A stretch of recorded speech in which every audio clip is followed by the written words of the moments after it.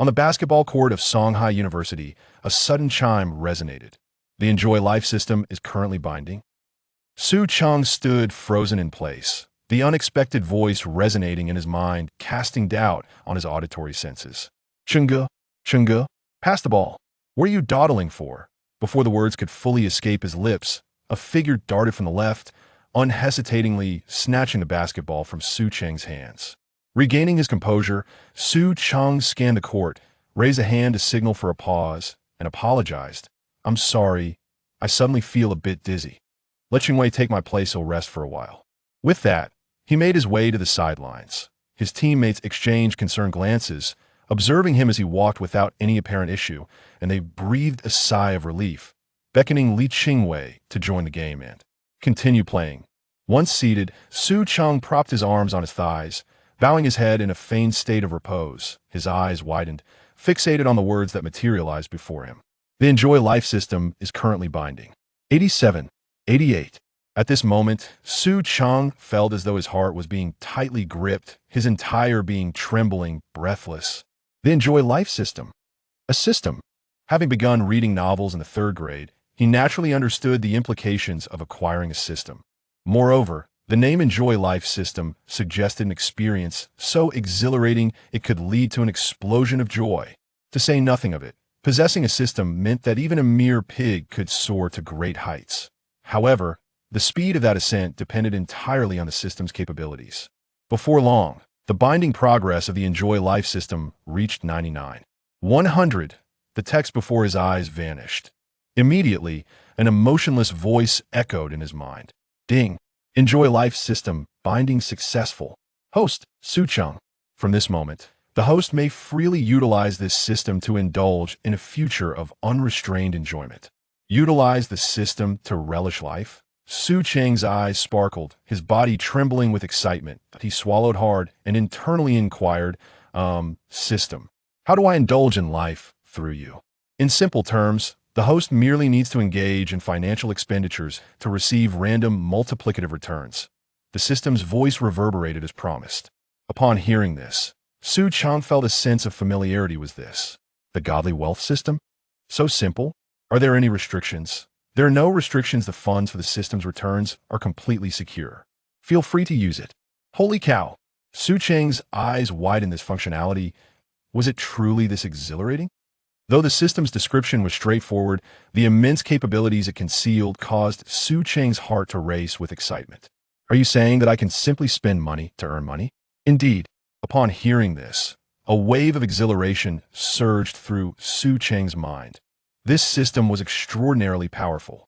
He had perused numerous novels centered around wealthy protagonists, yet their systems often came laden with restrictions. For instance, some systems, akin to a sycophant's, could only expend money on women. Others required a certain level of affection before yielding returns, which was the most disheartening. Then there were those that allowed direct returns without regard for affection, marginally better, as they provided immediate financial gain. However, a pressing question arose. How would the system reward him? Ding! Congratulations, host! You have triggered the novice guidance task. A minor trial. A minor trial. Make a spontaneous purchase. Task reward. Insight skill. Note: system tasks are not mandatory, and there is no penalty for non-completion. The system's voice resonated in his mind. Su Cheng was momentarily taken aback. There was a task. Yet, since it wasn't compulsory, that was a relief. Soon thereafter, he found himself captivated by the reward. Insight skill. A minor insight probe. Ahem. The essence was just right. Having read numerous novels, he recognized that this skill was a staple in stories about affluent characters. Without needing the system's elaboration, he could already surmise the purpose of the insight skill. Taking a deep breath, Su Cheng slowly exhaled, striving to calm his exhilarated heart. He then rose and called out to the basketball court. Brothers, you carry on. I'm not in the right state today, so we'll take my leave. Not in the right state? Were you too busy last night, leaving you drained? At these words, laughter erupted across the basketball court. Get lost. Are you asking for a beating again? Su Cheng chuckled and scolded playfully before departing the basketball court without a backward glance. Arriving at the convenience store outside the court, he casually purchased a drink for 6 yuan. Moments later, the melodious voice of the system echoed in his mind. Ding! Congratulations, host. Purchase successful. Awarded tenfold return. 60 yuan. Ding! Detected that the host has completed the novice guidance task, a minor trial. Would you like to claim the task reward? Ding ding. This was the notification tone of Su Cheng's phone. He casually opened the message, glancing at its contents. Your account ending in 7725 has received a deposit of 60 yuan on March 18th at 1917 available balance, 104,396.57. Most of this money was inherited from his parents after their passing his entire fortune, the kind he dared not spend frivolously. Wow, this is real. I'm not dreaming. Su Cheng's eyes widened, and he pinched his arm vigorously. Feeling a sharp pain, a smile crept onto his face, one that was even harder to suppress than that of a victorious champion. At this moment, Su Cheng comprehended that he was not merely dreaming, he was truly on the verge of taking flight. The tenfold return on expenditure. Although he had only received a modest refund of 60 yuan, the significance of this amount was profoundly substantial. This indicated that the system was indeed real. It was not a scam. From this point forward, he could indulge in consumption without any reservations. Ding! Detected that the host has completed the novice guide task. A taste of prowess. Would you like to extract the task reward? The system's reminder snapped Su Cheng back to reality. He remained composed, exiting the convenience store and retreating to an unnoticed corner before murmuring. Extract. Inspiration technique has been extracted. Without hesitation, Su Cheng inquired. System, how do I use the inspiration technique? The host simply needs to concentrate and silently utter the word inspiration towards the target. Casually scanning his surroundings, Su Cheng focused his mind on the adjacent wall and muttered. Inspiration, a wall marred by rust and age. Interesting. Su Cheng regarded the information that materialized before him, nodding in satisfaction. Now, with newfound wealth, what should be his first course of action? Ding! Congratulations, host, for triggering a random benefit task. A person is judged by their attire, just as a horse is judged by its saddle. Task. Revamp your appearance, including clothing, pants, and shoes. Task reward. A random civilian vehicle value between 300,000 and 2 million yuan. A complete makeover, and a car to boot? This is splendid.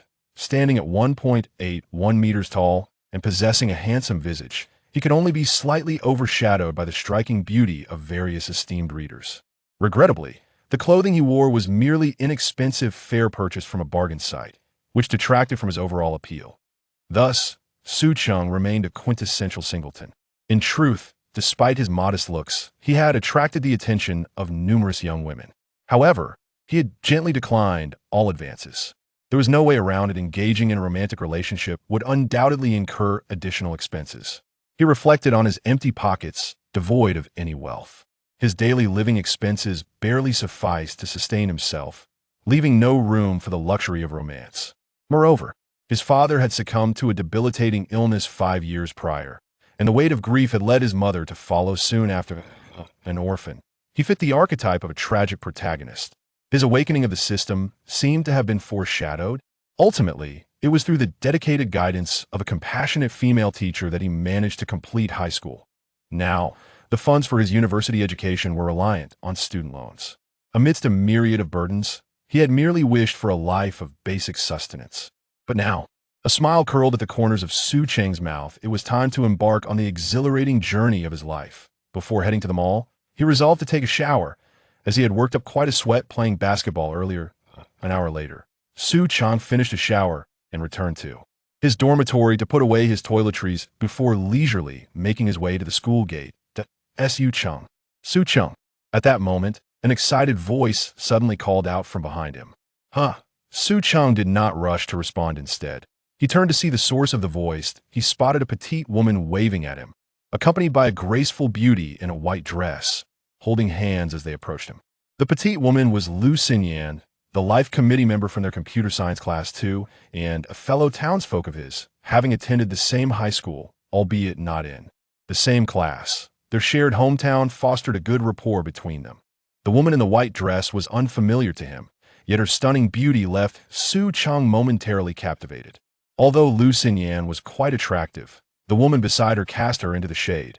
She donned an elegant white dress that accentuated her long, slender legs. Her long hair cascaded down like a waterfall, and she wore a pair of charming black shoes. A slender brown belt gently cinched her waist, beautifully outlining her enchanting figure, exuding both height and grace. As a gentle breeze stirred, her hair danced lightly, releasing a subtle fragrance that effortlessly drew attention. Curiously, Su Cheng discreetly cast a perceptive spell on Wen Yuding. Instantly, a series of details materialized before his eyes. Name: Wen Yuding. Age: 21. Height: 173 centimeters. Weight: 53 kilograms. Attractiveness: 88. Special value: 0. Affection level: 5. Strategy reward: Super Soldier Enhancement. Liquid number 2. Super Soldier Enhancement Liquid number 2. Upon use, it grants a certain degree of physical enhancement. A score of 88 for attractiveness? No wonder she is so stunning. At the same time, Su Cheng noted the strategy reward, prompting an inquiry in his mind. System: what is this strategy reward about? How do I obtain it? Strategy reward: a type of reward associated with high-quality goddesses. Acquisition method: the target's affection level must reach 80 adoration. High-quality goddesses must also meet the following conditions. 1. Attractiveness score of 85 or above. 2. Special value of 0 or a special value altered to 1 by the host. My goodness, high-quality goddesses are here. Their attractiveness must be at least 85? And what on earth is this special value? Upon hearing the system's explanation, Su Cheng glanced at Wen Yuding's panel and found that her special value was indeed 0. Could it possibly be that? Su Cheng speculated. The special value is, indeed, after listening to the system's complex scientific exposition, it confirmed his suspicions that in simpler terms, those whose special value is 0 have never faced adversity. Now I see. Su Cheng nodded thoughtfully. From this perspective, it seems the system encourages me to interact with this type of beauty. Su Cheng then glanced at the information regarding the number 2 Super Soldier Enhancement Liquid. Physical enhancement. It sounded remarkably impressive. Perhaps consuming it would enable him to attain the prowess of a Special Forces elite. Although martial prowess holds little significance in this world, the strength that accompanies a healthy physique is undeniably crucial. Before long, Lu Xinyan approached with Wen Yuding. Suppressing his excitement, Su Cheng regarded the two women with a puzzled expression. "What are you up to?" Lu Xinyan inquired with a cheerful smile. "I'm just going to stroll around Taisheng and buy a few things." Taisheng, officially known as Taisheng Tiandi, is a vast shopping mall not far from the school, encompassing department stores, shopping centers, pedestrian streets, luxury residences, and themed plazas. You're headed to Taisheng too? So are we. Let's go together. Lu Xinyan's eyes brightened, and she thought mischievously. Hee, fellow townsman, you've taken care of me often this time. Lend a hand and be my tool. Well, that's fine. Su Cheng hesitated momentarily before agreeing. After all, the rewards for strategy were quite enticing, and he certainly could not miss the opportunity to spend time with Wen Yuding. Who knows what might blossom? Wen Yuding had already shown a favorable impression of 5 points upon their first meeting, which was commendable. Is that so?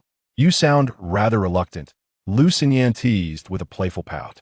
Having two stunning beauties accompany you while shopping is something others would eagerly desire. Misunderstanding. It's just that with such a grand invitation from the illustrious Lu, I was momentarily taken aback. Su Cheng chuckled lightly. Oomph. At least you know how to flatter. Allow me to introduce you. This striking beauty beside me is Wen Yuding from the School of Management. Yuding, this is Su Cheng from our class. Lu Xinyan introduced, winking at Wen Yuding as if to say, we've captured our tool. Hello, Wen Yuding greeted softly. Hello. Su Cheng nodded in response. Let's set off. Let's go. Lu Xinyan exclaimed, taking Wen Yuding's hand and leading the way. Seeing this, Su Cheng followed suit. In no time, the trio arrived at Taisheng Tiandi by taxi. The shopping mall boasts 6 floors, with clothing stores primarily located on the 3rd and 4th levels. Lu Xinyan entered the elevator first, instinctively pressing the button for the 3rd floor. Upon entering the elevator, Su Cheng noticed only the 2nd and 3rd floor buttons were illuminated, so he promptly pressed the button for the 4th floor as well. Oh, Su Cheng, are you heading to the 4th floor? Lu Xinyan exclaimed in surprise, unable to restrain her curiosity. The garments available on the 4th floor are predominantly high-end luxury items, and Lu Xinyan harbored doubts regarding Su Cheng's intentions. Su Cheng replied succinctly. Even though Lu Xinyan and he hailed from the same hometown, she was unaware of his familial circumstances. Her astonishment stemmed from the perception that Su Cheng's attire did not exude the aura of affluence. Are you truly heading to the fourth floor? What's wrong? Oh my goodness, the clothing there is exorbitantly priced. We initially intended to browse the third floor. You don't strike me as someone who is extravagant. Are you perhaps a second-generation rich kid?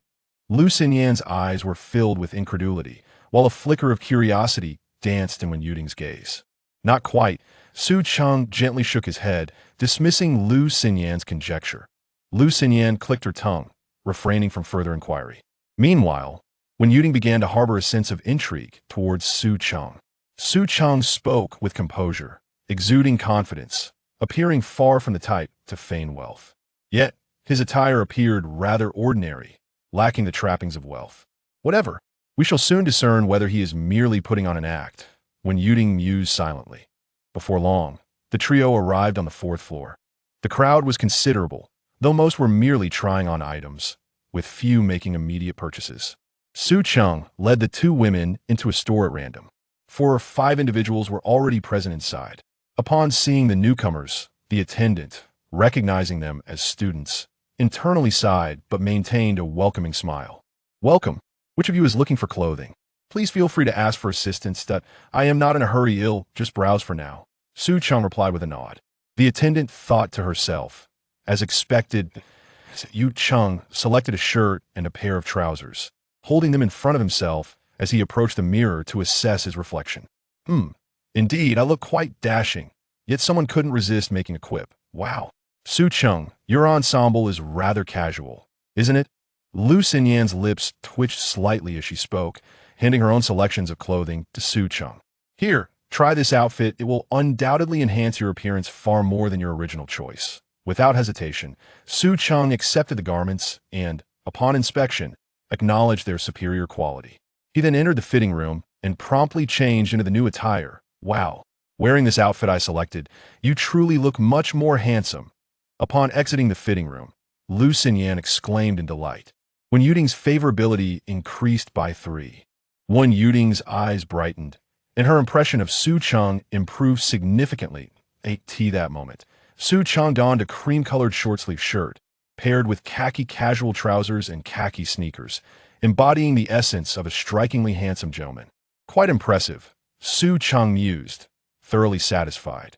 Simultaneously, he noted the shift in Wen Yuding's favorability towards him, but a flicker of astonishment crossed his eyes. He had not anticipated the system would offer such a prompt feature. Thus, while interacting with the girls from his strategy, he could immediately discern whether his words and actions were appropriate. Hello, could you please wrap up the clothes I have inside? Su Cheng called out to the attendant. The fabric of these clothes was indeed quite comfortable. Having decided to purchase them, he simply donned them. Upon hearing his request, the attendant cast a surprised glance at Su Cheng, silently lamenting her initial misjudgment. Fortunately, her demeanor remained composed. She then proceeded directly to the fitting room. Su Cheng, are you really buying this? Lu Xinyan exclaimed, astonished. The garments here were not inexpensive. She estimated that Su Cheng's outfit likely cost around 50,000 yuan. If it fits well, why not buy it? Su Cheng nodded nonchalantly, reassured by the system's backing. Spending money equated to making money. Sir, are these the 2 pieces? The attendant held the clothes Su Cheng had changed out of, her head eagerly peeking forward. Yes, both Lu Xinyan and Wen Yuding were rendered speechless by Su Cheng's carefree attitude. Before long, the attendant calculated the price. Sir, for these 2 pieces, the total comes to 93,888 yuan. After a discount, you only need to pay 93,800. The attendant's voice was melodious, yet the staggering figure left Lu Xinyan and Wen Yuding in shock. Lu Xinyan had estimated as high as possible, yet she was still taken aback by the actual cost. Wen Yuding was astonished by the sheer magnitude of the number. Her own attire, costing a few thousand, had once seemed expensive to her, but in comparison to Su Cheng's outfit, it paled in significance. Su Cheng nodded thankfully. The total was under 100,000, or else he would have to make multiple transactions. After presenting his payment code and completing the purchase, the system's melodious chime resonated. Ding! Congratulations, host. Your transaction was successful. You have received a tenfold consumption reward, 938,000 yuan. Another tenfold consumption reward? What a delight. With his tenfold refund, he had merely spent over 90,000, yet effortlessly earned over 900,000. He was on a winning streak. A smirk played on Su Cheng's lips, just a few thousand more, and he would be a millionaire. However, being a millionaire was certainly not the end point. Lu Xinyan and Wen Yuding remained in a state of astonishment. What does 90,000 represent? To put into perspective, an individual earning 7,500 a month would need an entire year of frugality without food or leisure to save that amount. For Lu Xinyan and Wen Yuding, that sum nearly equated to more than half a year's income. Wen Yuding felt an even deeper resonance within her heart. Previously, she had only understood that being wealthy was exhilarating, but she had never truly witnessed or experienced it, merely a vague concept. Yet now, witnessing someone effortlessly spend nearly 100,000 in front of her evoked a profound envy within her. It is no wonder that her mother advised her to seek a wealthy boyfriend while in college, when everyone is still naive. She mentioned that once she enters the workforce, opportunities to encounter affluent individuals would dwindle. Moreover, during the student years, love tends to be more innocent and genuine, with fewer extraneous influences. Favorability towards Wen Yuding, 10. Su Cheng exclaimed softly, just as I thought. Demonstrating one's capabilities can yield unexpected rewards. Observing the astonished expressions on the faces of the two women, Su Cheng couldn't help but feel a secret delight. Is this the sensation of wealth? Truly intoxicating. Yet, while he felt excitement, the most exhilarating moment was when he bound himself to the system. Now, spending a trifling sum did not suffice to bring his exhilaration to the surface. Hey ladies, it's time for us to leave, Su Cheng reminded them as he noticed their dazed expressions. Su Cheng, oh no, brother Su? Boss Su, please accept Wen Yuding as your little woman, even if it's just as a decorative accessory. Lu Xinyan exclaimed, nearly rushing to embrace Su Cheng's leg. However, Yin Yan, you misspoke. You should have said you want to be his decorative accessory. Wen Yuding corrected Lu Xinyan after a brief moment of realization.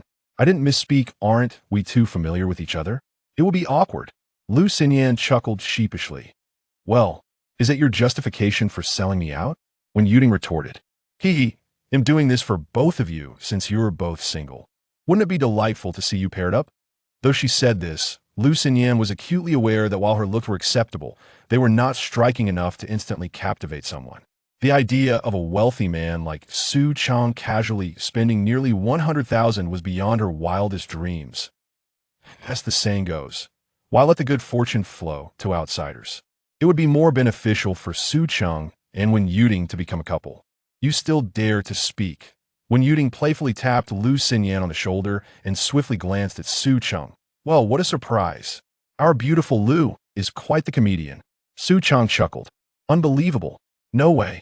After years of camaraderie, I only just learned of your wealth.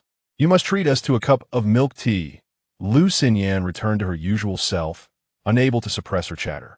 3 years of shared roots. Greater than 2 certainly qualifies as many years. All right. First, help me pick out a pair of shoes, and after we're done shopping, I shall treat both of you to milk tea. The unlimited kind. Su Cheng laughed and shook his head. After a while, Su Cheng found the perfect shoes in the midst of the two women's astonishment, he spent over 30,000 again. Admiring his refreshed appearance, Su Cheng felt immensely satisfied. Indeed, matters such as these should be entrusted to the capable hands of a lady. How could a young man, who seldom frequents shopping malls, possibly excel at coordinating his own attire? Ding! The system has detected that the host has completed the task. A man is judged by his attire, a horse by its saddle. Would you like to claim your reward? Su Cheng hesitated momentarily, pondering within. Will the vehicle manifest directly before me? Rest assured, host, the task reward will be delivered in a reasonable manner. Well, what are we waiting for? Extract it. In the next instant, a ceremonial roulette appeared before Su Cheng, densely populated with an array of civilian automobiles. The pointer began to move, ultimately coming to rest on. Ding! Congratulations, host. You have drawn an Audi RS7 valued at approximately 1.5 million. Note, this vehicle has been purchased using the host's identity information, and all procedures are legitimate and legal. with comprehensive insurance in place. Drive with peace of mind. An Audi RS7? Su Cheng had limited knowledge of automotive brands. He could only comprehend 4 characters. 1.5 million.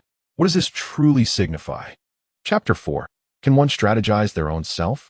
Is that possible? In this age dominated by TikTok and self-media, countless netizens from prestigious backgrounds have been flaunting high-end luxury vehicles such as Bugattis and Pagani Huayras in the comment sections. Yet, in reality, even a modestly priced car like a 200,000 yuan Mazda 7 represents the pinnacle of affordability for the average person. Nice. Su Cheng silently marveled. Suddenly, the roulette before him burst forth with radiant light, and the system's notification chime resonated once more. Congratulations, host. You have triggered a reward jackpot. The Audi 7 reward has been upgraded to a top-tier Rolls-Royce Cullinan. Wow. Su Cheng was taken aback. The Rolls-Royce Cullinan, if memory served him correctly, was valued at around 8 million yuan. Did he truly just draw such a magnificent prize? How exhilarating. Just then, Su Cheng's phone rang, and upon glancing at the screen, he noted an unfamiliar number. Could it be hello? I am Li Zirue, the manager of the Rolls-Royce dealership in Jinjian City. May I speak with Mr. Su Cheng? Yes, this is he. The paperwork for your beloved Rolls-Royce Cullinan has been finalized. Would you like me to arrange for someone to deliver it to you? Beloved car? Rolls-Royce Cullinan. Su Cheng did not use the speakerphone, but when Yuding, who was seated nearby, caught the conversation and quietly noted the name. She was aware of Rolls-Royce, but not specifically of the Cullinan. However, she recalled that even the most affordable Rolls-Royce was priced at no less than 7 million yuan. She intended to discreetly search for it on her phone once the others weren't paying attention. Lu Xinyan, sitting a bit further away, could not hear the conversation clearly. How long will it take to deliver to the Tycoon near the university town? Su Cheng inquired. Less than 20 minutes. Su Cheng estimated that 20 minutes would suffice to accompany the 2 women in shopping, and even if they were not finished, collecting the car keys would hardly consume much time. Then please deliver it to Tycoon. Call me when you arrive, Su Cheng replied nonchalantly. Understood, sir. I will contact someone to deliver it to you right away. All right. If there is nothing else, I won't take up more of your time. Wishing you a pleasant day. Goodbye. After a brief pause, Li Zirue hung up. Su Cheng set down his phone and continued to select several outfits with the 2 women, earning a substantial return from the system. Gazing at the luxurious bags in his hands, he turned to the 2 ladies with a smile. It's your turn to choose some clothes. Where would you like to shop? When Yuding and Lu Xinyan exchanged glances, their enthusiasm for shopping significantly waning. Initially, they had hoped to have Su Cheng assist them as a porter, but his display of wealth had left them somewhat intimidated. After a moment of contemplation, Lu Xinyan suggested softly to Wen Yuding, shall we check out the clothing on the 3rd floor? Wen Yuding nodded in acknowledgement. Thus, the 3 of them proceeded to the 3rd floor of Tycoon. Su Cheng followed closely behind the 2 women, refraining from hastily purchasing clothing for Wen Yuding to enhance his favorability. The circumstances were dissimilar, and the approach to winning over a goddess varied accordingly. In such a scenario, directly buying gifts for her would seem somewhat intrusive and inappropriate. Any reasonable individual would hesitate to accept such gestures. His performance today had already sufficiently showcased his capabilities, as evidenced by the increasing fondness reflected in Wen Yuding's demeanor. Moreover, high-end hunters often present themselves in the guise of their prey. 18 minutes later, Su Cheng's phone chimed, indicating that the car had arrived. Observing this, he remarked to the 2 women, my belongings have arrived. Why don't you 2 continue browsing while I fetch them? After a brief discussion, the 2 decided against shopping and opted to return to school. Lu Xinyan playfully grumbled about descending to buy milk tea, jokingly suggesting that she intended to empty Su Cheng's wallet. Consequently, the trio descended in the elevator to the 1st floor, where one of them purchased a cup of mango sago before arriving at the designated spot for the car. Upon arrival, they spotted a well-dressed man standing beside the vehicle, gazing toward Tycoon. Upon noticing Su Cheng, the man hurried over, beaming as he greeted, Hello, Mr. Su Cheng. Your beloved car is just a short distance ahead. Su Cheng nodded and followed him to the car. Upon inspecting it, he was pleased to see that even the license plate had been arranged, saving him the trouble. He possessed a driver's license, having frequently driven a second-hand car worth over 20,000 yuan belonging to a friend, and his driving skills were reasonably adept. Previously, a car had merely served as a means of transportation, but now it represented a tool to showcase his prowess. The higher the car's value, the more likely it was to attract the attention of potential romantic interests. Given enough time, he was certain that he would encounter suitable goddesses that met the system's criteria. At that point, a simple gesture could potentially elevate their favorability toward him. If all went well, he might not only win the heart of a beauty but also receive rewards for his efforts, which would be delightful indeed. Upon seeing Su Cheng nod, the delivery man stepped forward, presenting him with a folder. "Mr. Su Cheng, all the paperwork and contracts are in here. If everything appears satisfactory, I will report that you have received the vehicle." Su Cheng accepted the folder, casually reviewed its contents, and nodded in affirmation, saying, "Everything looks good." "Very well. Then, Mr. Su Cheng, I wish you a pleasant day. I shall take my leave." With that, the delivery man respectfully withdrew. "Is this your new car, Su Cheng?" Lu Xinyan finally realized what had transpired. The things Su Cheng referred to were, in fact, an automobile. Judging by its imposing exterior, she knew it must be quite expensive. However, she hesitated to guess its exact value, fearing embarrassment. "Well then, ladies, let us embark.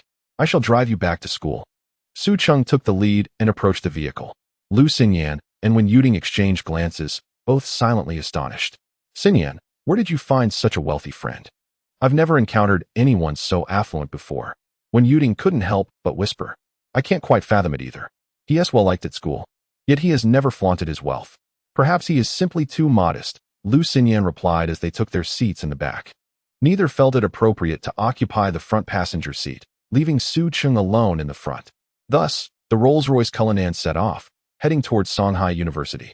Inside the car, Lu Xinyan curiously surveyed the opulent interior. Meanwhile, Wen Yuting discreetly took out her phone to search for information about the Rolls-Royce Cullinan. "Wow, 8 million, she gasped, her breath catching in her throat. At that moment, her perception of Su Cheng's wealth elevated significantly. Should I heed my mother's advice? Wen Yuting found herself engulfed in uncertainty. Su Cheng, glancing at the rearview mirror, noticed the conflicted expression on Wen Yuting's face. Wait a minute. Has she already reached a 20-point affinity with me? Is it possible that I am doing nothing, and she is inadvertently winning me over? Chapter 5. The world has never lacked beautiful women. The trio engaged in only a few brief exchanges before arriving at Shanghai University. After registering his information at the gate, Su Cheng drove onto the campus. Students at Shanghai University are permitted to park on campus, albeit for a fee. Temporary parking for a vehicle like the Rolls-Royce Cullinan costs 2 yuan per hour, with a maximum daily limit of 20 yuan. Lu Xinyan's dormitory was the closest to the entrance, so she exited first. After bidding farewell to Lu Xinyan, Su Cheng continued deeper into the campus. Soon, they arrived at Wen Yuting's dormitory as well. With a firm thud, Wen Yuting closed the car door, approached the driver's side, bit her lip gently, and gazed up at Su Cheng with tear-filled, captivating eyes. After a moment of silence, Wen Yuting hesitated, feeling too shy to ask for his contact information. With a soft sigh, she uttered, "Goodbye, Su Cheng, drive safely." Goodbye," Su Cheng nodded, averting his gaze as he pressed down on the accelerator. And the Rolls-Royce Cullinan roared away into the distance. "Hey, this is a school. Aren't you speeding?" a bystander called out. Wen Yuting watched the Cullinan fade into the distance, feeling exasperated by Su Cheng's lack of charm. Why had he not asked for her contact details? Did he not find her interesting? She quickly retrieved a small mirror from her bag and examined her reflection. Still as beautiful as ever. This left her puzzled. She considered herself quite attractive, having been deemed the campus belle on the university forum. Did Su Cheng not frequent the forum? Could it be that Su Cheng is, in fact, a man indifferent to the charms of women? Wen Yuting let out a soft huff, turning to ascend the stairs.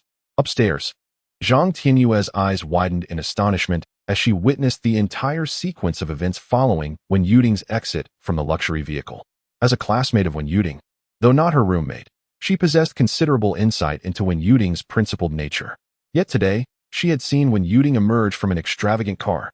Such opulence was not characteristic of her family. Had she perhaps compromised her integrity, descending into moral decay? Zhang Tianyue pondered. If this were true, dear friend, do take me along. Upon returning to the dormitory, Su Cheng remained blissfully unaware of Wen Yuting's inner turmoil.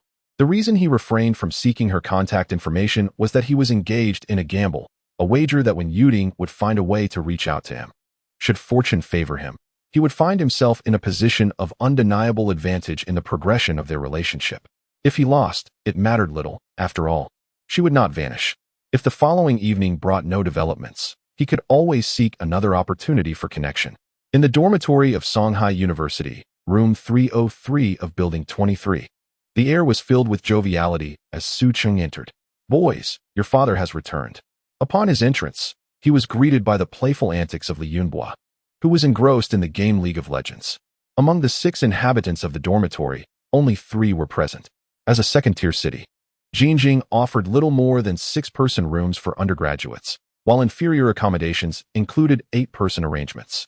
Only upon reaching graduate status could one hope for 4-person or 2-person quarters. "Wow, old Su, where did you procure such attire? It seems rather out of character." Zheng Haodong was the first to turn, noticing the change in Su Cheng's appearance. As the wealthiest among them, he was quick to discern that something was amiss. A true foodie, he relished exploring the culinary delights surrounding the campus. "I took a stroll around Tycoon and inadvertently purchased a whole new outfit," Su Cheng replied, tossing his bag onto the table with a touch of nonchalance. "Not bad. That outfit suits you quite well. You wouldn't be getting a girlfriend, would you? Otherwise, why indulge yourself so?" Zheng Haodong chuckled heartily.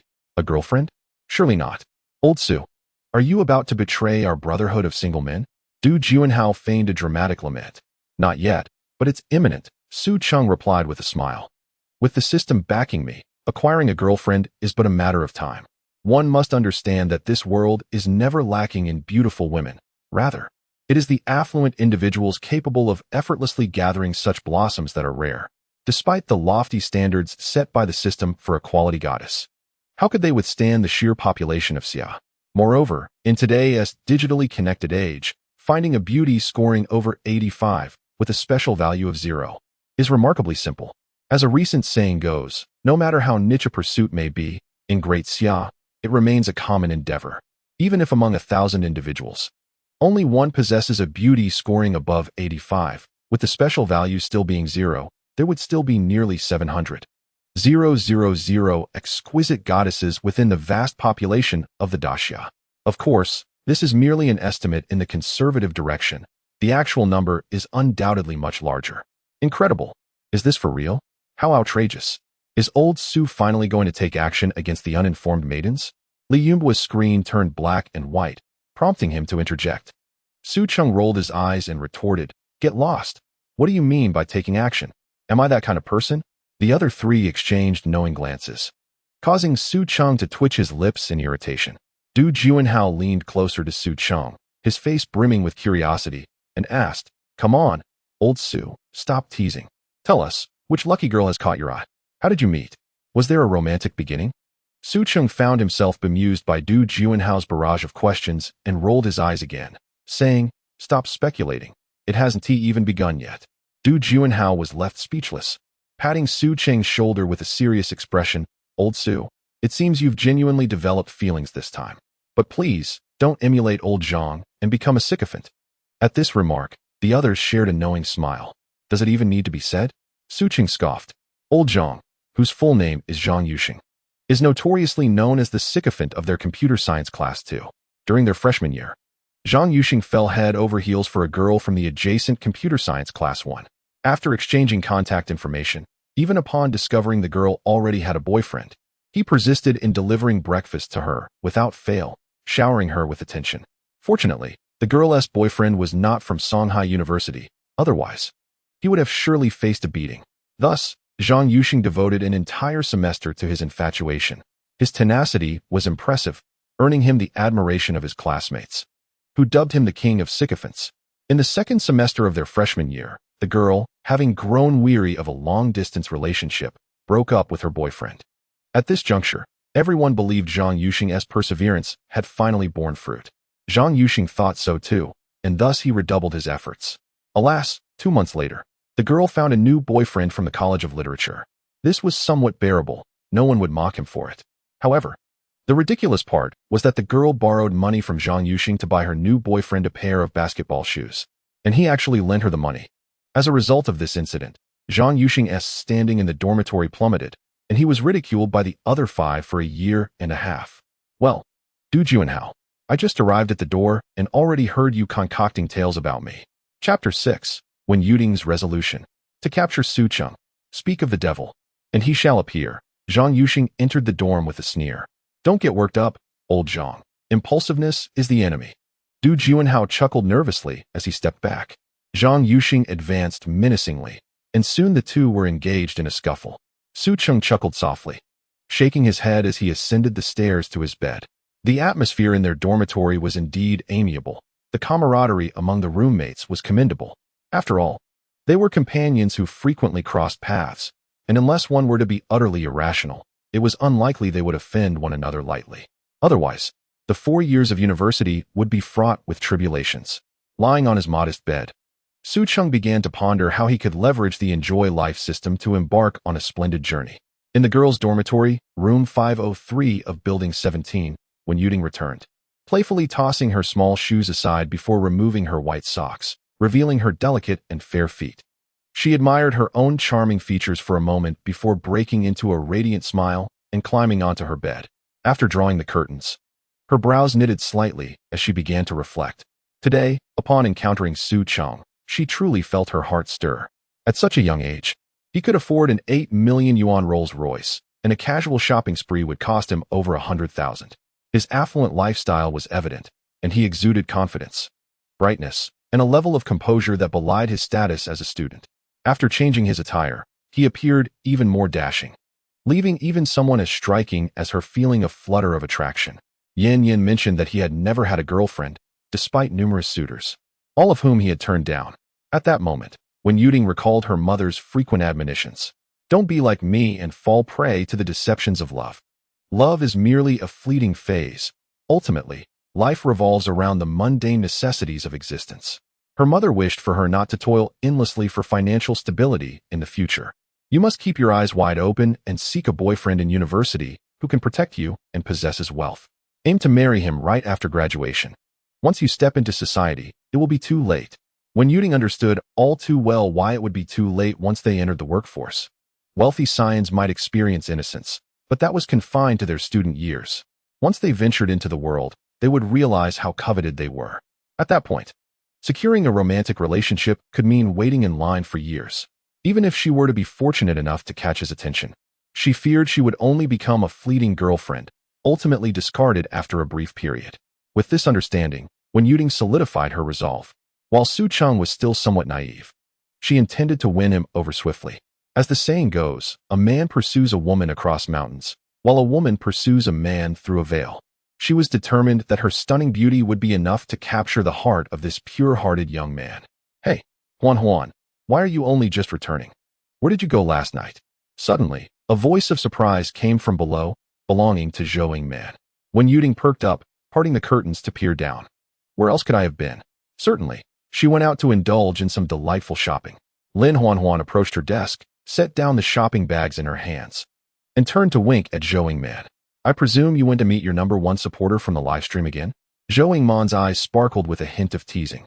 Not long ago, during a livestream, Lin Huan had been won over by a man in his 30s who had spent 13,000 for a month's support. This incident had left the other dormitory members astounded for days. With a smile, Lin Huan nodded. "Indeed, he bought me a bag yesterday. He said it was to celebrate our 100 days together." Zhou Yingman's eyes immediately lit up with excitement as she eagerly inquired, "Where is it? Hurry, show us." Lin Huan retrieved a crossbody bag from her shopping bag. "Wow, it's stunning. This bag must cost over 1,000, right?" Zhou Yingman gently caressed the bag's texture, her eyes gleaming with admiration. "Not quite. It was only 3,799. Upon hearing this, Zhou Yingman couldn't help but exclaim, her expression exaggerated. 3,799? My goodness, that's nearly my living expenses for over a month." When Yuding had already drawn her bed curtain, no longer paying attention to the two below, Lin Huan's interruption had solidified her resolve considerably. However, the pressing question remained.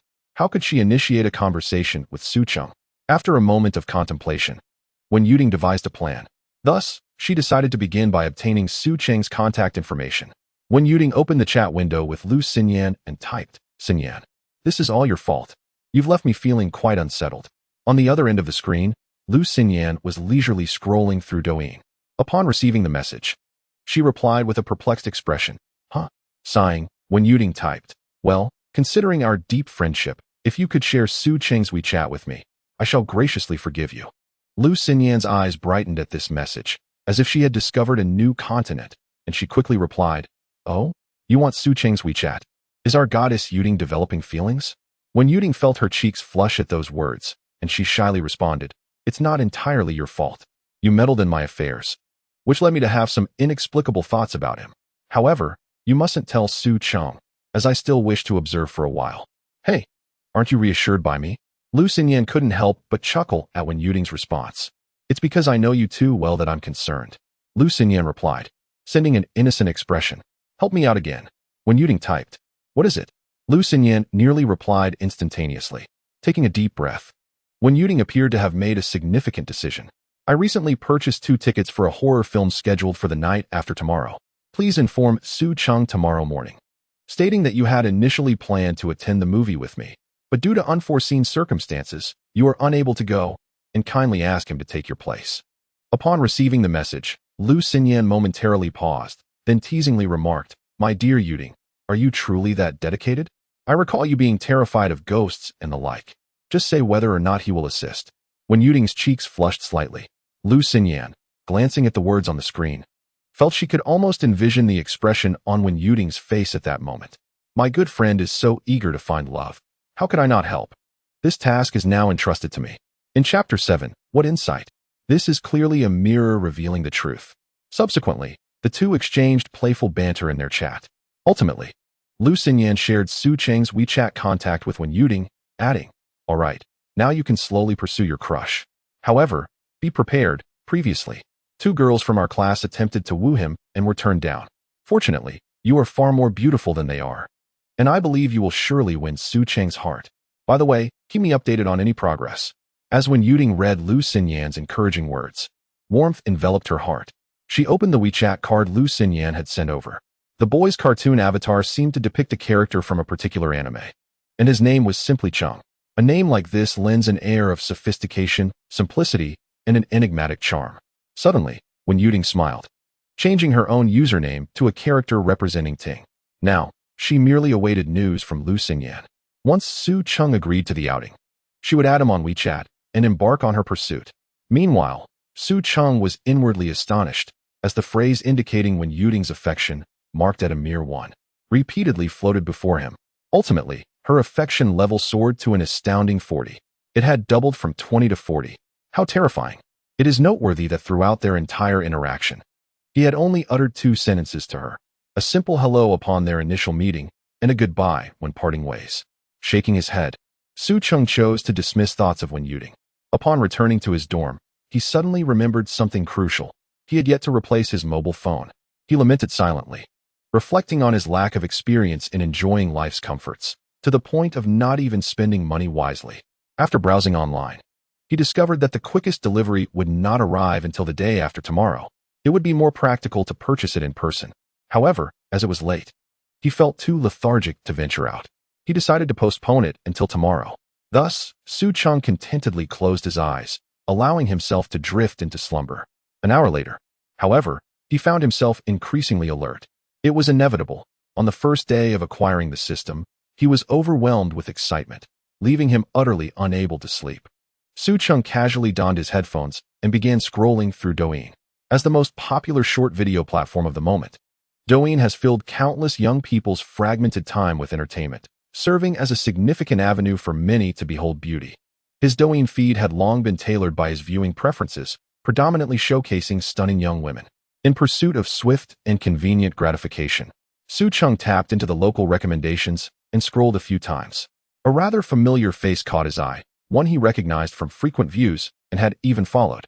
In the video, a young girl donned in a pink dress conversed with the screen, engaging with the comments. The dormitory setting hinted at her being a student, perhaps even from the same school. However, the angle of the shot was askew, clearly not captured by a professional camera. With her fair skin, oval face, and sweet voice, Su Cheng felt satisfied. Thus, he employed his insight technique on the girl. Name, Pan Jinglan. Age, 37. Height, 156 centimeters. Weight, 66 kilograms. Attractiveness, 45. Special value, 29. Affection level, 0. 37 years old. A mere 45 points. A special value of 29? Surely this is absurd. Was the dormitory backdrop fabricated or deliberately staged? How does this differ from online fraud? Su Cheng was taken aback. The power of beauty filters is indeed terrifying, enabling everyone to transform into handsome men and beautiful women. Alas, it matters not. I am merely a freebie seeker. So as long as there is no loss, it's all right. It is a pity for those deceived gentlemen on the leaderboard, though. Shaking his head, Su Cheng unfollowed and blocked her, continuing his scroll. Surely, this next one is not a scam. Gazing at the enchanting woman in the video, Su Cheng skeptically employed his insight technique once more. Name, Wang Ruiz Hen. Age, 45. Attractiveness, 41. Special value, 17. Is this really the case? Is becoming an internet celebrity this lucrative? How can you deceive consumers' feelings like this without a twinge of conscience? Fortunately, the information revealed by the insight technique was strictly textual, devoid of images. Otherwise, Su Cheng might find himself needing to cleanse his eyes after just a few videos. Nevertheless, in this vast forest, there are all kinds of birds. And as long as time permits, one is bound to encounter genuine beauty. Su Cheng scrolled for a good 10 minutes, yet failed to find a single girl who met the system's criteria, not to mention the condition of having a special value of 0. Even the 80-point beauties were exceedingly rare, while there were a few in the 70s. Alas, what insight technique! This is clearly a mirror revealing the truth. Regardless of how heavily made up the women in the videos appeared, with filters and enhancements aplenty, the insight technique exposed their true attractiveness. Su Cheng suddenly realized how precious a naturally beautiful goddess like Wen Yuding truly was. He thought to himself, there was no way he could let her slip away. If he had not received a message from Wen Yuding adding him for contact by tomorrow afternoon, he would take the initiative to pursue her. Su Cheng was not mistaken in his thinking. According to the system's scoring standard, a beauty scoring a perfect 100 in real life was simply unattainable. In fact, even those above 95 were exceedingly rare in the world. Unfortunately, as individuals grow, they inevitably face adverse factors such as poor nutrition and unfavorable environments that mar their beauty.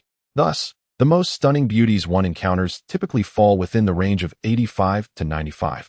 Attaining a score of 80 already qualifies one as a campus belle.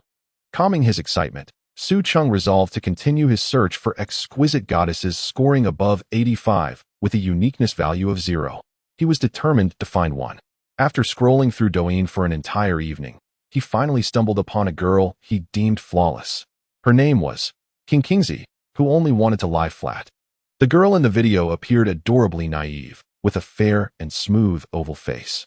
Her finely arched eyebrows and large, almond-shaped eyes sparkled with innocence, making her seem easily deceived.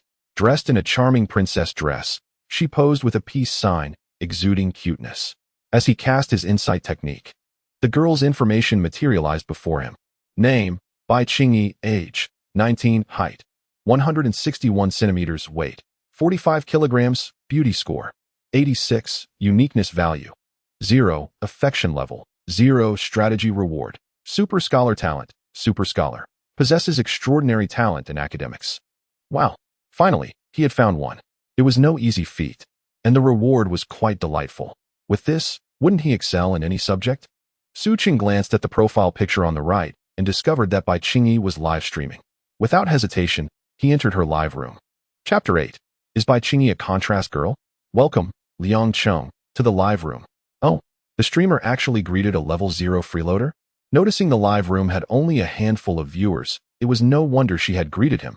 At that moment, Bai Qingyi was clad in a light blue traditional dress, appearing just like a charming neighbor girl.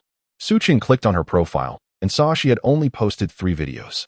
One was a selfie, where she smiled foolishly at the camera. Another featured an adorable fluffy toy, and the last was a photo of her school's entrance, adorned with the name Jinjiang University of Finance. Jinjiang University of Finance was located not far from Shanghai University, and this area was known as a university town, home to 5 or 6 universities. Su Cheng retreated to the live broadcast room and cast a glance at the barrage. Tian Tian Xiang Shang. Host, please sing a song? Just sitting here one tea make you popular. Fire chicken flavored crisps. This live stream is so dull. The host does nothing but welcome newcomers. I'm truly exasperated. Moments later, the diligent Changgu exited the live stream. Dream chasing cookie. I see the host's homepage only mentions adding WeChat for the carnival. Could she be chatting with the top supporter on her phone? The carnival is TikTok's most expensive gift, valued at 3,000 soft currency. Qian Lu Feng. The brother above must be a novice on TikTok. Have you seen if the host's carnival gift display is lit up? The barrage was sparse, and Bai Qingyi paid it no mind, occasionally glancing at the comments while engrossed in her own phone. Su Cheng opened the gift display only to discover that the carnival was indeed unlit. Only low-cost gifts like little stars and large beers were illuminated. Just one carnival gift could allow someone to connect with an influencer boasting over 3 million followers. For a blogger with a modest following, even a small gift would suffice to add them on WeChat. Bai Qingyi's approach certainly made it difficult to grow her account. Yet, what if her intention was not to cultivate her account? Su Cheng pondered and figured he might still use TikTok in the future. So he casually recharged his account with 1 million diamonds, equivalent to 100,000. Although he had nearly 1 million on hand, he needed it for other purposes. Furthermore, while spending for returns is not erroneous, for Su Cheng, money had become merely a number. If he were to become a prodigal spender to acquire more wealth, excessively showering others with gifts, it would lose its charm, not to mention the considerable impact such wealth could have on the world. Should others witness his extravagant spending online, they would likely deem him a wastrel or a fool. Then, Liang Chung Kong Xiang sent a carnival gift one ding. Congratulations, host, your purchase was successful, and you received a threefold cashback reward, 9,000 soft currency. As the carnival's full-screen effect illuminated the room, Bai Qingyi instinctively covered her mouth, her eyes wide in surprise, seemingly taken aback that someone would bestow a carnival gift upon her during this lengthy night. In the next moment, a throng of people surged into the live stream. Super Tyrannosaurus Battle God, what is going on? With so few viewers, someone actually sent a carnival gift? Singing for love? Not a simp. Wow, this host is truly beautiful. She hasn't even turned on the beauty filter. Milky white socks, indeed. Could it be that a big shot has taken a liking to this student? The barrage flew by rapidly, drowning out Su Cheng's messages. Just as he contemplated sending another comment, the live stream abruptly shut down. Su Cheng was left with a head full of questions. Had he been deceived? After a few moments, a private message suddenly popped up at the top of the screen. Su Cheng clicked to open it, and found it was sent by Bai Qingyi. Here is my WeChat ID. How peculiar. Why did the live stream get cut off? Thankfully, the WeChat ID was sent. Filled with curiosity, Su Cheng added Bai Qingyi on WeChat. Meanwhile, in the girls' dormitory of Jinjiang Finance University, Chu Qiulan exclaimed, "Wow, Qingyi, it's impressive that someone has already sent you a carnival gift." Bai Qingyi, feeling nervous, tightly clasped her hands, overwhelmed with uncertainty. Coming from an ordinary background and just starting her freshman year, the various bags, cosmetics, and clothing of her roommates revealed to her the splendor and beauty of the world. Thus, she too began to yearn for wealth. Upon learning of her aspirations, Chu Qiulan encouraged her to start live streaming, to attract a benefactor, and ultimately seek a suitable gentleman for support. Unfortunately, Bai Qingyi lacked any particular talent. After a month of live streaming, she had failed to generate any significant engagement, merely reading comments and playing on her phone. The recent closure of her stream was an attempt to allow Chu Qiulan to strategize beside her. Gently patting Bai Qingyi's shoulder with a teasing smile, Chu Qiulan said, "Oh, you have me here to assist you, right? Once he adds you, make sure to coax a photo out of him. All right, it's in your hands. Hey, he's here. Quick, add him. Okay." Bai Qingyi's fingers trembled slightly on the screen as she clicked the accept button. In that moment, her heartbeat quickened. "Hello, streamer. Why did you close the live stream? You startled me. I thought I was being deceived." Seeing the message from Su Cheng, Bai Qingyi hurriedly asked Chu Qiulan, "What should I say?" "Oh dear. Just look at me." Chu Qiulan snatched Bai Qingyi's phone and typed, "Isn't it natural to want to chat with my brother after receiving his carnival gift?" She followed up with a shy kitten emoji. Su Cheng frowned slightly, wondering why Bai Qingyi, who appeared so innocent, had a special value of 0 but spoke in such a flirtatious manner. Had he misjudged her? Was Bai Qingyi a contrast type? Regardless, it was sufficient to know she was genuinely a remarkable goddess. Just as Su Cheng was about to reply, another message arrived. "How should I address you, brother? Where are you from? Could you send me a selfie?" Su Cheng replied, "I'm from Longcheng. Why do you want a selfie?" "I just want to see a handsome picture of you, brother Cheng. If you don't want to send a selfie, we can always do a video call." She added a pitiful emoji. So eager to know what I look like?" Su Cheng sensed something amiss. Sending photos is one thing, but a video call is far superior. as it allows one to see the other person.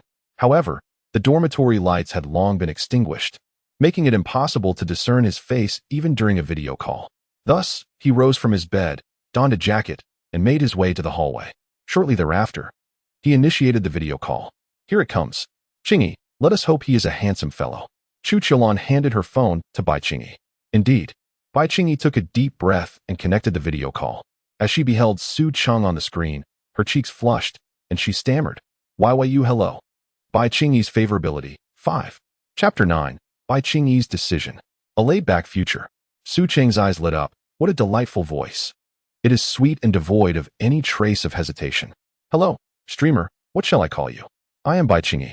I noticed the gate of Jinjiang University of Finance and Economics on your profile. Are you a student? What is going on? Why has the call ended before we even began chatting? Su Cheng scratched his head, momentarily perplexed. I can't do this, Chi. I'm too nervous. Bai Chingy exclaimed, patting her chest. It's all right. You are quite fortunate. The person on the other end is a handsome guy. Su Cheng's envy deepened. What should we do next? Oh, he has messaged again, inquiring about our situation. Don't rush. First, ascertain whether you are satisfied with this individual. Bai Chingy nodded in agreement. Then watch me work my magic. I will have you. This little lady, sold off in no time. Su Cheng grinned mischievously as she took Bai Chingy's phone and continued typing. My apologies, Chingji. I am quite nervous speaking to such a handsome guy for the first time. Sob, nervous emoji. Not a problem. Answered Chengji's previous question. I am a freshman at Jinjiang University of Finance and Economics. I see. I am attending Shanghai University. Right next to yours. Oh, Chengji is also a student? Surprised emoji. Yes, I am currently a junior. Does Chengji have a girlfriend? No, why? Are you interested in becoming my girlfriend? Su Cheng's eyes sparkled upon reading that message. After a moment's hesitation, she turned to Bai Chingy. He doesn't have a girlfriend. Are you considering being his girlfriend or seeking his financial support? But I have never been in a relationship. Bai Chingy felt utterly at a loss. Having never encountered such a situation. In a relationship, he would likely spend money on you, but typically, he would not transfer funds directly. The upper limit is quite high. Who knows? You might even marry him and live a life of luxury. However, the lower limit is equally low. He might grow tired of you in a couple of months, providing minimal benefits. As for financial support, it aligns with what I previously mentioned. With your beauty, a monthly allowance of 20,000 is entirely feasible, and you might even reach the threshold of 30,000 a month. Even at the rate of 20,000 per month over a decade, you would ultimately receive no less than 2 million. It is entirely sufficient for you to live comfortably for a lifetime. Su Cheng earnestly analyzed the implications to Bai Chingy. With her delicate brows slightly furrowed, Bai Chingy engaged in deep contemplation. After much deliberation, she remained convinced that love offers no guarantees. She considered herself socially inept, yearning for a life of tranquility, convinced that she could never bind a man to her side.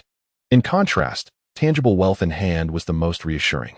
As for love, it was a mere bonus. Its absence mattered not. As a widely circulated saying goes, I would rather weep in a BMW than smile on a bicycle. I have made my decision. Chio. I must secure a future of ease. Bai Chingy declared with resolute conviction. Upon hearing this, Su Cheng's lips curled into a playful smile, gently patting Bai Chingy's hand in a gesture of comfort. That's the spirit. If it were my choice, I wouldn't hesitate for a moment. She continued typing. Rather than being your girlfriend, I would prefer to be the exclusive canary of Brother Cheng. Moreover, I have never had a boyfriend before. Su Cheng, glancing at the message, fell into silence, his lips struggling to suppress a smile. He clearly understood the underlying meaning in Bai Chingy's words. She was seeking his financial support. Although he had heard of many seeking sponsorship in such a manner, experiencing it himself was utterly exhilarating. Is it truly this delightful? Host, I must take this seriously. Su Cheng typed back. I am indeed serious, as long as Brother Cheng's capabilities are sufficient. Little Ching can meet her brother tomorrow. Oh, how much prowess must I exhibit? 30,000 a month, for at least 10 years. Does that suffice? Brother Cheng's hopeful expression. At least 10 years? Can't we arrange for a lifetime? Certainly. A lifetime would be ideal. I just fear that by then, Brother Cheng may find me aged and unattractive and no longer desire me. A pitiable expression. How could that be? As long as you remain obedient, supporting you for 10 lifetimes will pose no issue. So, Does that mean Brother Cheng agrees? Absolutely. Upon receiving Su Cheng's affirmative response, Chu Qiulan felt genuine joy for Bai Qingyi. Why? Because she had made a prior agreement with Bai Qingyi that upon success, she would receive a handsome reward. The better Bai Qingyi fared, the greater her commission would be. Qingyi, it seems, has succeeded. And he didn't even haggle. Chu Qiulan remarked with a smile. Indeed, Bai Qingyi also exhaled in relief. They did not perceive their proposed price as too low. It was the ceiling they had anticipated. Given the current market conditions, especially in an economic downturn, even 10,000 a month could secure a charming beauty. Had it not been for Bai Qingyi's exceptional beauty, Chu Qiulan would not have set a minimum price of over 20,000 for her. Now, only the details remained to be discussed. Soon, both parties reached an agreement. The following morning at 8 o'clock, Su Cheng drove to Jinjiang Financial University to meet Bai Qingyi in person. After confirming everything was in order, Su Cheng could pay the deposit and officially embark on a sweet journey exclusive to the two of them. At that moment, Bai Qingyi suddenly looked anxiously at Chu Qiulan. Her delicate brows furrowed as she said, Qiulan, but my manner of speaking is completely different from yours. Will he feel deceived because of that? Fear not. Men are hardly concerned with such trivialities. As long as your adorable face isn't a deception, all will be well. Moreover, simply inform him that your online persona differs somewhat from your real-life character. Everyone possesses their own multifaceted nature. That is perfectly normal. Perhaps he might even be fond of your contrasting personality. Chu Qiulan replied nonchalantly. Bai Qingyi, still somewhat worried, bit her crimson lip and continued. But I can't rely on you to chat with him online forever. Sooner or later, there will be times when we are apart. If he discovers our chatting styles are entirely different, it will surely raise his suspicions. Upon hearing this, Chu Qiulan couldn't help but laugh, playfully blinking her eyes as she said, Silly girl, why not just avoid typing? Engage in video chats instead. This way, he can directly admire your beauty, hear your sweet voice, and genuinely perceive your true character. Isn't that far better? Chapter 10. Meeting Bai Qingyi in person. Bai Qingyi's eyes sparkled at this suggestion. She tapped her forehead and exclaimed, Oh, how did I not think of that? Because you're a little fool. Chu Qiulan teased. After a few video chats, he will likely no longer dwell on the differences between your online and offline personas. With Chu Qiulan's words easing her worries, Bai Qingyi cast a grateful glance at her friend and said, Thank you, Qiulan. You are truly brilliant. It is wonderful to have you by my side. Humph. When the beautiful Qingyi becomes successful, do not forget this little girl. Chu Qiulan replied confidently. Meanwhile, Su Cheng quietly lamented that his efforts throughout the night had not been in vain. Although it was now 2 in the morning, he felt no hint of drowsiness. Staying up late is detrimental to one's health. Perhaps he should just pull an all-nighter? Despite this thought, Su Cheng obediently lay down in bed, attempting to cultivate sleepiness. Before long, he drifted into slumber. In his dreams, he encountered the most beautiful school belle from his high school days, Shun Changxi. Just as Su Cheng and Shun Changxi embraced, exchanging tender glances and preparing for a crucial moment, a cacophony of sounds abruptly shattered his beautiful dream. The vision of Shun Changxi dissipated, but Su Cheng felt no sense of loss. Now, he possesses a system that enhances his capabilities, making it plausible that he could win over the most beautiful girl from high school. Glancing at his phone, he realizes it is already 6:42 a.m. With only 18 minutes left before the alarm goes off, he decides to rise immediately. Sitting up, Su Cheng attempts to inquire in his mind, System? Yes. Although the system's voice is devoid of emotion, to Su Cheng, it is like the sweetest melody. A sigh of relief escapes him. Everything that transpired yesterday was not merely a dream. The system is indeed real. He lifts the curtain and looks down to see Zhang Yuxing already awake, adjusting his hairstyle in front of the mirror. The others are still asleep. Shengzi, what is going on? Why are you up so early? Su Cheng asks. Zhang Yuxing glances at him and replies with a smile. I have a new target for my pursuits. Oh, what is the story? Su Cheng inquires, intrigued. I added a beautiful girl from the Chinese language department yesterday, and starting today, I'm going to bring her breakfast. Wow, you're bringing breakfast again? Su Cheng exclaims. Old Su, this time it's different. I can feel she has a liking for me. Don't get ahead of yourself. You said the same about Wang Xiaoke from class 1. That was just to tease you all, but this time it's real. Just watch, within a month, I will win her over. The confidence in Zhang Yuxing's words nearly overflows. A month? Shouldn't you allow yourself a bit more time? Su Cheng responds with skepticism. No need. Lin Yiqing is not like Wang Xiaoke. This time I am absolutely confident. Lin Yiqing? That name sounds somewhat familiar. Su Cheng muses, pondering but unable to recall. Lin Yiqing? Is she your new target? The name is rather pleasant. Indeed. I think so too. I must go pursue my love now. Su Cheng smirks, feeling speechless. Yes.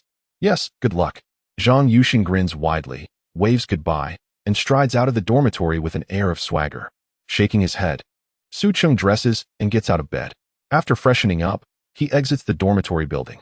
Raising his eyes, he notices 3 female students standing beside his Rolls-Royce Cullinan. Each girl possesses a distinct style. 2 are waiting, while 1 is admiring herself in the reflection of the car window. Su Cheng pulls out his car keys and presses the unlock button, startling the girl preening in the glass. The 3 girls scan their surroundings and spot Su Cheng approaching. "Handsome, is this your car?" asks the girl with subtle makeup as she steps forward. Su Cheng nods. These 3 girls can be considered attractive. However, a single glance does not evoke the same awe he feels upon seeing Wen Yuding and Bai Qingyi. They likely do not meet the standard of a quality goddess. He employs his insight ability on the most appealing of the 3 girls. Name, Li Yueqi. Age, 20. Height, 165 centimeters. Weight, 47 kilograms. Beauty score, 67. Special value, 5. Affinity, 5 indeed. Neither her beauty score nor her special value meet the requirements. However, a score of 67 is quite commendable, marking her as a charming young woman. It is important to note that the insights gained through the perception technique reveal the most authentic beauty score. With the aid of modern makeup techniques, her beauty could potentially be enhanced further. Thus, the beauty score derived from the perception technique is likely to be significantly lower than that observed by the naked eye. "Are you heading out?" Li Yueqi inquired, noticing Su Cheng's gaze drifting toward her, prompting her to step forward. "Indeed," Su Cheng replied, moving toward the driver's seat. "Could you offer me a ride? It's rather difficult to hail a taxi here," Li Yueqi expressed with hopeful anticipation. "Difficult to hail a taxi? Nonsense. Who hails a taxi at school?"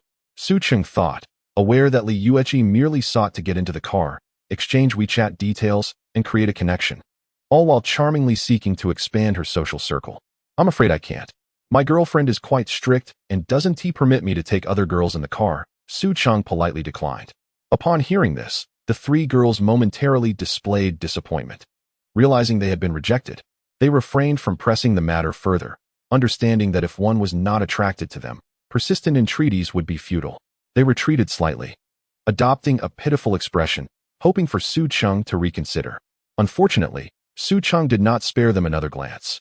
He simply opened the car door, started the engine, and drove away with a swift press of the accelerator. The first order of business upon leaving was, naturally, to acquire a new mobile phone. Su Cheng first purchased 5 iPhone 16s, followed by 5 of the latest models. 10 backup phones sufficed. He couldn't be bothered with any more. He opted to switch between a Huawei and an Apple device for personal use, preferring the former, as he was accustomed to the Android system. Although he had dabbled with the Apple system, he found it somewhat awkward. Having completed his phone shopping, with several $100,000 spent, he had grown numb to such expenditures. Frankly, before acquiring the system, Su Cheng was merely an ordinary youth aspiring for a laid-back life. He believed that having enough money to live comfortably was sufficient. Thus, upon amassing a fortune of $1 million, he felt as though he had achieved his life's ambition. The days ahead promised a leisurely existence, filled with effortless wealth accumulation and the enjoyment of a blissful life. After a while, Su Cheng arrived at the gates of Jinjiang University of Finance and Economics. The time was now 7:45, a mere 15 minutes before his rendezvous with Bai Qingyi at 8. There was no rush. He opened his newly acquired Huawei phone to inform Bai Qingyi of his arrival, then began browsing Douyin. To his surprise, just as he opened the app, Bai Qingyi sent a message stating that she had already arrived at the school gates. Su Cheng lifted his gaze, and indeed, Bai Qingyi was standing not far from the school gate, holding her phone and appearing somewhat dazed. Chapter 11. Sixfold Cashback. 3 million soft sister coins.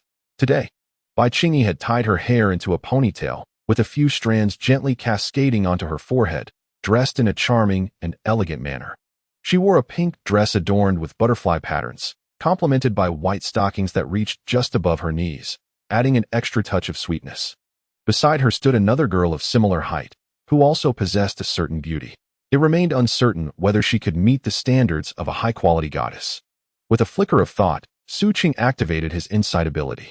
Name: Chu Qiulan. Age: 19. Height: 163 centimeters. Weight: 49 kilograms. Beauty score: 69. Special value: 3. Affection level: 10. A beauty score of 69 is indeed commendable. With a touch of makeup, she would likely surpass 70, qualifying as a stunning beauty. To have a starting affection level of 10 upon first meeting is quite remarkable, even surpassing Bai Qingyi's score of 5. Su Cheng shook his head, alighted from the vehicle, and waved at Bai Qingyi. "Qingyi, over here." Upon hearing his voice, both Bai Qingyi and Chu Qiulan turned their gazes toward him and approached side by side. "Brother Cheng." As Bai Qingyi reached Su Cheng, her face visibly flushed, her small hands fidgeting with her phone. "Why are you so shy? Weren't you quite bold during our chat yesterday?" Su Cheng chuckled. "That's different," Bai Qingyi whispered. "And who might this be?" Su Cheng inquired, glancing at Chu Qiulan. "She is my best friend. She was worried about me coming out alone, so she came to see me off," Bai Qingyi explained. "Oh, so she is joining us today?" "Not exactly. As long as Brother Cheng gives the deposit to Qingyi as we previously agreed, that will suffice," Chu Qiulan interjected. Su Cheng nodded. "I see. Then let us get straight to the point. Qingyi, please send me your bank account number." Oh. Bai Qingyi hesitated for a moment, then sent the pre-prepared bank account number to Su Cheng. Without hesitation, Su Cheng transferred 500,000 to Bai Qingyi. Initially, they had agreed on a yearly amount of 360,000, but Su Cheng opted for a round figure. Since the maintenance contract held no legal validity, they had bypassed such formalities. By providing the funds up front, Su Cheng ensured Bai Qingyi's interests were safeguarded, preventing her from being deceived. As for Su Cheng, he was also protected. Should Bai Qingyi fail to fulfill her obligations, he could indeed sue her for fraud. Naturally, the one at greater risk would be Bai Qingyi. However, to attain a life of comfort, such risks were essential to embrace. Ding! Congratulations, host. Successful transaction completed, receiving a 6-fold cashback reward, 3 million soft sister coins. Once again, a delightful 3 million has arrived. How exhilarating. I truly did not anticipate that this could be categorized as my own expenditure by the system. Consequently, does this not imply that the enchanting Bai Qingyi has been somewhat taken advantage of? How splendid it is to win once more. Coupled with the scattered rewards from earlier, I now possess nearly 4 million soft sister coins. Oh, wasn't it 360,000? Did you just transfer an additional 500,000 to me? Bai Qingyi gazed at Su Cheng in confusion. Qingyi, it is undoubtedly because Brother Cheng holds you in high regard, which is why he bestowed upon you a little extra. In the future, when Brother Cheng gives you money, simply express your gratitude without further inquiries. Noticing Bai Qingyi's innocent curiosity towards Su Cheng, Chu Qiulan promptly offered her guidance. "Oh, thank you, Brother Cheng." Bai Qingyi shyly stuck out her delicate tongue. Bai Qingyi's affinity level, 10. "It's quite all right. Today is Wednesday, and you are still in your first year. Don't you have any classes?" Su Cheng casually inquired. "We took a leave of absence," Bai Qingyi replied obediently. "I see. Then I shall truly cherish our initial meeting today," Su Cheng smiled. "I won't disturb you any further, Brother Cheng. Qingyi, you two enjoy your conversation." Recognizing that the discussion had concluded, Chu Qiulan realized it was time for her to depart. "All right," Bai Qingyi responded softly, and Su Cheng nodded in acknowledgement. Chu Qiulan gestured an encouraging sign to Bai Qingyi before leaving the scene. "Shall we take our leave as well?" Bai Qingyi followed Su Cheng into the car. "Shall we first grab a meal?" Noticing Bai Qingyi's slight shyness, Su Cheng took the initiative to start a conversation. "Sure. What would you like to eat?" "Anything is fine. I have a small appetite, so just a light meal will suffice." "Very well." Su Cheng nodded, ready to drive, but then noticed that Bai Qingyi had not fastened her seatbelt. "Qingyi, your seatbelt." "Oh, right." Bai Qingyi hurriedly turned to pull the seatbelt, but after tugging at it, it still did not latch. Observing this, Su Cheng chuckled softly. "I'll assist you." Leaning over, he fastened her seatbelt. Bai Qingyi was so tense that she dared not move, the scent of Su Cheng's unique masculine pheromones enveloping her, causing her cheeks to flush deeply. In the next moment, with a click, Su Cheng secured the seatbelt for her. Noticing the unusual crimson hue on Bai Qingyi's face, Su Cheng remarked with a smile, "Don't be nervous. I am quite easy to talk to." Bai Qingyi nodded. Bai Qingyi's affinity level, 5. Su Cheng refrained from further conversation. It was entirely understandable that Bai Qingyi would be anxious during their first encounter. Moreover, this only highlighted that it was indeed her first time spending time alone with a boy. As the car made steady progress, Bai Qingyi gradually began to relax. Soon, Su Cheng arrived at a charming breakfast shop nearby. After exiting the vehicle, Bai Qingyi obediently walked to Su Cheng's side, her head lowered, unable to see her own toes. Su Cheng, undeterred, took her delicate hand and led her towards the breakfast establishment. After glancing at the menu, Su Cheng casually ordered a selection of buns, the restaurant's signature dishes, along with 2 bowls of millet porridge.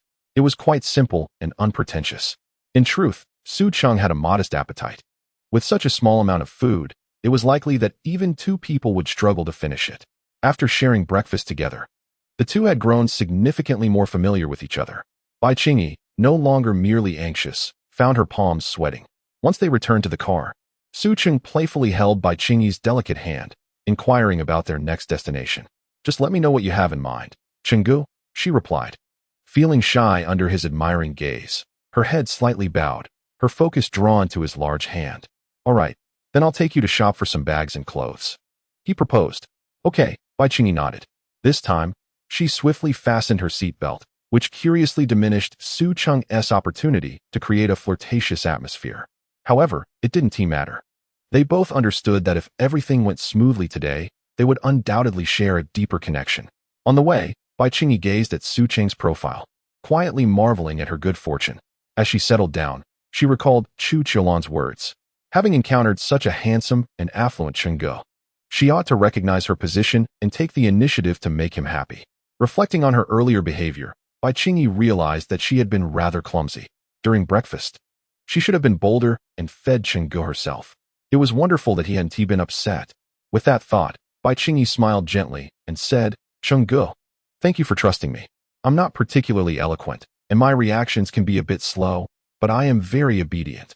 Chapter 12. The sweet and tender first kiss. Su Cheng glanced at Bai Qingyi in surprise and chuckled. I noticed that long ago. Did you turn off the live stream yesterday so that your friend could advise you? Yes, Bai Qingyi admitted, realizing her secret had been uncovered. By the way, I have a little gift for you.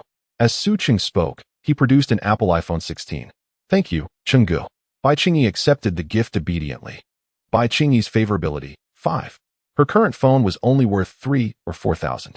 Even her live streaming equipment was borrowed from Chu Qiulan. Initially, she had thought to upgrade her phone after becoming closer to Su Cheng. She hadn't anticipated such thoughtfulness from him. Presenting her with an iPhone 16 on their first meeting. Was a simple thank you sufficient? Su Cheng playfully winked, elongating his tone as if expecting something more. Bai Qingyi's heart raced, and she recalled Chu Qiulan's private advice from yesterday. If Chenggu buys you something, you should not only express your gratitude verbally, but also take action, hold his hand, embrace him, kiss him, and learn to respond flexibly. With this in mind, Bai Qingyi felt her cheeks involuntarily flush with a gentle hue. However, at that moment, Su Cheng was driving, rendering her unable to act. She softly murmured, of course not. You'll find out once we stop. Noticing she had not completed her thought, Su Cheng curiously pressed, what do you mean? You'll see, Bai Qingyi replied, shyly turning her head away. Observing her bashfulness, Su Cheng ceased his teasing. After approximately 20 minutes, the vehicle arrived at the underground parking lot of a shopping mall in the city center. Just as Su Cheng was about to exit the car, Bai Qingyi grasped his sleeve. What's wrong? Su Cheng inquired, perplexed. Please turn around and close your eyes, Bai Qingyi said, her voice barely above a whisper. Had it not been for Su Cheng's keen hearing, he might have missed her last few words. Oh, Su Cheng's eyes lit up, contemplating the implication. Typically, when a girl requests such a gesture, it often precedes a tender kiss. He nodded in agreement, turning to face Bai Qingyi and shutting his eyes. No peeking, she admonished softly, noticing he was ready. Summoning her courage, she slowly approached him, eyes closed, and gently brushed her lips against his cheek before hastily retreating. Su Cheng shuddered slightly, the fragrance of youth enveloping him, a warm sensation fleeting across his face. So soft.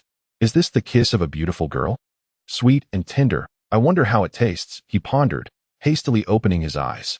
Seeing Bai Qingyi attempt to withdraw, he swiftly extended his right hand, placing it at the back of her head.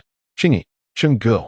Upon witnessing the fervent and assertive glint in his eyes, Bai Qingyi instinctively closed her eyes in fear, realizing what he intended.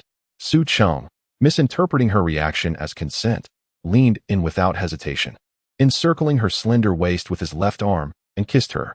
In an instant, their heartbeats quickened. Bai Qingyi, unable to resist, embraced Su Cheng. Their breaths intertwined passionately. This marked Su Cheng's first kiss, as well as Bai Qingyi's. Despite it being their inaugural kiss, Su Cheng seemed to awaken an inherent instinct. Pressing Bai Qingyi closer, savoring her sweetness akin to honey, it appeared that even without instruction, boys inherently possessed the ability to harvest such nectar. Gradually, Bai Qingyi felt herself growing breathless. Her eyes fluttered, her body grew weak, as if her very soul had been drawn away, dissolving softly into Su Cheng's embrace. Affection level with Bai Qingyi 1. Affection level with Bai Qingyi 1. Affection level with Bai Qingyi 1. Fragrant, soft, sweet. After what felt like an eternity, Su Cheng finally released the adorably innocent Bai Qingyi. A delicate thread of connection shimmered between them. Gazing upon the delicate, rosy visage before him, with its sparkling, watery eyes and luscious, crimson lips, Su Cheng was acutely aware that even if he were to suggest retreating to a private room for a dance, Bai Qingyi would blush and acquiesce, all the while maintaining her fondness for him. However, Su Cheng was not a man of impulsive desires, eager to indulge in immediate pleasures. Had he been so, he would have recklessly squandered his newfound fortune on extravagant seafood delicacies the very day he acquired the system. In this restless society, few possess the fortitude to remain grounded amidst the overwhelming allure of wealth. There is ample time ahead. Su Cheng is in no rush to partake in the intimate activities shared between couples. Noticing Bai Qingyi's gaze regain its clarity, he gently tucked a strand of hair behind her ear and complimented her. "Qingyi, you are truly enchanting. Chenggu is handsome too. I really like you," Bai Qingyi replied. Her cheeks flushed, her voice barely above a whisper. "Ah, you claim to be shy? Yet your words flow quite effortlessly." Su Cheng chuckled, his amusement deepening as he leaned in to bestow another gentle kiss upon her lips, causing her to shyly shut her eyes once more. However, he refrained from overly teasing her, redirecting his attention to the recent notifications from the system. Ding! Congratulations to the host for completing the novice hidden task, obtaining the first kiss of a high-quality goddess.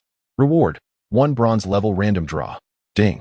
Congratulations to the host for completing the novice hidden task, losing one's own first kiss. Reward: 1 bronze level random draw. Wait, what? There are novice hidden tasks and draws. Su Cheng pondered, intrigued. The prize pool was said to be extensive and diverse. The bronze level pool likely contained opportunities for acquiring shares in corporations, luxury cars, and opulent estates. How fascinating. Let the draw commence. Suddenly, 2 spinning wheels appeared before Su Cheng. Both turned simultaneously, and the pointers ultimately landed on. Ding. Congratulations to the host for winning a Patek Philippe 5990 valued at 1.8 million renminbi. Ding. Congratulations to the host for winning the BGY001 Villa Reward. A Patek Philippe 5990 valued at 1.8 million renminbi. Quite impressive. Yet, he was not accustomed to wearing watches, much like many who shun various forms of adornment. The sensation of being constrained by such items was unappealing. However, as the saying goes, the impoverished indulge in cars, while the affluent revel in watches. For the sake of novelty, wearing it for a few days could be enjoyable. As for the BGY001 villa, it was situated in the most prestigious neighborhood of Jinjiang City, where villas routinely commanded prices in the tens of millions, inhabited solely by the elite. Su Cheng's BGY001 villa was valued at half a small fortune. The price was not the crux of the matter. Rather, it was the realization that many wished to purchase villas in BGY, but could not due to lack of means. Why so? Because one must possess the capability. Some things cannot simply be acquired with wealth alone. However, for Su Cheng in the present day, this reward merely saved him the effort of purchasing a watch and a villa. After redeeming the reward, Su Cheng felt a new item in his pocket. Upon retrieving it, he discovered it to be the Patek Philippe 5990, with its deep blue dial, rose gold hands and markers. Along with its distinctive horizontal stripe relief pattern and three-dimensional hour markers, he felt an inexplicable thought emerge in his mind. Understated luxury with depth. The certificate for the Patek Philippe was placed in Villa number 001 of Country Garden. Su Cheng glanced at Bai Qingyi, who was staring at him in a daze. And with a sweep of his insight, he noted her affection level had reached 45. He smiled and gently pinched Bai Qingyi's cheek, softly saying, "Let's get out of the car. Tonight, I shall tease you thoroughly. Bai Qingyi's cheeks flushed a deeper shade as she replied softly, As long as Qinggu is happy. Stop calling me Qinggu. From now on, call me brother. Good brother. The sweet utterance of brother nearly made Su Cheng swoon. After signing the contract, he kindly asked the esteemed individuals to support him by clicking on the gift-like button beside the chapter discussion. It could be done 3 times. And he sincerely appreciated their small gestures of support, which wouldn't take much time. Chapter 13. The first encounter with Su Xinyan. Su Cheng nodded contentedly. Now he had Bai Qingyi call him brother. Later he would have her call him husband, and by dawn, he would have her whispering sweet nothings. After gently adjusting the collar of Bai Qingyi's attire, he led her out of the car. Hand in hand, they entered the elevator, finally arriving at a boutique. Upon seeing Su Cheng's commanding presence and Bai Qingyi's sweet and captivating beauty, the salesperson felt a surge of joy, recognizing that esteemed guests had arrived. She promptly stepped forward, her smile radiating warmth as if she were greeting a benefactor, and inquired cordially, Welcome to Louis Vuitton. I am the salesperson Xiao Li, and I am delighted to assist you. How may I help you today? Su Cheng smiled at Bai Qingyi, seeking her opinion. Qingyi, what would you like to see first? Bai Qingyi tilted her head playfully and said, I'll follow my brother's lead. Su Cheng affectionately patted her head. All right, let us start by looking at a handbag. The salesperson, overjoyed, quickly led them to the display area of the new handbag collection. Qingyi, feel free to choose whichever one you like. Today, you are the star. Don't pick something you don't like just to save me money. Bai Qingyi, feeling a bit embarrassed, turned her head shyly. Indeed, she had considered saving Su Cheng money, especially since he had given her such a generous amount all at once. If she spent more of his money, she felt it would be too much. Did you hear that? Bai Qingyi nodded in agreement. Thus, she looked around and ultimately selected a light pink handbag. Turning back to Su Cheng with a smile, Brother, what do you think? Does this look good on me? It looks wonderful. Regardless of the handbag one chooses, it always looks stunning. Su Cheng spoke the truth. As long as a person possesses enough beauty, even if Bai Qingyi were to pair the least expensive, most unattractive bag, onlookers would be captivated by her extraordinary beauty, thus overlooking the bag's worth. Naturally, the ideal scenario is when a beautiful bag complements Bai Qingyi's exquisite features. Upon hearing this, a shy smile graced Bai Qingyi's face. Subsequently, she experimented with several bags, yet none resonated as profoundly as the pale pink one she initially selected. Therefore, clutching the pale pink bag, she turned to Su Cheng. Brother, I'll take this one. Very well, he replied, proceeding to settle the bill with Bai Qingyi. The bag was not the priciest available, costing just over 30,000. Ding. Congratulations, host. Transaction successful.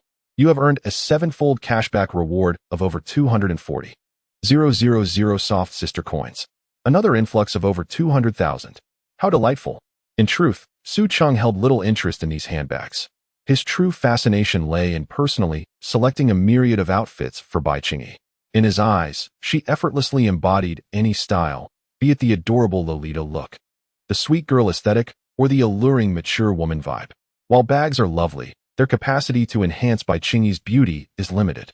In contrast, the right clothing can elevate her beauty to unprecedented heights. One need only observe how many ordinary-looking girls, and even some boys, don exquisite clothing, obscure their faces, and post videos. Even without striking poses, their follower counts soar. After purchasing the bag, Su Cheng accompanied Bai Qingyi to acquire some luxurious cosmetics and necklaces.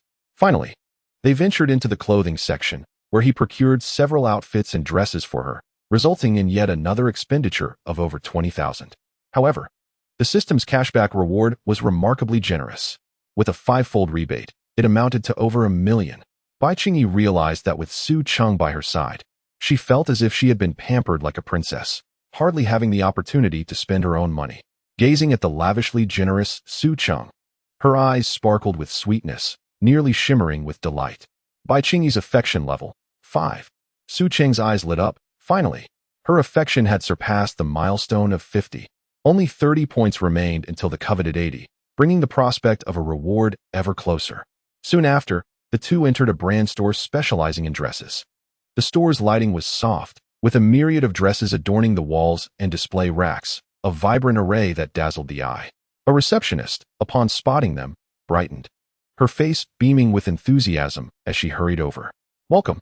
You two have truly come to the right place. Our store has just received a new batch of dresses. Perfect for distinguished customers such as yourselves. Su Cheng instinctively glanced at her, and his eyes sparkled with interest. The receptionist adorned a tailored suit that elegantly accentuated her graceful figure. Her lower half was clad in a knee-length pencil skirt, her legs enveloped in delicate, sheer black stockings. The stockings brushed just above her knees, subtly revealing the sheen of her skin, embodying both mystery and allure. Her face, devoid of makeup, was charmingly captivating, with a high nose and arched eyebrows resembling crescent moons, brimming with warmth. The slight upward curve of her lips bore a gentle smile, reminiscent of a refreshing spring breeze, evoking fondness in those who beheld her. Though her attire was merely a work uniform, it could hardly conceal her exceptional beauty, which surely merited a score above 85. One could only hope she met the criteria of a premium goddess. With anticipation, Su Cheng cast an insight spell upon her. Name: Su Cheng. Age: 22. Height: 166 centimeters. Weight: 49 kilograms. Beauty score: 85. Special value: 0. Affinity: 0. Strategy reward: Master level combat skills. Master level combat skills: gaining an exceptionally high skill level and rich practical experience in combat. Adeptly mastering various techniques such as Dragon Fist, Brazilian Jiu-Jitsu, and Wing Chun. An 85 in beauty? Goodness, if she were to lose just 1 point. Su Cheng would no longer fulfill the standards of a premium goddess. Master-level combat skills? Quite impressive. If coupled with the rewards from strategizing against Wen Yuding, would her master-level combat skills become unparalleled? Quite thrilling. However, for Su Cheng, who had nurtured a dream of martial arts since childhood, this reward was undeniably enticing. In a fleeting moment, he reviewed Su Cheng's information, silently committing her name to memory. Nodding towards Su Cheng, Su Cheng discreetly turned to Bai Qingyi and softly inquired, "So, Qingyi, do you find any styles appealing?" Bai Qingyi surveyed the store, and her gaze ultimately settled on a light blue Lolita dress. "Brother, what do you think of that dress?" Su Cheng glanced over and deemed it quite suitable. "Indeed, it complements your style perfectly." At that moment, a woman approached from the right, astonished. She wore the same uniform as Su Cheng, unmistakably another receptionist. "Are you Su Man, Senior?" Bai Qingyi exclaimed in surprise, staring at the newcomer. "What? Have you forgotten me so soon?" Su Man chuckled lightly, approaching with poise. However, as she drew nearer, she realized that Bai Qingyi and Su Cheng were adorned in luxurious garments. The items they held were also from high-end brands. Su Man's expression shifted slightly, recognizing that Bai Qingyi was likely not the naive junior she once knew, prompting her to promptly temper her condescending demeanor. Man, do you know her?" Su Cheng turned sideways, offering Su Man's a place. Su Man smiled awkwardly and replied, "We've met a few times, I believe." After a moment of hesitation, Su Cheng asked, "Then will you take care of these two?" No, Su Man shook her head. Having just seen off 2 guests, she certainly could not usurp Su Cheng's responsibilities. "Su Man, are you?" Bai Qingyi, slow to react, had yet to realize that Su Man was an employee here. "I've recently taken up a job here to better acclimate to the working life that awaits me." Su Man shrugged, presenting an air of nonchalance. As a senior in the same university as Bai Qingyi, she increasingly recognized the paramount importance of money for survival in this world. Thus, she leveraged her connection with her roommate, Su Cheng, to work at the same luxury brand store. In her view, this was perhaps the most viable opportunity to encounter affluent individuals. Seeing Bai Qingyi nod in understanding, Su Man shifted the topic. "Let's not dwell on me. Isn't today Wednesday? Don't you have classes?" Bai Qingyi glanced at Su Cheng and whispered, "I took a leave for personal matters." Observing Bai Qingyi's demeanor, Su Cheng discerned that she and Su Man were not well acquainted. He cast a quick glance at Su Man and noted her decent appearance. However, upon employing his insight, he discovered that her beauty score was merely 63, with a special attribute reaching 9. Su Cheng sighed, marveling at the prowess of modern makeup. And considering Bai Qingyi's social awkwardness, interjected, "Qingyi, may I ask who this is?" "She is a senior from our college," Bai Qingyi explained. "I see," Su Cheng nodded, turning his attention to Su Man. "Hello, I'm Su Cheng, Bai Qingyi's boyfriend. How about you two catch up once we've finished shopping?" Bai Qingyi's affection level raised to 5. Upon hearing this, Su Man, having worked for nearly half a year, could hardly miss the subtle dismissal implied in Su Cheng's words. She quickly chuckled awkwardly. "You two carry on. I just came by to greet Qingyi." Bai Qingyi's affection for Su Cheng surged further. She hadn't anticipated him so openly declaring her as his girlfriend in front of others. Though it may not signify much, it granted her a profound sense of respect. Su Cheng nodded and instructed Su Xinyan, "Could you please fetch that light blue Lolita dress from the top? I'd like my girlfriend to try it on." Su Xinyan immediately agreed, her face brightening with a smile. "Of course, please follow me." Su Manman watched Bai Qingyi's stunning silhouette as she walked away, her heart a tumult of emotions. Initially, upon encountering Bai Qingyi, she instinctively approached with the poise of a senior. Yet, she did not expect that her once inexperienced and clumsy junior had silently secured a tall, handsome, and wealthy boyfriend. Her certainty regarding Su Cheng's wealth stemmed from her awareness that Bai Qingyi was not merely a minor heiress. When shall I find a boyfriend? Even if he is not handsome or tall, a man of ordinary appearance with financial means would suffice. Su Xinyan first retrieved a dress, and then guided Su Cheng and Bai Qingyi to the fitting room, carefully opening the door for them before presenting a delicate sky blue Lolita gown. Bai Qingyi accepted the dress and entered the fitting room with Su Cheng. Upon surveying the surroundings with his newfound insight, Su Cheng confirmed the absence of any surveillance devices and nodded at Bai Qingyi. "Give it a try." Only then did Bai Qingyi set aside her belongings and begin to try on the gown. Although trying on the dress did not necessitate removing her clothes, Su Cheng remained vigilant, meticulously inspecting the environment. This was partly due to his eagerness to explore the capabilities of his newfound insight, and partly because he had encountered many shocking videos online. The advancements of modern technology were astonishing. Unexpected places could harbor hidden cameras. He certainly did not wish to find his woman featured in some clandestine corner of the internet one day. This was no mere alarmism. A blogger he followed had ceased posting after uncovering cameras, disrupting the schemes of certain individuals. Returning to the matter at hand, Bai Qingyi soon emerged in the dress. Admiring herself in the mirror, Su Cheng watched in rapt attention. The gown accentuated her sweet and charming demeanor, prompting him to exclaim, "Bai Qingyi is truly beautiful. This dress appears as if it were tailored just for you." Bai Qingyi blushed and gracefully twirled, evidently pleased with her appearance. Without hesitation, Su Cheng led her to select several more exquisite dresses before proceeding to the checkout. The expenditure reached several $100,000, and Bai Qingyi had grown numb to Su Cheng's extravagant behavior. She even suspected that by the end of their shopping trip, his spending would surpass the initial $500,000. This realization made her acutely aware of the depth of Su Cheng's affection for her. Otherwise, he would not indulge her with such lavish gifts.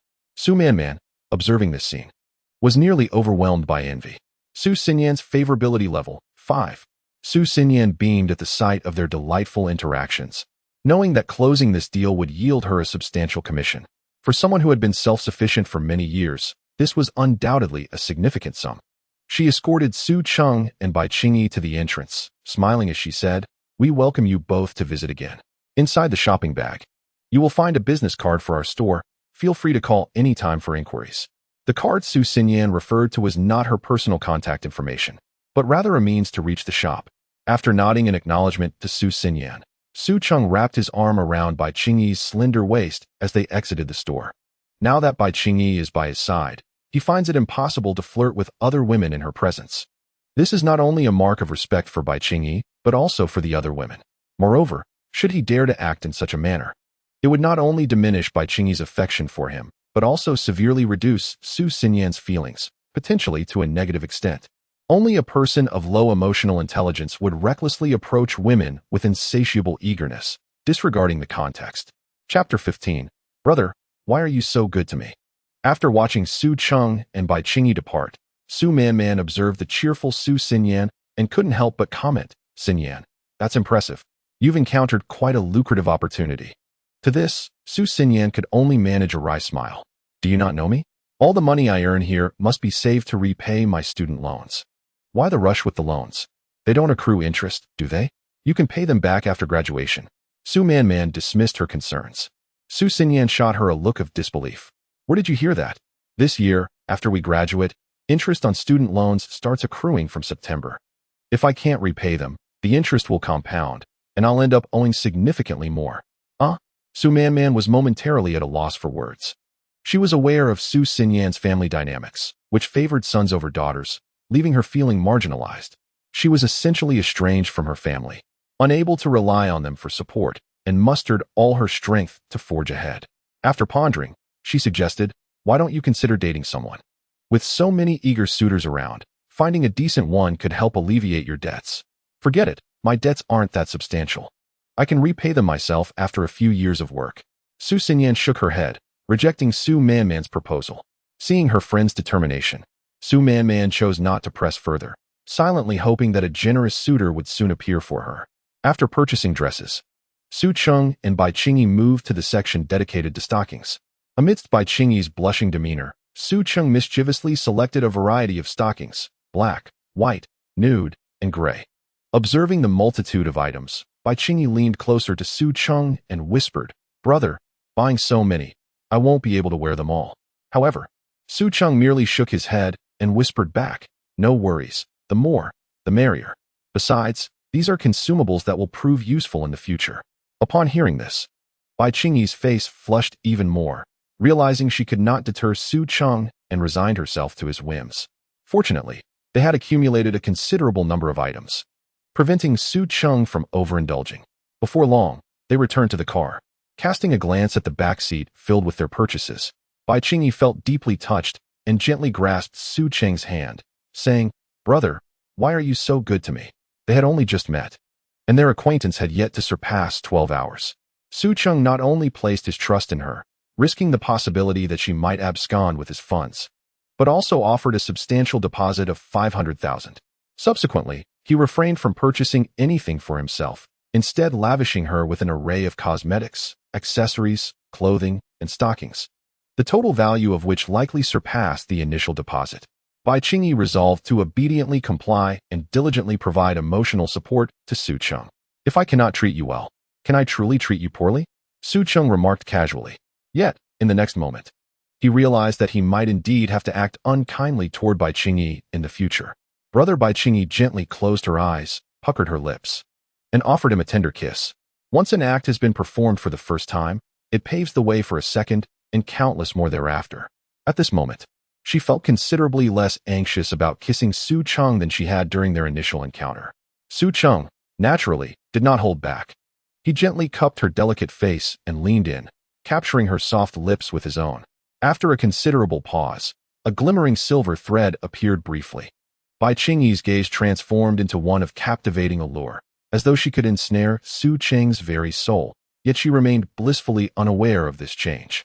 Her cheeks flushed, resembling the delicate blush of a newly bloomed peach blossom, inciting an irresistible desire to draw nearer. Su Cheng, noticing this, secretly marveled at his good fortune.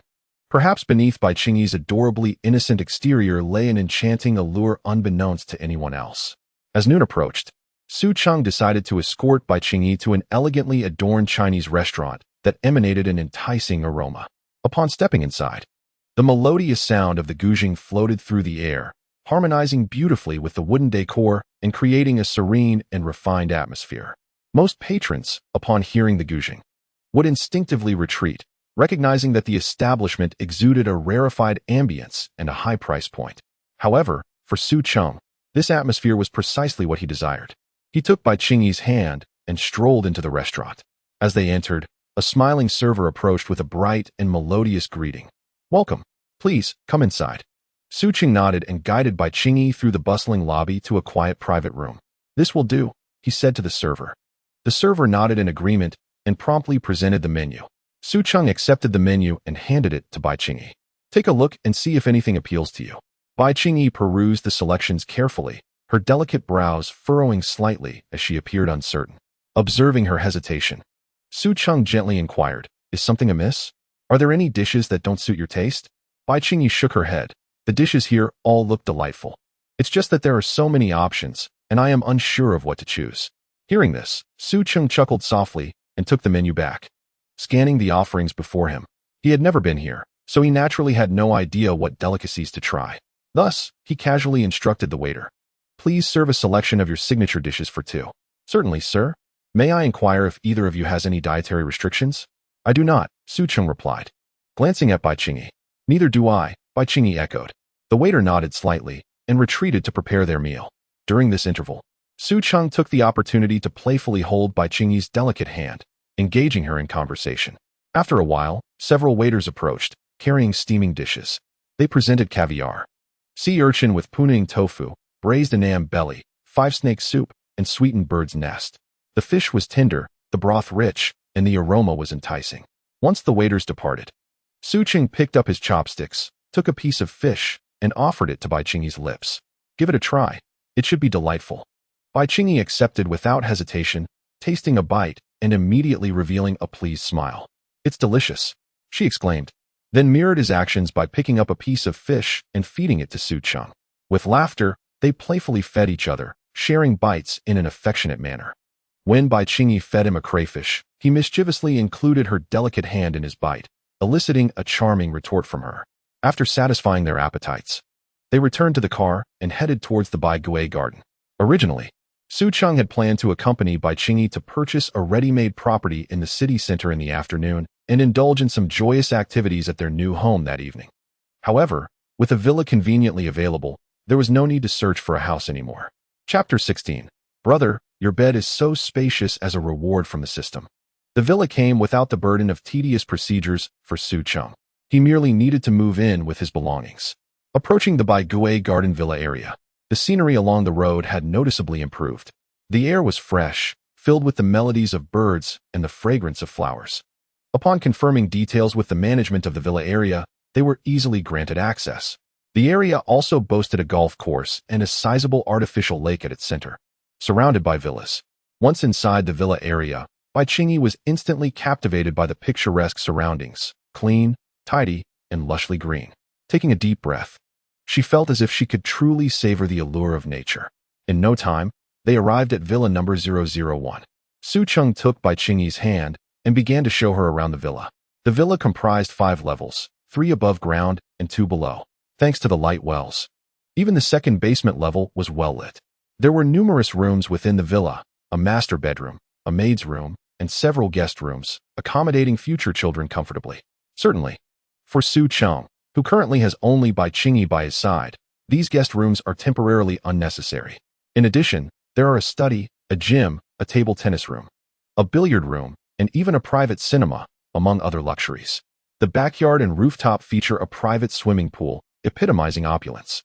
Brother, your home is quite expansive, Bai Qingyi remarked, regaining her composure and speaking softly to Su Cheng. What do you think? Do you like it? Su Cheng inquired with a smile. I do. Shall we stay here tonight? Su Cheng responded with a mischievous grin. I'll follow your lead, brother. Bai Qingyi's cheeks flushed as she realized that she was about to transition from a girl to a woman after 19 years. Come, let me help you choose a room. All right. Su Cheng took Bai Qingyi's hand and led her through the second and third floors in the elevator. Ultimately, Bai Qingyi stood before a room adjacent to the master bedroom and softly said, Brother, I think I'll choose this one. She turned to Su Cheng, her eyes betraying a visible shyness. In truth, the layouts of the rooms were quite similar, but being next to the master bedroom would allow them to be closer in the future. Very well, let us bring your belongings up, Su Cheng agreed, viewing her choice merely as a place to store her things. When it came time for sleep, Bai Qingyi would surely nestle in his embrace in the master bedroom. With Su Cheng's approval, Bai Qingyi couldn't help but smile slightly. This arrangement would facilitate their intimate moments in the future. After bringing Bai Qingyi's possessions to her room, she did not rush to organize them. She understood that her primary task was to accompany Su Cheng and provide him with emotional support. In the master bedroom, a large bed came into view.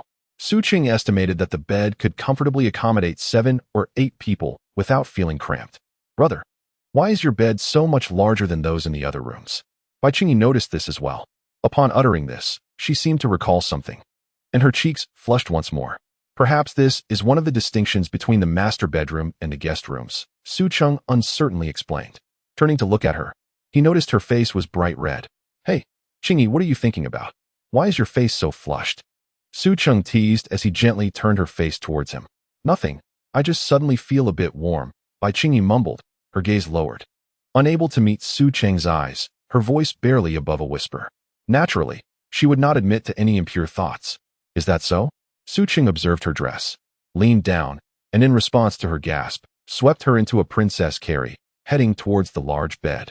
If you're feeling warm, perhaps you should remove some clothing. Remove my clothes? Bai Qingyi felt as though she might faint. Observing the adorable and somewhat dazed expression on Bai Qingyi's face, Su Cheng felt a playful impulse surge within him. He lifted Bai Qingyi and brought her to the edge of the bed, releasing her so that she landed softly upon it. The bed was plush, causing Bai Qingyi to bounce slightly in response. In a swift motion, Su Cheng discarded his outer garment and leaped onto the bed. Just as Bai Qingyi felt the weight of Su Cheng upon her for a fleeting moment, she was suddenly lifted into his embrace. "Qingyi, your shy demeanor is truly enchanting," Su Cheng complimented. At this moment, Bai Qingyi exhibited no resistance, her eyes tightly shut, embodying the very essence of innocence and bashfulness. Sensing that Su Cheng had paused, she could not help but open her eyes to gaze at him. Noticing the fervor in his eyes, she tentatively inquired, "Brother, are we about to engage in some post-meal exercise?" "Post-meal exercise?" Su Cheng chuckled, amused by Bai Qingyi's choice of words. "There's no rush. After all, we have walked quite a distance this morning. You must be feeling tired, yes?" "Not too bad," she replied. "Shall we take a shower first?" "We can, ah? Are we going to shower together?" Bai Qingyi's shyness was palpable, eliciting a smile from Su Cheng. "If you're feeling too shy, we can shower separately," he suggested. Thank you, brother. Let's just shower separately this time. We can consider it for the future." Bai Qingyi's voice dwindled to a whisper. "All right, you go ahead first," Su Cheng said with a smile, playfully patting her thigh. Bai Qingyi nodded, using Su Cheng's hand for support as she stood up, glancing back at him several times as she made her way to the bathroom. The sound of the bathroom door closing was gently audible, and Su Cheng's ears perked up, noting the absence of the locking sound. This indicated that Bai Qingyi placed her trust in him, unafraid of his sudden intrusion or any potential mischief. Of course, Su Cheng had no intention of barging in. He believed that once their rapport deepened, he could tease Bai Qingyi without hesitation. But for now, having promised her to shower separately, he would honor that commitment. Moreover, this bathing period provided Bai Qingyi with an ideal opportunity to gather her thoughts. Once she was emotionally prepared, the experience she would offer Su Cheng would undoubtedly be exceptional. Soon, the sounds of Bai Qingyi showering trickled from the bathroom, albeit softly, as the villa's soundproofing was commendable. Stretching languidly, Su Cheng retrieved his phone, intending to scroll through Douyin. However, upon opening the app, he noticed numerous messages awaiting him. From the dormitory, "Where has old Su gone? If you return to the dorm, bring back some food." Su Cheng chose not to respond. If this group of rascals knew he was on the verge of a significant milestone in his life, they would surely be envious. Chapter 17. The matchmaking of Lu Xinyan. Yet such matters required no boasting. "Hey." At 9:53 a.m., Lu Xinyan sent 5 identical messages. "Su Cheng, are you there? Are you there?" Su Cheng rolled his eyes in exasperation. Such inquiries, devoid of any substantial information, generally elicit little more than indifference from him unless they come from acquaintances. Typically, messages of this nature are mere pretexts for soliciting loans or favors. Lu Xinyan, being familiar with him, ought to express herself candidly. Did Su Cheng contemplate a certain possibility? Thus, he replied, "What does Comrade Lu want from me?" "Finally, you responded," Lu Xinyan exclaimed. "Do you remember my dear friend Wen Yuding?" Su Cheng frowned slightly and typed, "Of course I remember. What's up?" Lu Xinyan inquired. "What do you think of her?" Su Cheng responded. "What does the question mark mean?" Lu Xinyan pressed. "Why do you ask that?" Su Cheng retorted. "Hey, is it wrong to inquire? If you're interested in her, I could possibly play the role of a matchmaker," she teased, accompanied by a mischievous emoji. "Matchmaker?" Su Cheng's eyes lit up. After a moment of contemplation, he typed, "Wen Yuding is indeed beautiful, and her personality is quite pleasant, though she gives off a somewhat aloof demeanor at first glance. Frankly, it's impossible not to have some interest in a beauty like her. However, I imagine pursuing her would be quite challenging." Lu Xinyan read Su Cheng's message and thought, as expected, any normal man would find himself attracted to Wen Yuding at first sight. This is not sorcery. It is merely the biological instinct of men towards stunning women. Lu Xinyan typed back, "Don't be deceived by her appearance. She may seem aloof, but once you get to know her, she is very warm. Moreover, in my estimation, she is not difficult to pursue at all." Su Cheng replied, "You find her easy to pursue? How can you conclude that, given you are not her?" "I am her close friend. How could I not know?" Lu Xinyan asserted. "With me acting as a matchmaker, you need not worry about winning her over." Su Cheng responded, "This since you're interested in her, I shall not hold back in facilitating your connection. Tomorrow evening, She originally planned to go to the cinema with me to watch a horror film. You shall take my place. Make the most of your time alone with her and strive for a significant breakthrough in your relationship. Watch a horror film? Are you certain she would agree to go with me? Su Cheng questioned. Rest assured, since I dare to say this, I can certainly arrange it on her end. As long as you agree, I'll have Yuding add you shortly, Lu Xinyan reassured him. All right then, I shall rely on the assistance of the beautiful Lu. Su Cheng replied. Good, good. When you're happy, you call me beautiful Lu, and when you're not, it's comrade Lu. Truly, I find your antics amusing. Lu Xinyan teased, sending an angry emoji. Ah, that's awkward, Su Cheng replied, sharing an embarrassed emoji. Enough of the banter. Once you two become an item, don't forget about your matchmaker. Lu Xinyan concluded. Absolutely, Su Cheng affirmed. As Lu Xinyan glanced at the messages sent by Su Cheng, she nodded in satisfaction, secretly admiring her own brilliance. In doing so, she not only assisted when Yuding significantly, but also rendered a favor to Su Cheng. Lu Xinyan, oh, you are truly clever. With a smile on her lips, she planned to share this delightful news with Wen Yuding via WeChat in an hour's time. After their conversation, Su Cheng found himself eagerly anticipating an encounter with Wen Yuding. He casually picked up his phone and mindlessly scrolled through Douyin. The laughter and cheerfulness emanating from the videos seemed irrelevant to him. His mind was solely occupied with the enchanting smile of Bai Qingyi. At that moment, the bathroom door emitted a soft sound, followed by faint yet distinct footsteps, like dewdrops gracefully cascading from the tips of leaves in the morning light. Su Cheng's ears perked up as he glanced toward the bathroom. Out stepped Bai Qingyi, draped in a bath towel that snugly embraced her delicate form, accentuating her exquisite curves. The towel, modest in size, revealed her beautiful shoulders and long, fair legs, while her long hair cascaded loosely down her back, a few damp strands playfully clinging to her cheeks, adding a touch of allure. Yet, in her eyes lingered a hint of shyness and unease, evoking a protective instinct in those who beheld her. Brother, I'm done with my shower. Bai Qingyi's voice was as sweet and melodious as ever, imbued with a gentle softness. Su Cheng smiled faintly, setting his phone aside and rising to his feet. Not bad. Come, let me take a look, he said, extending his hand toward Bai Qingyi, his larger hand enveloping her petite one. A slight shiver coursed through her as a blush crept onto her cheeks. She shyly lowered her gaze, her voice barely a whisper. Brother, you should wash up too. Su Cheng chuckled lightly, teasingly inquiring, why the rush? Is my little Qingyi feeling bashful? He gently lifted her chin, urging her to meet his gaze. Bai Qingyi bravely held his gaze for a fleeting second before succumbing to the intensity of his fiery eyes, her body instinctively softening. Realizing her own vulnerability, Bai Qingyi mustered her courage and embraced Su Cheng. He was enveloped by her softness, his smile widening uncontrollably. Yet, a shower still awaited him. Therefore, he placed a tender kiss on her fragrant shoulder and murmured, I'll wash first. Wait for me just a few minutes. Bai Qingyi responded with a soft Su Cheng, noticing her compliance, gently laid her on the bed before making his way to the bathroom.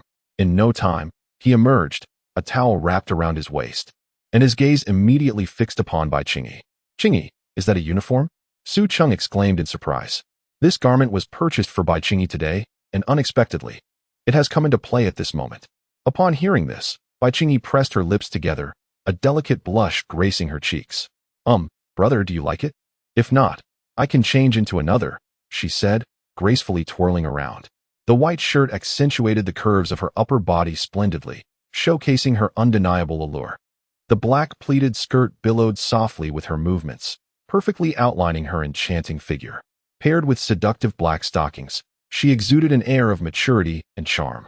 Chapter 18. Is Qingyi all right? A glimmer of astonishment flickered in Su Cheng's eyes. He had not anticipated that the seemingly innocent and adorable Bai Qingyi would appear so alluring in this outfit. This realization rendered him momentarily rigid. I like it. My Qingyi is truly beautiful, as if she has stepped out from a painting. Brother, you really know how to make me happy, she replied. Yet the sparkle of happiness in her eyes revealed her delight in Su Cheng's praise. Su Cheng approached, lifting Bai Qingyi by the waist and gently placing her on the bed. He tenderly caressed her cheek, the warmth of his fingertips igniting excitement within him. Su Cheng silently mused that this day was destined to be extraordinary, a moment he would cherish for a lifetime. You are so adorable, Qingyi, Su Cheng whispered sweetly. His gaze softened as he looked at Bai Qingyi, as if seeking to decipher her hopes through her eyes. Her face flushed slightly, and she shyly lowered her head, her voice barely above a whisper, "Brother." Though it was merely two simple words, they stirred ripples in Su Cheng's heart. A smile unconsciously graced his lips as he gently embraced Bai Qingyi, their bodies closely entwined. "Qingyi, we agreed that you would be obedient and allow me to care for you for a lifetime." Before commencing, Su Cheng softly vowed in her ear. Bai Qingyi lifted her head, responding resolutely, "Brother, I feel so fortunate to have met you. I will cling to you for a lifetime." Their gazes met in midair, rendering all words superfluous in that moment. They held each other tightly, feeling the rhythm of each other's hearts and breaths, etching the beauty of this moment into their memories forever. As their proximity diminished, the atmosphere thickened with anticipation. 1 hour later, sunlight streamed through the curtain's crevices, illuminating every corner of the room and infusing this tranquil space with a luminous glow. Su Cheng lay on the bed, cradling the enchanting beauty in his arms, his heart brimming with joy. He gently turned his head, his gaze settling upon Bai Qingyi's delicate visage. At that moment, she was curled up in his embrace, her charmingly youthful face bearing faint traces of tears. A hint of barely perceptible fatigue lingered in her eyes, yet her brows and lashes framed a beauty that captivated the soul. Su Cheng extended a hand, his fingertips gliding softly through Bai Qingyi's silky strands, cherishing the unique sensation that belonged solely to her.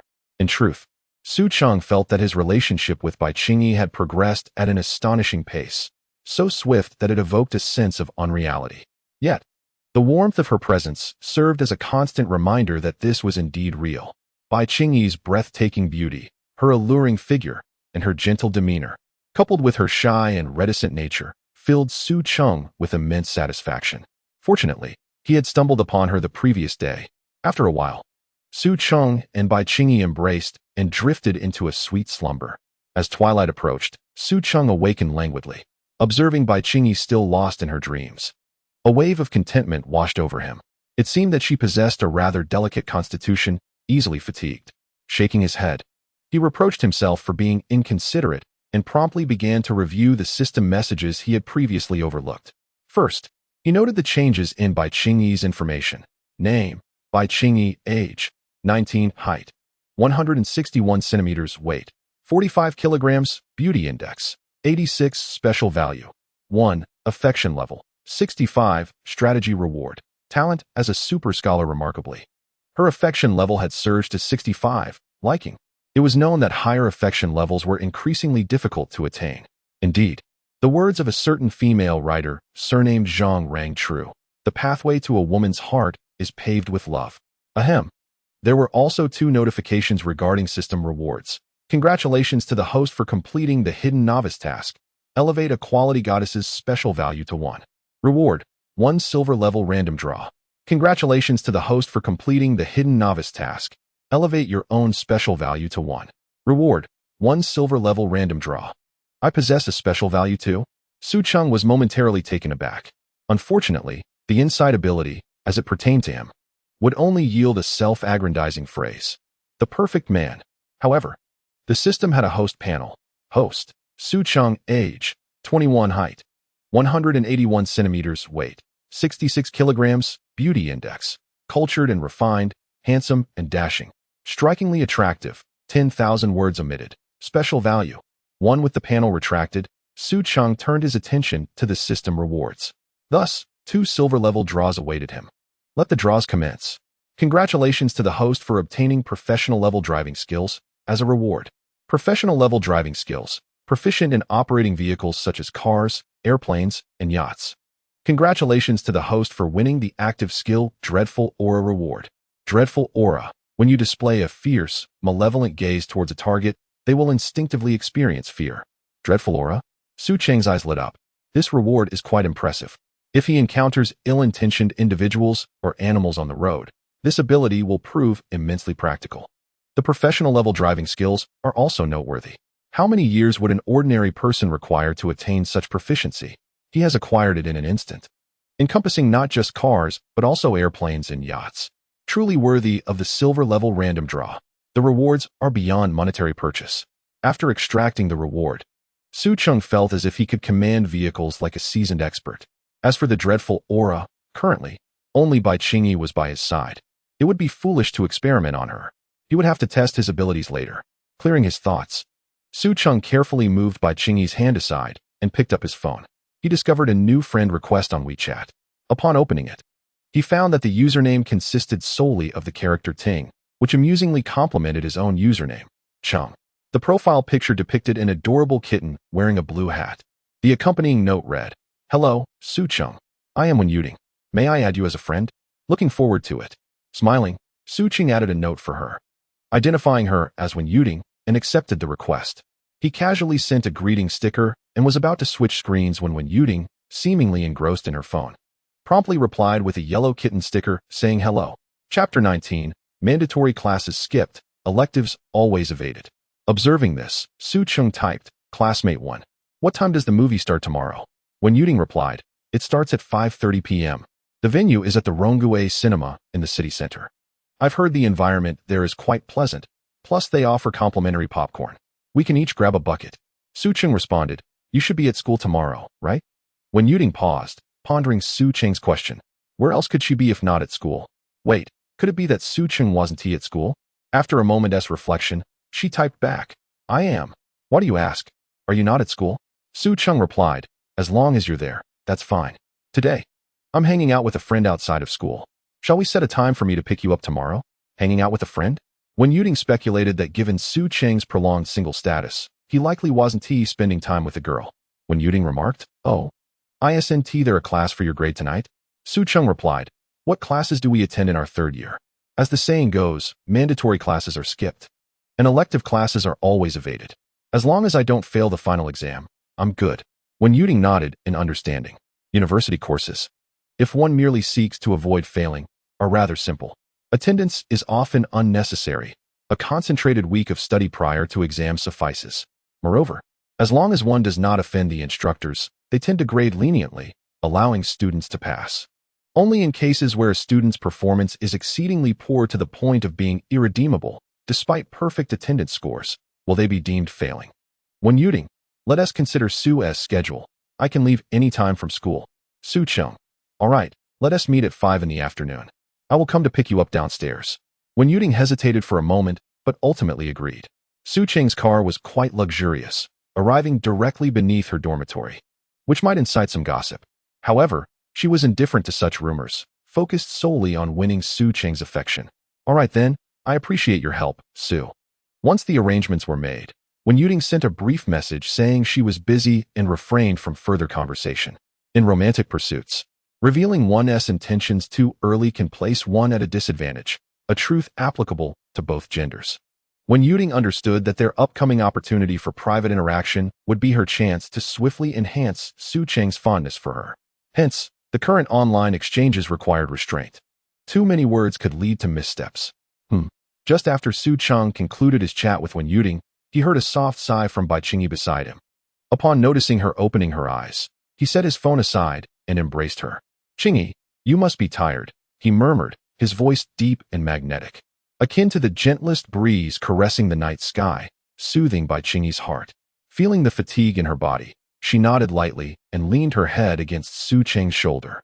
"I'm sorry, brother," she whispered, her voice slightly hoarse, adding a touch of fragility and charm. "Why apologize? If anything, I should be the one to apologize," Su Cheng replied, bemused. "However, I didn't meet your expectations." Bai Qingyi seemed genuinely remorseful. "You're overthinking it. I am quite satisfied," Su Cheng gently reassured her, patting her shoulder. Yet, Bai Qingyi still felt she hadn't performed well enough, and with determination, she quietly suggested, "Brother, shall we take a shower first?" Su Cheng's eyes brightened as he recognized the seriousness in her gaze, instantly understanding her implication. All right. Before he could finish his sentence, he swept Bai Qingyi into his arms and headed towards the bathroom. The spacious bathtub inside could comfortably accommodate 5 or 6 people without feeling cramped. Su Cheng decided they would first soak together, allowing Bai Qingyi to relax and alleviate her weariness. Qingyi's affection level increased. After finishing her bath, Su Cheng felt a slight fatigue, and the night had grown quite late. Bai Qingyi began to carefully tidy the sheets. Observing this, Su Cheng gently embraced her from behind and smiled, suggesting that they could go to her room to sleep instead.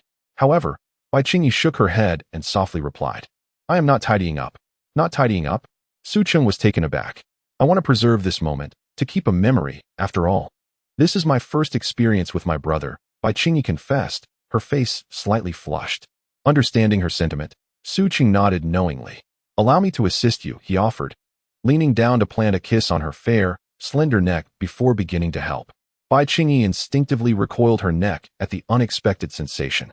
It was only after their intimate contact that she realized how a kiss on her neck could evoke such a tingling sensation. Before long, they had arranged the sheets. At that moment, both felt a pang of hunger after a busy afternoon that had drained their energy. They ordered takeout and returned to their room, continuing to revel in each other's company, enjoying the bliss akin to that of newlyweds. The following morning, Bai Qingyi and Su Cheng awoke together. After a tender moment, they dressed. As Bai Qingyi walked towards the door, Su Cheng suddenly noticed something peculiar about her gait. While she was not limping, it was evident that she was experiencing some discomfort. After a moment's contemplation, he realized that Bai Qingyi's awkwardness was due to her recent significant life experience. She was still trying to maintain her composure as she moved slowly toward the door. Does it still hurt? Su Cheng quickly stepped forward to embrace her. Concern etched on his face. Yes, just a little, Bai Qingyi nodded, wrapping her arms around his neck. Noticing her delicate brows furrowed slightly, Su Cheng couldn't help but feel guilty. It's all my fault for not being gentle enough to spare you discomfort. Don't say that, brother. It was entirely my choice, Bai Qingyi replied with a smile, playfully placing her hand over his mouth to silence him. After a brief pause, she murmured softly, besides, this experience was bound to happen between us eventually. The pain, for me, feels rather novel. Qingyi, Su Cheng's heart warmed as he held her tightly, feeling an overwhelming urge to cherish her, to envelop her in all his affection. Brother, please be gentle. Bai Qingyi extended her delicate hand to encircle Su Cheng's back, overwhelmed by an indescribable sweetness within her heart. Were it not for Su Cheng's firm embrace, which rendered her somewhat uncomfortable, she would have been reluctant to voice any interruption. Ah, look at me. I am bullying you again. Su Cheng hastily released his hold, tenderly supporting Bai Qingyi's fragrant shoulder. It's all right. I actually enjoy being teased by my brother, Bai Qingyi replied softly, her eyes glistening with tender affection as she uttered words that drove Su Cheng to distraction. However, he was acutely aware of her fatigue and understood that she could not endure further teasing. Reflecting on himself, he considered himself a person who cherished delicate beauty. It would be improper to continue to tease Bai Qingyi. The hour grows late. What would you like to eat for lunch? Su Cheng inquired, lifting Bai Qingyi back onto the bed. I'm not sure. It's best if you decide, she responded. Shall we order takeout? All right. Bai Qingyi agreed in a gentle tone. Given her current difficulty in walking, she preferred to remain still. She even contemplated skipping her afternoon classes to spend more time with Su Cheng. Yet, as a first-year student, she felt a twinge of guilt about missing classes. Su Cheng nodded in understanding. Although he could cook, his culinary skills were merely average, and his creations could only be described as passable.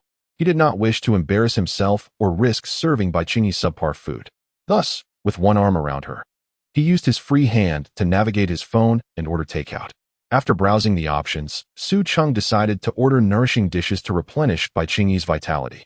I'll get you something to boost your energy and blood, he declared. I'll trust my brother, Bai Qingyi replied with a smile, her soulful autumn-like eyes fixated on Su Cheng's face. After speaking, she wrapped her arms around his neck, playfully kissing the corner of his mouth, before nestling her head against his chest, attuning herself to the rhythm of his heartbeat. For reasons unknown, ever since she entrusted herself to Su Cheng, she had discovered a profound enjoyment in being by his side. She was reluctant to part ways, yearning to remain close to him and feel the warmth radiating from his being. Soon, Su Cheng finalized the order and leaned closer to Bai Qingyi's ear, whispering sweet nothings that were almost sickly sweet. A while later, the delivery arrived, presenting dishes of black rice porridge, pig liver soup with chives, honey red tea, and angelica and red date pork rib soup, a lavish spread far too abundant for the two of them to finish, and all rather expensive. While the costliest items weren't always the best, the finest certainly came at a price. After their meal, the two cuddled together for a while longer, the clock creeping past 2 o'clock in the afternoon. Brother, I must return to school. It's already past 2, Bai Qingyi said, her arms still around Su Cheng's neck. Though she felt reluctant to leave him, she knew she had to attend her class. if she delayed mentioning her departure any longer. She feared she might not return that evening. Very well, Su Cheng replied, gently setting Bai Qingyi down and inquiring with concern. How do you feel now? Is there still pain? Upon hearing this, Bai Qingyi took a moment to assess her condition, and after taking a couple of tentative steps, she softly replied, I feel much better than this morning. Walking should be fine, but I certainly cannot engage in any strenuous activity. That's good to hear. Su Cheng sighed with relief. Contemplating for a moment before advising, let me take you back to school. Once we approach the campus, please contact your friend to assist you up the stairs. If you feel uncomfortable accepting help, you could offer her some form of compensation. All right, Bai Qingyi replied with a crescent-shaped smile. Su Cheng nodded and effortlessly lifted her in a princess carry, guiding her to the elevator and down to the ground floor. With her weight being merely 45 kilograms, Bai Qingyi was no burden for him to carry. In the car, Bai Qingyi had already prepared the items she needed for school the previous day, so there was no rush for her to gather anything at that moment. Su Cheng drove her back to the campus without delay. Brother, this is good, Bai Qingyi quietly said as they neared the school. Please give me your student ID. I will fill out the necessary information and then take you directly to your dormitory. You should ask your friend to come downstairs, he instructed. Okay. Understanding Su Cheng's concern for her well-being, Bai Qingyi did not protest further and retrieved her student ID from her bag.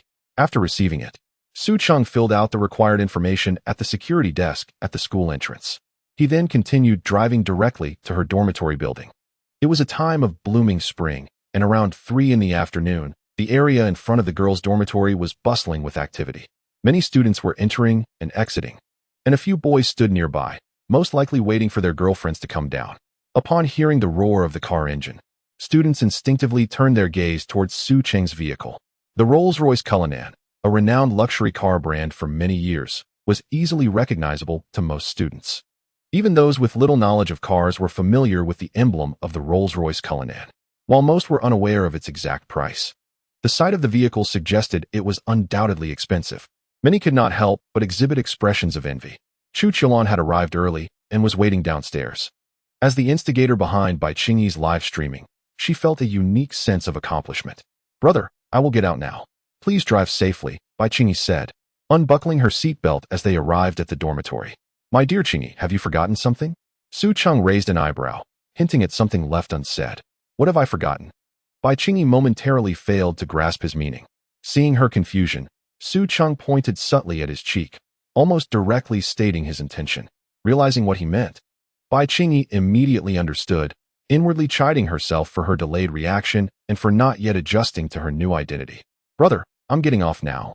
Bai Qingyi leaned forward and kissed Su Cheng, saying, If you have anything, just contact me on WeChat. Su Cheng nodded. Bai Qingyi responded with a soft opened the car door and stepped out. Su Cheng hurriedly greeted her, assisting her and carrying her belongings, almost resembling Bai Qingyi's little attendant. After they retrieved their items from the back seat and settled, Bai Qingyi waved at Su Cheng. Brother, you can go ahead. I want to see you leave with my own eyes. All right. Su Cheng nodded, turned the car around, honked the horn, and drove towards the school gate. It was only when Bai Qingyi saw Su Cheng's car vanish from sight that she turned around, supported by Su Cheng, and walked towards the dormitory building. Noticing that Bai Qingyi was moving much slower than usual, even furrowing her delicate brows while climbing the stairs, Su Cheng couldn't help but ask, Qingyi, was Su Cheng that rough with you? Did he hurt you yesterday? No, Bai Qingyi pressed her lips together and replied softly. Brother was very careful. It's just that my body is too fragile. Su Cheng nodded in understanding. She was well aware that people's physical resilience varied. When she had her first experience, she had only felt pain for a moment and was able to run without even gasping for breath afterward. Thus, the two made their way slowly to the dormitory, leaving behind a crowd of envious gazes from other girls. Hey, Qingyi, you're back. As soon as Bai Qingyi entered the dormitory, Gu Xiaoxiao cast a curious glance her way. Bai Qingyi replied with a soft and, upon looking around, noticed that everyone was present. Shortly after, she and Su Cheng placed their belongings in their designated spots. Was the person in that car just now your boyfriend? At this moment, Ho Peilan, who had witnessed Bai Qingyi getting out of the car from the windowsill, approached. She felt that referring to him as Big Brother was inappropriate and preferred to call him Bai Qingyi's boyfriend instead. Although Bai Qingyi had taken a day off under the pretense of having something to do, her true intentions were not hidden from her close roommates. Bai Qingyi. Seeing her roommates looking at her, had no choice but to softly affirm it. Woo woo woo, Chingy has finally made it. I just checked the car that Chingy was in. It's a Rolls-Royce Cullinan worth a staggering 8 million. Ho Palon exclaimed with envy. How much? 8 million? My goodness. How many cups of taro milk tea could that buy? Look at you. Who cares about taro milk tea? 8 million is enough for you to open several shops. As soon as Ho Palon said this, the other roommates gasped in astonishment, casting envious glances at Bai Chingy. How could they not be envious? Initially, everyone had treated Bai Chingy's live streaming as a mere amusement. After all, the advancements in beauty enhancement technology available online are remarkable. Even if Bai Chingy possesses an innate beauty, she pales in comparison to the prowess of technology. In a world where everyone is a stunning beauty, what gives her the right to succeed? Yet, they could never have anticipated the arrival of Su Cheng, a man endowed with insight, who would unceremoniously capture Bai Chingy's heart. Chingy, does your boyfriend need a younger sister? I can do it for 10,000 a month. Wang Luhan exclaimed, her eyes sparkling as she leaned in to inquire. Hey, how can you maliciously bid like that? Gu Xiaoxiao laughed. Bai Chingy shook her head, responding, I have no idea if my brother needs a younger sister. Ask him. It would be wonderful if he could take all 6 sisters from our dormitory. Wang Luhan's thoughts wandered into the realm of fantasy. Seeing Bai Chingy struggling to fend off Wang Luhan's enthusiasm, Chu Qiulan stepped forward to alleviate her distress. All right, if you also want to find someone, try Chingy's approach. What sense does it make to covet your own sister's man? Fine, Wang Luhan pouted, reluctantly stepping back. However, as she did, she paused. Her gaze fixed in astonishment upon Bai Chingy's delicate features. What else with that look? Bai Chingy found herself perplexed. Wang Luhan, known for her forthrightness, had always spoken her mind, so Bai Chingy felt no resentment towards her remarks. Is it just me, or do you seem significantly more beautiful than before? Really? Bai Chingy raised her hand to touch her face. Yes, your skin is still so smooth and delicate. Wang Luhan exclaimed, having just realized the change. Gu Xiaoxiao, unable to contain her curiosity, scooted her chair closer to Bai Chingy. With both expressing this sentiment, the others could no longer remain seated and approached Bai Chingy to examine her closely. Even Shi Yimeng, who had been lying on the bed and refraining from the discussion, couldn't help but peek out. After all, beauty is something every girl aspires to. Shi Yimeng noted that Bai Chingy indeed appeared more stunning than usual, exuding an inexplicable aura. Could this be the legendary charm? Indeed. Chu Qiulan gasped in surprise. Is it because Chingy is wearing makeup? But I can't see any traces of it. Gu Xiaoxiao prided herself on her keen observation. Perhaps this is the feeling of wealth?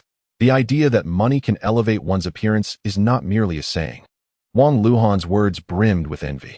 Chu Qiulan, however, cast a sidelong glance at the two, already forming a plausible theory in her mind. Bai Chingy's transformation might very well be due to Su Cheng. The harmony of yin and yang could have contributed to Bai Chingy's enhanced beauty. All right, we have class tonight. I should get some rest, Bai Chingy said, feeling flustered under the curious gazes of her friends. Even among roommates, an ordinary person would feel a sense of bashfulness in such a moment. The perpetually shy Bai Chingy was, needless to say, blushing profusely, her ears adorned with the hue of embarrassment. Thus, she fled to her bed in a flurry. Upon her bed, Bai Chingy retrieved a mirror, eager to ascertain whether she had indeed become more beautiful. As expected, the reflection did not disappoint her. Was it due to the tender moments shared with her brother? Bai Chingy pondered silently. Meanwhile, Su Cheng, having departed from Bai Chingy's school, began to test his newly acquired professional driving skills on the road. Speeding along, he could only classify the experience as half exhilarating, for the university town imposed speed limits that constrained his desire for reckless driving. Nevertheless, he practiced his maneuvers and swiftly returned to his own campus. As he parked in front of his dormitory, a smile could not help but grace Su Cheng's lips. In the brief span of a day, he had spent a romantic evening with a stunning beauty, no less a campus goddess from another school. This filled him with an exhilarating sense of triumph. Regrettably, Bai Chingy's affinity for him had not quite reached the coveted threshold of 80, which would have granted him a reward from the system. Nonetheless, Su Cheng found himself content.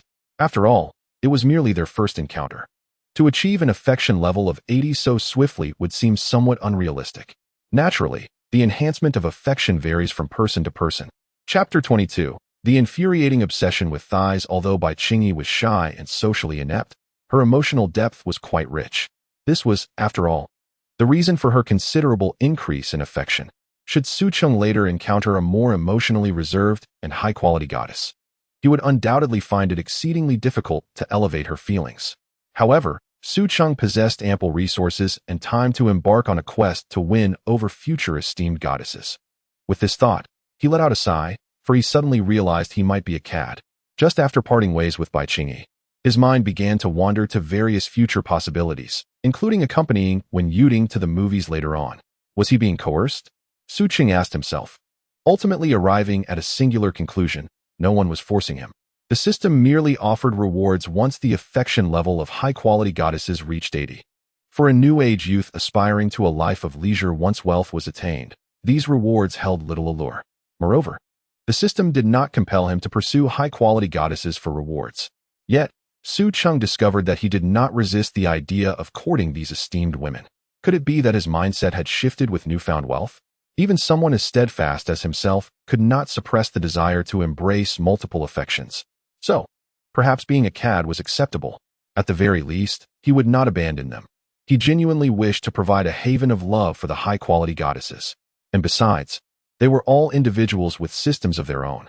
Having multiple girlfriends is quite normal, isn't it? With this thought in mind, Su Cheng discreetly reminded himself. Embracing affection on both sides is permissible, yet one must never act irresponsibly. Upon grasping this notion, Su Cheng's thoughts began to flow more freely. Glancing at the clock, he noted it was past 3. With over an hour remaining before his 5 o'clock rendezvous with Wen Yuding, he decided to return to his dormitory for a round of League of Legends. As Su Cheng stepped through the door, he caught sight of a bright red defeat emblazoned across Li Yunhua's computer screen. "Hold your horses, my dear lad. Wait until I log in to carry you to victory." Su Cheng playfully slapped Li Yunhua on the shoulder. Turning around, Li Yunhua, upon recognizing Su Cheng, jestingly scolded him. "Old Su, how dare you show your face again? Did you know there was a dorm inspection at 8:30 last night? Let them inspect. What does it have to do with me?" Su Cheng retorted, taking his seat and opening his laptop. Typically, dorm inspections merely involve a cursory check of cleanliness and prohibited appliances, with inspectors snapping a photo to fulfill their duties. The inspectors are usually first-year students who have just joined the student council. In a lowered voice, Li Yunhua conspiratorially remarked, "Old Su, do you truly not check the group messages? There was a stunning upperclassman during last night's inspection. Her beauty is beyond anything seen on Douyin. Oh, our college boasts such a rare beauty. Surely your judgment is flawed," Su Cheng replied, intrigued but not overly so, as their tastes and aesthetics rarely aligned. Li Yunhua often found beauty in women with voluptuous legs, a preference that marked him as a rather unfortunate leg enthusiast, indifferent to facial aesthetics. In his words, "When the lights are off, faces all appear the same. Only the texture of one's hands reveals true beauty. Alas, why would I deceive you? Regrettably, I am not perverse enough to have taken a clandestine photo. Otherwise, you would see just how mesmerizing her legs are," Li Yunhua lamented. "Hey, that is crossing a line. You even entertained the thought of taking illicit photos? Have you awakened some peculiar trait?" Su Cheng shot Li Yunhua a sidelong glance. "Never mind. There's no point in discussing this with a beauty enthusiast. Now let us get to the game." Li Yunhua shook his head in response. With a smile, Su Cheng logged into his League of Legends alternate account. Although Li Yunhua had immersed himself in the game for nearly 8 years, his skill was lackluster. Confined to the gold tier as a mere gatekeeper, Su Cheng, on the other hand, fared slightly better, residing in the diamond tier. Previously, he had even created a secondary account specifically to duo with Li Yunhua. 2 minutes later, they entered a game. Su Cheng casually selected the champion Evelyn and embarked on a journey of domination. Before long, within 15 minutes, the opposing team conceded defeat. Such was the inevitable outcome when the disparity in skill was so pronounced. The opposing player quickly recognized that the enchanting sorceress was not a local. After briefly inquiring about the well-being of his family, he surrendered without further ado. With ample time remaining, Su Cheng engaged in a couple more rounds. And soon the clock struck 4:45 p.m. After bidding farewell to Li Yunhua, he texted Wen Yuding via WeChat. "I'm on my way to pick you up." "Okay," came her prompt reply. With that, Su Cheng drove towards Wen Yuding's dormitory. Although their agreed meeting time was set for 5 p.m., he preferred to arrive a few minutes early, a habit cultivated since childhood, allowing him some leeway to handle unexpected occurrences such as traffic jams or forgotten items. In just a few moments, Su Cheng parked his car not far from Wen Yuting's dormitory. As he looked up, he spotted her standing quietly below, patiently awaiting his arrival. She wore a beige knitted sweater that perfectly accentuated her graceful curves, paired with denim shorts that showcased her long, exquisite legs. Her delicate feet were encased in charming white socks, complemented by a pair of pristine white shoes. An aura of aloofness surrounded her, and combined with her strikingly beautiful, ethereal visage, anyone with a modicum of perception would hesitate to approach her. However, there always exist those oblivious to social cues. Beside Wen Yuting stood a tall, lanky young man, incessantly chattering away. Even as Wen Yuting refrained from acknowledging him, he showed no signs of relenting. Judging by his attire, which likely cost a small fortune, he was clearly from a wealthy family. What's going on? Su Cheng furrowed his brow and pressed the accelerator, speeding towards Wen Yuting. At that moment, it seemed Wen Yuting also noticed his car. A radiant smile broke across her face as she waved in his direction. Seeing her smile, Qian Mingyu mistakenly believed he had finally won her over, only to realize his misjudgment moments later. Following her wave, he glanced towards Su Cheng's vehicle, and his expression shifted abruptly. Turning to Wen Yuting, he asked, "Yuting, you mentioned having plans. Are you waiting for this car?" Yet, Wen Yuting continued to disregard him entirely. Undeterred, Qian Mingyu remained rooted in place, evidently accustomed to her cold treatment. He considered himself somewhat affluent and was not intimidated by a mere vehicle. Indeed, he paid no heed to the brand of Su Cheng's car, nor did he notice the emblematic golden figure. Chapter 23, Classmate 1, please get in the car. He presumed Su Cheng was merely a show-off who enjoyed driving around campus. Before long, the car came to a halt before them. Su Cheng lowered the passenger window, glanced at Qian Mingyu, and addressed Wen Yuting, "Classmate 1, please get in the car." Wen Yuting nodded gently and said, "All right, wait a moment. Yuting, won't you introduce me?" Qian Mingyu quickly interjected to stop her. Undeterred, Wen Yuting opened the passenger door and got into the car. Observing their reactions, Su Cheng began to grasp the nature of their relationship. It was rather straightforward. This man before him was merely a devoted admirer of Wen Yuting, or rather, a suitor. Su Cheng was not at all surprised. With a striking beauty like Wen Yuting, it was only natural for her to attract numerous admirers. The absence of a suitor for someone of her caliber would indeed be an anomaly. "Who is this?" Su Cheng inquired, looking at Wen Yuting. Just as she was about to respond, Qian Mingyu interrupted, "I am Qian Mingyu, the former president of the Student Council at the School of Management. Pleasure to meet you." A former president of the Student Council? That meant he was a senior. The student councils at Shanghai University only accepted students from freshman to junior years, with freshmen being numerous members, sophomores serving as department heads and deputies, and 3 juniors taking on the role of president. Unlike the school student council, only seniors could hold the presidential position. Su Cheng cast a peculiar glance at Qian Mingyu. Was he still hoping to charm beautiful underclassmen so close to graduation? Ignoring him, Su Cheng turned his attention back to Wen Yuting. Seeing this, Wen Yuting sighed, appearing rather helpless as she said, "I am not acquainted with him. Since our first encounter during freshman orientation, he has taken to pretending to bump into me occasionally at the dormitory building." Wen Yuting felt a sense of exasperation, finding herself at a loss against Qian Mingyu's shameless advances. His behavior, while persistent, did not cross the line into threats, intimidation, or invasion of privacy, thus eluding legal repercussions. "I see," Su Cheng nodded, recognizing that Wen Yuting had not introduced Qian Mingyu's identity, but had instead distanced herself from him. To be candid, Su Cheng bore no ill will towards normal courtship. However, he held a particular disdain for the likes of Qian Mingyu, whose relentless pursuit was distasteful. While it did not constitute sexual harassment, it had undoubtedly begun to encroach upon Wen Yuting's daily life, and she could legitimately pursue civil action against him. Yet, such matters often required robust backing to yield any effect. After a protracted struggle, things would likely revert to their original state. "Is this how I rank in your heart, Yuting?" Qian Mingyu remarked, though not a trace of shame crossed his face. While he may not wield significant influence at Shanghai University, he certainly enjoyed a comfortable life, thanks to an uncle who was a dean at the School of Management. This connection enabled him to triumph over numerous rivals and secure the position of president of the student council. Upon hearing this, Wen Yuting continued to disregard Qian Mingyu. Her disposition is such that she displays a demeanor of indifference towards those she is unfamiliar with or holds in disdain. Su Cheng contemplated his current position. realizing that it would be inappropriate for him to interfere in Wen Yuding's affairs. Thus, he decided to exert a subtle intimidation. With this thought in mind, Su Cheng cast a cold glance at Qian Mingyu, silently unleashing an aura of authority. Noticing Qian Mingyu's pupils constrict sharply and his expression lapse into a stupor, Su Cheng felt a sense of satisfaction as he drove away with Wen Yuding. Although the process seemed straightforward, from Qian Mingyu's perspective, it was chillingly terrifying. At the moment their eyes met, Qian Mingyu involuntarily shuddered, as if a wave of icy dread surged from his feet to the crown of his head, rendering him momentarily paralyzed. His complexion turned as pale as parchment, beads of perspiration forming on his forehead, his gaze filled with fear and anxiety. It felt as though a colossal weight pressed upon his chest, suffocating him. He repeatedly urged himself to maintain composure, yet Su Cheng's gaze, sharp as a blade, threatened to rend him asunder. He could distinctly feel his heart racing, each beat echoing in his chest like a thunderous drum.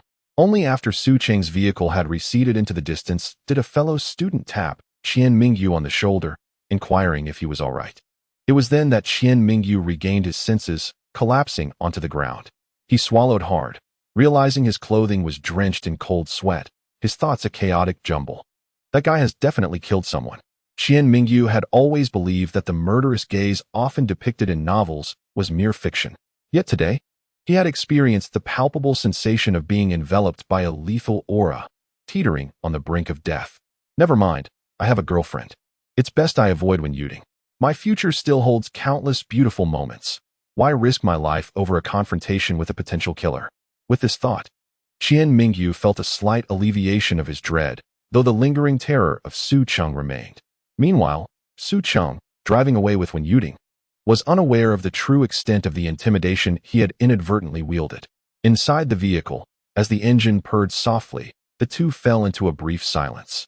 The outside scenery whirling past them, Su Cheng occasionally diverted his gaze from the road to the charming profile of Wen Yuding beside him. "Classmate Wen," he broke the silence, his tone laced with concern. "Do you often encounter boys who harass you like that?" Wen Yuding exhaled gently, withdrawing her gaze from the window to meet his. A hint of helplessness flickered in her eyes. "Indeed, there are quite a few boys pursuing me, but none as brazen as he is."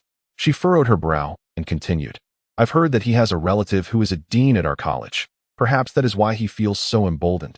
Upon hearing this, Su Cheng nodded slightly, a look of realization crossing his face. No wonder he had exhibited such arrogance earlier. It was evident he had some backing. Wen Yuding also nodded, speaking softly. "I truly apologize, Su Cheng. I must have made quite the spectacle." "It's nothing. The fault lies not with you." Su Cheng waved his hand dismissively, acknowledging that it was he who had overstepped. "If you don't mind, you may simply call me Yuding. The way we both address each other as classmates might lead others to believe we are mere acquaintances." Her tone carried a hint of playfulness. "Acquaintances, indeed." Su Cheng agreed with a nod. "Then do not refer to me as Su Cheng any longer. Just call me by my name." Chapter 24. Do you have a girlfriend? As their conversation flowed, the bond between them grew considerably closer. Wen Yuding responded softly, a gentle smile gracing her face. After a brief pause, Su Cheng spoke again. "Yuding, is there no way for you to completely rid yourself of that man's harassment?" Wen Yuding shook her head, a trace of bitter amusement appearing on her face. "Perhaps if I find a boyfriend, he would dare not pursue me any longer." As she spoke, a faint blush crept upon her cheeks. Stealing a glance at Su Cheng's focused expression as he drove, and noticing he was oblivious to her embarrassment, she continued, "For now, I can only attempt to ignore him as I did before." Su Cheng nodded in understanding. "It must be quite burdensome for you to be entangled with such a troublesome individual. Should he persist in his pursuit, do not hesitate to seek my assistance. I would not mind being your gallant protector." At his words, a glimmer of surprise illuminated Wen Yuding's eyes. "Really? Of course. Then I shall count on you in the future, but you mustn't find me bothersome." A subtle smile danced upon her lips. "Absolutely." With Su Cheng's assurance, a wave of joy swept through Wen Yuding. What she valued was not merely Su Cheng's willingness to help her escape Qian Mingyu's clutches, but rather his promise to be her protector. This signified that Su Cheng held some interest in her. Otherwise, he would not have boldly claimed to safeguard her. After exchanging a few more words, they arrived at their destination, the Ronggui Cinema. The time was now 5:15 p.m., and the cinema began allowing entry. After parking, Su Cheng followed Wen Yuding to scan for their movie tickets. Upon seeing the promotional poster displayed nearby, he learned that the horror film they were about to watch was titled Ghostly Night Terror. This was a newly released horror film from this year.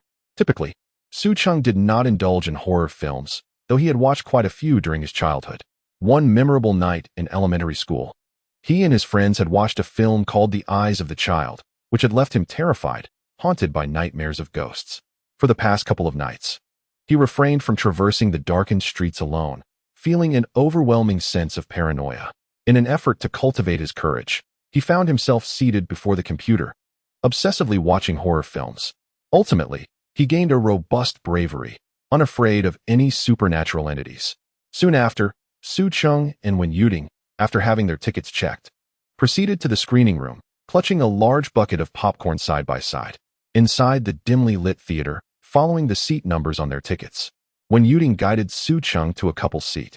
The sides of the seat were partitioned, offering a modicum of privacy for couples, albeit a rather limited one. As they settled in, their bodies inevitably brushed against one another. Any movement would undoubtedly affect the other. Su Cheng glanced at the couple's seat before him, unable to suppress a smirk, silently acknowledging Lu Xinyan's impressive efficiency. He had presumed that Lu Xinyan had intentionally reserved this couple's seat to facilitate a connection between him and Wen Yuding. Is this our spot? Su Cheng broke the silence, noticing Wen Yuding's somewhat bewildered demeanor as she stood before the couple's seat. It should be. Seats 20 and 21 in row 5. We haven't made a mistake. Wen Yuding replied softly. Goodness, they even arranged the seat numbers so clearly. Su Cheng remarked, a hint of doubt lacing his tone. If you don't mind, let us just sit here. After all, it's too late to change tickets now. As she spoke, a faint blush crept across Wen Yuding's face. All right, as long as you're comfortable, I certainly can be, Su Cheng replied with a smile, knowing that it was often the female who bore the brunt of such situations. I'd like to ask something first. Wen Yuding hesitated, biting her lip, feeling a touch shy. What is it? Su Cheng inquired, a quizzical look in his eyes. Do you have a girlfriend? She raised her gaze, locking her eyes onto his. Huh, so direct? Su Cheng responded, taken aback. Not at the moment. Why do you ask? Currently, the only women with whom he shared any emotional connection were Bai Qingyi and Wen Yuding. Bai Qingyi held a unique status, being able to be considered a girlfriend or not, depending on the circumstances. Then I can breathe easy. The reason I ask is that I tend to get frightened by the ghosts in horror films, and I might end up grabbing your arm. If you had a girlfriend, I wouldn't dare do that. After speaking, Wen Yuding suddenly realized she hadn't sought Su Cheng's consent and hurriedly added, Oh, wait. I forgot to ask if you mind. Not at all, he chuckled lightly. What would a grown man care about that? If you're scared, feel free to grab my arm. Su Cheng understood, well, that regardless of whether Wen Yuding's fear of ghosts was genuine, she was signaling her desire for closeness. Otherwise, Wen Yuding could easily choose to forego it. After all, movie tickets are not expensive, and wasting one is of little consequence. With a sigh of relief, Wen Yuding contemplated that this would provide her with a valid reason to create an ambiguous atmosphere later on. Shall we take our seats? The film is about to begin. She gestured toward the seats. Of course, ladies first, Su Cheng replied. Without hesitation, Wen Yuding turned gracefully and settled into the inner seat. You should take a seat as well. All right, Su Cheng nodded and sat down. Almost immediately, a subtle fragrance enveloped his senses, delightfully pleasant. Their arms brushed closely against one another, yet the fabric between them prevented them from feeling the warmth of each other's skin. Though Wen Yuding's arms appeared slender, they felt surprisingly soft and pleasantly fleshy upon contact. Su Cheng discreetly glanced at Wen Yuding and noticed her delicate face had flushed a rosy hue. Had it not been for his keen eyesight, he might not have detected this change in her demeanor in the dim light. A few minutes later, the film commenced. At that moment, Su Cheng perceptively realized that Wen Yuding had quietly grasped his sleeve. Instinctively, he looked at her, their eyes meeting fortuitously. They exchanged a smile before turning their attention back to the screen to watch the film intently. The movie opened with 4 men and 2 women wandering in a desolate wilderness, only to be caught in a torrential downpour, leading them to seek refuge in a dilapidated inn. That night, a grotesque blood demon emerged, claiming the lives of 2 men in a gruesome fashion, having been partially devoured. Just seconds prior to the blood demon's appearance, the background music transitioned to a hauntingly oppressive tone. As the blood demon materialized, a wave of terror swept through the audience, eliciting screams of panic. Wen Yuding was no exception. She instinctively clutched Su Cheng's arm, turning her head away and closing her eyes, her face as pale as a ghost. Unwilling to face the screen, Su Cheng felt his left arm being ensnared in a tender grip, rendering him immobile. Is this what you call grabbing my arm? This feels more like an embrace. He instinctively attempted to move his left hand. However, the moment he did, Wen Yuting trembled slightly, leading to an awkward silence between them. They both froze, neither daring to break the charged atmosphere. After a couple of breaths, they relaxed slightly. Su Cheng hesitated, then gently placed his right hand on Wen Yuting's shoulder in a gesture of comfort. Wen Yuting shivered slightly, lifting her clear eyes to meet his. Her voice a soft whisper, "Su Cheng, call me when the ghost is gone." The timidity in her words stirred a profound sense of compassion within him. Su Cheng was momentarily taken aback when Yuting's reaction to the ghost appeared genuinely unfeigned. In other words, she was genuinely afraid to watch horror films. Su Cheng responded affirmatively. Observing this, Wen Yuting leaned her delicate head against Su Cheng's shoulder, awaiting his call. If anyone were to witness the scene between Su Cheng and Wen Yuting, they would notice the unmistakably intimate posture of the two, with Wen Yuting practically nestled within Su Cheng's embrace. Su Cheng was not one to feign modesty. He wholeheartedly welcomed Wen Yuting's affectionate gesture, relishing the tender ambiguity of the moment. After 2 minutes, the film's plot shifted to 2 men and 2 women investigating the true culprit behind the murder of a companion. "Yuting, it's all right," Su Cheng whispered gently. "I'm glad to have you here," she replied, her gaze now fixed on the screen. Nevertheless, Su Cheng's arm remained firmly ensconced in her embrace, held tightly by her. Noticing this, Su Cheng made no attempt to free himself, allowing his left arm to be captured. Thus, whenever the background music transitioned to a hauntingly eerie tone, signaling the impending appearance of a bloodthirsty creature on screen, Wen Yuting would instinctively tug on Su Cheng's arm, drawing it closer to her soft, comforting embrace. Their bodies pressed tightly together, resembling a couple seeking warmth in a frigid, snowy landscape. Su Cheng, merely a passive participant, refrained from playfully teasing Wen Yuting. Taking advantage of her vulnerability would be too beneath him. He was acutely aware that should he inadvertently diminish Wen Yuting's fondness for him, he would have nowhere to lament his misfortune. It was crucial to note that ever since Wen Yuting's affection level had reached 40 through her own efforts, it seemed to have hit a plateau, no longer rising. This realization dawned upon Su Cheng. Relying solely on Wen Yuting's self-initiated efforts to elevate her affection to 80 was undoubtedly insufficient. Time quietly slipped away amidst this ambiguous atmosphere. 2.5 hours later, the film approached its conclusion. All 6 characters had met their demise, with the male protagonist being possessed by the bloodthirsty creature, embarking on a new journey of terror. After watching the film, Su Cheng remarked, "What a dreadful movie. What on earth are they making these days? Horror films are becoming less frightening than before." Fortunately, as Su Cheng's primary aim was to foster his relationship with Wen Yuting, he remained indifferent to the film's shortcomings.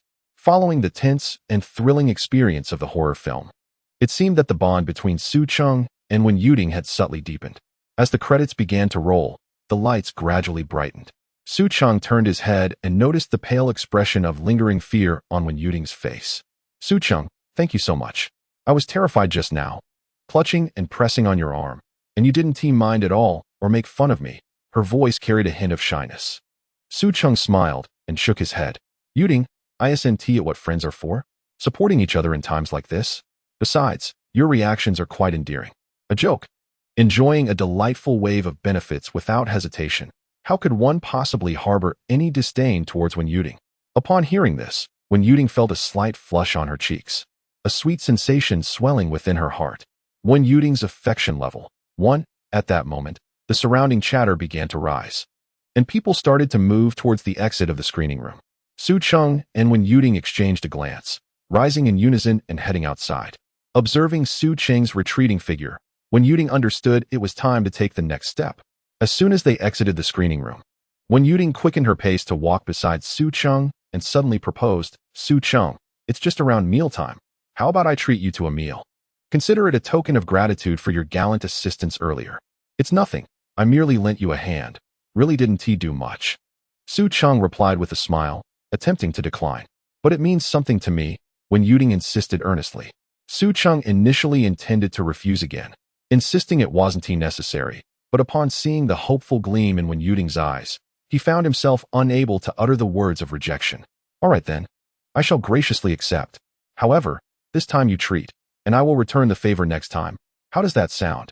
Wen Yuting's affection level. 1. Upon hearing this, Wen Yuting couldn't help but beam with delight. This way, if the progression of their relationship did not meet her expectations, she would have an excuse to seek out Su Cheng again. Deal.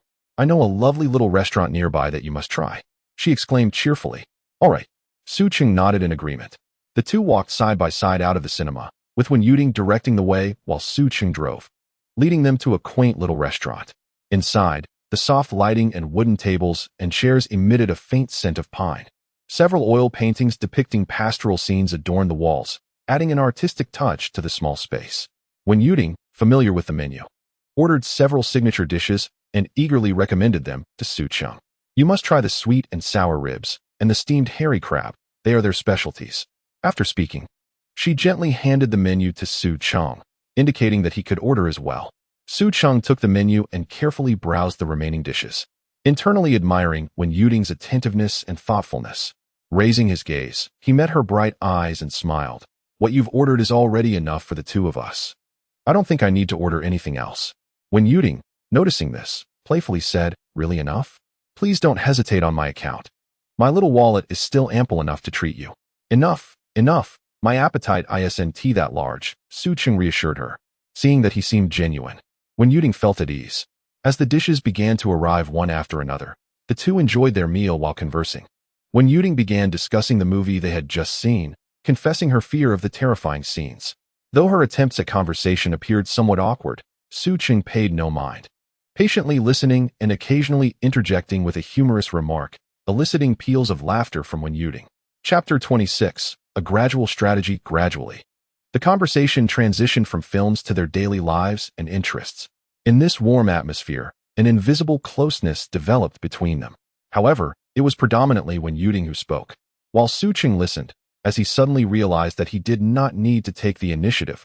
Wen Yuting would naturally reveal her proactive side. After dinner, Wen Yuting suddenly lifted her gaze to meet Su Cheng's eyes and, with a serious expression, said, Su Cheng, I've come to realize that you are truly a considerate person.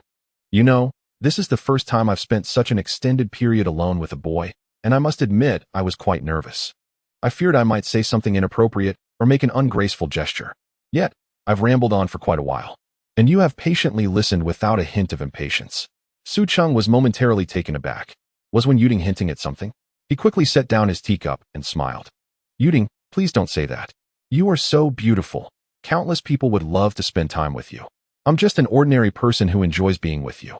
Even if it's simply sitting quietly and listening to you share the little things in life, it is a rare delight for me. At his words, Wen Yuting's face lit up with a radiant smile. She gently patted her chest, exhaling in relief. I was worried you might think I'm too talkative. It seems I was overthinking it. Su Cheng, you truly are a good person. Su Cheng chuckled and shook his head, teasingly responding, I don't accept good person cards. You know. Oh, that is not what I meant. Wen Yuting, realizing the internet implication of the good person card, quickly waved her hands in explanation. I just feel so happy that you are willing to listen to me. If I express myself poorly, please don't misunderstand. Seeing her anxious yet earnest demeanor, Su Cheng was surprised at how easily Wen Yuting could be flustered, which only heightened his admiration for her. When he first met Wen Yuting, he had perceived her as a distant, aloof goddess, seemingly hard to pursue. However, as her true colors began to show, her fondness for him quietly grew. Now, having spent time together, he discovered that Wen Yuting was not as cold as he initially thought. In fact, she displayed a certain warmth, albeit somewhat awkwardly. What Su Cheng failed to realize was that she was simply more enthusiastic towards him than others, as the other boys had not been granted the privilege of witnessing this side of her. Ultimately, it was Su Cheng's multifaceted charm that captured Wen Yuting's attention. His handsome appearance and witty conversation were pivotal in further enhancing her affection for him. Su Cheng, amused, remarked, I know, I was just teasing you. Look at you, all flustered with your little face turning red. Upon hearing this, Wen Yuting realized she had been playfully teased. She shot a mock glare at Su Cheng, feigning anger as she exclaimed, Oh, you really scared me. I thought you genuinely misunderstood. After saying this, she lightly tapped Su Cheng's shoulder as a playful reprimand. Haha. Su Cheng laughed heartily, his laughter resonant and cheerful. He reached out and gently tousled Wen Yuding's hair, as if soothing a frightened kitten. All right, it was my fault. I shouldn't have jested with you. However, witnessing your genuine self is quite delightful. When I first met you yesterday, I thought you were one of those aloof, icy beauties. Wen Yuding felt a tinge of embarrassment from his gesture, lowering her gaze as she softly replied, Is that so? Maybe my face unconsciously conveys a cold demeanor. Noticing her bashfulness, Su Cheng realized he might have been a bit reckless. Yet, why had her affection for him surprisingly increased? Could it be that Wen Yuding anticipated his intimate gestures? Regrettably, the timing was not right for such tests. He withdrew his hand and cleared his throat, saying, It's about that time. Shall I take you back to school, or do you have other plans? Wen Yuding sensed the absence of Su Cheng's hand and felt a flicker of disappointment. When she heard he was offering to drive her back, she became conflicted. It was their first time alone together.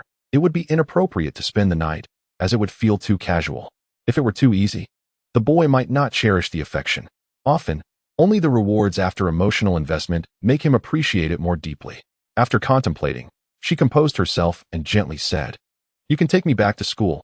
I have a class tomorrow morning. All right. Su Cheng nodded, and they walked outside together. Earlier, fearing Su Cheng would insist on paying the bill, Wen Yuding had already settled the meal right after ordering. In the car, Su Cheng drove leisurely towards the school. Soft jazz music playing in the background, its melodious tunes filling the air. Seated in the passenger seat, Wen Yuding subtly turned her head, her gaze inadvertently falling upon the chiseled profile of Su Cheng. Her heart raced slightly as she reflected on every detail of their time together, attempting to discern any shifts in his feelings towards her. The two had shared an ambiguous movie experience, which had significantly deepened their connection. Even during their meal, Su Cheng had begun to playfully tease her, indicating a growing comfort. It was evident that her efforts were bearing fruit. His feelings for her were gradually intensifying. Undoubtedly, he was interested in her. It seemed that my strategy was progressing smoothly, Wen Yuding thought to herself, her eyes shimmering with determination. Today's objectives have been splendidly achieved. Contemplating this, Wen Yuding subtly nodded to herself, feeling a sense of satisfaction with her performance. Indeed, her strategy was to gradually win over Su Cheng, as she believed that only through a steady accumulation of emotions could she secure a significant place in his heart. In the coming 2 days, she resolved to invite Su Cheng out more frequently, aiming to establish herself in the position of his first love within a fortnight and a half. Thus, Su Cheng and Wen Yuding shared laughter and conversation as they drove back to Shanghai University. Shortly, the vehicle came to a gentle stop beneath Wen Yuding's dormitory. Su Cheng turned to her and said, Yuding, we've arrived. Upon hearing this, a delicate blush crept across Wen Yuding's cheeks. She gently bit her lip, her voice barely above a whisper. Next time, if you have the chance, could you take me out again? I would really like to spend more time with you and chat. Su Cheng felt a stirring in his heart. Was Wen Yuding being so straightforward? Chapter 27. Pursuing a girl is like visiting a grave. Observing Wen Yuding's shy yet enchanting face, paired with her expectant gaze, Su Cheng smiled and nodded. Sure, no problem. When I have some free time, I'll definitely invite you out. Hearing his affirmative response, Wen Yuding's eyes sparkled, and a radiant smile graced her lips. She had said this merely to give Su Cheng a hint. If he did not reach out to her, she planned to concoct an excuse to contact him after her classes the following morning. Wen Yuding unbuckled her seatbelt and opened the car door. Just before stepping out, she suddenly turned back, locking her gaze onto Su Cheng with a hint of reluctance in her smile. Then, goodbye, Su Cheng. I truly had a wonderful time today. Thank you. Goodbye, Su Cheng replied, waving as he watched her enter the dormitory, not departing until her figure vanished from sight. As the night deepened, adorned with a myriad of stars, Su Cheng returned to his own dormitory. After turning off the engine, he did not hasten to exit the vehicle, but instead sat quietly in the driver's seat, gazing at the profound night sky, his thoughts swirling within. To be frank, he felt quite pleased with his performance today. Although Wen Yuding's affection had not significantly increased, the closeness between them was evidently more palpable. That was sufficient for him. Su Cheng understood that to attain the rewards of courting an exceptional goddess, merely winning her physical presence was insufficient. He must capture her heart as well. His abundant wealth provided him with the confidence to pursue such quality goddesses, yet it did not guarantee that he could win over every one of them. Therefore, he needed to enhance his allure, honing his eloquence and strengthening his physique. Gathering his thoughts, Su Cheng glanced at his phone and discovered a multitude of messages from Bai Qingyi. Bai Qingyi, brother, the moment we parted, I found myself missing you. It seems as though time has stretched into an eternity. Bai Qingyi, oh, how I wish I didn't have to go to school, so we could be together always. Bai Qingyi, brother, this is my dinner, a diet version of my meal. Although I long for a grand feast, I restrained myself for the sake of looking beautiful. As the clock struck 6, a steady stream of messages began to flow in. Though these were merely ordinary expressions of longing and mundane snippets of daily life, they evoked an unprecedented sensation within him. Was it sweetness? He felt as if, through his phone, he could see Bai Qingyi's shy eyes sparkling, casting a bashful glance in his direction. Could this be what love feels like? Su Cheng's lips curled into a smile as he responded in kind, weaving together sweet words such as I miss you too and make sure to rest well. After completing this exchange, he returned to his dormitory. Upon entering, he was immediately enveloped by the scent of alcohol. Su Cheng frowned and looked up to find all his roommates present. The source of the odor was none other than Zhang Yuxing, who sat alone, drowning his sorrows with a bottle of beer. What is going on? Su Cheng inquired. What else could it be? Heartbroken. Of course, Li Yunbo replied nonchalantly, engrossed in his game without turning around. Su Cheng nodded, understanding the situation. Ah, Lao Su. Am I beyond saving? Zhang Yuxing lamented, slamming the bottle down with a hollow gaze directed at Su Cheng, his face clouded with despair, as if an ominous storm loomed overhead. Indeed, at least from today's perspective, he seemed to be beyond saving. Su Cheng feigned seriousness in his response, though a smirk betrayed his amusement. Zhang Yuxing's plight was so abstract that it was hard not to find humor in it. Zhang Yuxing's expression faltered, as if doused with cold water. With a weary sigh, he spoke with a hint of self-mockery. Forget it, you scoundrel. Instead of comforting me, a heartbroken soul, you choose to kick me while I'm down. Comfort? I recall you leaving with such confidence and vigor yesterday morning, Su Cheng countered. You were going to bring breakfast to your target. How did you devolve into this dismal state in just 2 short days? With a bitter smile, Zhang Yuxing weakly raked his fingers through his hair, as if attempting to grasp away his troubles. Ah, it's a long story, Lao Su. Yesterday morning, I woke up early, went to Lin Yiqing's favorite bakery, and bought her beloved cream bread and soy milk, all with the hope of giving her a sweet morning. And guess what? Su Cheng raised an eyebrow, urging him to continue. I had just invited her downstairs, presenting the breakfast to her. The moment Lin Yiqing glanced at it, her demeanor shifted to one of caution. Upon hearing my offer for breakfast, she outright rejected my kind gesture, stating that she already has someone she likes. With a resolute tone, devoid of any hesitation, Zhang Yuxing spoke, a flicker of disappointment and resentment crossing his eyes. And then, you returned in such a dejected manner? Su Cheng inquired, his voice tinged with sympathy. Zhang Yuxing nodded, his bitter smile deepening. Indeed, what else could I do? I couldn't persist endlessly, could I? To make matters worse, upon my return, I discovered that Lin Yiqing had even deleted my contact information, leaving no room for reconciliation. You've certainly learned your lesson. At least you haven't pursued Wang Xiaoke with the same fervor. Knowing she was already taken, Su Cheng chuckled. Alas, Zhang Yuxing shook his head. In my youth, I was reckless and naive. Now, I naturally would not repeat those mistakes. Of course, Lin Yiqing did not afford me the opportunity to do so. Zhang Yuxing took a sip of his drink and sighed. I've come to realize that pursuing a woman resembles visiting a grave. I expend money and offerings outside, wailing and lamenting, while she remains unmoving inside, consuming my offerings and chiding me for mourning at the wrong grave. However, to be fair, although Lin Yiqing rejected me, she is at least an honest person.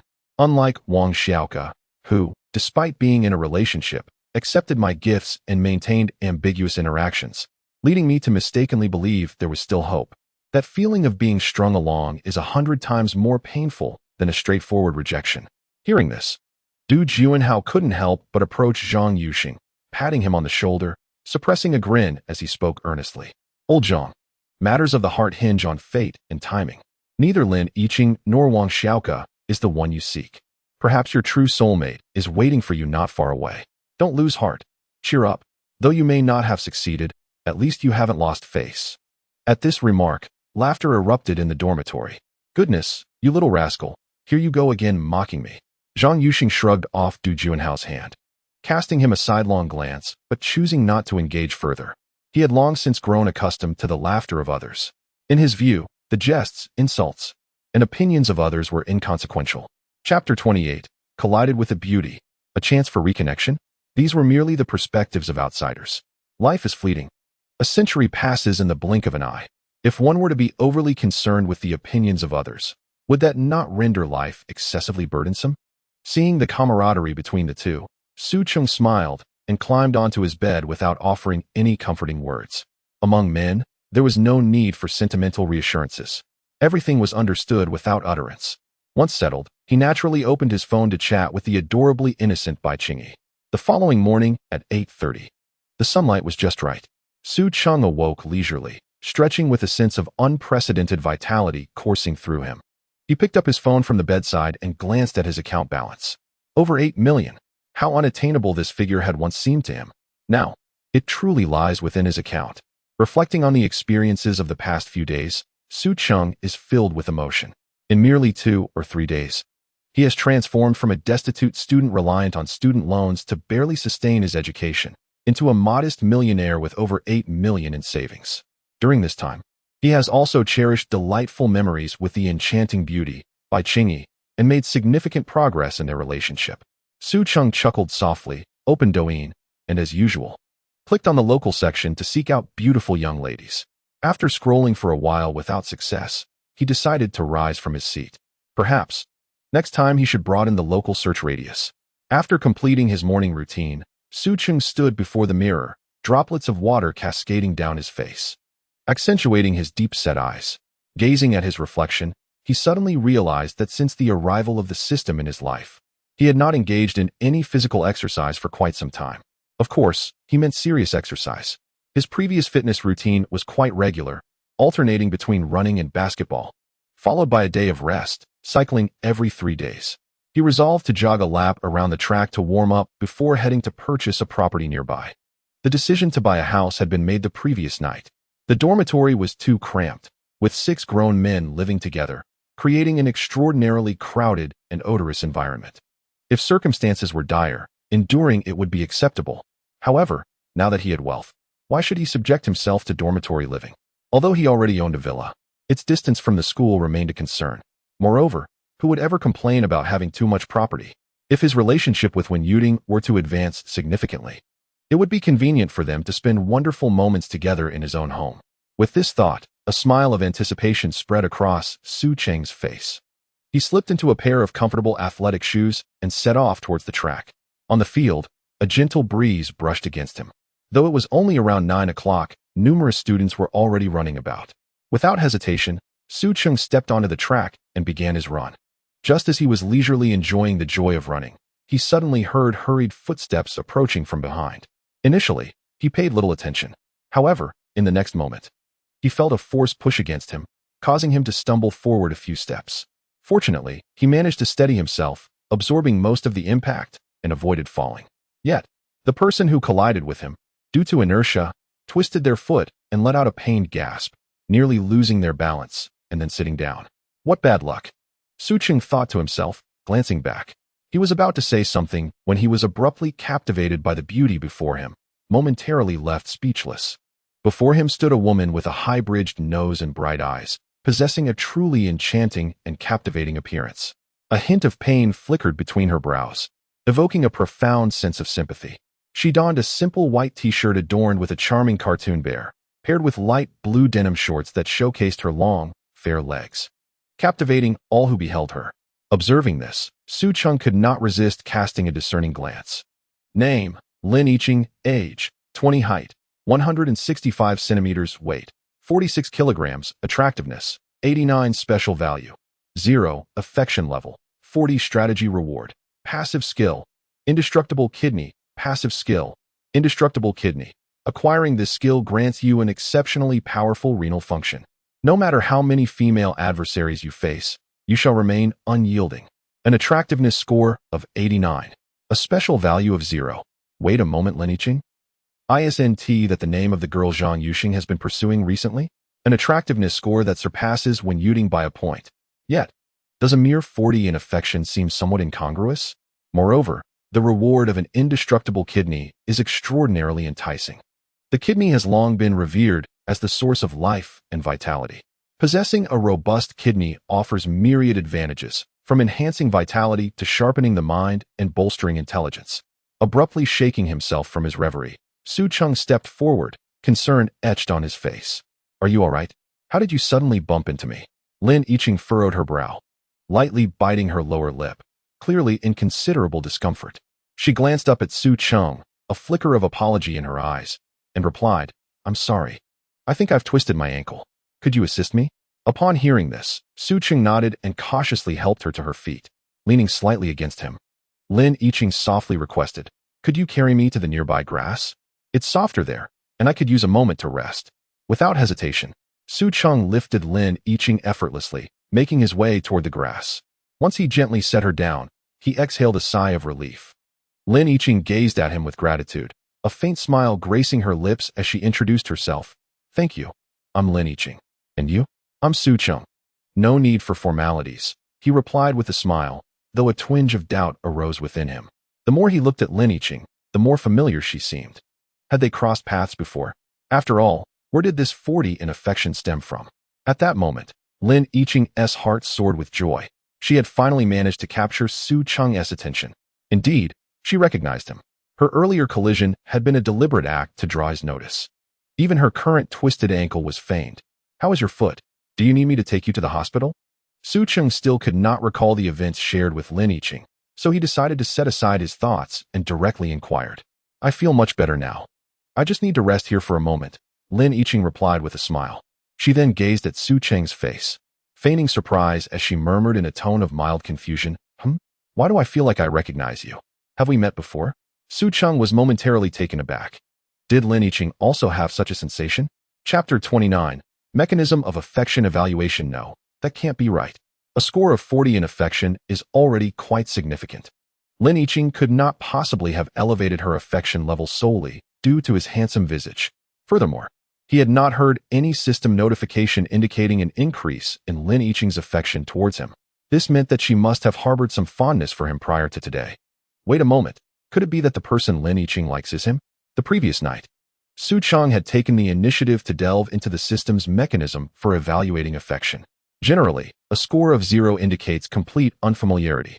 Scores below 10 merely reflect a pleasant impression with a very tenuous relationship. An affection score of 10 to 29 signifies a typical friendship. Once the score surpasses 30, particularly between individuals of the opposite sex, it indicates a budding romantic interest. At this stage, they are at a level where they can comfortably arrange to spend time together. Of course, a perfect score of 100 in affection is unattainable. A score of 100 would imply total compliance and unreserved allegiance from the other party, a state akin to that of a puppet. Humans inherently possess their own thoughts. Thus, a score of 100 in affection is simply impossible. Su Cheng pondered for a moment before candidly admitting, "Actually, I also find you quite familiar. However, I cannot quite place it at the moment." Upon hearing this, a fleeting look of disappointment crossed Lin Yiqing's face, but she quickly regained her composure. She furrowed her brows, pretending to contemplate. Suddenly, she gently tapped her forehead and exclaimed, "I remember now. You are the senior who helped me move my luggage last year." "Move luggage?" Su Cheng repeated, quickly rifling through his memories. His expression momentarily frozen as he still could not recall. Last year, at the beginning of his sophomore year, he had indeed assisted someone in moving their belongings. He had volunteered to help freshmen carry their luggage to their dormitories to earn credit. Could it be that he had helped Lin Yiqing? Seeing his perplexity, Lin Yiqing added, "At that time, I almost tripped over a large suitcase, and you were quick enough to catch me, remember?" "Almost tripped?" Su Cheng's eyes suddenly brightened, a glimmer of realization flashing across his face as he recalled the incident. "Oh right, that did happen. Look at my memory."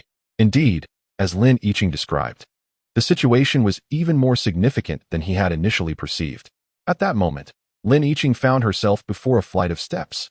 Had it not been for Su Cheng's steady hand beside her, she might have stumbled forward, colliding with the stairs. Subsequently, Su Cheng casually assisted Lin Yiqing in carrying her luggage. However, preoccupied with locating the next freshman in need of help, he paid little heed to Lin Yiqing's appearance and did not seek her contact information. In retrospect, Su Cheng felt no regret, for he had no intention of pursuing a romantic relationship. Now, it seemed that his chivalrous act had inadvertently stirred the affections of the lovely maiden. Who would have thought that he would encounter a senior today in such a dramatic manner? Truly, it appeared they were fated to cross paths. Lin Yiqing took the opportunity to respond, her smile radiant and her eyes sparkling with enthusiasm. Indeed, what was that all about? You suddenly dashed towards me. Su Cheng inquired with a chuckle. Hee, I'm not quite sure why I suddenly took off. Thankfully, I didn't knock you down, Lin Yiqing replied with a playful grin, cleverly omitting the truth that her actions had been intentional upon recognizing him. A vague excuse sufficed.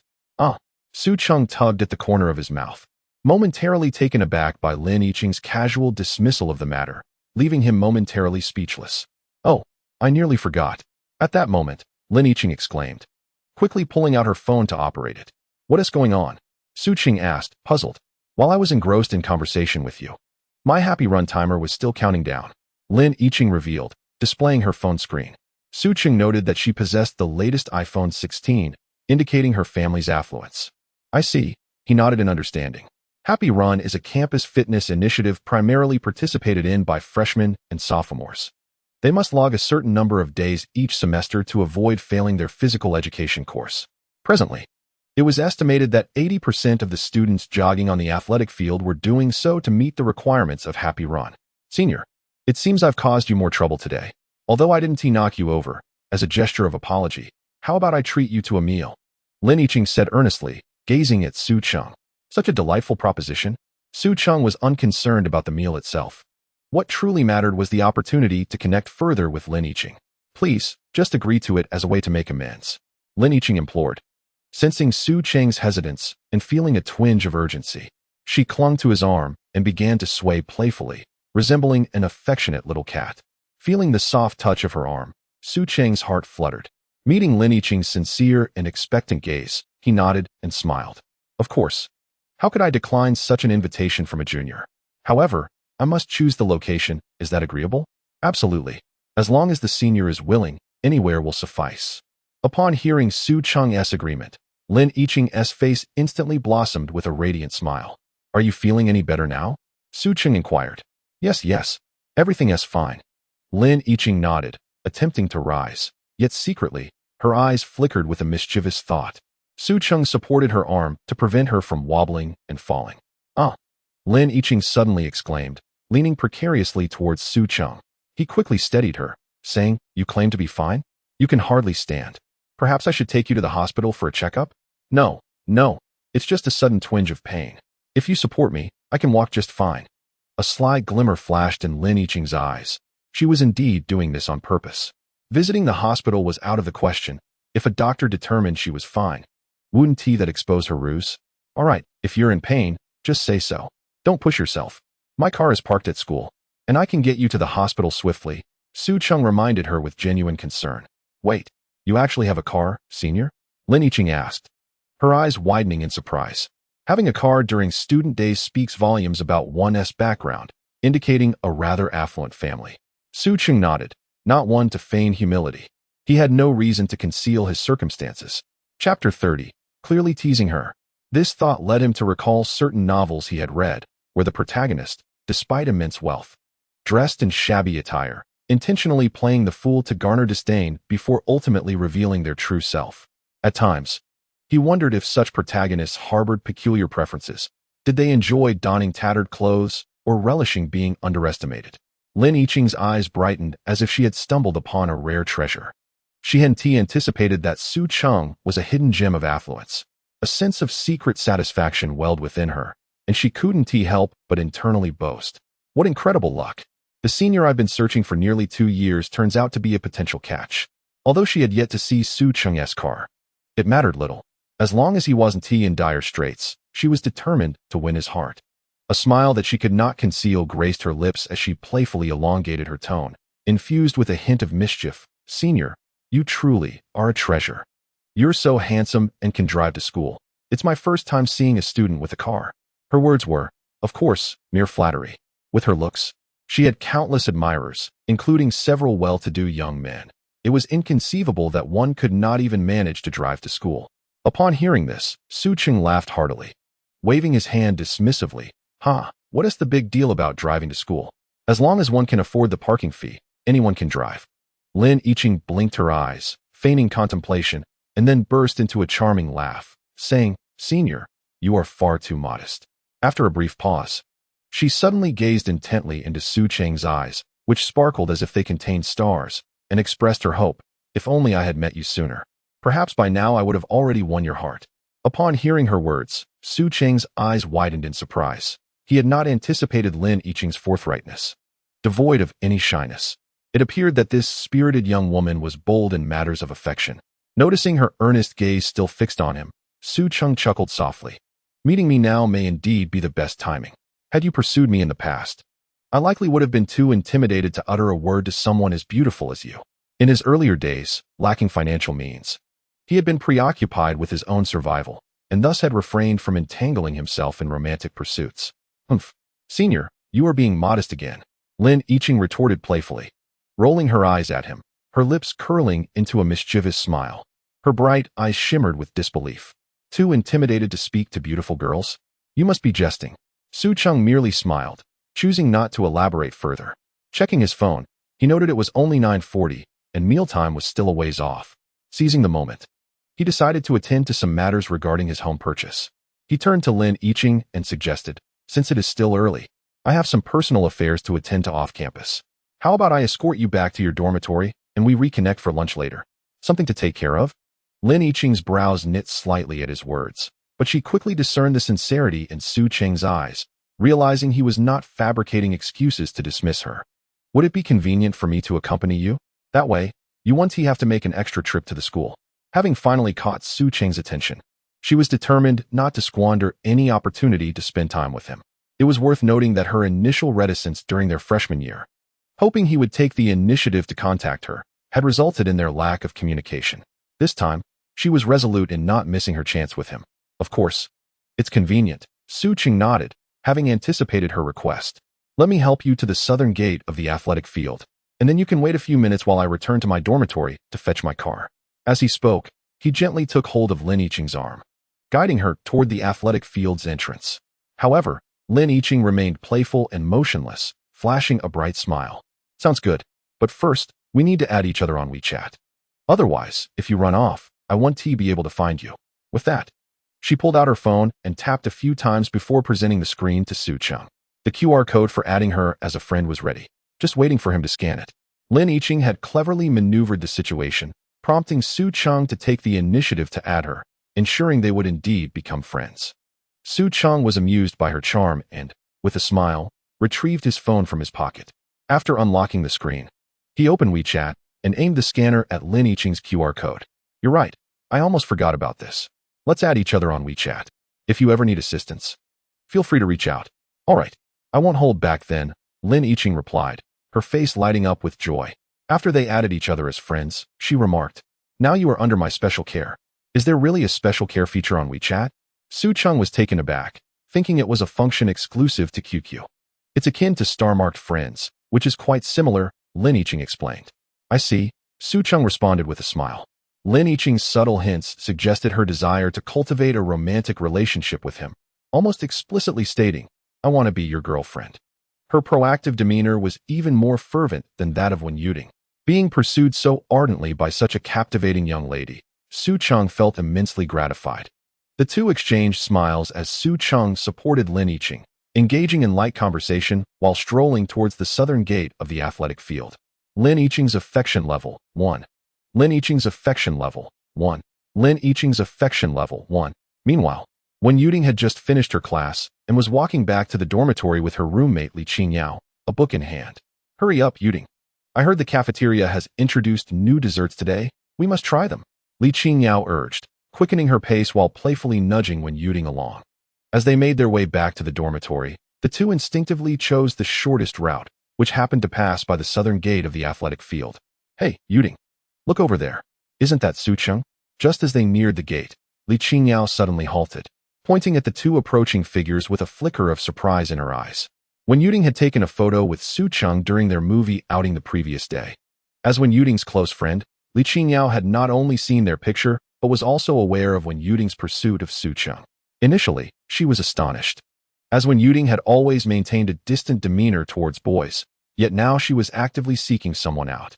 However, after learning about Su Cheng's capabilities, Her surprise had subsided. Upon hearing Li Qingyao's words, Wen Yuting's heart quivered slightly. Following Li Qingyao's gaze, she locked her eyes on Su Cheng, who was half supporting Lin Yiqing. From their perspective, the two appeared strikingly intimate. Su Cheng's arm was partially wrapped around Lin Yiqing's waist, as though he were embracing her as they walked. The proximity between them was so close that one could almost hear their breaths. Coupled with Lin Yiqing's alluring gaze and Su Cheng's handsome features, they resembled a couple reveling in the bliss of romance. Wen Yuting's heart sank abruptly, and she instinctively tightened her grip on the book in her hands, her nails nearly embedding themselves into the pages. She struggled to muster a smile, yet found her lips rigid and unresponsive. Li Qingyao, oblivious to her discomfort, wore a puzzled expression and murmured softly, "Yuting, doesn't he already have a girlfriend? Why does it seem?" Wen Yuting lightly furrowed her brow. For Li Qingyao's words echoed the sentiments expressed by Su Cheng. He had explicitly stated his single status. With this thought, her heart steadied slightly. Perhaps that girl is merely a friend of his. She ventured a hesitant reply, uncertainty lacing her tone. For she recognized that Lin Yiqing's beauty rivaled her own. When strikingly handsome individuals stand together, it is only natural for others to assume a connection. Upon hearing this, Li Qingyao nodded, choosing not to elaborate further, as any additional comments might provoke unnecessary discord. As Su Cheng and Lin Yiqing drew closer, Wen Yuting's emotions became increasingly intricate. She had intended to seize an opportunity to contact Su Cheng later, but now that plan seemed disrupted.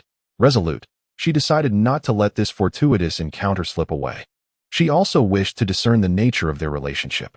Taking a deep breath to compose herself, she turned to Li Qingyao and declared, "I need to greet Su Cheng. If I end up chatting with him, I may not be able to return to the dormitory with you. Go for it, Yuting. You can do this," Li Qingyao encouraged. As they conversed, Su Cheng and Lin Yiqing approached. Observing their laughter and camaraderie, Wen Yuting pressed her lips together, forcing a somewhat stiff smile, and softly called out, "Su Cheng." Su Cheng, fully engrossed in Lin Yiqing, momentarily paused, then turned at the sound of her voice, spotting Wen Yuting standing not far away. She was clad in a pristine white shirt, a light blue jacket, and a deep blue pleated skirt, complemented by white socks and black boots. Exuding both youthful exuberance and a chilling elegance, reminiscent of a delicate ice lotus, untouched by the world.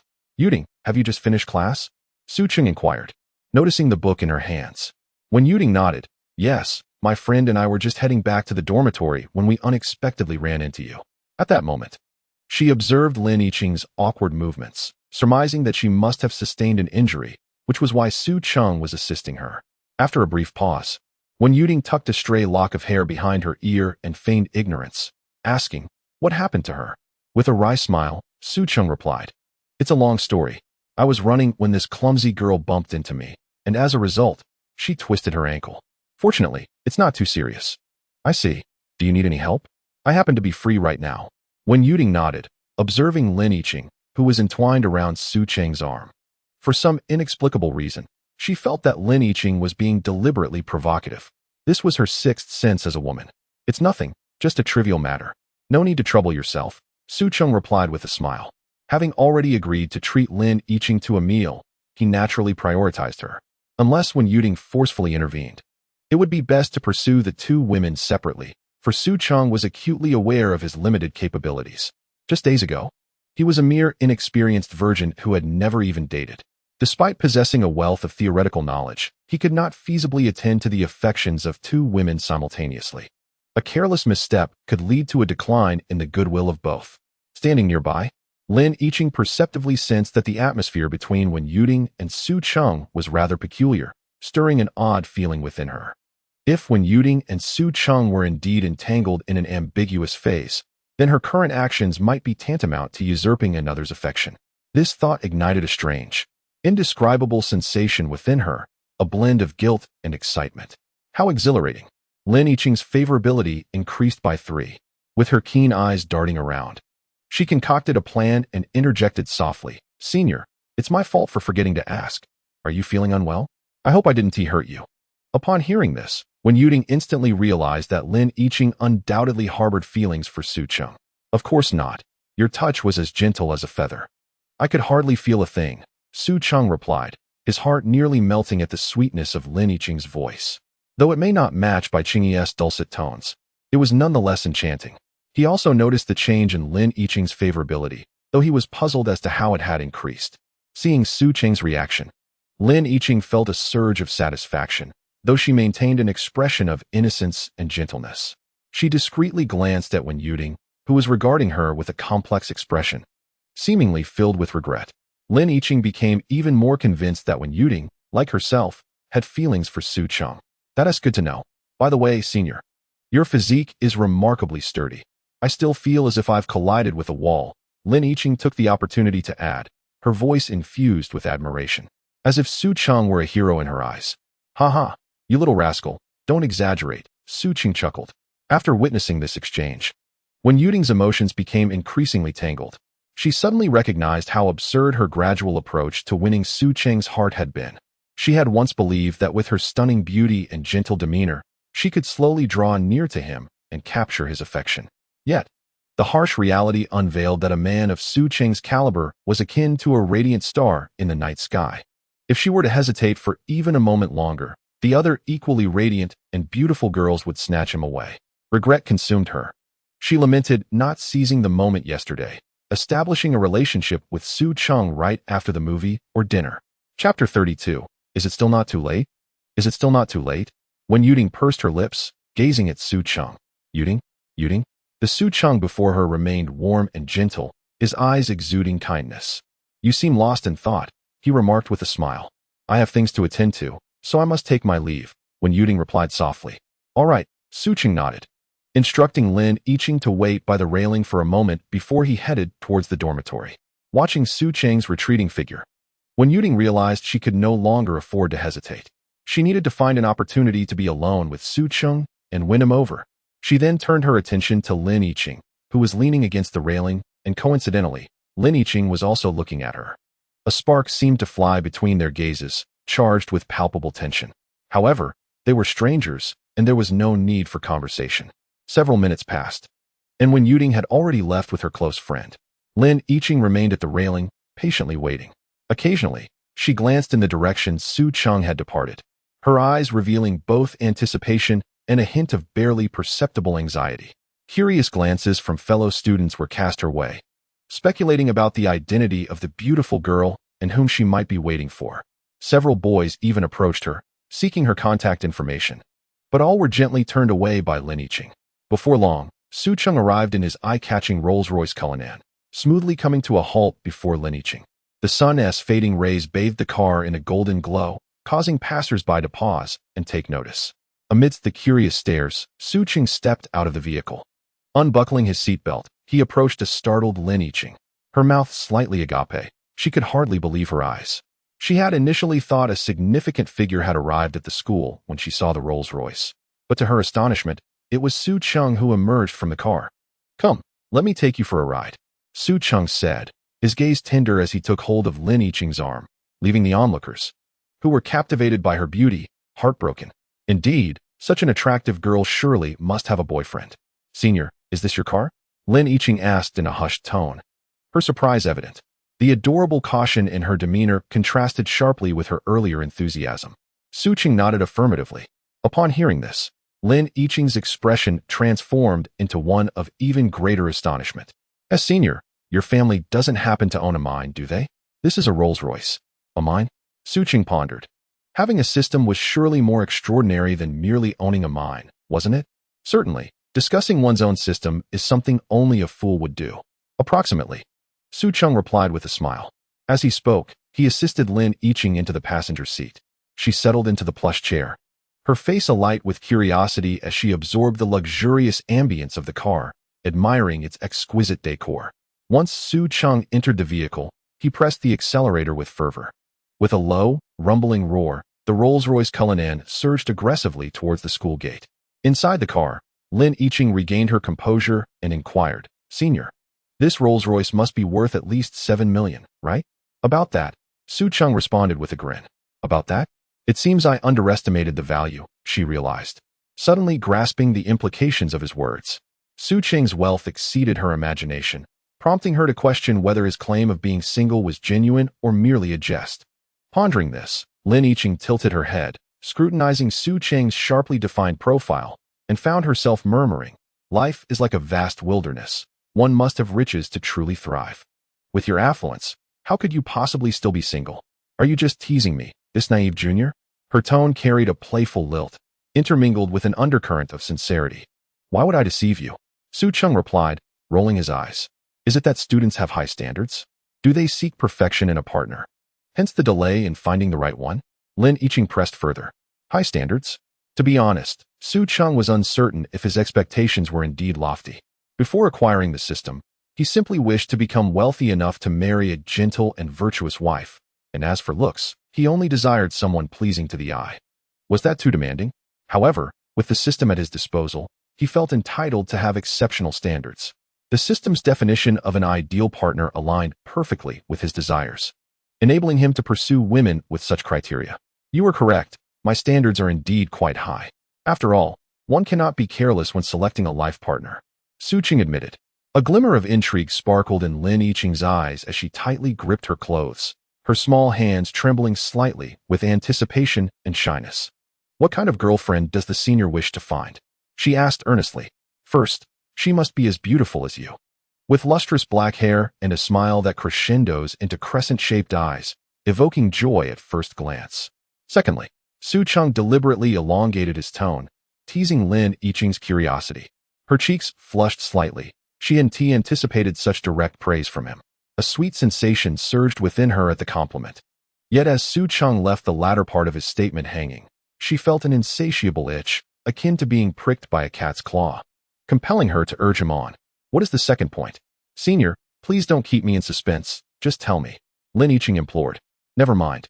I feel a bit embarrassed to mention the second point, Su Cheng replied, a sly smile dancing at the corners of his lips, his eyes sparkling with mischief, clearly intending to tease Lin Yiqing. Upon noticing Su Cheng's reluctance to divulge the information, Lin Yiqing's curiosity ignited even further. She huffed playfully, her tone laced with a hint of petulance. Humph.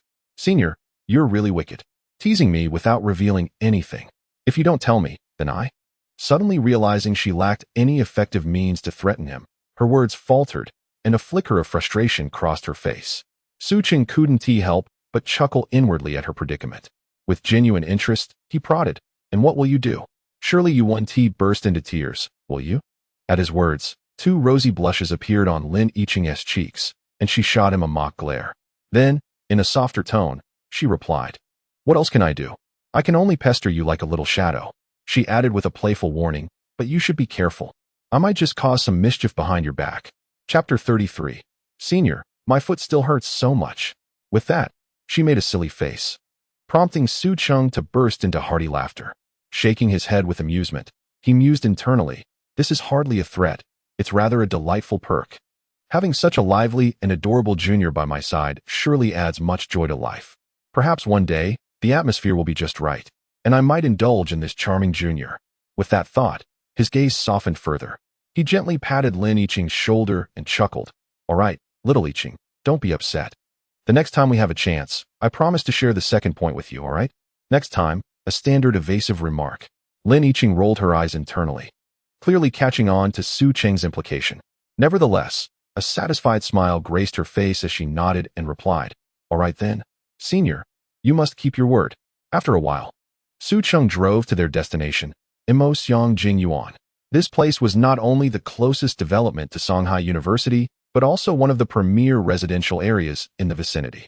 Following the navigation's guidance, Su Cheng made his way to the sales center.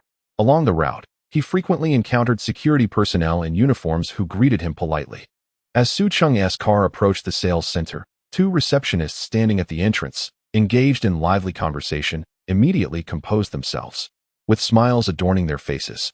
They hurriedly approached Su Cheng's vehicle, their heels clicking on the pavement. Sir, please proceed this way. You can simply park here, and when you're ready to leave, there's no need to reverse, you can drive straight out. Two welcoming young ladies flanked either side of a parking space, directing traffic with an enthusiasm that almost elevated Su Cheng to the status of a deity. Su Cheng nodded and maneuvered his vehicle into the designated spot. After shutting off the engine, he turned to Lin Yiqing and inquired, Will you wait in the car, or shall we explore together? Of course, I'll accompany you, senior. Lin Yiqing replied with a sweet smile. How is your foot? Still painful? She lifted her delicate foot, giving it a gentle shake to indicate she was unharmed. It's truly better now. Look, I massaged it while in the car, and I feel much improved. Walking should pose no issue. That's great to hear, Su Cheng responded. Exiting the vehicle, the moment he stepped out, the two welcoming ladies were taken aback by his youthful and strikingly handsome appearance, gazing at him with a mixture of admiration and desire, as if they wished to consume him. Su Cheng's looks were exceptional. Even though he was not driving a top-tier luxury vehicle like a Rolls-Royce Cullinan, the two ladies were more than willing to offer their services to such an attractive gentleman. Thank you both for finding the parking space, Su Cheng said courteously upon disembarking. His gaze lingered on the two ladies for a moment, noting their pleasing looks. He casually assessed them with his insight ability. One scored a 71, the other a 72. Su Cheng silently acknowledged this, realizing that such ratings were commendable, easily qualifying them as beauties. It was worth noting that the scores were based solely on their bare faces, devoid of any enhancements. With makeup, they might even surpass an 80. He mused to himself, had I not acquired the system, it would have been a dream to have a girlfriend with a score above 70. Furthermore, these two ladies not only boasted striking features, but also impressive figures, clad in impeccably tailored professional outfits. Their form-fitting skirts gracefully accentuated their curves, while black stockings added an extra touch of allure and mystery. In a bustling street, such attire would undoubtedly turn heads. Su Cheng couldn't help but think of the adorable Bai Qingyi, marveling internally. Had she not worn black stockings that night, providing him with some immunity, he might have found his attention irresistibly drawn to those enticing legs, unable to tear his gaze away. It's our pleasure to serve such a sunny and handsome guest like you. The two welcoming ladies chimed, their eyes sparkling with warmth as they looked at Su Cheng. Newly acquainted with his unique charm thanks to the system, Su Cheng remained blissfully unaware of the allure he exuded. His confident and composed demeanor, combined with his strikingly handsome and chiseled features, exudes an irresistible allure for women. One could assert that he is truly a walking embodiment of desire. As he casually strolls by, he effortlessly stirs a considerable commotion amidst the crowd, drawing the attention of numerous women in his vicinity. Just as Lin Yiqing alighted from the vehicle, she swiftly noticed the unusual glances two young ladies cast towards Su Cheng, prompting a sense of vigilance within her. She gracefully approached him, instinctively wrapping her arm around his, as if to declare her claim. What is happening? Su Cheng was taken aback by the soft sensation enveloping his arm, a delightful surprise. After instinctively shifting his arm, he caught the faint sound of Lin Yiqing's delicate hum near his ear. Startled, he turned to her, confusion evident in his eyes. Senior, my foot still hurts. Holding onto your arm makes it easier to walk, Lin Yiqing cooed playfully, her voice sweet and melodious, evoking a sense of tenderness. After speaking, she gently swayed his arm. The innocence sparkling in her eyes seemed oblivious to the considerable advantage her actions had bestowed upon them. Su Cheng's heart softened involuntarily, faced with Lin Yiqing's charming demeanor. He found it impossible to utter a word of refusal. He could only shake his head in resignation, a fond smile gracing his lips as he allowed her to playfully manipulate his arm. Before long, Su Cheng and Lin Yiqing were led into the grand hall of Mo Xiang Jing Yuan by two welcoming hostesses. Upon entering, they were immediately approached by a staff member. The others, who had been slower to respond, could only lament their distraction, chagrined at having missed the opportunity to interact with such distinguished guests. Why did they perceive Su Cheng as a person of importance? Because they recognized the Patek Philippe 5990 on his wrist, valued at an astonishing $1.8 million. The approaching receptionist, a woman of approximately 27 years, possessed an elegant stature, her long legs accentuated by black stockings, complemented by a tailored professional ensemble that exuded both competence and grace. Her refined features and gentle demeanor invited a lingering gaze.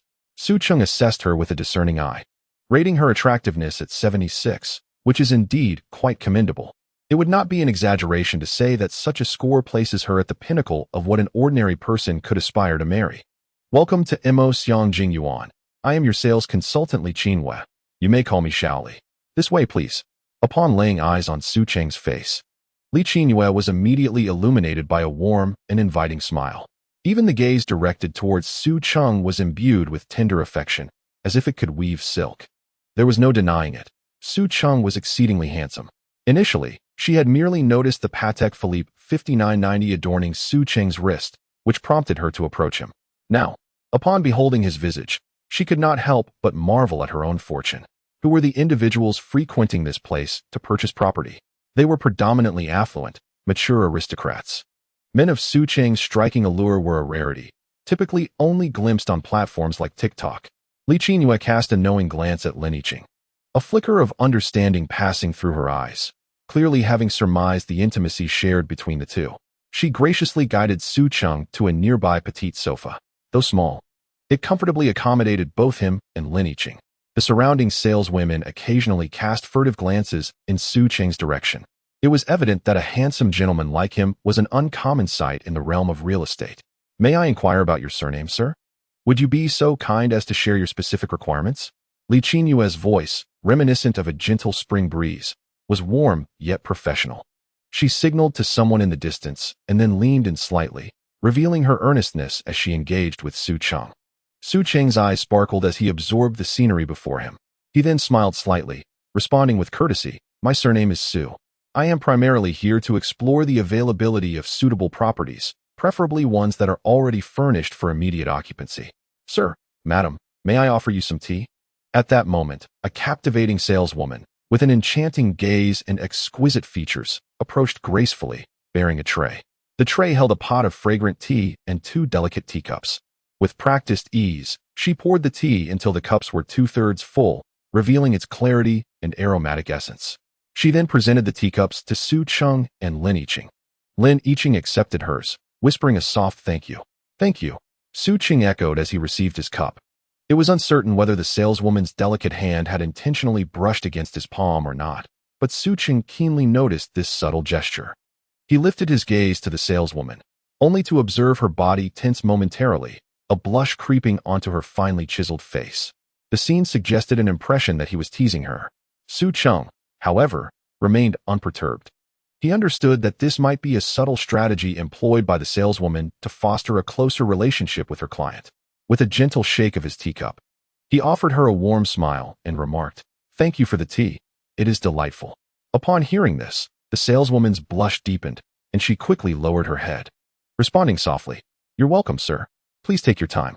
With that, she hastily turned and left. Seizing the brief moment while the saleswoman was away fetching tea, Li Qinyue deftly extracted several booklets from the file bag beside her. Once the saleswoman had departed, Li Qinyue approached Su Cheng with an almost provocative demeanor, her knees gently brushing against his lower leg. She gracefully bent down, her long hair cascading like a waterfall, partially obscuring her cheek. As she moved, the booklets in her hand slowly opened, revealing an array of property photographs and detailed descriptions. From opulent villas to exquisite small apartments, everything was present. Her lean towards him was even bolder than before. The neckline of her blouse slightly parted, exposing a hint of delicate purple lace, which captured Su Cheng's attention. This alluring sight stirred a palpable excitement within him. "Mr. Su, what do you think of this property? It boasts exceptional lighting and expansive views. Standing on the balcony, one can almost overlook the entire cityscape." As she spoke, her sultry gaze was fixed upon Su Cheng's eyes. Noticing his gaze linger for 2 seconds on her graceful neck, a subtle smile of pride curved her lips. This was not only a testament to her confidence in her allure, but also a reflection of her satisfaction with Su Cheng's reaction.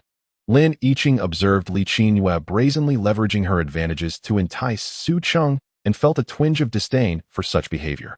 However, she refrained from voicing her thoughts. At present, she had no substantial relationship with Su Cheng, nor the right to interfere in his affairs. Criticizing Li Qinyue was even less feasible. Should a conflict arise over this matter, it could lead Su Cheng to perceive her as unreasonable, thereby diminishing his regard for her. Su Cheng glanced at the photographs Li Qinyue held. They depicted a small apartment of merely 100 square meters.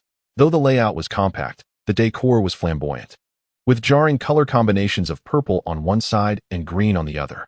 The average price for properties in Moshan Jinyuan was around 670,000, which, while not the pinnacle of Jiangji's real estate market, still positioned it as a noteworthy contender.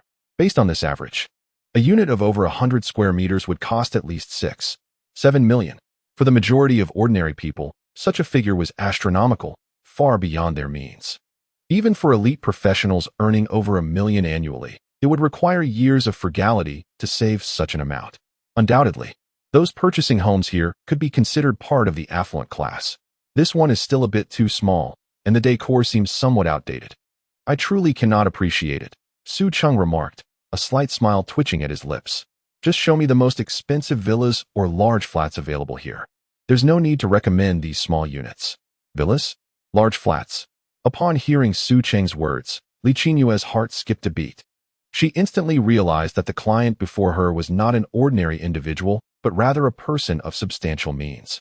Initially, upon seeing Su Cheng accompanied by an attractive woman, she had assumed he was purchasing a property for a girlfriend he kept outside. Chapter 35. The 35 Million Villa. After all, she had encountered numerous such scenarios. Affluent men who maintained relationships with younger women often exhibited this pattern. The properties they typically sought were generally confined to approximately 80 square meters.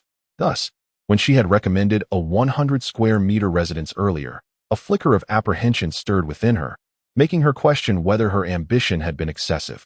Swallowing hard, Li Qinyue hastily returned her items to the file bag, retrieving a more sophisticated brochure instead, fearing she might miss this rare opportunity.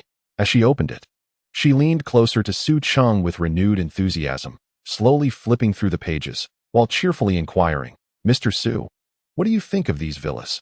Their locations, architectural designs, and interior styles are all top-notch. If any particular one piques your interest, or if you wish to see their exteriors in person, I can take you to visit right now.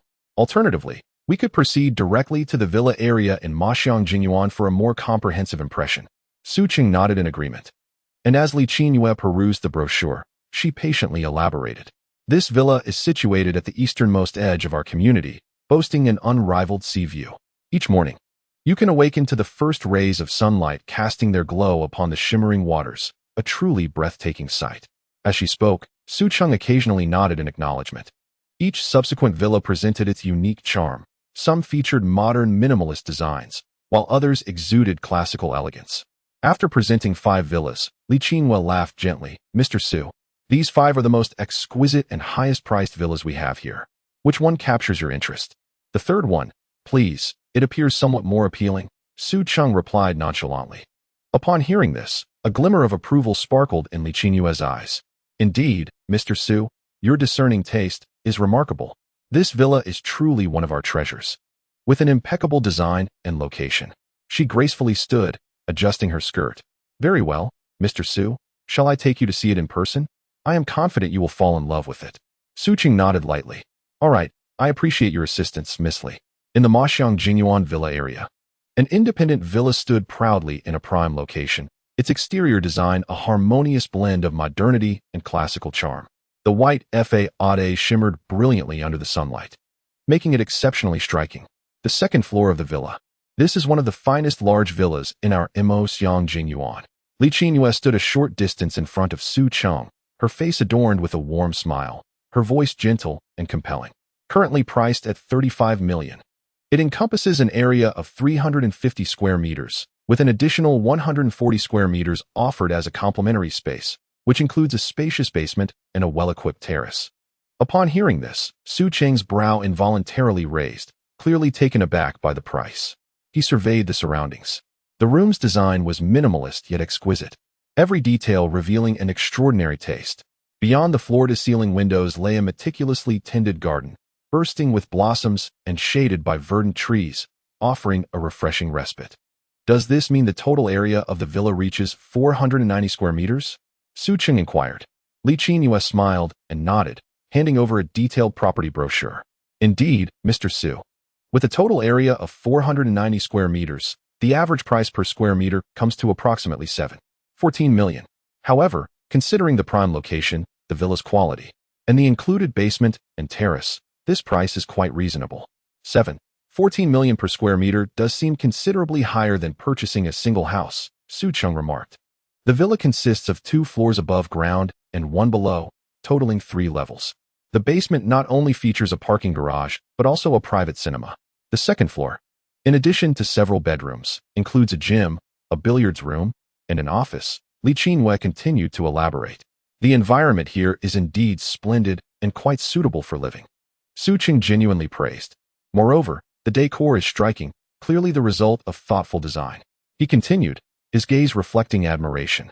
The style is simple yet elegant. It exudes both sophistication and warmth, reminiscent of a personal touch tailored to individual preferences. Could it be that this house once had an owner? Li Qingyue, upon hearing this, cast a surprised glance at Su Cheng, exclaiming, "Mr. Su, you truly are exceptional. Your discerning eye is commendable.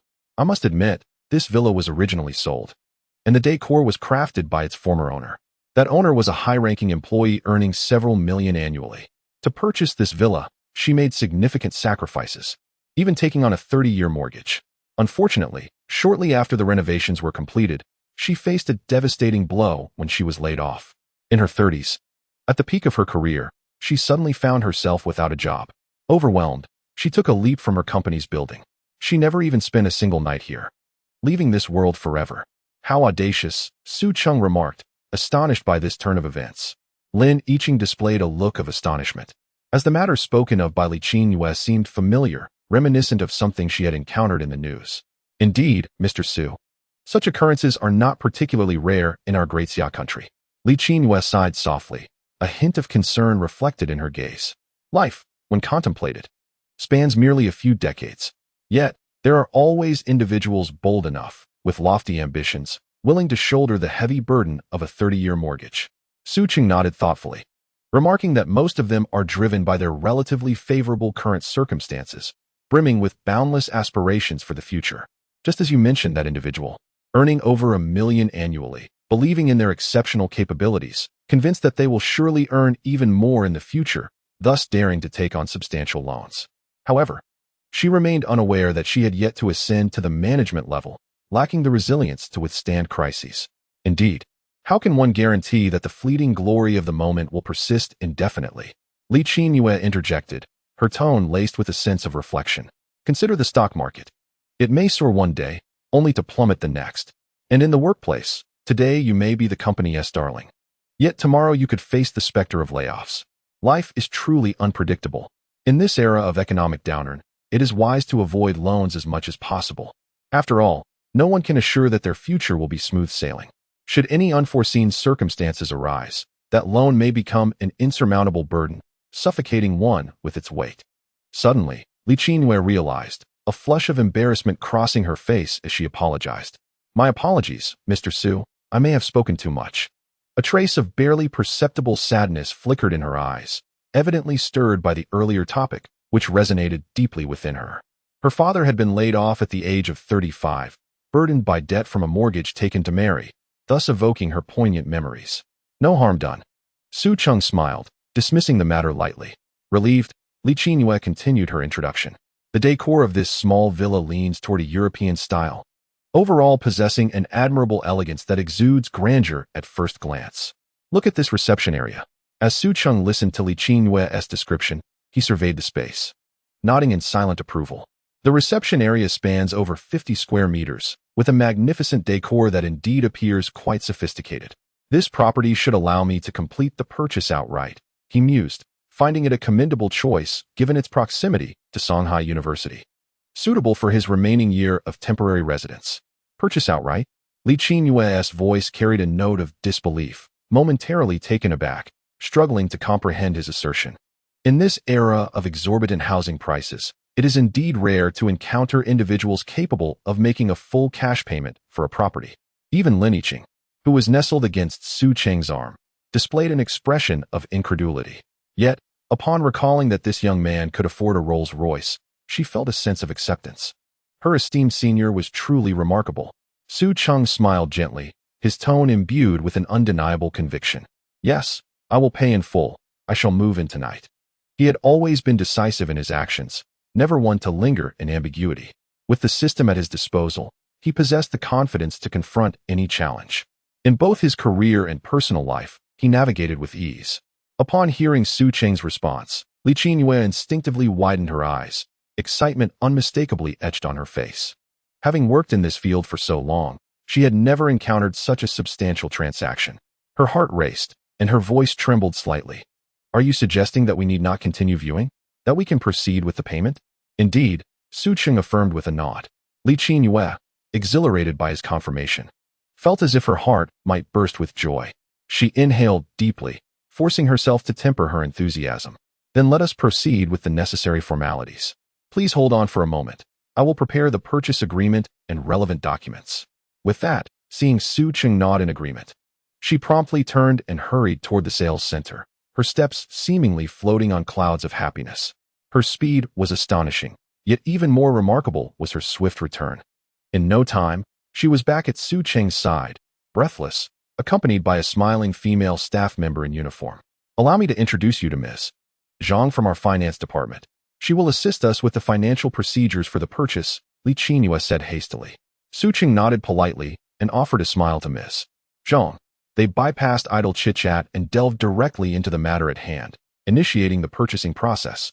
Before long, Su Cheng had completed the necessary paperwork and effortlessly swiped his card. First, he charged 8 million, followed by the notification, "Congratulations, host. Transaction successful. You have received a 7-fold cashback reward, 56 million RMB. 7-fold. Splendid, it could be paid in one go." He then pretended to manipulate his phone for a moment before swiping his card again. Under the astonished gazes of those present, 35 million was dispatched without so much as a blink. Who was this young scion, so nonchalant about parting with 35 million? Li Qinghua, witnessing the spectacle, found her excitement difficult to articulate. Despite Su Cheng's prior declaration to purchase the villa outright, the reality of the payment moment felt surreal. This was, after all, 35 million RMB. It is certainly not a mere 35 million soft currency. Even if she were to work her entire life, she might not even grasp a quarter of that sum. Yet, the man before me effortlessly completed this transaction. Ding! Congratulations, host. Your purchase was successful. You have received a 7-fold cashback reward, 189 million soft currency. Wow, another 7-fold rebate? Setting aside the 35 million he spent, he has reaped a staggering profit of 210 million soft currency. Has he effortlessly achieved his two small goals? Is this the allure of system rebates? Is this how one earns money? This is astonishing. Indeed, it seems that substantial expenditures on properties or vehicles yield the quickest returns. As Su Cheng listened to the system notification in his mind, he felt a quiet satisfaction, though his expression remained neutral. Money? Merely a sequence of digits. This villa serves a significant purpose. It will not only serve as his temporary residence for the coming year, but it will also stand as a golden abode to harbor his beloved. Its proximity to the university town, with convenient transport and a pleasant environment, is a strategic advantage. Su Cheng calculated internally. Most likely, this villa will house exceptional goddesses with university identities, such as Wen Yuding, Bai Qingyi, and the present Lin Yiqing. Of course, this villa is certainly not the last. It is evident that he will pursue more than one quality goddess in the future. Inevitably, he will acquire additional villas in due course. Having settled the full payment for the villa, the subsequent paperwork seemed significantly simpler. After all, for a high-end and prestigious development like Mo Xiangjing Yuan, particularly this luxurious villa valued at 35 million, the developer had meticulously prepared all relevant legal documents and procedural materials, ensuring everything was in order. Seated in the spacious and well-lit living room with Lin Yiqing, Su Cheng leisurely savored his fragrant tea. Meanwhile, staff members busily navigated through various rooms, conducting final inspections and handovers. Soon, the process was nearly complete. At that moment, Li Qinghua respectfully presented a heavy document folder to Su Cheng, cradling it with both hands. She then spoke softly, "Mr. Su, all the procedures have been completed. Here are your property documents and other related files. Please keep them safe. Should you need to address any matters in the future, or if you have any questions or require assistance, feel free to contact me on WeChat. I will be at your service at any time." Understood, Su Cheng nodded. Chapter 37. The price of wealth. If there is nothing else, I shall not disturb you further. Wishing you a pleasant life. Goodbye. With that, Li Qinghua slightly bowed before Su Cheng. After casting one reluctant glance in his direction, she departed the villa with graceful strides. At the moment she turned away, her heart was a tumult of emotions. To be frank, she had entertained a fleeting notion of using her exceptional allure to entice Su Cheng. No, that is not quite right. More accurately, she yearned to offer her body as a form of recompense for Su Cheng's acquisition of a villa priced at a staggering 35 million. Such a sum. The commission from this transaction would be substantial. Alas, Su Cheng had brought along a breathtakingly beautiful university student, whose enchanting beauty made her feel woefully inadequate. The only thing she could boast of was the generous fullness of her bosom. Yet, she could discern that despite her deliberate attempts to showcase her charm and present a series of enticing offerings before Su Cheng, he merely regarded her with polite indifference, devoid of any glimmer of interest. There were no verbal or behavioral cues suggesting he found her captivating. Li Qinhua bitterly pondered to herself. It was futile. Someone of Mr. Su's caliber, a top-tier heir, would surely have no shortage of women. What could someone of her humble stature possibly hope for? Even encountering a client as significant as Mr. Su was already a rare stroke of fortune for her family. With this thought, the sense of melancholy in Li Qinhua's heart gradually dissipated, replaced by a thrill and joy at the prospect of earning her commission. Although she failed to catch Su Cheng's attention, the commission from this deal was enough to leave her content. After the staff departed, Li Qinhua left Su Cheng and Lin Yiqing in their intimate world. Lin Yiqing sat on the sofa, a mere fist's distance from Su Cheng, her hands nervously twisting the hem of her clothes, a faint blush gracing her cheeks. She timidly murmured, "Senior, I feel so embarrassed right now. I was so confident before, saying I would treat you to dinner. But now that I know how wealthy you are, I worry that the meal I offer might be too humble, unworthy of your stature. If you were to feel unwell after eating, I would be left feeling like a villain." Upon hearing this, Su Cheng couldn't help but chuckle, gently ruffling Lin Yiqing's hair as he replied, "I'm not some finicky person who would have issues over a meal. Don't concern yourself too much with such superficial matters. Well, it's about time for dinner anyway. Let me take you somewhere nice." Lin Yiqing pouted playfully, a hint of mischief and embarrassment dancing in her eyes. "Oh, so that means I won't be treating you at all. Instead, I would be the one imposing upon you. Imposing or not, it's all just a meal. It matters not who pays," Su Cheng replied with a grin. "Hee, then I shan't be modest." Lin Yiqing quipped. For her, who pays was inconsequential. The opportunity to create moments alone with Su Cheng was what truly mattered. They exchanged smiles, and then Su Cheng rose, extending his hand in a gentlemanly manner. "Come, let me treat you to a seafood feast to celebrate our reunion today." Lin Yiqing's affection level, too. Upon noticing Su Cheng extending his hand, Lin Yiqing's face blossomed with a radiant smile. She softly uttered a low her voice laced with a hint of shyness and anticipation. Subsequently, she gently placed her delicate hand within the warmth of his palm. In that fleeting moment, their fingertips brushed lightly, as if a current surged through their bodies, quickening the rhythm of their hearts. Feeling the warmth and softness of Lin Yiqing's hand, a subtle smile graced Su Cheng's lips. Ever since acquiring the system, it seemed that everything in his life had begun to unfold seamlessly. Wealth had afforded him a life of luxury, yet it came at a cost. His worries had vanished. After a while, Su Cheng led Lin Yiqing to a seafood-themed hotel. The exterior of the establishment was adorned in shades of ocean blue and white, with a colossal aquarium housing vibrant tropical fish, adding a touch of romance to their sunlit lunch. Lin Yiqing gently linked her arm with Su Cheng's, her eyes sparkling with anticipation as they stepped through the hotel's grand entrance side by side. A server promptly approached them, wearing a professional smile. "Welcome. Do you have a reservation, or would you like me to arrange a quiet and comfortable seat for you?" Su Cheng smiled and shook his head, his gaze sweeping over the bustling yet tasteful ambience of the restaurant.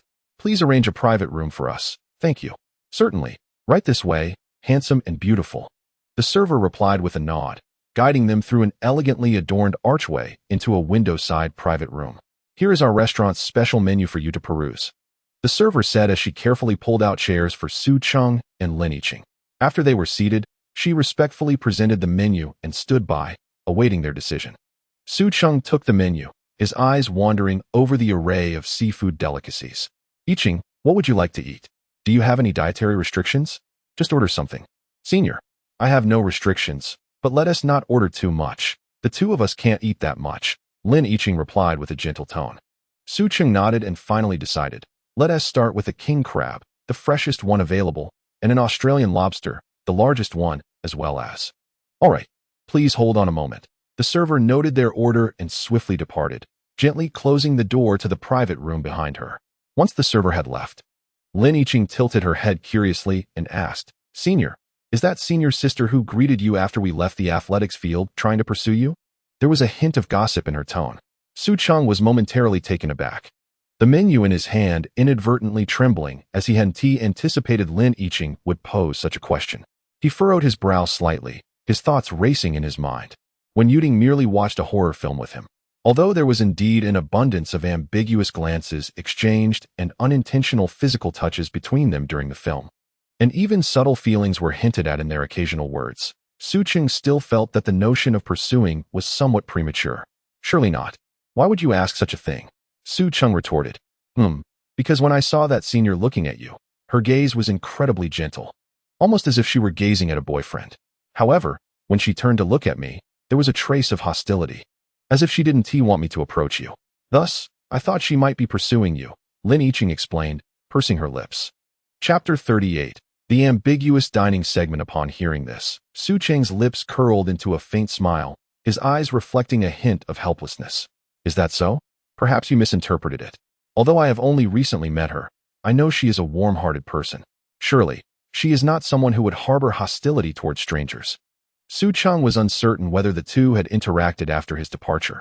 He merely sought to correct Wen Yuding's image. After all, the two might have the opportunity to unite as allies against him in the future. Warm-hearted? Really? She appears rather cold and speaks in a frosty manner. Is she truly a warm-hearted individual? Lin Yiqing's eyes widened in disbelief, her tone laced with exaggeration.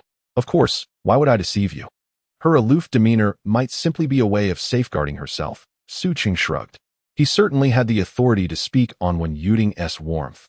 The enchanting, ambiguous moments they shared in the cinema were likely to be etched in his memory for a lifetime. Seeing this, Lin Yiqing's eyes sparkled as if she had suddenly grasped a critical piece of information, and she exclaimed with excitement, "Aha! I understand now. What have you thought of?" Su Cheng inquired curiously. Lin Yiqing flashed a cunning smile, her eyes shimmering with insight. Is it possible that the senior is only displaying her warmth towards you? Only towards me? Su Cheng echoed, a contemplative expression gracing his features. Indeed, because she likes you, she is making an effort to pursue you. Isn't that rather obvious? Lin Yiqing's smile blossomed even brighter, as if she had discovered the key to unraveling the mystery. For some reason, she felt a premonition in her heart.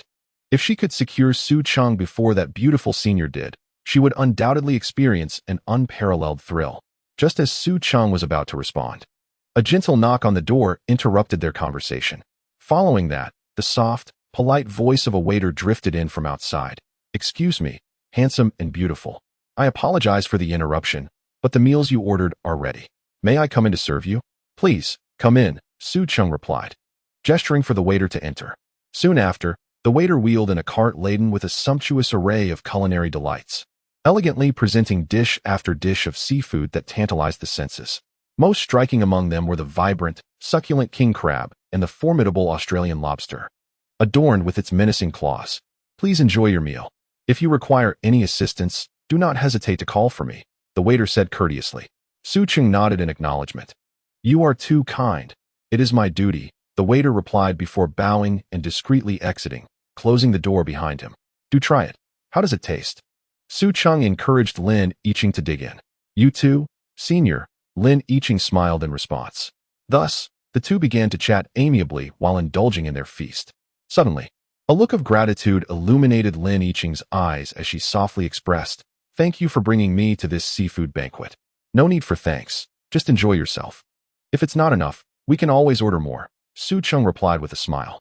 Lin Yiqing gave a gentle affirmative, her face radiating satisfaction.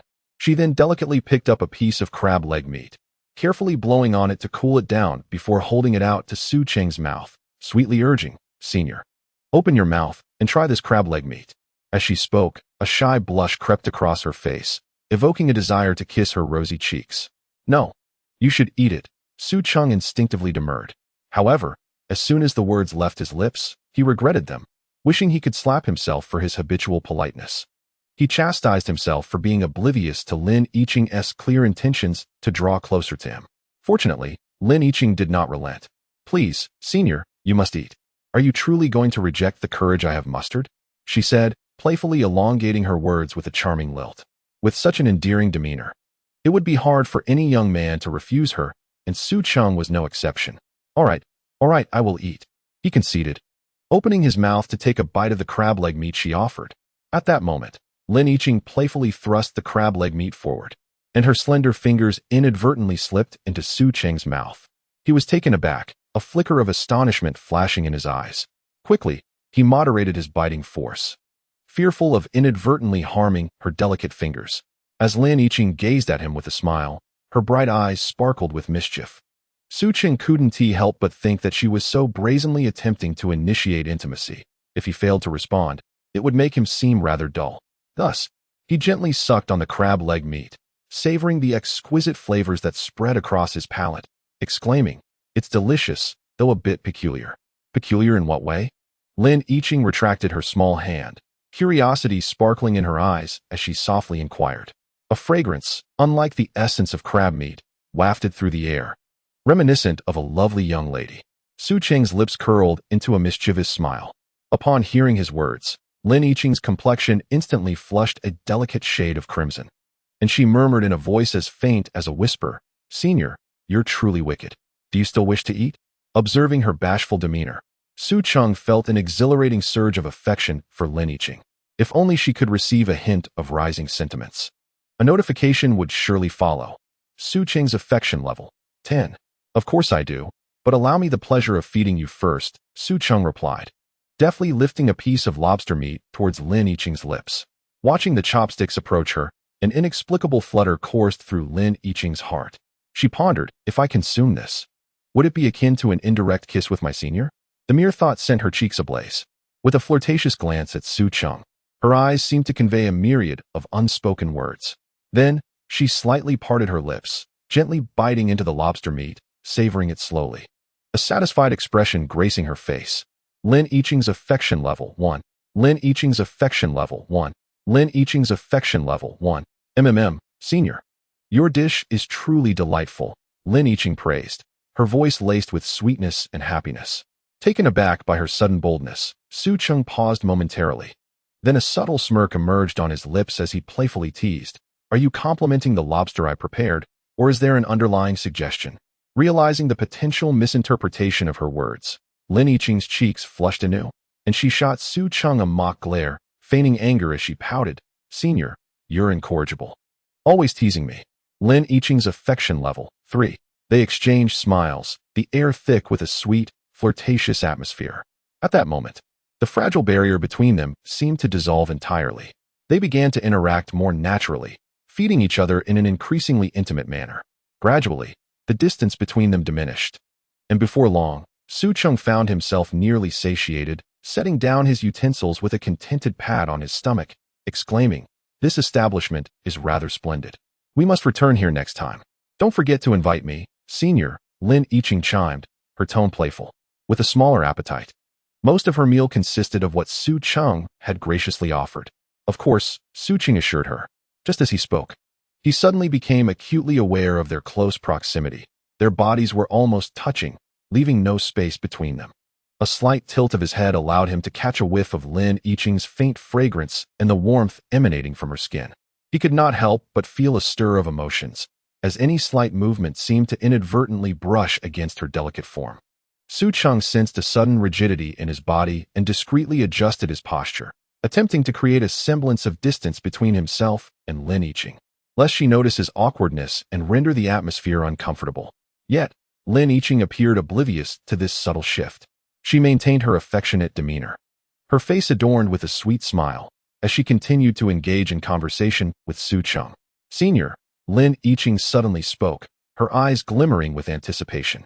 "Please tell me honestly, do you truly not have a girlfriend?" Her voice trembled slightly, as if the answer to this question held paramount significance for her. Lin Yiqing's heart brimmed with both anxiety and hope.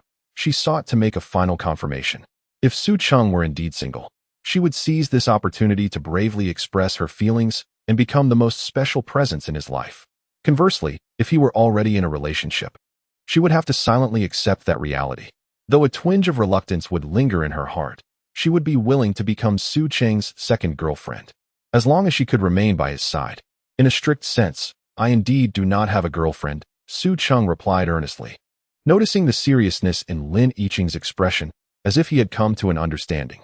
Upon hearing this, Lin Yiqing felt an immediate sense of relief. The nuance of strict sense was something she had already chosen to overlook. All that mattered was that he was not in a relationship. "That's wonderful." Lin Yiqing's lips involuntarily curled into a sweet smile. Her small hands clutched the hem of her clothing tightly, as if seeking courage from the gesture.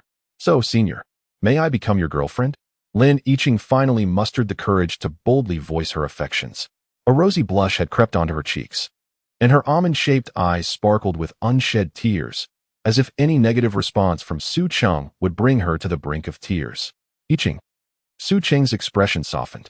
He had thought Lin Yiqing was already sufficiently enthusiastic, but he never anticipated her willingness to confess so directly. Utilizing his perceptive insight, he realized that Lin Yiqing's affection for him had surged to an astonishing 65. This level was on par with Bai Qingyi. It was well known that when the affection rating reached between 60 and 69, the two individuals had essentially transitioned into a romantic relationship. At this juncture, holding hands, sharing kisses, and other intimate gestures became entirely plausible. If I were to accept Lin Yiqing's confession now, wouldn't I be gaining a passionate and considerate girlfriend without any effort? Su Cheng pondered, the sensation of excitement intensifying within him. Indeed, he felt his heart stir. However, he was acutely aware that his future girlfriend would undoubtedly be more than one. Was the romantic in him truly worthy of Lin Yiqing's pure and fervent affection? Lin Yiqing noticed Su Cheng staring at her in a daze, speechless, and could not help but tease him.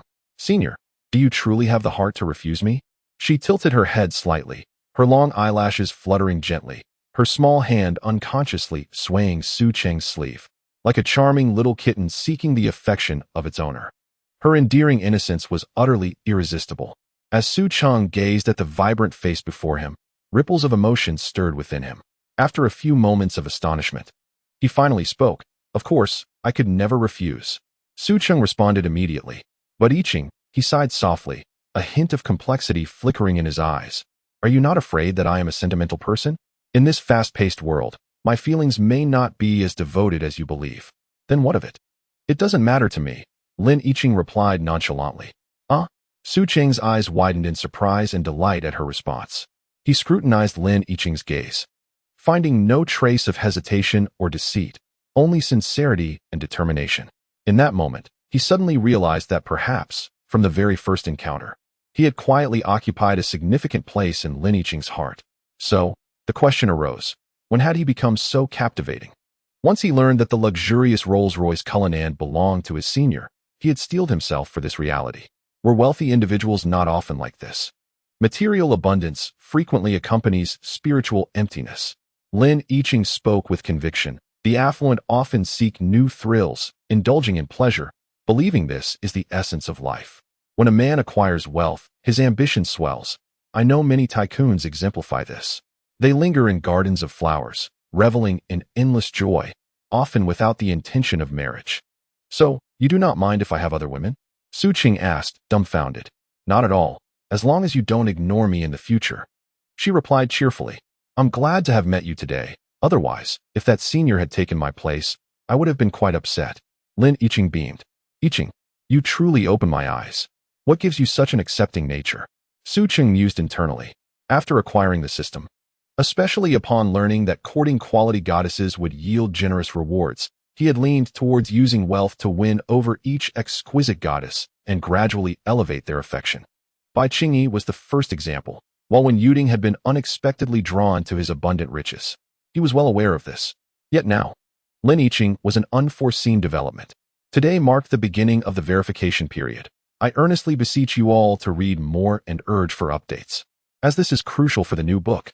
Thank you immensely. Chapter 40, a bronze-level random lottery. Worth 100 shares of little goals. It was evident to him that Lin Yiqing was not lacking in wealth. She possessed the latest iPhone 16, adorned in high-end luxury attire.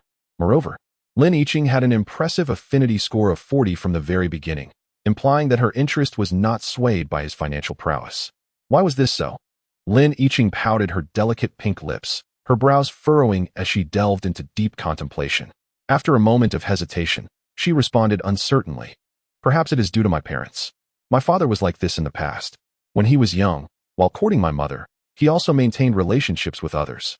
Understanding dawned upon Su Cheng. Lin Yiqing's acceptance of such matters stemmed from familial influences. "Senior, so you agree to my request, right?" Lin Yiqing inched closer, nearly pressing herself against Su Cheng's embrace. With such a cherished partner, what more could a husband desire? Should I utter a negative word? I would surely regret it for a lifetime. Su Cheng affirmed his agreement with a nod. Yay, you are truly wonderful, senior. Lin Yiqing beamed with joy, leaping into Su Cheng's arms, wrapping her arms tightly around his neck. He hurriedly steadied her, anxious that she might fall. As he held her soft, warm form, an indescribable sense of elation surged within him. He gently caressed Lin Yiqing's silky hair and spoke tenderly. Yiqing, I will always treat you well. I believe you, senior. Lin Yiqing replied, her gaze fixed earnestly upon Su Cheng. As he gazed into her eyes, his heart raced, revealing an uncontrollable yearning. Lin Yiqing's visage, illuminated by gentle light, appeared even more enchanting, akin to a blossoming cherry blossom, delicate and vibrant. He inhaled deeply, striving to quell the tumultuous emotions within, yet ultimately succumbed to an irresistible impulse.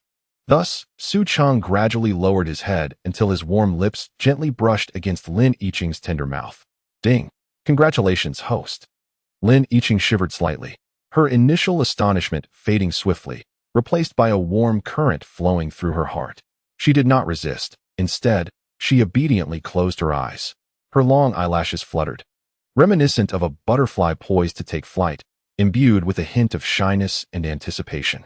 Feeling her reciprocation, Su Cheng's heart swelled with delight. Their breaths began to intertwine, enveloping the air with a sweet, yet slightly tense atmosphere. Gradually, Lin Yiqing's strength waned, her body softening. Unconsciously, she wrapped her arms around Su Cheng's neck, as if wishing to meld completely into his embrace.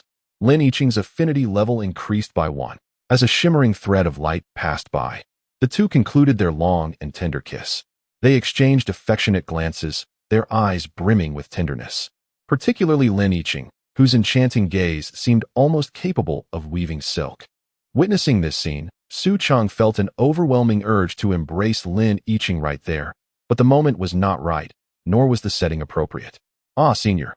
Please don't. Lin Yiqing suddenly sensed Su Cheng's increasingly assertive movements.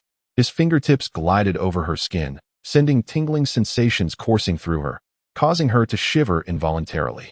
As she realized Su Cheng's intentions, a veil of mist quickly formed in her eyes, her voice turning soft and dreamy. I'm sorry, Yiqing, you are simply too alluring. I feel as if my very soul is being captivated by you. Su Cheng gently arranged Lin Yiqing's collar, speaking somewhat awkwardly. Not right now. Lin Yiqing replied with a playful laugh. Oh, are you suggesting that it will be permissible once we return? Su Cheng's eyes sparkled with intrigue. Lin Yiqing's cheeks flushed deeper as she shyly turned her head, attempting to hide her bashful expression, though a smile crept onto her lips. This reaction undoubtedly signified her tacit approval in Su Cheng's eyes. With a slight smile, Su Cheng took the opportunity to check the system notifications. Ding! Congratulations, host, for completing the commemorative collection task, securing the first kiss of a quality goddess. Reward: 1 bronze level random draw. A commemorative collection task? A bronze level random draw? Su Cheng's eyes lit up. He had not anticipated that after claiming Lin Yiqing's first kiss, a reward from the system would follow. He recalled that the last time he had collected Bai Qingyi's first kiss, it had been part of a hidden novice task. Does this imply that future first kisses from quality goddesses would also yield rewards? To be frank, this reward was incredibly enticing. The insight skill could reveal special values, but it could not ascertain whether the first kiss of a quality goddess was still available. If every time he collected a new quality goddess's first kiss, there was a system reward, it would undeniably be a delightful experience for him. Su Cheng steadied his thoughts and silently commanded, System, initiate the bronze level random draw. Ding! Congratulations, host. You have won a 10 share in Heroines Network Company, Limited. Heroines Network Company, Limited? What kind of company is that? I've never heard of it. How much is a 10 share worth? Just as Su Cheng's confusion began to rise, another notification from the system promptly followed. Congratulations, host. You have triggered a reward critical hit. The 10 share in Heroines Network Company, Limited has been upgraded to a 30 share in Jinjiang Baixing Group Company, Limited. Note: relevant materials have been stored in the host's Country Garden Villa number 001. The host has become the second largest shareholder of Jinjiang Baixing Group Company, Limited. Astonishing. A reward has been triggered again. Moreover, the host is aware of Jinjiang Baixing Group Company, Limited, a leading diversified enterprise in Jinjiang City. Its extensive business scope encompasses real estate, automobile manufacturing, cultural tourism, film and entertainment, among other fields, showcasing formidable comprehensive strength and market influence. With this realization, Su Cheng's throat involuntarily moved, for the magnitude of this system reward was truly extraordinary. It is noteworthy that the current valuation of Jinjiang Baixing Group Company, Limited, hovers around 30 billion yuan, with a 30 stake amounting to nearly 10 billion in assets. Unexpectedly, just as he was reveling in the acquisition of 2 minor objectives, the system directly awarded him 100 small goals. System notification: all shares have been acquired through legitimate means. The host may hold them with confidence. Upon reading this message, a smile crept upon Su Cheng's lips as he glanced at Lin Yiqing in his arms, inwardly acknowledging that this girl was indeed his lucky star. Chapter 41. The conflict between Su's father and daughter. This represents a staggering 10 billion yuan. Merely by sharing a kiss with Lin Yiqing, he had received such a reward. Who else could claim a kiss valued at 10 billion yuan?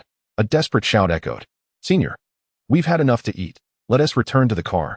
Lin Yiqing gasped, breathless. Su Cheng snapped back to reality, gently tucking a strand of her hair behind her ear, and softly replied, all right. After settling the bill, he took Lin Yiqing's hand, receiving a refund of several 100,000. However, for Su Cheng, now worth over 100 billion, this refund felt rather inconsequential. Nonetheless, he felt joy, as this was money gained effortlessly. At that moment, Su Baixing, enjoying dinner at home, was abruptly interrupted by the urgent ringing of his phone, shattering the somewhat awkward atmosphere. Frowning, Su Baixing picked up the phone, his voice tinged with displeasure. Hello? An anxious voice from the other end broke through. Director Su, something terrible has happened. Someone is aggressively acquiring shares of our company. Su Baixing's chopsticks paused slightly, his gaze sharpening. What? Are you certain? Someone is aggressively acquiring our shares. Absolutely, Director Su. The trading records in the stock market are clear.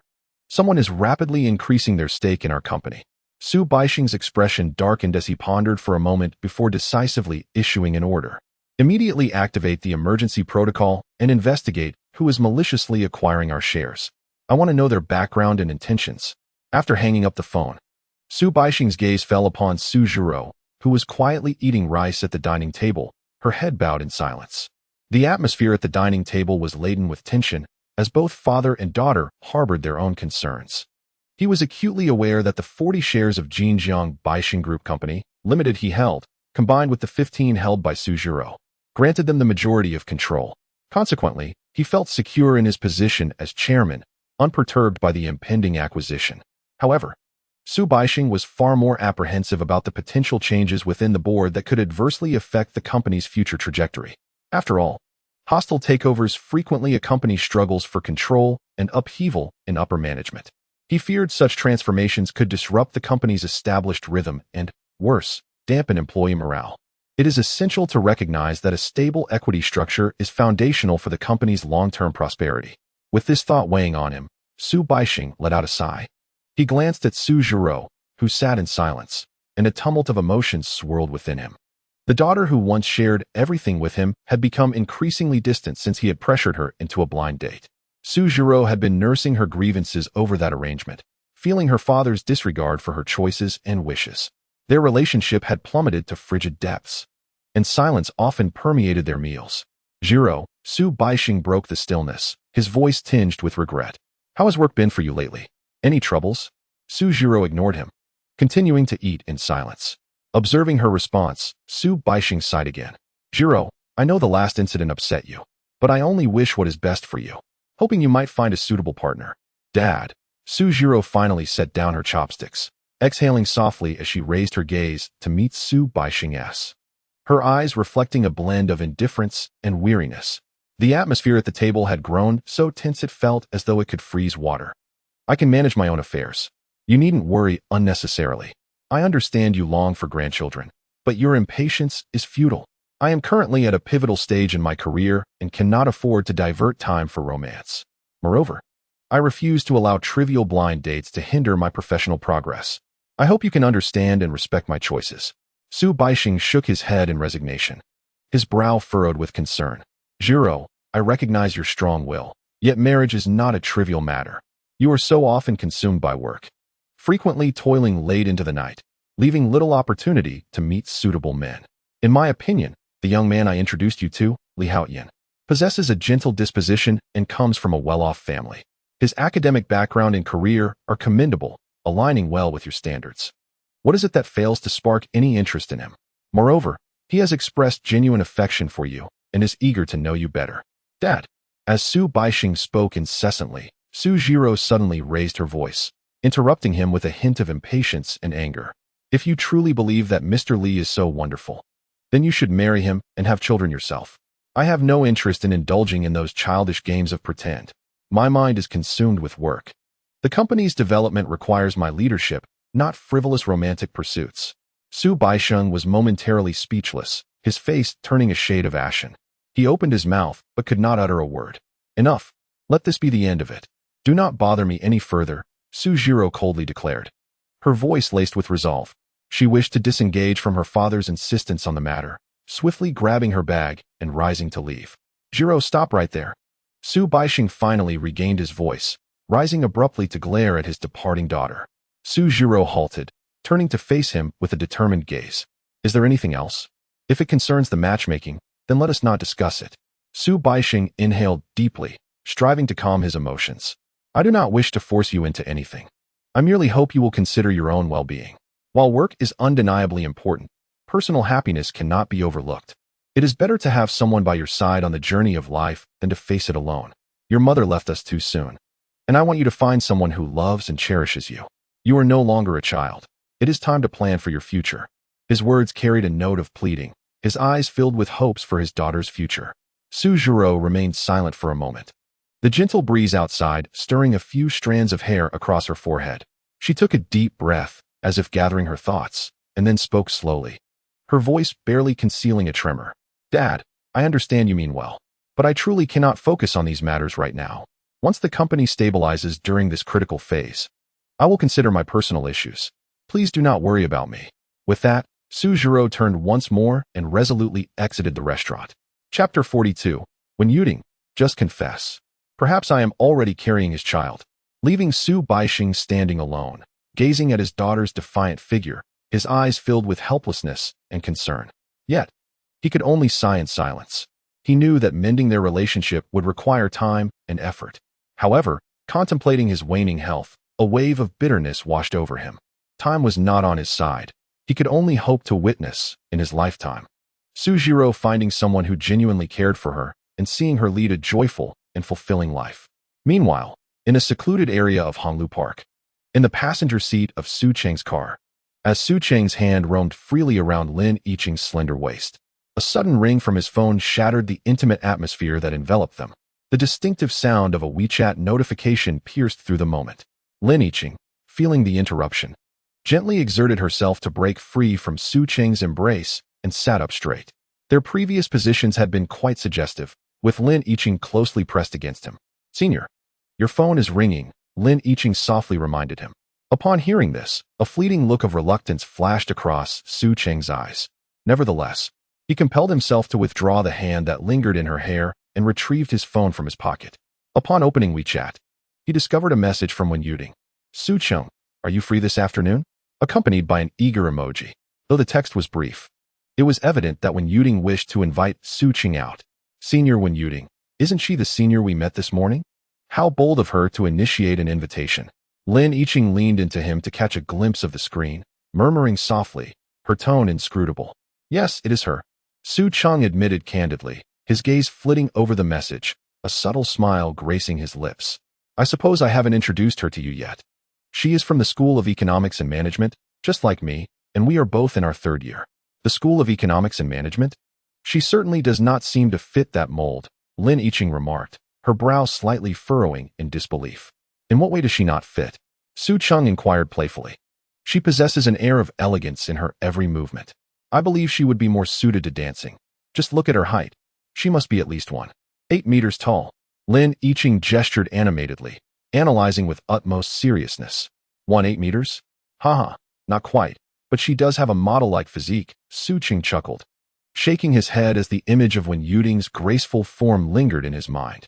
In reality, Wen Yuding stood at 1.73 meters, and with the aid of elevated shoes or heels, she could easily project the impression of being nearly 1.8 meters tall. Senior, how do you intend to respond to her? Senior, when Yuding is still waiting for your reply, Lin Yiqing suddenly shifted the conversation, her curiosity piqued. Su Cheng hesitated momentarily, internally deliberating. Having just established a romantic relationship with Lin Yiqing, he found himself enveloped in the sweetness of their newfound connection. Naturally, he felt compelled to prioritize Lin Yiqing's feelings and relish a little more time in their private world. It seems I can only tell when Yuding that I am unavailable this afternoon. Su Cheng sighed, having reached a decision. He then typed a response. Yuding, is there something you need? I have some matters to attend to off campus this afternoon. Observing this exchange, a satisfied smile blossomed on Lin Yiqing's face. Her lips curved upward, and she leaned in, resting her head upon Su Cheng's shoulder. Su Cheng, sensing Lin Yiqing's initiative, understood that she was pleased with his reply. Inhaling the fragrant essence that belonged to Lin Yiqing, Su Cheng, in a moment of whimsy, leaned over and gently pecked her tender face, prompting a playful pout from her.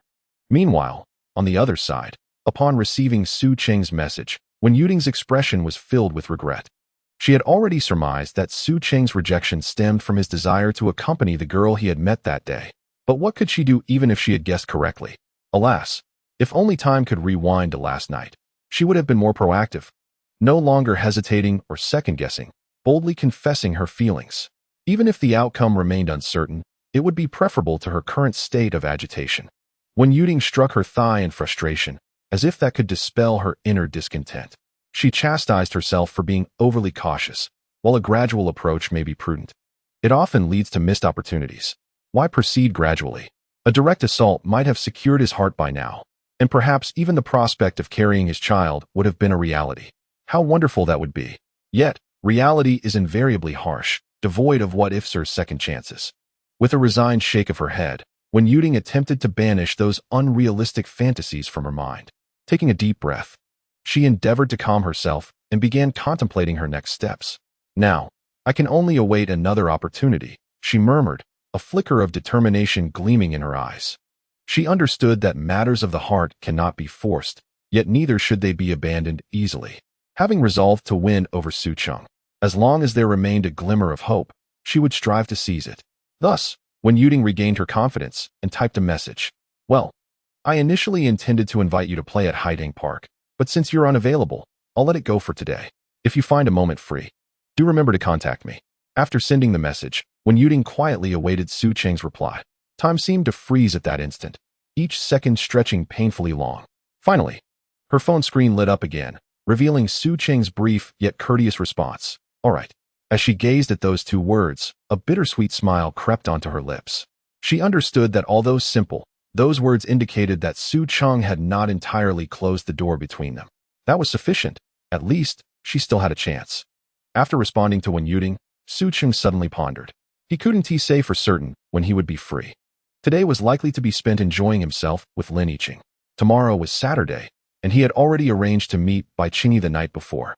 As this thought crossed his mind, Su Cheng became acutely aware of a very pragmatic issue. Time is indeed a precious and scarce commodity. He mused quietly, a hint of gravity flashing in his gaze. If the number of women in his life were to increase, how to balance each individual's emotional needs would become an undeniable challenge. While engaging with each individual may provide them with exclusive care, it inevitably leads to feelings of neglect among others. I must plan ahead to prevent such a situation. Su Cheng secretly resolved, having formed a preliminary concept in his mind. Chapter 43. Lin Yiqing, Senior, you are so bad. He must prepare in advance, allowing his women to become acquainted with one another. Eventually, I will face them all simultaneously. Although it poses significant challenges, it is far better than neglecting any of them due to busyness. Su Cheng firmly resolved within himself. Ding. Just as he finished replying to Wen Yuding, Bai Qingyi sent a message. Brother, I feel like I've returned to my prime. Hee. I've been consuming nourishing foods these past few days, and now I feel invigorated. I can't wait to see you and do something joyful. Her words brimmed with youthful exuberance and anticipation. Su Cheng's lips involuntarily curled into a smile as he prepared to respond, when a slightly melancholic voice interrupted him. Senior Bai Qingyi, who is she? Why does she call you brother? Is she your sister? Lin Yiqing inquired softly. Su Cheng paused, contemplating how to introduce Bai Qingyi's identity to Lin Yiqing. Could she be your romantic partner? Lin Yiqing's eyes glimmered with mischief, a playful smile gracing her lips, as if she had discerned something. Iching, you truly have an astute eye. She is indeed my woman, and I hope to introduce you both someday, Su Cheng admitted candidly. He briefly explained his relationship with Bai Qingyi, reassuring himself that since Lin Yiqing had previously claimed to be indifferent to his other relationships, revealing this information would not pose any issues. Moreover, it would serve as an opportunity to gauge whether Lin Yiqing genuinely cared. Lin Yiqing let out a soft hum, yet her expression bore no signs of displeasure. Instead, it radiated a hint of playful delight. Fortunately, you did not deceive me. Senior, while I do not mind you having other girlfriends, after all, exceptional men are always in demand, I would not object even if you were to find a dozen. However, you must promise me that you will never deceive me and will remain honest with me. As she spoke, she gently linked her arm with Su Cheng's, playfully nuzzling against him. Despite her words, Lin Yiqing did not genuinely believe Su Cheng could manage a dozen girlfriends. To her, the notion that he could handle 5 was already a stretch, as she perceived his emotional bandwidth to be limited. Su Cheng, however, felt a surge of joy. Lin Yiqing had indeed not reacted negatively, and she was genuinely unfazed. Rest assured, in this regard, I have always been forthright, Su Cheng vowed earnestly. With a contented smile, Lin Yiqing planted a fragrant kiss upon Su Cheng's cheek, playfully remarking, I knew you wouldn't, senior. However, I must say, while I don't mind you having other girlfriends, do not take it too far. After all, one's energy is limited. I would hate for you to neglect me due to your flirtations. Upon hearing this, Su Cheng chuckled and affectionately ruffled her hair. Rest assured, I know my limits, he replied. Lin Yiqing beamed and nodded in agreement. Seeing her delight, Su Cheng typed a message to Bai Qingyi. Haha, it seems my little princess is truly on the mend. Remember to sleep early tonight. I intend to have a wonderful time with you tomorrow. No sooner had he sent the message than Bai Qingyi promptly responded with an enthusiastic emoji, along with the words, all right, it's settled. Su Cheng gazed at the screen, a smile creeping onto his lips. He continued exchanging pleasantries with Bai Qingyi until their conversation gradually shifted to mundane matters, reluctantly concluding their dialogue. Lin Yiqing, still observing intently, prompted Su Cheng to rein in his exuberance. Have you finished chatting, senior? She inquired, as she playfully twirled her delicate fingers around his neck, her eyes glinting with a mixture of teasing and jealousy. Now that we're done, the rest of the time is all yours, Su Cheng declared, instinctively letting his hand slide to her waist, gently cradling her lower back. With a slight pressure, he drew her closer into his embrace. Feeling Su Cheng's warmth and strength, Lin Yiqing instinctively leaned against him, their proximity shrinking to nearly nil. A soft, satisfied hum escaped her lips, mingled with a hint of shyness. As she nestled against his chest, listening to the steady rhythm of his heartbeat, she felt that her longing and waiting had been worthwhile. The passenger seat had long been reclined by Su Cheng, transforming into a near 120-degree lounge. Coupled with the spacious interior of the Rolls-Royce Cullinan, they could adopt even the most intimate of poses without feeling cramped. Of course, despite the charged atmosphere, Su Cheng had no intention of engaging in any vigorous activities with Lin Yiqing. Perhaps in the future, but not today. For her first experience should certainly not unfold in a car. Then, senior, let us return to Ma Xiang Jinyuan. I wish to sing in the basement karaoke room with you, Lin Yiqing suggested, gently biting her lower lip, having made her decision. Very well, Su Cheng acquiesced. Thus, they ceased their tender antics, sitting up and preparing to depart. Su Cheng returned to the driver's seat, effortlessly starting the engine and fastening his seatbelt, his movements fluid and natural. However, just as he was about to reach for the gear shift to initiate their journey, Lin Yiqing suddenly brought her legs together and leaned slightly to the left, adopting a posture that was almost irresistibly alluring as she drew closer to the gear shift. Su Cheng was momentarily taken aback. He discreetly lifted his gaze to glance at Lin Yiqing. He noticed 2 delicate blushes blooming on her cheeks, her eyes reflecting both shyness and anticipation, as if she were silently inquiring, Senior, what do you wish to do with me? With such overt advances from Lin Yiqing, how could he possibly remain oblivious to her intentions? It would be remiss of him not to respond in kind. Yiqing, are you testing me? Su Cheng chuckled softly, his voice deep and resonant. No longer holding back, he casually traced his fingers along Lin Yiqing's smooth, jade-like leg, savoring its delicate warmth. Lin Yiqing's body quivered slightly, the blush on her cheeks deepening, and she shyly lowered her head, her voice scarcely above a whisper. Senior, you are incorrigibly mischievous. Su Cheng laughed heartily, his spirits soaring. Chapter 44. Preparing strategic resources, seizing the opportunity. Su Cheng grasped the gear shift and smoothly engaged the transmission. With a roar akin to a lion's roar, the Rolls-Royce Cullinan surged forward like a wild stallion, confidently racing into the distance. The Cullinan darted through the urban landscape like a bolt of black lightning. Its sleek silhouette and commanding presence shimmered under the sun, capturing the attention and awe of passers-by.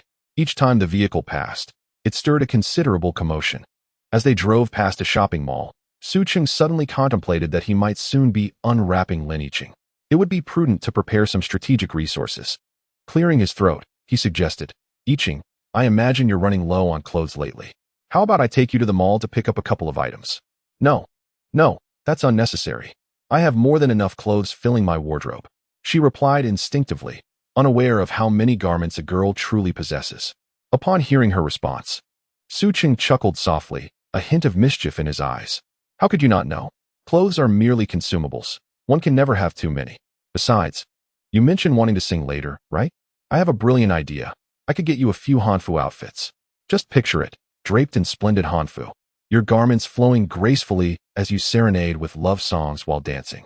The scene would be utterly enchanting. Lin Yiqing regarded Su Cheng with skepticism, mumbling, You don't mean to suggest you want to see me in different outfits, do you? Is this outfit not good enough? Seeing her expression, Su Cheng couldn't help but burst into laughter, confessing, All right, I admit it. I do wish to see you in various attires, so I can appreciate more of your beauty. In truth, this outfit suits you well, perfectly showcasing your enthusiasm and youthful vibrance. Especially those jeans that accentuate your alluring long legs, capturing my attention completely. However, I find myself rather greedy, yearning to witness your more sensual side. Lin Yiqing's cheeks flushed deeper with each word, and she playfully huffed, murmuring, Senior, you truly are mischievous. Suggesting I reveal my seductive side. Should I then wear glossy black stockings, an ultra-short skirt that barely covers my hips, and a form-fitting lace top? Would that not be excessively peculiar? Upon hearing this, Su Cheng's eyes sparkled with excitement as he eagerly responded, Absolutely. You would look utterly enchanting in such attire. However, there's no rush. Today, let us embrace traditional Hanfu, and in the future, there will be opportunities for you to don those alluring outfits. Lin Yiqing shot him a coy glance, her voice as soft as a whisper. I usually do not wear such things. I've only secretly tried them on when home alone. However, since you wish to see, I might consider it. Moreover, I would wear them solely for your eyes. Su Cheng's joy escalated, the smile on his lips nearly impossible to contain. Wonderful. Yiqing, you truly are my treasure. Lin Yiqing pressed her lips together, a hint of subtle shyness flashing in her eyes. She felt no repulsion toward Su Cheng's earlier suggestion. In fact, she had entertained similar thoughts herself. In moments that belonged only to the two of them, she imagined adorning herself in garments that would accentuate her graceful figure, both seductive and charming. Solely for Su Cheng's gaze, she envisioned him admiring her with eyes brimming with affection, his fingertips grazing her skin, allowing their warmth to intertwine. After all, such things are among the finest tools to deepen their bond. It was merely Su Cheng who had broached the subject first. As they conversed, Su Cheng parked the car in the shopping mall's lot. Hand in hand, they made their way toward the clothing section, navigating through a dazzling array of garments. Su Cheng picked up one enticing piece after another that made their hearts race. Each time, Lin Yiqing would blush, softly murmuring, Is this dress too revealing? Su Cheng would respond with gentle encouragement, No, my dear, when you wear it, you will only make my heart flutter even more. In less than 3 hours, they had made their selections, returning with bags full of treasures. In the car, Lin Yiqing tilted her head slightly, her gaze resting on Su Cheng. He appeared unfazed, showing no signs of fatigue. Lin Yiqing couldn't help but exclaim in surprise, Senior, I never would have guessed your stamina was so impressive. You can accompany a girl shopping without breaking a sweat. I've seen many online comments stating that boys tire easily after just a short stroll with their girlfriends. Su Cheng, hearing this, wore a proud smile. Indeed, I'm in excellent shape. I've loved sports since childhood, and it shows. When the opportunity arises, I shall certainly allow you to witness just how robust and enduring my stamina truly is. I guarantee it will leave you utterly astonished. After all, what I purchased was something that piqued his interest. Had I acquired cosmetics or similar items, his vigor might not have been so commendable. Upon hearing his words, Lin Yiqing's cheeks instantly flushed a delicate crimson, as if certain alluring images danced through her mind. She responded softly, her voice barely above a whisper. Time, much like sand slipping through one's fingers, flows quietly and inexorably. Su Cheng and Lin Yiqing concluded their shopping excursion amidst the fading glow of the sunset, returning with their treasures as they slowly drove into the villa district of Michelin. Upon entering the villa, the two felt as though they had returned home. Taking a refreshing, deep breath that dispelled the weariness of the day, Su Cheng gently lifted the shopping bag in his hand, filled with the enticing garments they had meticulously chosen. A playful smile graced his lips as he winked at Lin Yiqing.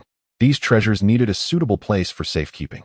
With a slight blush adorning her cheeks, Lin Yiqing responded with a hint of mischief, suggesting that they temporarily store them in their beloved little nest. Hand in hand, they entered the bedroom, carefully hanging the alluring garments in the wardrobe, each piece seemingly heralding the joy that lay ahead. After arranging the clothes, Lin Yiqing, eager to fulfill Su Cheng's anticipation, pushed him outside. She then approached the mirror, changing into a refined hanfu adorned with intricate cloud patterns in soft blue. She gently gathered her long hair, securing it with a classical jade hairpin, her reflection gradually transforming into a vision of gentle elegance. Lin Yiqing bit her lip, turned, and opened the door, her demeanor radiant as she gazed at Su Cheng. Senior, what do you think of this outfit? Does it look good? She inquired, twirling lightly to showcase her beauty. This certainly captivated Su Cheng's attention. It looks splendid. Absolutely splendid, he exclaimed, his eyes wide, unwilling to overlook any detail of Lin Yiqing's appearance, even as his own body stiffened slightly in awe. Then let us head to the basement, Lin Yiqing suggested with a smile. All right, he replied, and they promptly made their way to the karaoke room located on the lower level. The lighting was soft, and the sound system was of the highest quality, an ideal venue for alleviating stress and nurturing their relationship in the days to come. Actually, I'm not very good at singing, so feel free to laugh, but don't laugh so hard you can't catch your breath, Su Cheng said with a self-deprecating smile as he deftly activated the song selection system. Not at all. Rest assured, I typically do not mock others for their singing abilities, Lin Yiqing assured him with gentle warmth, surprise flickering in her eyes. I find solace in knowing that you can choose any song you desire. The selection here is quite comprehensive, and you are bound to discover something to your liking. Su Cheng graciously stepped aside, allowing Lin Yiqing to approach the karaoke station. This one will do. Lin Yiqing casually fiddled with the controls and swiftly settled on a song. Ah, I adore this song as well, she remarked. Su Cheng observed her, a flicker of surprise igniting in his eyes. Her choice stirred memories within him, infusing his tone with an unintentional warmth. He recalled the first time he heard this song. During a high school music class, the entire class had joined in harmony, creating a lively atmosphere. Really? I wonder if my rendition will evoke your youthful memories, Lin Yiqing said with a playful smile. Su Cheng nonchalantly nodded in agreement. As the melody began to unfold, Lin Yiqing grasped the microphone, her sweet voice instantly enveloping the room. I hear raindrops falling on the green grass. I hear the distant call of a lover. Her voice resonated with tenderness and passion, her gaze filled with affection as she looked at Su Cheng. Su Cheng, moved by Lin Yiqing's singing, found himself humming along involuntarily. However, rather than singing, it resembled an enthusiastic but unrefined attempt. Though not unpleasant enough to induce distaste, it certainly failed to resonate with beauty. It was akin to a novice striving to mimic, yet unable to find the correct pitch. As Su Cheng's slightly awkward singing echoed through the space, Lin Yiqing's previously absorbed expression transformed into one of bemusement. The discordant sound disrupted her concentration, causing her lips to curl into a smile, which ultimately erupted into a string of melodious laughter. Her laughter was crisp and delightful. Although charming, it prompted Su Cheng to roll his eyes in exasperation. I thought you were joking when you claimed you couldn't sing, but it appears you genuinely lack the ability. To be off-key on this song is truly endearing, Lin Yiqing teased after she had laughed sufficiently. Turning to Su Cheng with a mischievous grin, Su Cheng shot her a bemused glance, recalling her prior insistence on avoiding mockery. This playful girl couldn't even endure a moment without succumbing to laughter. To be candid, Su Cheng possessed a voice imbued with a magnetic quality that captured attention. However, when it came to singing, he was indeed at a loss. During his elementary school years, The music teacher had compelled each student to perform on stage, marking one of the most humiliating moments of his life. Standing before his classmates, he had been engulfed by nerves, his palms slick with sweat. He managed to croak out a few off-key lyrics, his voice trembling like leaves in an autumn breeze. The class erupted into raucous laughter, their jeers sharp and piercing, akin to daggers that plunged deep into his heart. This experience left an indelible scar on his tender spirit. Though he did not develop an aversion to singing thereafter, he certainly ceased to practice the craft. Lin Yiqing, noticing Su Cheng's silence, laughed heartily, her delicate frame quivering with mirth. She leaned closer to him, gently tugging at his sleeve, and playfully implored, "Senior, please speak. Don't remain silent. Your quietness frightens me. What would you have me say?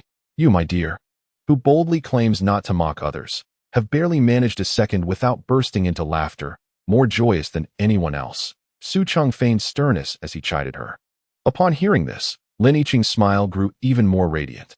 With a playful wink, she retorted, "Hee, I meant not to laugh at others, but you, senior, are one of my own, not a stranger. Ah, now you wish to engage in wordplay? Let us see how I handle you, you clever little sprite," Su Cheng declared, as he swept Lin Yiqing into his embrace, his hands gently encircling her waist. Her hair inadvertently brushed against his cheek, carrying a faint, fragrant scent that sent a thrill through him.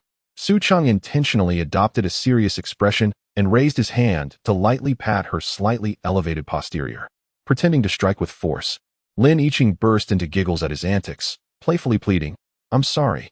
I was wrong. Senior, please forgive me. I promise I won't dare again." Though her words suggested fear, her face bore no trace of it, nor did she resist.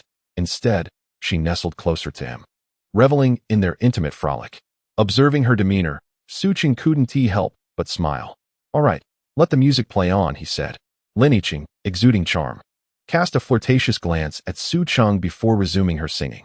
Su Cheng sat beside her, toying with another microphone, a fond smile gracing his lips as he occasionally chimed in softly, his gaze unwavering from her radiant face. As the song concluded, he clapped at the appropriate moment, admiration glimmering in his eyes. "Truly, my dear Yiqing, your singing is delightful." Lin Yiqing's cheeks flushed deeper, her eyes sparkling with happiness as she set down the microphone and gently leaned against Su Cheng's shoulder. "We should come here often to engage in activities we love." Agreed. Thus, the two continued their melodic journey in the karaoke room, transitioning from contemporary hits to timeless classics, their laughter and heartfelt duets filling the air. Time slipped by like fine sand through fingers, and before they knew it, night had quietly enveloped them. After dinner, the lingering aroma of the meal still hung in the air.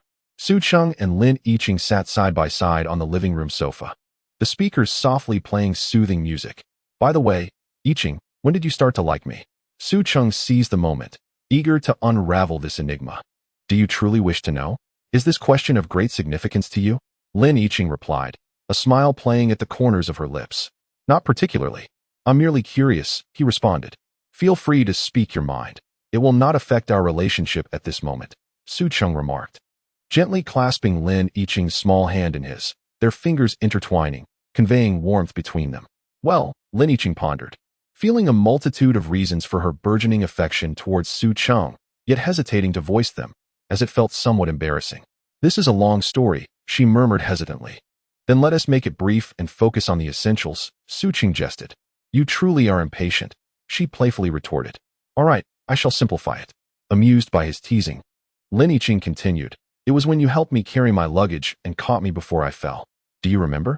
At that moment, the sunlight was perfectly illuminating your profile. Your gaze was both resolute and gentle.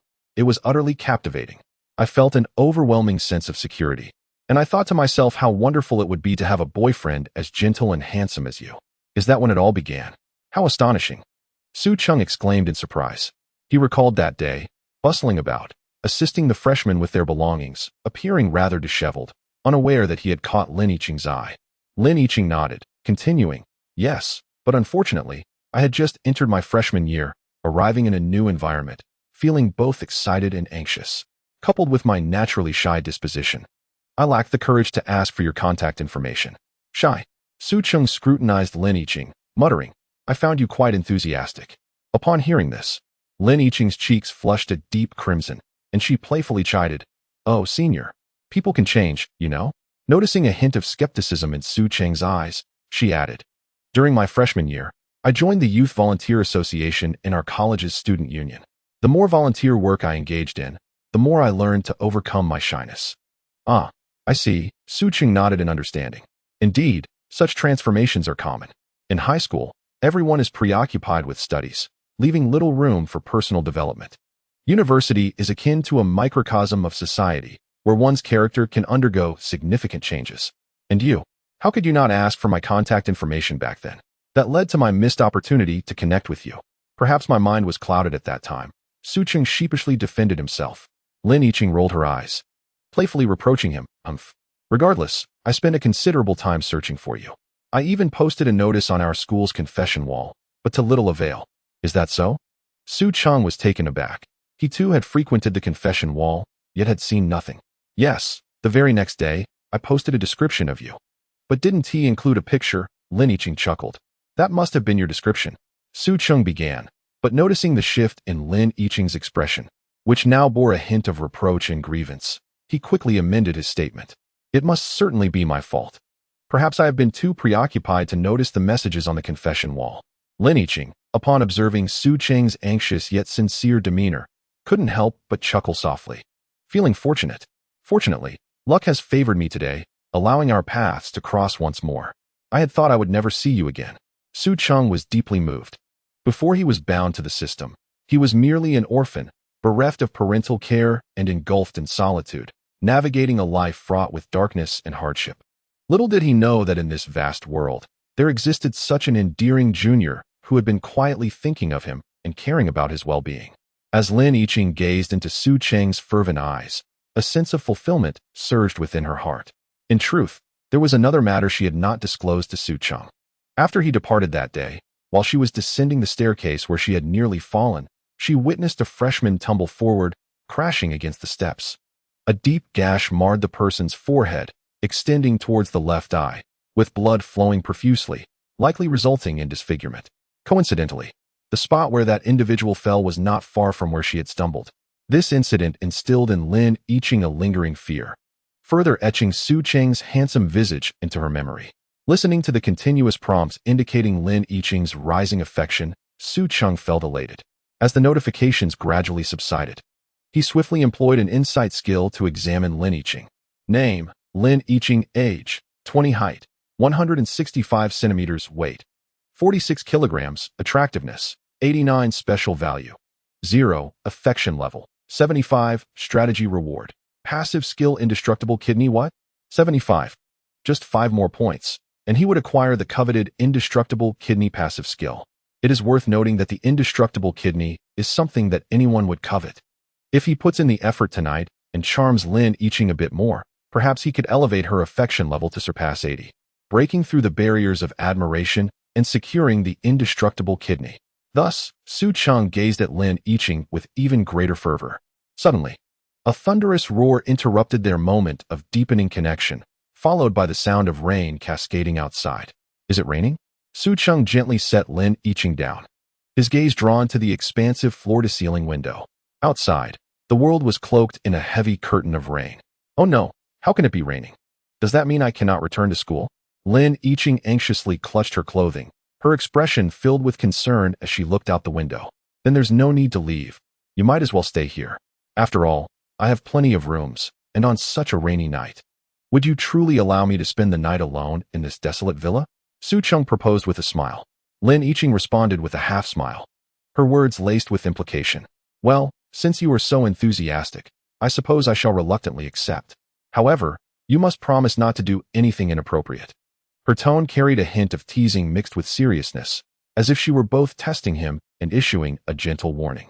Upon hearing this, Su Cheng erupted into hearty laughter, patting his chest with a righteous demeanor as he declared, "Am I that sort of person?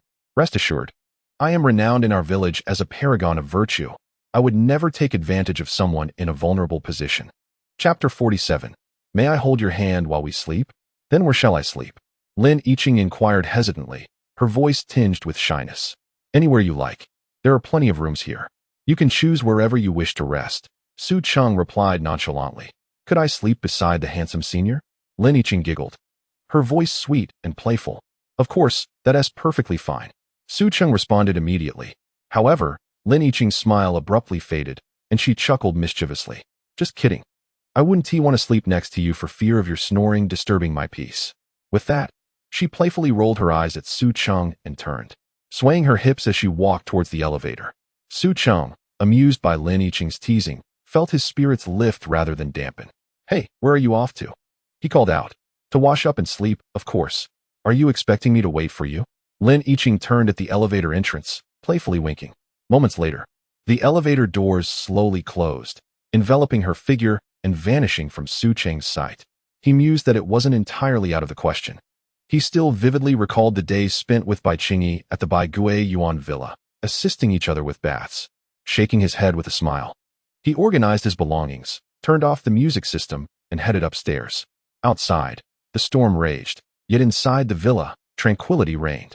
Lin Yiqing took a brief hot shower in the bathroom of the guest room. In the steamy haze, her skin appeared exceptionally fair and delicate. She then donned an exquisite lace nightgown adorned with golden patterns. The fabric delicately brushed against her calves, and her bare feet left a trail of light impressions on the soft carpet. Lazily reclining on the bed, she held her phone, scrolling through Douyin. The screen's glow illuminating her stunningly beautiful face. After a while, a sudden knock echoed from outside. Knock, knock, knock. Lin Yiqing smirked, feigning confusion as she asked, "Who is it?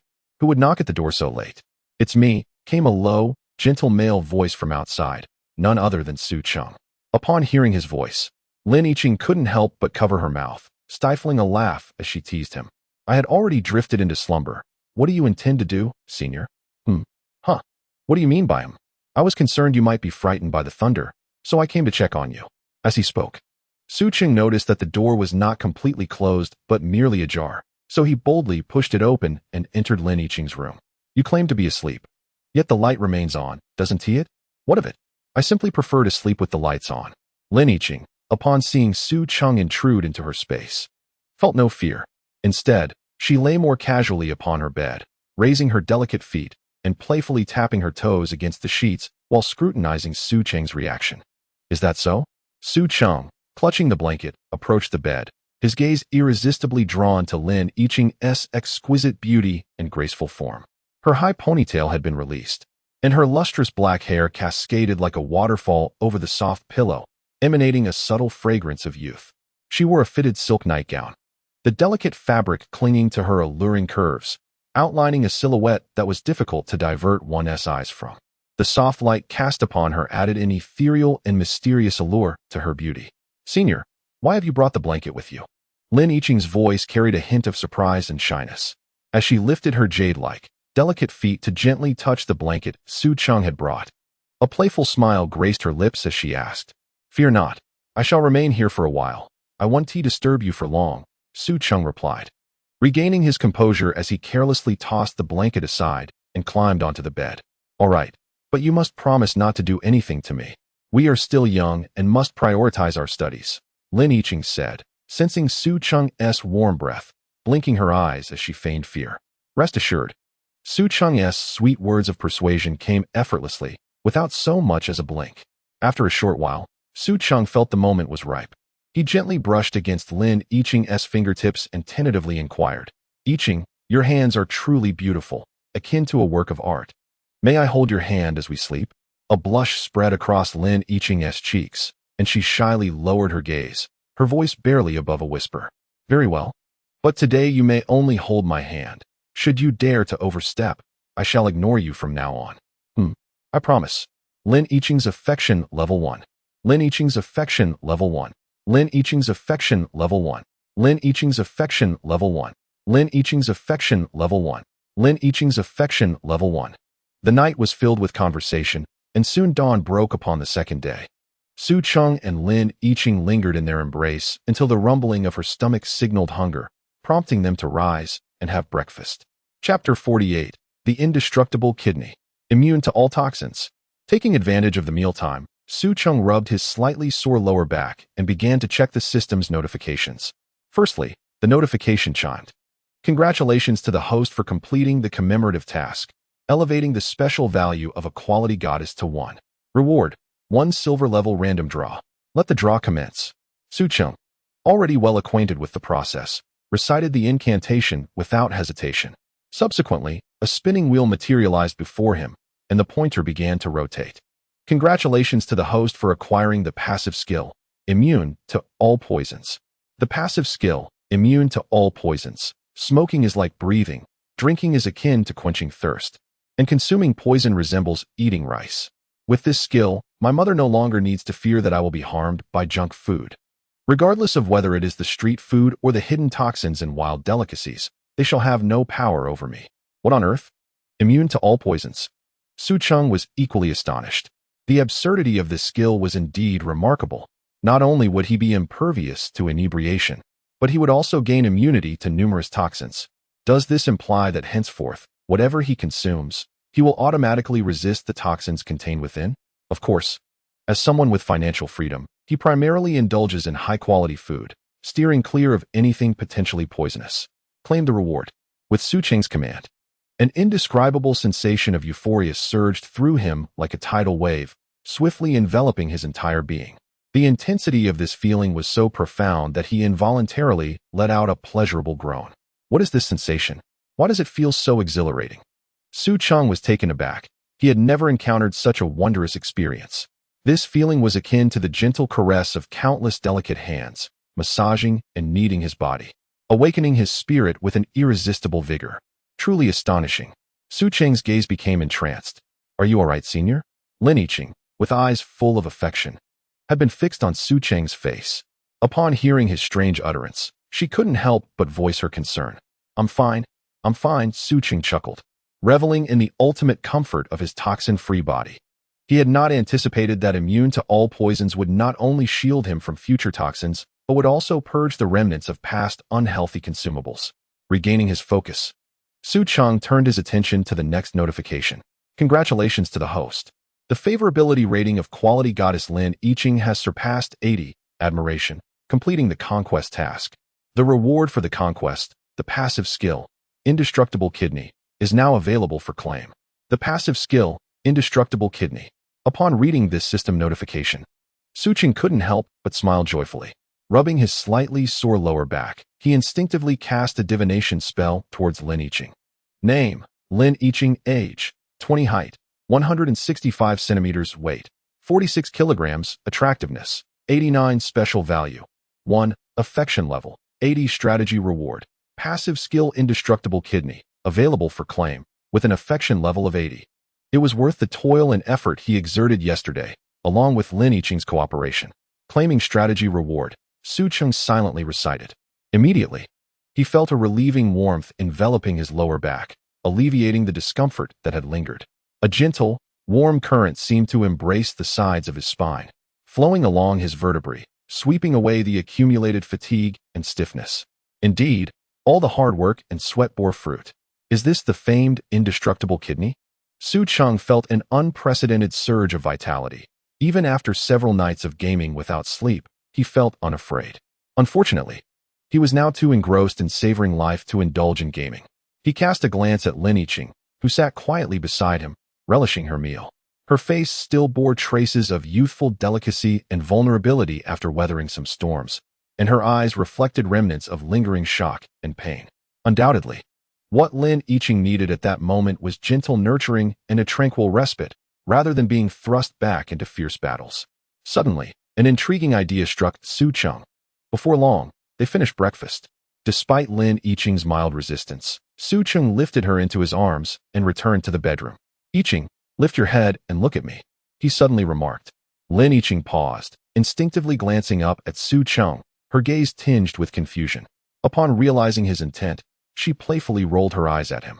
All right, I'll wash my face and brush my teeth first. We still have to head out later. Lin Yiqing playfully pinched Su Cheng's thigh before limping toward the bathroom. Su Cheng chuckled and nodded, feeling that life was indeed beautiful. Perhaps the bliss of this moment encapsulated the true essence of indulging in life. Thus, he began to anticipate his date with Bai Qingyi later that day.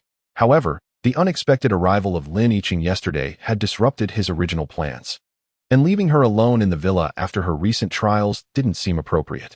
Therefore, he decided that Lin Yiqing should meet Bai Qingyi for an introduction. Lin Yiqing was warm and gracious, adept at socializing, while Bai Qingyi was shy and adorably naive, with a pure heart and a gentle disposition. Their meeting was unlikely to stir any chaos. Moreover, in the future, it would probably remain that way. Su Cheng was a dominant individual.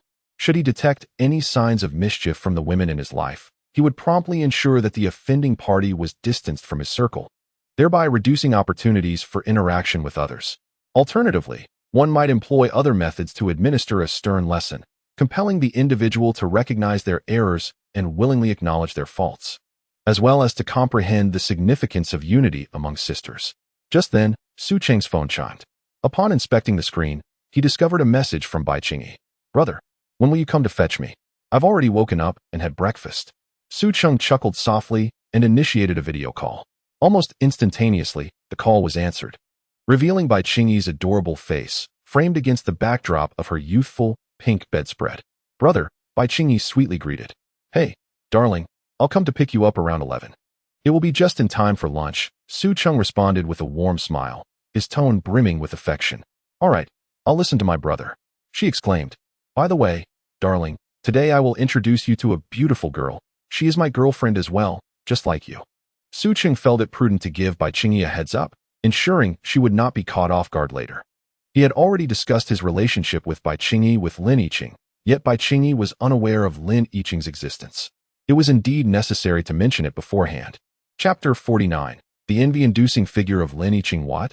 Bai Qingyi's expression visibly shifted to one of surprise. Although she had mentally prepared herself for the possibility of Su Cheng having a girlfriend, hearing the news stirred ripples of emotion within her. To be candid, she did not mind it. On one hand, her identity made it futile to feel otherwise. On the other, she understood that Su Cheng's formidable presence was something she could not contend with alone. Hearing him declare that another girl was his girlfriend while standing before her filled her heart with a sweet sense of acknowledgement. After contemplating for a moment, Bai Qingyi gently bit her lip and asked softly, "Brother, does this mean I am also considered your girlfriend? Why wouldn't you be? You need not overthink it or be overly cautious. During our time together, simply interact with me naturally in the capacity of a girlfriend," Su Cheng replied, gazing earnestly into her eyes. He could not merely regard Bai Qingyi as a gilded canary. That approach would only slow the enhancement of their bond. Bai Qingyi's favorability level, 1. The system's notification echoed silently in Su Cheng's mind. In just a few brief exchanges, his standing in Bai Qingyi's heart had gained further significance. Brother, I understand." Bai Qingyi beamed, her voice imbued with newfound confidence. "This is how it should be. You need not be overly frugal with the money I have given you. Buy whatever you desire, and if it isn't enough, just ask me for more." Su Cheng gently encouraged her. "All right," Bai Qingyi responded softly, her eyes shimmering with emotion. Shortly thereafter, she pressed her lips together and nervously inquired, "So, brother, is your other girlfriend easy to get along with? I hope I won't disturb you both." "Do not worry, she is quite easy to get along with. Her name is Lin Yiqing, a spirited young lady. She is currently freshening up, and shortly, you will have the opportunity to meet her. I am confident that you two will become great friends," Su Cheng assured. He understood Bai Qingyi's concerns. She merely feared that he might end up with a strong-willed girlfriend who would bully her. After all, Bai Qingyi's gentle demeanor clearly suggested that she was someone easy to intimidate. "Now I can rest easy," Bai Qingyi sighed in relief. With Su Cheng's assurance, her worries had diminished significantly. The two continued their conversation for a few more minutes until Lin Yiqing finally emerged, limping slightly as she approached Su Cheng. "Senior, who are you chatting with? I thought I heard my name. Were you speaking ill of me again?" Lin Yiqing teased, playfully winking as she spoke. "Of course not. I was just chatting with Qingyi, as I introduced you yesterday," Su Cheng replied, gesturing for Lin Yiqing to sit beside him. Upon hearing an unfamiliar female voice from Su Cheng's end, Bai Qingyi's curiosity piqued, and her eyes widened slightly in surprise. "Really?" Lin Yiqing's eyes lit up as she disregarded Su Cheng's suggestion and settled right next to him. "Wow, what a stunning beauty. Senior, you are truly fortunate," Lin Yiqing exclaimed upon seeing Bai Qingyi, her admiration evident. Her gaze lingered appreciatively on Bai Qingyi's figure, filled with envy and admiration. Bai Qingyi, upon hearing Lin Yiqing's compliment, felt a rush of warmth spread across her cheeks, akin to a ripe apple, tempting enough that Su Cheng wished he could lean closer and savor her sweetness. Shyly, she lowered her head and murmured, "You are beautiful as well." "All right. Both of you possess your own charms. There's no need for pleasantries," Su Cheng interjected. "That's not mere pleasantry. I genuinely mean it," Lin Yiqing retorted playfully. "I do too," Bai Qingyi added timidly. "All right, my fault," Su Cheng chuckled, then continued. "It's getting late, darling. Please get ready.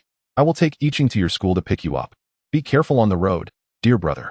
Drive slowly and stay safe." Bai Qingyi smiled sweetly, her concern evident. "Qingyi, we will see each other soon," Lin Yiqing waved at the screen. Bai Qingyi waved back in acknowledgement. Seeing this, Su Cheng bid Bai Qingyi farewell and ended the video call. "Senior, I never expected that the sister you found would be so beautiful, especially her striking figure," Lin Yiqing remarked, her eyes filled with envy. Su Cheng understood her implication and chuckled lightly. "No worries. I appreciate someone like you just as much."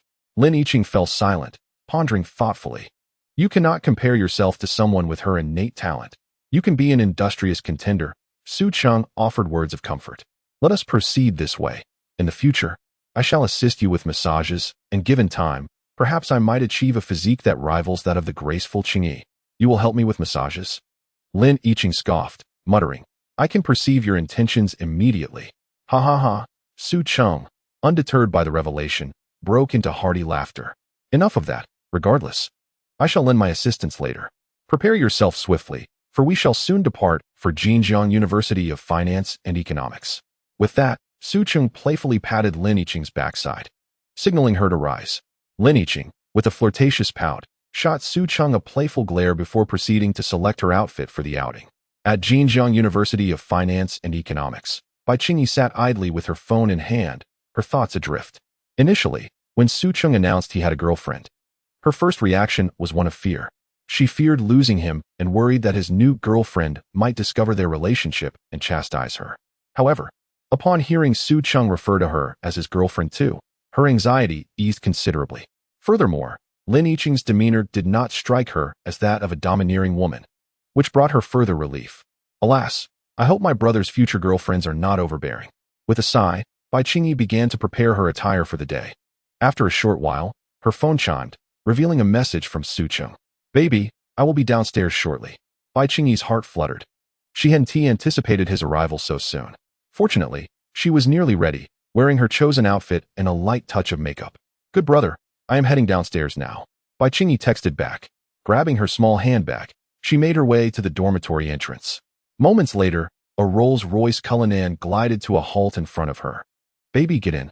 Su Cheng lowered the window, speaking softly. Bai Qingyi nodded and entered the back seat. Chapter 50, Many Friends. Many paths. The front passenger seat had already been claimed by Lin Yiqing, and she had no intention of contesting it. Upon seeing Bai Qingyi join them, Lin Yiqing greeted her warmly. "Hello, Yiqing," Bai Qingyi smiled shyly, returning the greeting. Observing the amicable interaction between his two girlfriends, Su Cheng felt a sense of pride. "My dear wives, do you wish to go shopping first, or shall we dine?"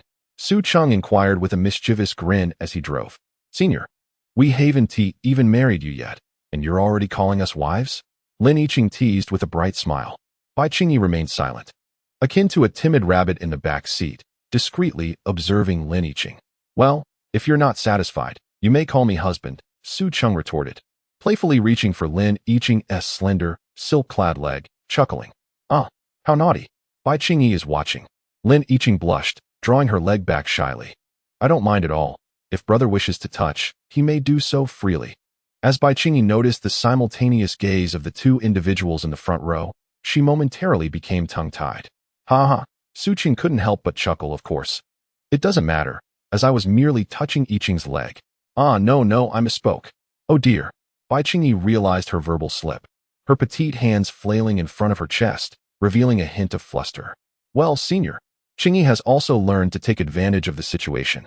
You must touch her leg too," Lin Yiqing suggested with a mischievous grin. "Oh, certainly, no problem at all." Su Cheng cast a glance at the beautiful legs of both women.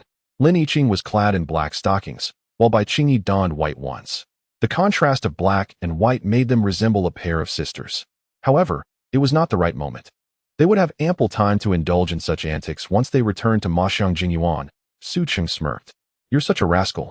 Bai Qingyi, the center of their discussion, had already lowered her head in embarrassment, her hands gently twisting the hem of her clothes, her face flushed crimson, secretly grumbling in her heart.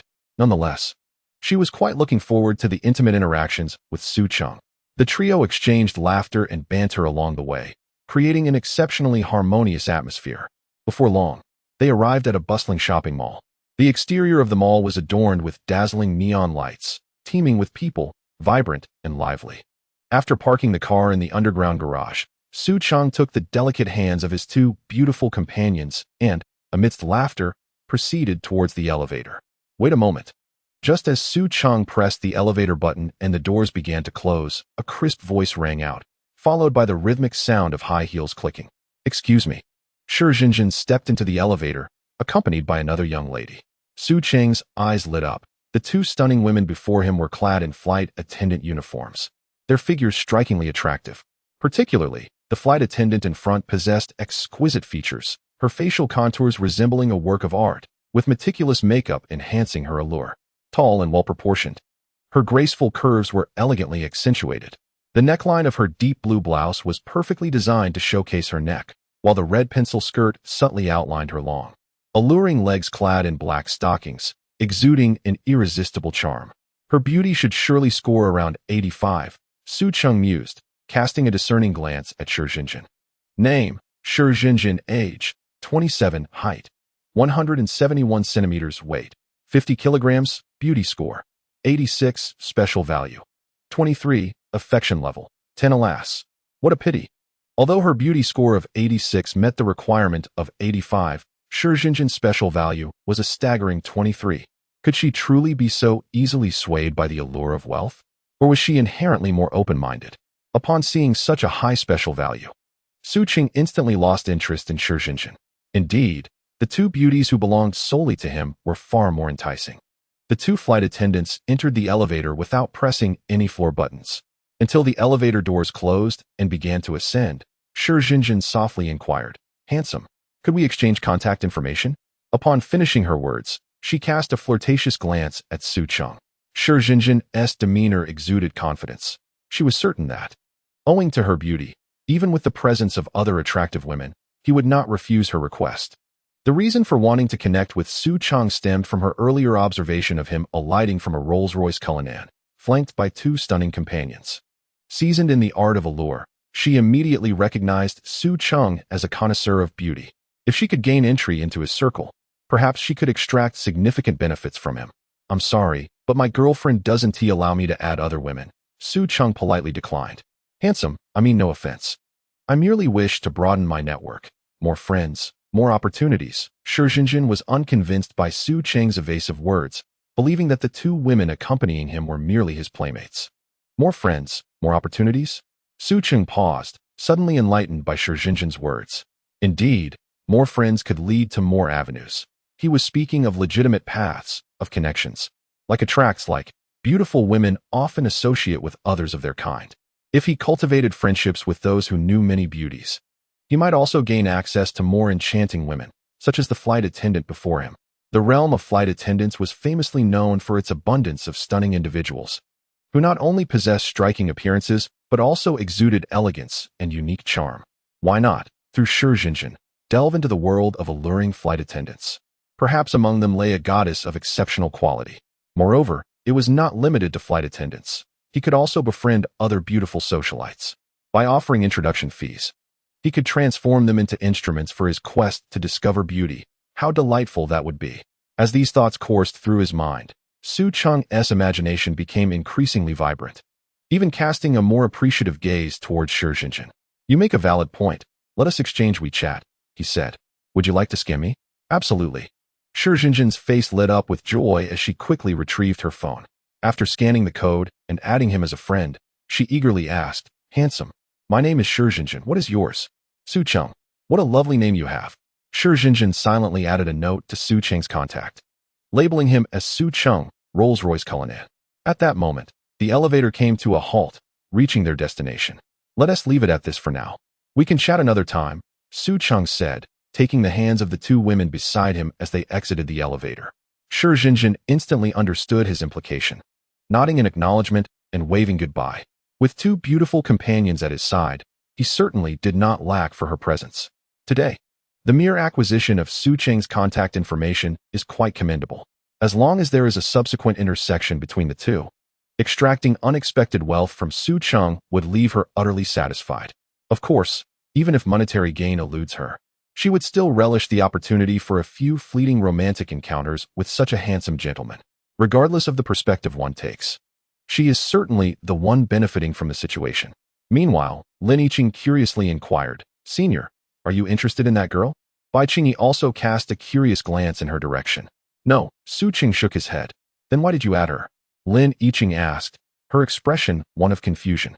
"You're absolutely right. It is indeed just to make a friend," Su Cheng replied with a smile. "I refuse to believe that. She definitely has feelings for you. How could there be pure friendship between you two?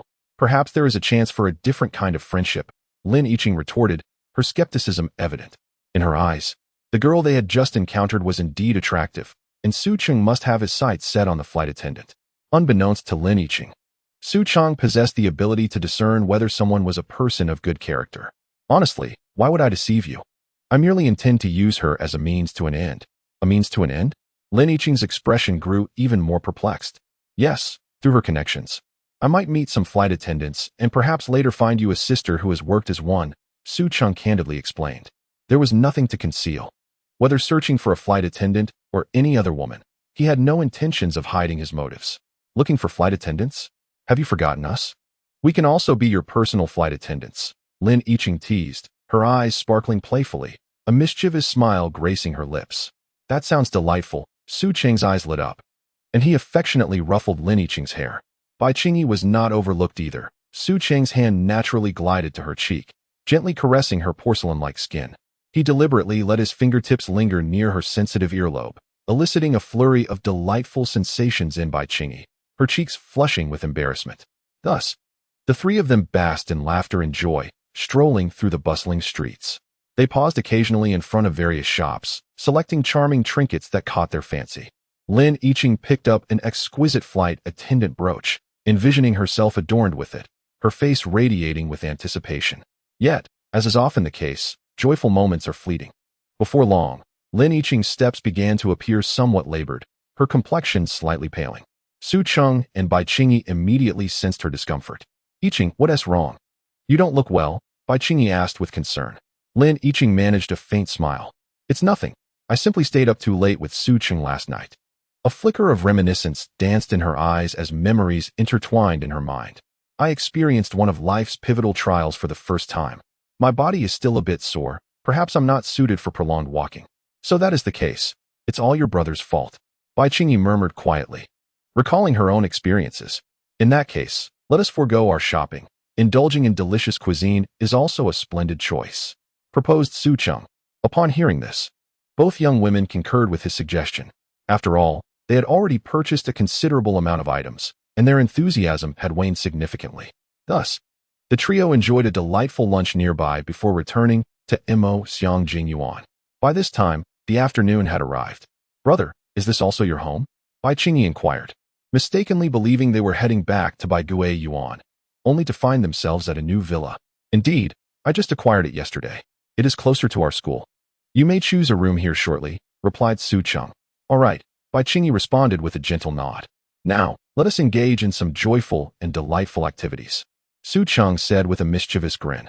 Upon hearing this, Bai Qingyi shyly lowered her gaze. Lin Yiqing trembled slightly, as if recalling something, and hastily declined. "Do not include me. I cannot withstand any more teasing. You and Qingyi may play together." After saying this, she awkwardly retreated to her bedroom. "Huh, who was it that clamored yesterday about wanting to provoke me?" Su Cheng teased. "It wasn't me," Lin Yiqing interjected loudly, her retreat quickening. Su Cheng chuckled, shaking his head, his fervent gaze fixed on Bai Qingyi, who remained rooted in place. "My dear, it seems the trials are about to begin for you. As long as you're happy, brother," Bai Qingyi replied softly. With a hearty laugh, Su Cheng scooped Bai Qingyi into a princess carry and proceeded toward the master bedroom. Lin Yiqing leaned against her bedroom door, her fingers lightly brushing the doorframe, her expression a mix of emotions. Just then, the sound of a door opening next door resounded like thunder, causing her heart to skip a beat. She realized that Bai Qingyi was about to fall victim to Su Cheng's schemes. Following this, she stepped outside, noticing the master bedroom door was ajar. Cautiously, she approached, pressing her ear against the door, where the gentle, magnetic voice of Su Cheng mingled with Bai Qingyi's soft, sweet whispers. Clearly, they were exchanging tender words. Suddenly, Lin Yiqing clutched her heart and hurriedly fled the scene, returning to her own room. Once back on her bed, she exhaled slowly, pondering why she felt oddly out of sorts. What is happening to me? What am I so anxious about? Lin Yiqing murmured to herself, her voice laced with confusion and bewilderment. Bai Qingyi affection level 1. Bai Qingyi affection level 1. Bai Qingyi affection level 1. Lin Yiqing affection level 1. As night fell, the debut of the story commenced. The following days would be pivotal in determining the fate of this book. I earnestly beseech my dear readers to follow along and encourage updates. Your small, free gifts are truly significant for this new work. Thank you immensely. In the soft glow of the bedroom, the gentle light enveloped Bai Qingyi's slightly fatigued visage, bestowing upon her a delicate sheen reminiscent of morning dew, accentuating her fragile beauty. Su Cheng sat at the head of the bed, reclining against the pillow, his expression betraying no signs of weariness. Upon checking his phone, he noticed a message from Su Cheng sent earlier that afternoon. "Hey handsome, are you free tonight for a drink?"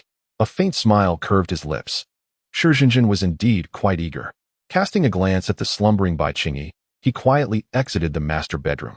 However, as he stepped into the hallway, a frown creased his brow. Who mopped the floor? It's remarkably clean, he mused, pausing to survey the pristine corridor and the floor below. Noting that only the second floor had been refreshed, particularly the area outside the master bedroom, which gleamed brightly. Shaking his head to dispel his thoughts, he entered the study and settled down, initiating a video call to Su Cheng. The call connected within seconds, revealing her alluring, fox-like eyes. "Handsome, I didn't expect you to reply now," she greeted with a playful tone, a hint of coyness lacing her voice. "Apologies. I've been quite busy today and only just saw your message. Unfortunately, I won't be able to join you for a drink tonight." Su Cheng replied with a measured tone. "Oh, it's no problem. Your work is important, after all. Tomorrow works too." Su Cheng responded swiftly. "I would like to inquire if you happen to know any beautiful and virtuous flight attendants in your circle." Su Cheng inquired directly, bypassing pleasantries. Su Cheng furrowed her brow slightly, surprised by the question. "Oh, there are indeed a few virtuous beauties, but they are not easily approachable," she replied, her tone tinged with intrigue. "What is this? Are you quite interested in our flight attendant circle? Well, encountering you today feels serendipitous, and I was hoping to connect with some virtuous flight attendants through you. Of course, I would not impose without offering compensation for your assistance," he added, alluding to a referral fee. Su Chen's expression grew complex at his words. A surge of indignation welled within her, perceiving a hint of frivolity and disrespect in his tone. However, his mention of compensation prevented her from abruptly ending the call. "Are you saying you wish to meet beautiful flight attendants, or specifically ones who are virtuous?" she asked, striving to steady her emotions, a subtle sarcasm creeping into her voice. "Indeed," Su Cheng affirmed. "The more one practices self-restraint, the better. If there are any words to share, please do." Su Cheng nodded, paying no heed to Su Chen's feelings. After all, there were no rewards for pursuing Su Chen, and he preferred to spend his time with Bai Qingyi instead. "Is mere acquaintance sufficient? Or do you wish to support a beautiful flight attendant?" Su Chen's brows furrowed even more tightly. Supporting them would indeed be splendid, but if that were not feasible, I wouldn't press the issue. Ultimately, my singular aim is to capture the heart and soul of a beautiful woman, Su Cheng explained. "Not a handsome guy, then? Among those two beauties today, which one is your girlfriend?" Su Cheng could not help but inquire. "Both, what of it?" Su Cheng's response left Su Cheng even more astonished. "What? Isn't that a blatant display of being a scoundrel, straddling two boats? If I were to introduce other friends to you, wouldn't that be detrimental to them? And what do you take me for, a matchmaker in the flight attendant circle?" Su Cheng retorted. "A scoundrel? This person opposite me is utterly despicable. While I sensed it today, I never imagined he would be so brazen, so unapologetic, and so unreserved. Yet, upon recalling that he drives a Rolls-Royce Cullinan, I find myself somewhat understanding. Perhaps this is the arrogance of wealthy men, who can freely pursue beautiful women. No, I am not a scoundrel. I merely wish to provide a warm home for the beautiful sisters I admire," Su Cheng clarified. "Oh, should I then commend you for your philanthropy?" Su Cheng replied with a sarcastic smirk, her tone dripping with irony. 30,000. Su Cheng suddenly declared, his voice calm. What? Su Cheng was momentarily taken aback. The sarcasm on her face instantly freezing, replaced by an incredulous surprise that softened her features. In this era of economic decline, she had assumed that Su Cheng's introduction fee would amount to no more than 3 to 5,000 yuan. 30,000 soft sister coins. Su Cheng reiterated, adding, upon success, I can offer you an additional 50,000 soft sister coins as a bonus for your diligent efforts. Upon hearing this generous offer, the astonishment in Su Cheng's eyes quickly transformed into delight, and she replied softly, that being said, a man of your substantial means should indeed meet more young ladies. After all, exceptional individuals invariably attract more attention. Su Cheng pondered for a moment, still feeling somewhat reluctant. After all, this man exuded an extraordinary aristocratic aura, both in demeanor and discourse. I had initially intended to charm Su Cheng, hoping he might serve as my personal ATM, she mused inwardly, maintaining a gentle smile on her face. If I simply acquiesced to Su Cheng, wouldn't that mean working for him? This was not the outcome she desired.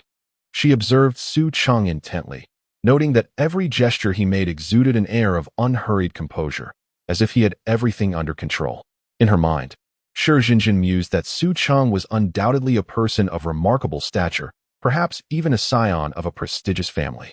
If she exerted herself, she might ensnare him with her beauty and secure a marriage into wealth, thus embarking on a life of luxury and indulgence. After all, at the age of 27, she was no longer considered young. In this fiercely competitive society, a woman's youth is fleeting. Approaching her 30s, it was high time to meticulously plan for her future. Thus, she inquired softly, handsome, have you ever dreamed of finding a woman with whom you can share a deep connection, one who understands and loves you, and walking hand in hand into the sanctity of marriage? A woman who understands and loves? And marriage? Su Cheng immediately discerned the underlying meaning in Su Cheng's words. This little minx was contemplating marriage with him. With such a peculiar proposition, did she truly believe in the notion of mutual understanding and love? It was sheer folly. Indeed, those who are most audacious often possess the thickest skin. Su Cheng decisively shook his head in rejection. Marriage? Impossible. There will never be a marriage in my life. That would be irresponsible to the other women. Upon hearing this, the light in Su Cheng's eyes dimmed instantly. Irresponsible to other women? That was certainly true. The law does not explicitly restrict an individual from having multiple girlfriends. Engaging in romantic relationships with several women does not constitute a legal transgression, as it falls within the realm of personal emotional life, untouched by legal interference. However, should one be married and still pursue such affairs, they could potentially face charges of bigamy. Su Cheng pondered further. If Su Cheng was willing to provide such a substantial introduction fee, how much more could she earn if she were his girlfriend? Once this thought took root, it flourished like wild grass. She took a deep breath, striving to make her expression appear more bashful and innocent. Then, with a shy demeanor, she gazed at him and whispered softly, handsome, I am indeed the one you seek, a pure and self-loving beauty. Indeed, since Su Cheng had indicated his desire to date virtuous and self-respecting flight attendants, she boldly put herself forward. She reassured herself that although she had had numerous boyfriends, at least for now, she still possessed her virtue. Though it had been restored through surgery, for boys, as long as a little blood was shed on the first night, who wouldn't be considered a virtuous darling? Regardless, she had made up her mind. No matter how humble her efforts, she would not allow this wealthy young gentleman to slip away. You? Virtuous? Do you even believe that yourself? Su Cheng gazed in disbelief, as though he were witnessing some extraordinary individual. Are we not friends? Do you truly believe you can associate yourself with such a term? He pondered incredulously. Indeed, handsome, why seek distant shores when closer harbors await? Do you perhaps think I lack in beauty? Su Cheng shyly lowered her head, oblivious to Su Cheng's astonished expression. Today, her initiative to request his contact information stemmed from the belief that fate had intertwined their paths. Fate, more like a mere coincidence. Su Cheng found Su Cheng's use of brother excessively flattering, leading him to suspect that her interest was merely piqued by his luxurious Rolls-Royce or exquisite Patek Philippe. Beauty aside, her self-proclaimed virtue was something he could not endorse. Why? She exclaimed. I am merely a tad more spirited. A tad more spirited? Perhaps a tad more reckless. Then, raising her head, Shi Jinjin caught sight of Su Cheng's expression and instantly transformed into a dramatic figure, her face contorted with feigned grievance. Brother, what is that look in your eyes? I assure you, I am not deceiving you. I am still intact. With that, she adopted a demeanor that implored him for reassurance, as if she had suffered an immense injustice. Witnessing Shi Jinjin's reaction rendered Su Cheng speechless. He once again employed his insight ability. Name, Shi Jinjin, special value, 23. Indeed, it was a confirmed 23. This was a 23, not a 2, nor a 3. If she were a 2 or a 3 claiming to uphold her virtue, Su Cheng might have understood. After all, in a world rife with temptation, maintaining one's integrity is no simple feat yet. For one with a special value of 23 to audaciously declare their purity? Su Cheng scoffed softly and remarked, enough of the pretense. If hospital repairs count, then no woman on this earth could claim to be untainted. If you continue down this path, I fear there will be little left for us to discuss, as I can easily seek out other flight attendants. It would merely cost me a bit of time. Shi Jinjin, you must consider this carefully. Once this opportunity passes, it may never return. A touch more sincerity and a shade less deceit would benefit us both. Upon hearing this, Shi Jinjin's expression darkened. She realized that he had formed a rigid impression of her, utterly disbelieving her earnest defense. She prided herself on her acting skills. After all, she had once dabbled in acting right after university. Yet, no matter how hard Shi Jinjin racked her brain, she could not fathom that he possessed such a powerful insight skill capable of revealing her true nature. Thus, she began to waver. In light of the current situation, what course of action should she take? Should one be forthright and acknowledge the reality of not being entirely genuine, accepting the introduction fee of 30,000 and the success fee of 50,000, thereby leading a stable life? Or should one steadfastly uphold their position, vehemently asserting their authenticity, and terminate the call in indignation, attempting to convey that I, Shi Jinjin, also possess dignity? Shi Jinjin pondered deeply, weighing her options meticulously. Ultimately, she discerned that honesty would serve her better. Accepting the introduction and success fees appeared to be the more prudent choice. While maintaining the facade of being genuine could yield greater rewards, the risk of misstep was considerable. Should she abruptly end the call, she might find herself blocked the very next moment, receiving not a penny in return. Thus, it seemed wiser to accept the introduction and success fees without pretense. With this resolution, Shi Jinjin let out a soft sigh, feeling somewhat disheartened. Very well, since you are adamant that I am not a person of integrity, I shall refrain from further explanations. After all, introducing beautiful women also brings me benefits. Why not pursue that route? Precisely, Su Cheng nodded in agreement. I would like to inquire, if I introduce a beauty to you, is the fee provided per individual, or are there additional stipulations? Shi Jinjin bit her lip, inquiring with anticipation. More or less, though I do not accept just anyone. The beauties you introduce must meet my criteria, Su Cheng replied nonchalantly. What are the requirements? Must they be virtuous? Shi Jinjin asked eagerly. Firstly, they must be exceptionally beautiful, ideally those who look stunning without makeup, like the two beauties accompanying me today. Or those of similar allure to yourself, Su Cheng elucidated. Secondly, they should indeed be genuine and principled. As long as these two conditions are satisfied, we are in agreement. I see, Shi Jinjin nodded, contemplating. To meet such criteria, truth be told, is not a common occurrence. Chapter 54. The Depths of Human Nature. Is Lu Rian truly provocative? In a world rife with material desires, it is all too easy for many beautiful women to capture the attention of influential figures, becoming their coveted possessions. Su Cheng acknowledged Shi Jinjin's perspective, fully aware of the harsh realities that govern society. How could truly beautiful women escape scrutiny? Among them, how many possess the fortitude to withstand pressure and maintain their integrity, resisting the lure of degradation? The numbers are dismally low. However, nothing is insurmountable for the determined. With a modicum of effort, I should be able to locate a dozen or so women meeting your criteria, Shi Jinjin asserted confidently. Oh, Su Cheng smirked inwardly, remaining noncommittal. He believed that Shi Jinjin finding 3 or 4 would be her utmost limit, as one's social circle is inherently finite. How shall I facilitate introductions? Should I arrange for you to dine with the beauties I present? Should I negotiate with someone else and then pass along the contact information of a beautiful woman to you? Su Cheng pondered for a moment, then expressed his thoughts with a calm demeanor. No, you should first help me scout for candidates. Once you find a suitable beauty, Just send me her photo, and I will sift through them to select those who meet my criteria. Su Cheng understood. She would conduct the initial screening, while Su Cheng would review the images before deciding on any introductions. All right, I believe I grasp your intent. Su Cheng nodded, a mischievous smile gracing her face.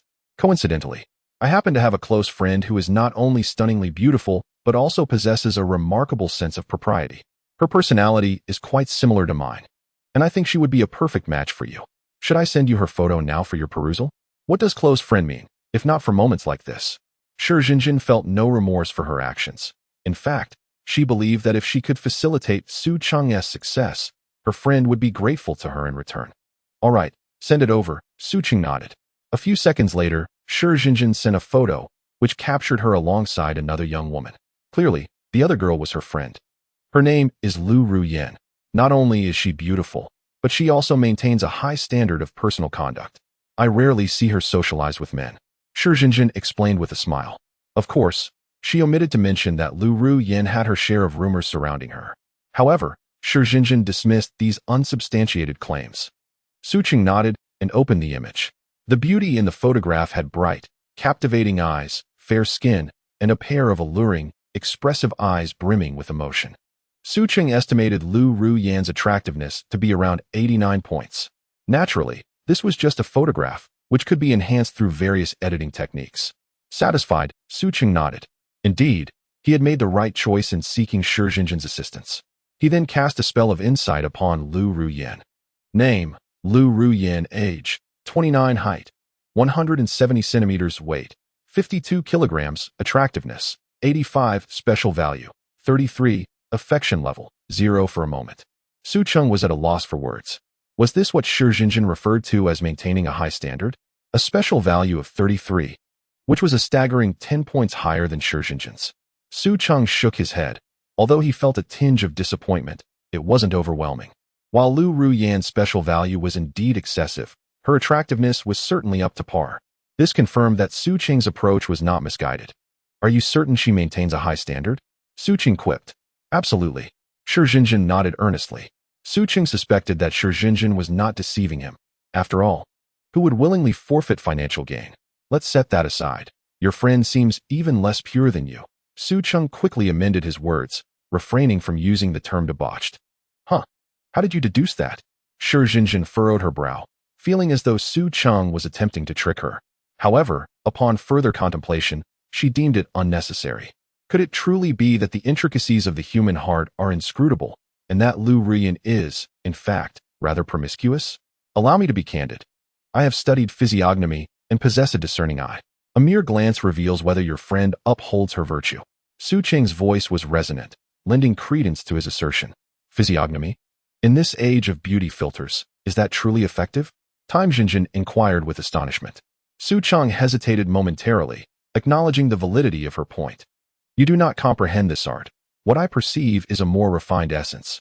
As you are not versed in it, my explanations would elude your understanding, he elaborated, a hint of mischief in his tone. Very well, Tycoon conceded, albeit still skeptical, and refrained from further inquiries. All right, proceed to select and send me photographs later. Understood. Busy man, she replied, and with that, their conversation concluded, the call disconnected. After hanging up, Tycoon approached a mirror, her countenance reflecting a mixture of melancholy and contemplation. Gazing at her flawless beauty and alluring long legs, she muttered to herself, how could he discern that I am not a maiden? Could he truly possess the ability to read faces? She quietly observed her own allure for a spell before reclining languidly on the sofa. Subsequently, she opened her phone and navigated through her WeChat contacts, beginning her search for Su Cheng. As she perused, a thought struck her. Wei Zishi. Wei Zishi was a classmate from her university days, possessing such stunning beauty that even Tycoon felt overshadowed. Throughout their 4 years at Zhejiang University, Wei Zishi consistently held the title of the campus belle, her position unassailable. During their time at school, she resembled a solitary, proud plum blossom, seldom mingling with the boys, let alone having male friends. Her peers privately dubbed her the ice goddess, deeming her aloof and frosty. Yet, Tycoon knew well that this was merely a facade. Wei Zishi was not as haughty as rumors suggested. In conversations with her female classmates, she displayed a remarkably affable nature. Moreover, She exuded a gentle and graceful aura, reminiscent of a tender and virtuous wife, compelling others to gravitate towards her. After graduation, Wei Zishi leveraged her remarkable appearance and exceptional capabilities to secure a position at the largest aviation conglomerate in Daxia, the Modu Aviation Group, becoming a flight attendant.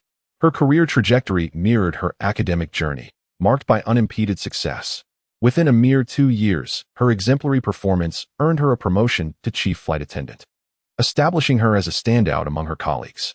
Most notably, during a casual conversation with Time Xinjin, Wei Zishi once shared her thoughts on the type of partner she wished to find. "My aspirations are quite simple and rather conventional," she stated. "I desire to marry into a wealthy family. While such thoughts may seem somewhat pragmatic, I firmly believe that one can only encounter a truly worthy companion for a lifetime by attaining a certain social stature. You are well aware that in our society, although money is not omnipotent, its absence is profoundly detrimental.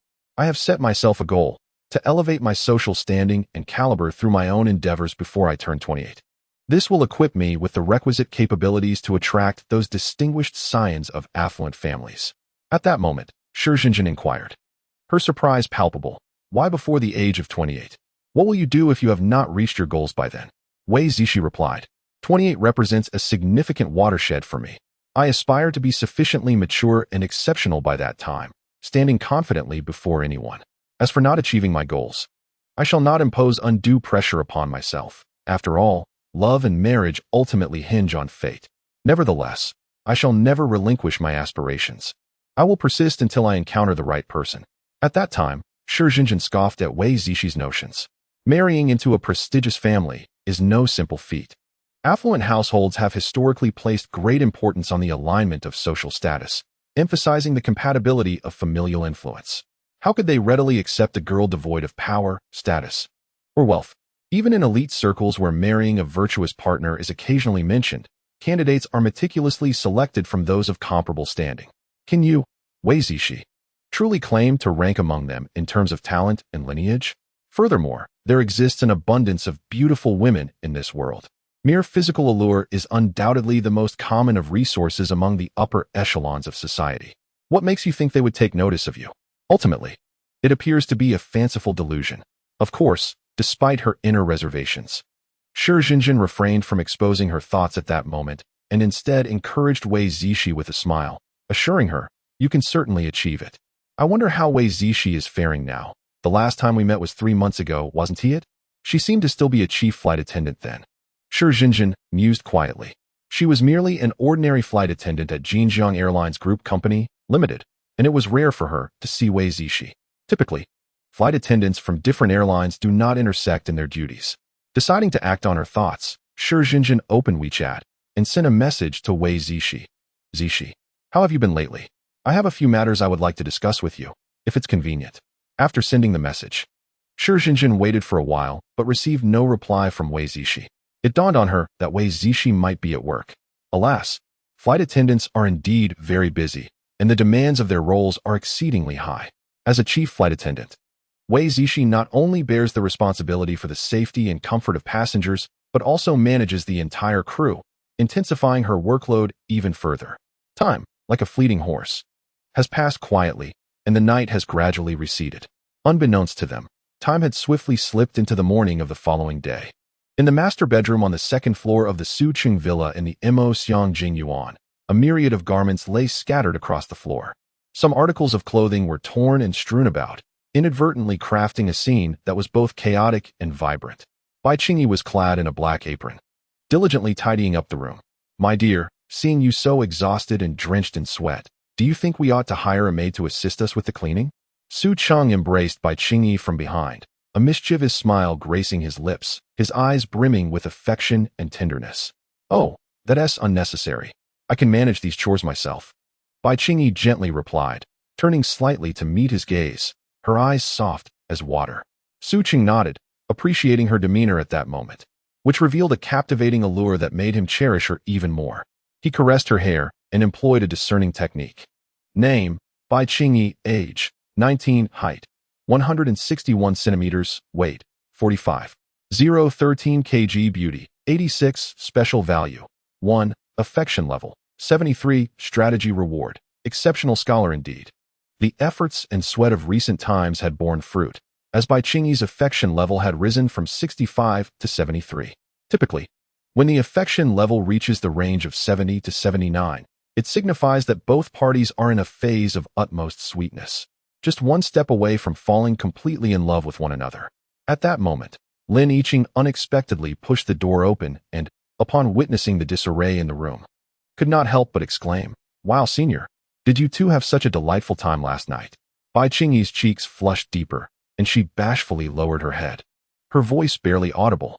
"Not really. We just accidentally made a mess and are in the process of cleaning up."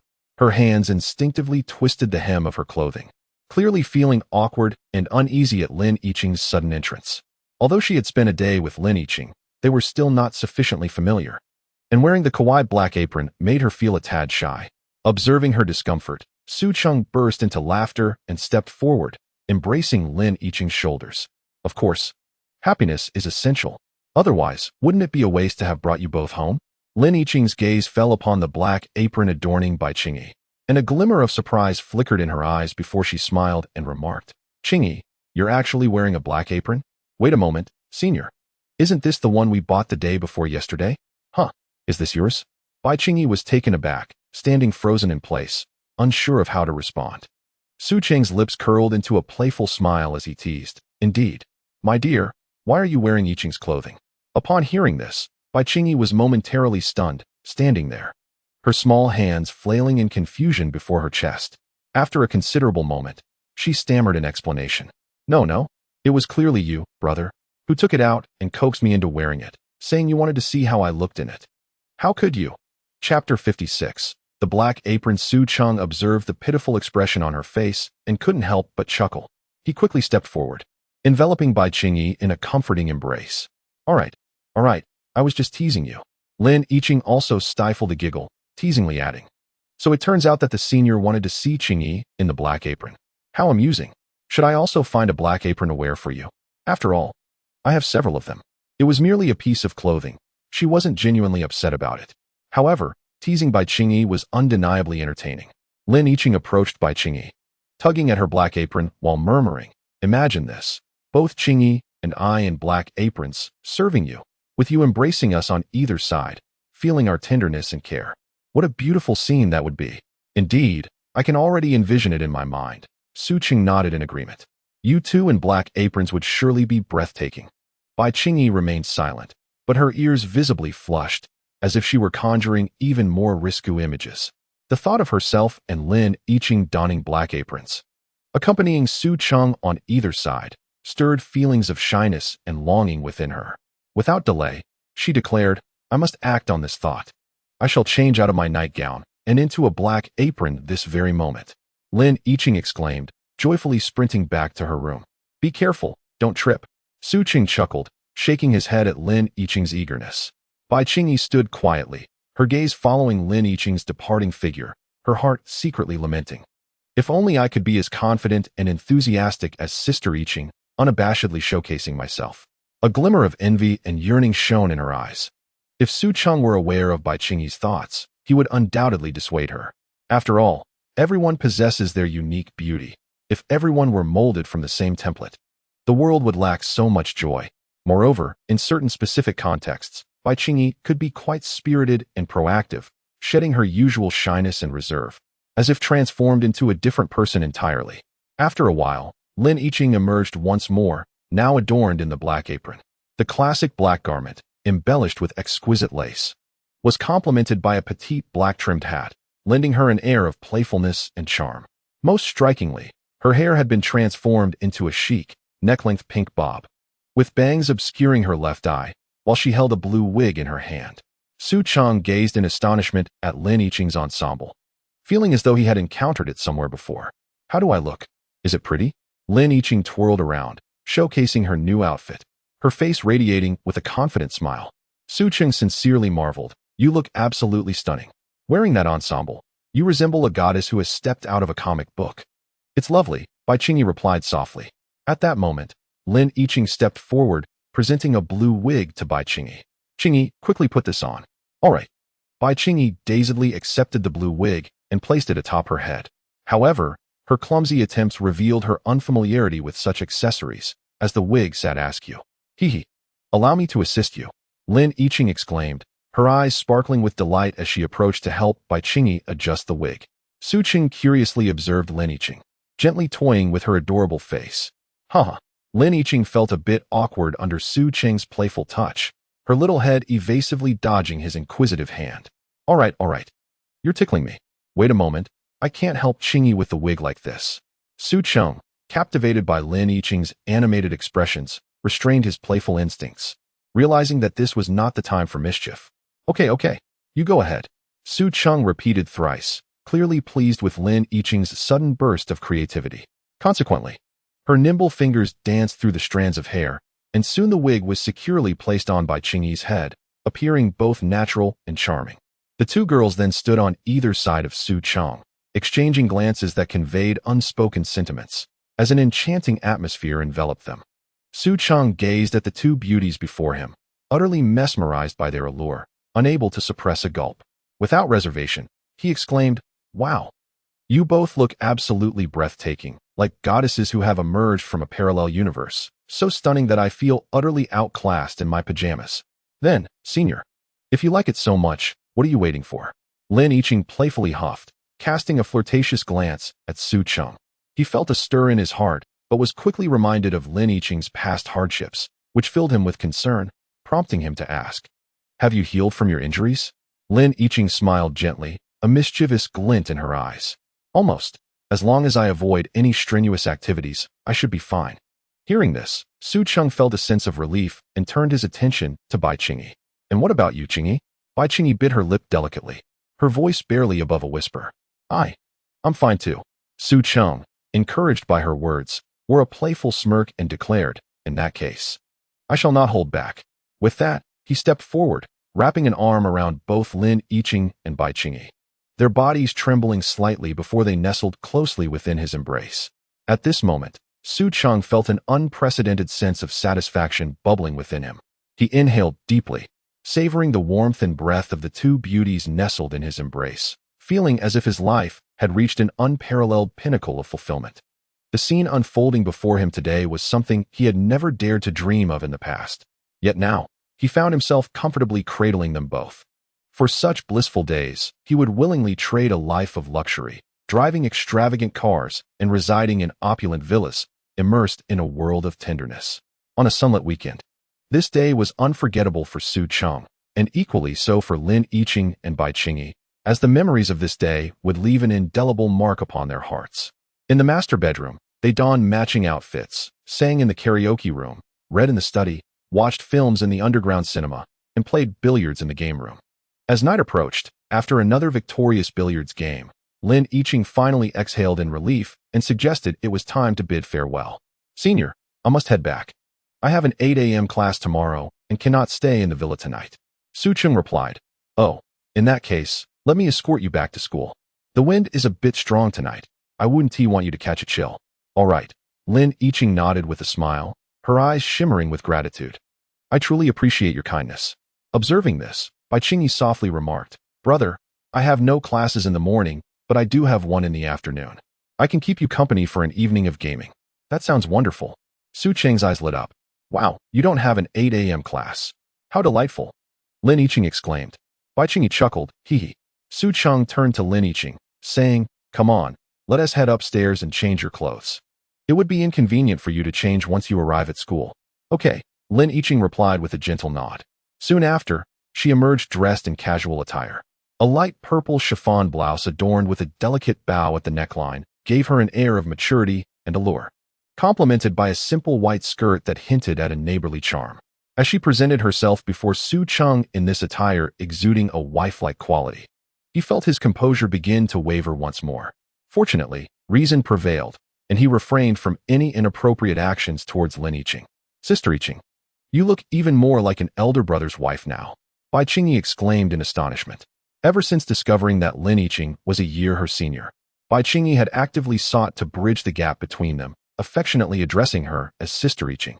Lin Yiqing approached Bai Qingyi, linking arms with her in a friendly manner, and said, "Thank you for the compliment, Qingyi. But honestly, when you wear that outfit, You look just as lovely. Not at all. My face is still too youthful. Wearing your attire would never evoke the same feeling, Bai Qingyi replied. Bai Qingyi gently shook her head, fully aware of her own image. In truth, she quite liked her outfit, yet her demeanor seemed somewhat juvenile when compared to Lin Yiqing. All right, you two. Enough with the mutual flattery, Su Cheng interjected, drawing both women into his embrace. Suddenly, Bai Qingyi jolted awake from Su Cheng's hold, a hint of panic crossing her face as she struggled to extricate herself. All right. I haven't changed my clothes yet. What are you changing for? Just come with me to see Yiqing like this. Su Cheng chuckled at Bai Qingyi's adorable fluster. But my outfit. Bai Qingyi hesitated, glancing at the black apron she wore, feeling it was somewhat inappropriate for going out. Su Cheng gazed into her eyes and gently reassured her, it's perfectly fine. Your attire is not revealing. If you're worried about the curious glances of passers-by, you can just stay in the car. Reluctantly, Bai Qingyi acquiesced to Su Cheng's decision. She recalled that his car was equipped with privacy film, obscuring the view of its interior from outside. Thus, Su Cheng led both women to the car, heading towards Songhai University. Inside the vehicle, Lin Yiqing, knowing her time with Su Cheng would diminish after her departure, chose to sit in the front passenger seat. Bai Qingyi occupied the back, her gaze fixated on Su Cheng's mischievous hand, which was playfully caressing Lin Yiqing's long, elegant leg. She murmured quietly to herself, so, brother enjoys driving while touching legs in the car, huh? Noted. Of course, this was a perilous driving behavior. One should not emulate Su Cheng's actions.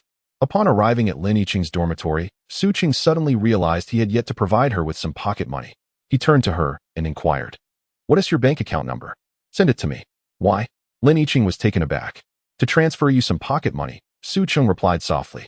A flicker of surprise crossed Lin Yiqing's face before she shook her head. No, it's unnecessary. I have plenty of pocket money from my dad. It's more than enough for my usual expenses. Su Cheng persisted gently. Your father is your father, and I am myself. The two cannot be compared. What I wish to give you is my sincere intention and care. After a moment of hesitation, Lin Yiqing remained reluctant to accept his money. I really have no place to spend it. You're so generous. It's better for you to keep it. At that moment, Lin Yiqing noticed the earnestness in Su Cheng's expression, prompting her to relent. Fine, I'll give it to you, but don't transfer too much. I truly don't need it. A satisfied smile spread across Su Cheng's face. Don't worry, I want to send a large amount. All right then, Lin Yiqing said, pulling out her phone to send her bank account number to Su Cheng. He nodded, swiftly operating his phone to transfer 500,000 yuan to her, which was the same amount he had sent to Bai Qingyi. Su Cheng was acutely aware that the money he spent privately on Bai Qingyi, Lin Yiqing, and even on women he would meet in the future would vary in amount. Nonetheless, he aimed to maintain a sense of fairness, ensuring that none of his other partners felt a disparity. I will transfer you 500,000 yuan now. Should you find it insufficient, do not hesitate to ask for more. Su Cheng stated calmly. That's too much, Lin Yiqing exclaimed, nearly dropping her phone in surprise. She had not anticipated such generosity from Su Cheng, leaving her momentarily at a loss. There's no need to worry, Su Cheng interjected, his tone laced with a hint of reassurance. This is merely the beginning. I intend to continue transferring money to both of you, so you must get accustomed to it. Upon hearing this, Lin Yiqing's lips twitched slightly as she rolled her eyes, muttering, Senior, you treat money so lightly, transferring hundreds of thousands without a care. Aren't you afraid we might view you as an ATM? Su Cheng chuckled lightly. As long as you are happy, that is what matters. Money, after all, is meant to be spent. Chapter 58. Brother just wants to take advantage of me. All right. Spending money cannot buy happiness, but as long as you both are content, I shall be satisfied. Well then, I shall get out of the car. Lin Yiqing sighed in resignation, preparing to bid farewell. Wait, give me a kiss, Su Cheng reminded her. Lin Yiqing paused for a moment before nodding, a faint blush coloring her cheeks. She closed her eyes and leaned in slowly. Su Cheng gently cradled her delicate face, the softness of her skin sending ripples of emotion through him. He lowered his head, their lips brushing together tenderly. After a long moment, Lin Yiqing's face deepened in color, resembling a ripe apple in Bai Qingyi's gaze. A fine sheen of sweat appeared on her alabaster forehead as she breathed softly. Her eyes filled with bliss and satisfaction. Moi, Lin Yiqing murmured, her voice laced with affection. Senior, remember to find me when you return to school. She added, reluctant to part, stealing one last glance at Su Cheng before opening the car door. Just before stepping out, she admonished, "Do not bully Chingy too much in my absence." "Take it easy. Rest assured," Su Cheng replied with a smile, nodding in agreement. "Goodbye, senior," Bai Chingy said, her cheeks flushed as she bid farewell. Lin Yiqing nodded, exited the vehicle, and closed the door, watching as Su Cheng drove away before heading towards the dormitory. Su Cheng drove to a secluded area, confirming the surroundings with his perceptive abilities before chuckling. "All right, darling, come sit in the front." Bai Chingy nodded, her fingers nervously clutching her skirt, her eyes reflecting a mix of anxiety and trepidation. After a careful glance around, she summoned her courage to exit the car, apprehensively sliding into the passenger seat. With a resounding thud, the car door swiftly closed behind her. Feeling a surge of tension, Bai Chingy exhaled deeply, her small hand instinctively resting on her chest, gently patting it as she expressed her lingering anxiety.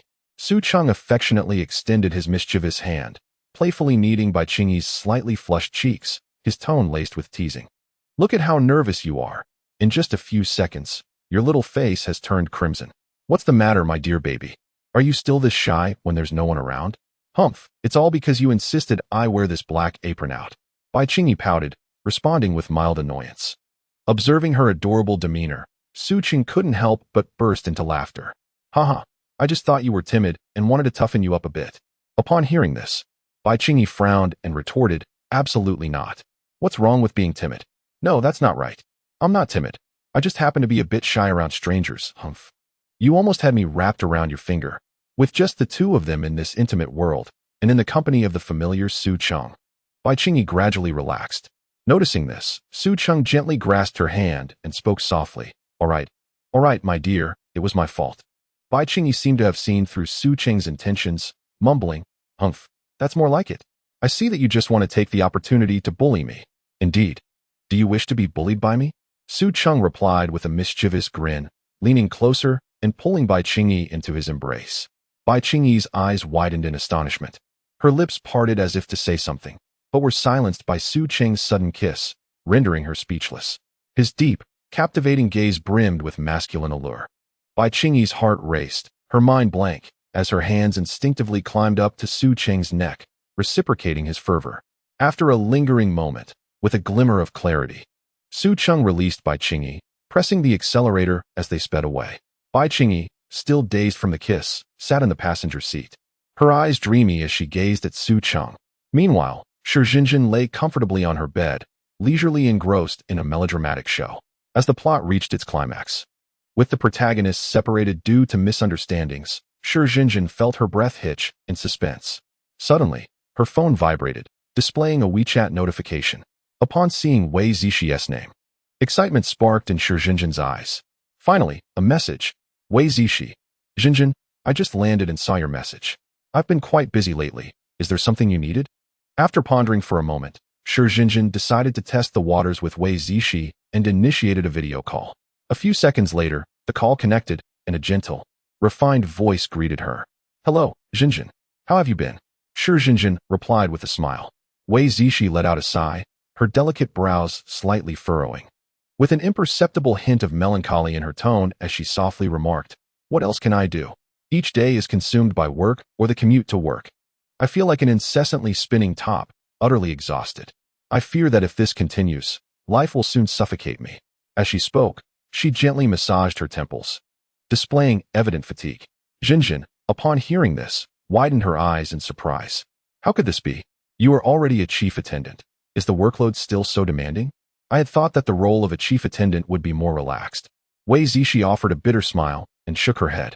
"I am merely a regional chief attendant. My qualifications still fall short of what is needed to be promoted to chief director. Moreover, the flight schedules are packed tightly. Often, we land only to prepare for takeoff again. These relentless days are truly exhausting." Jinjin, also a flight attendant, was well aware of the burdens that accompanied their profession. She empathetically lamented, "Really? With your exceptional abilities and hard work, you still cannot secure a promotion? That seems profoundly unjust." Wei Zixie gently waved her hand. "All right, Jinjin. Let us not dwell on these unpleasant work matters. What brings you here? Do tell me." Heh. Jinjin bit her lip.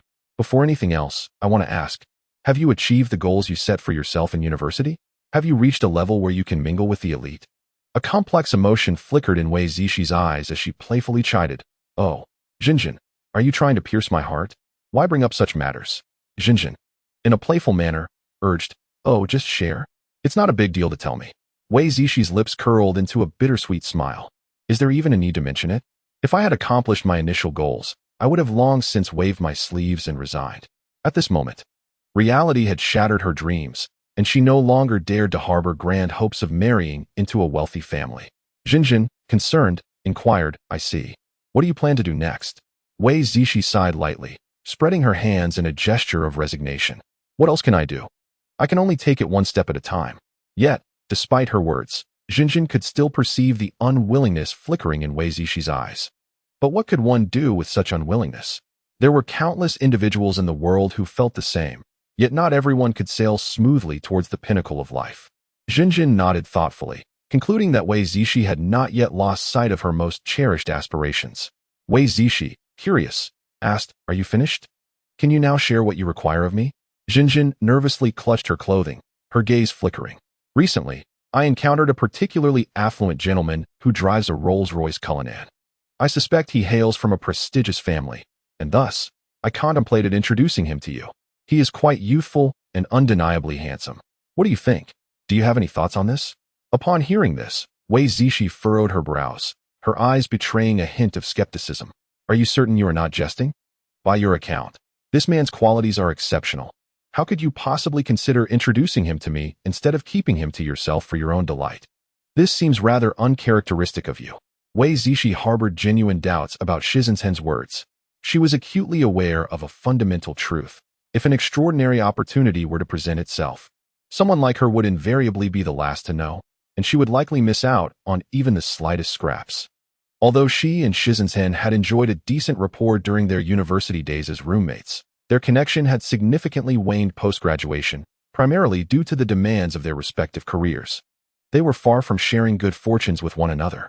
Wei Zixi pondered that if she were to meet a scion of a wealthy family, she would most certainly keep that information under wraps, ensuring that no one else was privy to it. Shizen quickly waved her hand, her expression earnest. Why would I tease you? I am not joking at all. I am genuinely interested in that handsome man, but alas, his standards are exceedingly high. And he does not seem to notice me at all. Wei Zixi gasped in surprise. Really? That cannot be. You are so attractive. With a lovely figure and a vibrant personality, how could he possibly overlook you? Shizen shrugged in resignation. Alas, he simply does not feel anything for me. What can I do? To be candid, he already has 2 girlfriends, definitely a player. However, he is quite ambitious and seeks to acquire even more girlfriends. Which is why I thought, rather than letting outsiders take advantage, it would be better to benefit my own sisterhood. Wei Zixi was unconcerned about Su Cheng having 2 girlfriends. For a wealthy young man, having few girlfriends would indeed be the anomaly. Nevertheless, a trace of doubt lingered in her mind. Observing Wei Zixi's silence, Shizen continued. I asked you earlier to gauge your current mindset and intentions. Have you not always aspired to marry into a wealthy family? To put it plainly, does that not fundamentally equate to seeking a man of substantial means who can provide you with a life of luxury? But have you considered that one need not rely solely on marriage to secure such a future? Wei Zixi nodded, for she had certainly contemplated this notion. Ultimately, marrying someone serves merely as a form of security. However, if the financial support provided is substantial enough, it could be regarded as a different kind of assurance, rendering the act of marrying and obtaining a marriage certificate less significant. With her gaze wavering, Wei Zixi hesitantly inquired. Indeed, what you say is undeniably true. However, I sincerely hope to share my life with the one I envision as my future partner. Do you believe this person is reliable? At that moment, Jinjin found herself momentarily speechless. Having known Su Cheng only briefly, she naturally hesitated to vouch for his dependability. Yet, she contemplated that there was no necessity to respond to this inquiry. When the time comes to introduce Su Cheng to Wei Zixi, she would certainly make her own judgment. Thus, she smiled gently, her eyes revealing a hint of conviction. I fully comprehend your concerns. After all, anyone in this situation would harbor some reservations. Ultimately, the question of his reliability must be determined through your personal meeting and interaction. After all, hearing is but a shadow, while seeing is believing. You are right. Wei Zixi nodded thoughtfully. Seizing the moment, Jinjin pressed on. This rare opportunity lies before you. Whether or not you seize it depends upon the strength of your resolve. Life resembles a gamble. Sometimes, taking that courageous step may unveil an entirely new chapter. After speaking, she fell silent, awaiting Wei Zixi's response. She was not anxious. If Wei Zixi agreed, that would be splendid. If she did not, Su Cheng could always humble herself and plead for a meeting. Securing Su Cheng's introduction fee of 30,000 first. It was a risk-free venture, one she relished. After a moment of inner turmoil, Wei Zixi inquired, "Has he mentioned what kind of girlfriend he seeks?" Su Cheng's eyes sparkled with realization. She understood that Wei Zixi had softened and would likely agree to the introduction. 30,000 in introduction fees, secured. Su Cheng replied, "Yes, indeed. He values two aspects. First, she must possess beauty, and second, she should be pure of heart." Wei Zixi nodded in understanding, reflecting that she met both criteria. She then asked, "Has he indicated how he would treat his new girlfriend?" To this, Su Cheng responded, "Not precisely, but do not fret. Before I introduce you, he wishes to see your photograph. If he happens to be disinterested, all our words would be in vain." Wei Zixi nodded lightly. "Yes, you are correct." With a hint of delight, Su Cheng asked, "So, do you agree?" Wei Zixi smiled and affirmed, "Yes. I entrust this to you, Zhinzhen." Su Cheng chuckled, "No need for formality. We are practically family. Please send me your beautiful photos, and I will contact him immediately." Wei Zixi replied, "All right, I will send them to you right away. Please hold on." Chapter 60. A beauty score of 92. Wei Zixi. Su Cheng. "All right. I will hang up now. I will reach out to you once I have news from him." Wei Zixi waved goodbye with a smile. Once she ended the call, Su Cheng swiftly sent Wei Zixi's photograph to Su Cheng, typing, "Handsome, what do you think of my dear friend here? Her name is Wei Zixi, the first campus beauty of my university days. Unfortunately, Su Cheng is currently preoccupied with pressing matters and lacks the time to respond to her messages." It is not until 2.5 hours later that Su Cheng finally extricates himself from his tasks and picks up his phone to check his messages. As Su Cheng opens the photo sent by Zhinzhen, his eyes widen in astonishment at the beauty captured within. The woman in the image possesses a gentle and charming visage. Her features exquisitely painted, her skin fair and delicate, with eyebrows reminiscent of distant mountains shrouded in mist, and eyes shimmering like autumn waters. She is undeniably an exceptional candidate for a wife. Clad in a flight attendant's uniform, her graceful figure is accentuated to perfection. The neckline of her blouse is slightly open, revealing the pristine collar of her shirt beneath. The fitted black skirt, paired with alluring sheer black stockings, envelopes her long and slender legs, achieving an impeccable body proportion. Most striking is her voluptuous figure, the fullness of which rivals that of the currently renowned Bai Qingyi. "Wow, is she not breathtakingly beautiful?" Su Cheng gasps, doubting whether this image has been digitally enhanced. If her real appearance is indeed identical to the photograph, her beauty score must surely surpass the threshold of 90. With eager anticipation, Su Cheng casts a discerning glance.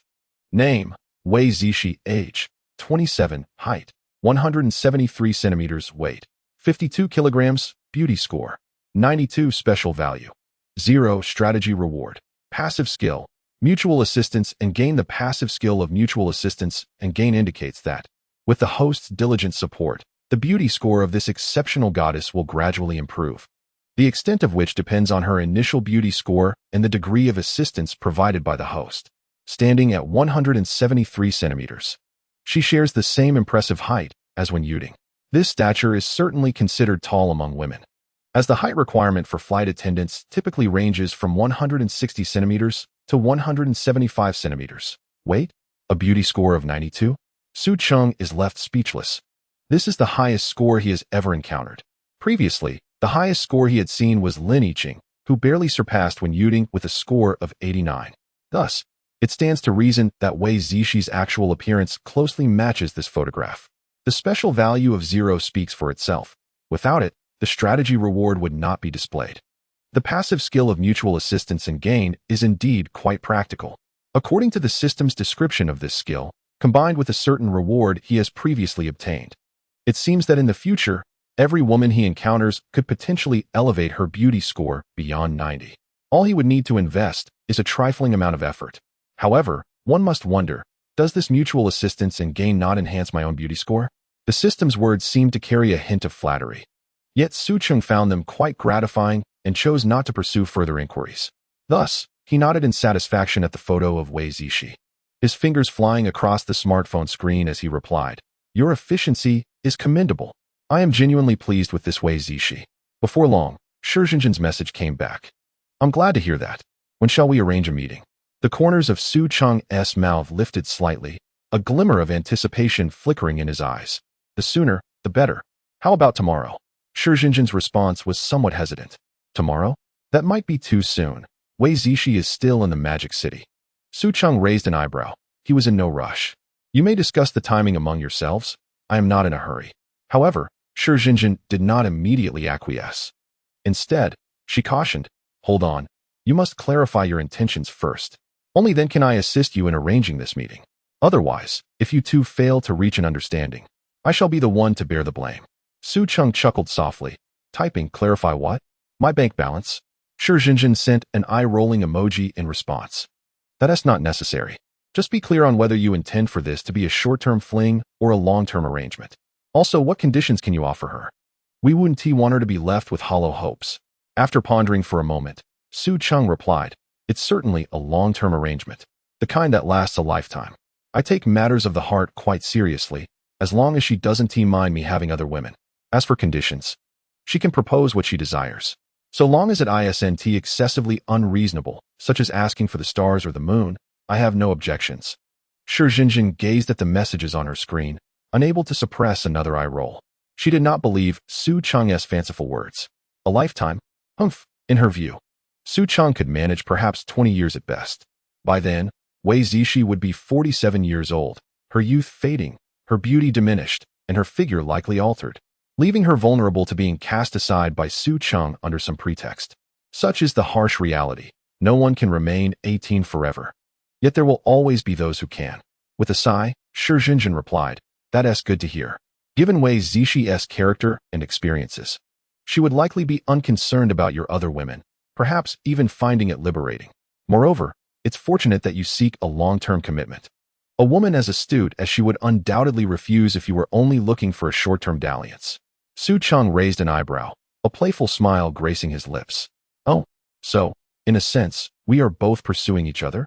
Shi Jinjin nodded with a smile, her eyes glinting with a teasing light. "Almost. She simply desires to find someone as stable as you. I must tell you, her standards are quite high. Since I have known her, her admirers have never ceased to appear. Among them are several affluent second-generation heirs, yet she has dismissed every one of them without even a fleeting glance." Su Cheng exclaimed in astonishment, "So remarkable? She is truly like the woman of my dreams." Shi Jinjin replied, "All right, I shall respond. I will inform you of the time shortly. After all, we are not far from the Magic City. It will be either the day after tomorrow or the day following that." Su Cheng responded affirmatively. Upon closing Su Cheng's chat window, Shi Jinjin promptly opened Wei Zishi's chat window and typed, "CC, I knew you would be fine." Chapter 61, By Qingyi's Affection. Su Cheng transforms from underachiever to scholar. You cannot imagine how discerning his taste is. Upon laying eyes on you, his gaze must have been captivated, utterly satisfied. And he even praised you as the most graceful girl he has ever encountered. After a brief moment, Wei Zishi replied, "Did he mention any specific conditions he would offer? I must have some understanding." Shi Jinjin quickly typed back, "He has not elaborated yet, but he stated he wants to provide long-term support, the kind that lasts a lifetime. He even encouraged you to suggest your own conditions, assuring you that as long as they are not too outrageous, he would be amenable." Wei Zishi appeared somewhat surprised. "Oh, that sounds quite alluring." Shi Jinjin seized the opportunity. "Therefore, you should promptly book a flight to Jinjiang City. We must act swiftly to meet and finalize this arrangement. Once it materializes, you will be able to liberate yourself from your current exhausting job and relish a leisurely life." Wei Zishi showed no hesitation. "I will book the flight online right now. I truly appreciate your help, Jinjin." Shi Jinjin sent a playful emoji. "Who are we to each other? No need for formalities. Just message me when you arrive, and I will come to pick you up." After sending the message, Shi Jinjin couldn't help but chuckle, her heart already calculating the almost assured success of this venture. The 30,000 yuan introduction fee seemed securely within her grasp, and with a likelihood of achieving the 50,000 yuan success fee, it appeared nearly certain. She had merely invested a bit of her leisure time. engaging in conversation and facilitating connections. This endeavor was truly a profitable one. As she contemplated the impending generous reward, Su Cheng felt a wave of joy. She hummed a little tune, beginning to plan where she would indulge in a delightful meal to unwind after receiving the money. The night passed without incident. The following morning, the first rays of sunlight gently crept into the room, heralding a new day. Bai Qingyi stirred awake, her delicate brows slightly furrowed, seemingly still immersed in the delightful memories of the previous night. She felt as though her body had endured a grueling 10-kilometer marathon, every limb emanating an indescribable fatigue and soreness, accompanied by a sensation of being tightly constrained. She slowly opened her eyes, and within her almond-shaped irises danced the gentle haze of awakening. The first sight that greeted her was the extraordinarily handsome visage of Su Cheng, who lay quietly beside her. His tender gaze seemed capable of melting even the most unyielding of ice, causing Bai Qingyi's heart to race unexpectedly, with a delicate blush gracing her cheeks. Soon after, she heard her beloved's concerned words. "Darling, you're awake? How do you feel? Is there anything uncomfortable? Would you like me to prepare a bowl of porridge to warm you up?" At his words, a wave of sweetness surged within Bai Qingyi. There is no greater joy in life than awakening to find the one you love by your side. "Brother, I'm fine, just a bit tired," Bai Qingyi murmured, suddenly catching sight of Su Cheng's exposed chest, her face flushing deeply. Upon hearing her, Su Cheng's eyes flickered with a mixture of tenderness and affection. "It's all my fault. I made you too tired last night. I will be more mindful in the future, ensuring you never endure such exhaustion again." Bai Qingyi was momentarily taken aback, her cheeks now tinged with an even deeper hue. She shyly lowered her head, her voice barely above a whisper. "Actually, I was quite happy last night. I just didn't expect to feel so weary today." Su Cheng chuckled softly, playfully pinching her cheek. "Sister, please don't lie on me any longer. We must rise. I have a class to attend shortly." "All right," Su Cheng replied with a light laugh, rising and gently pulling Bai Qingyi up with him. She released his hand and began to rustle as she dressed. Meanwhile, Su Cheng stepped aside, leisurely putting on his clothes while checking the system notifications. "Congratulations, host. The affection level of the exquisite goddess Bai Qingyi has surpassed 80, admiration.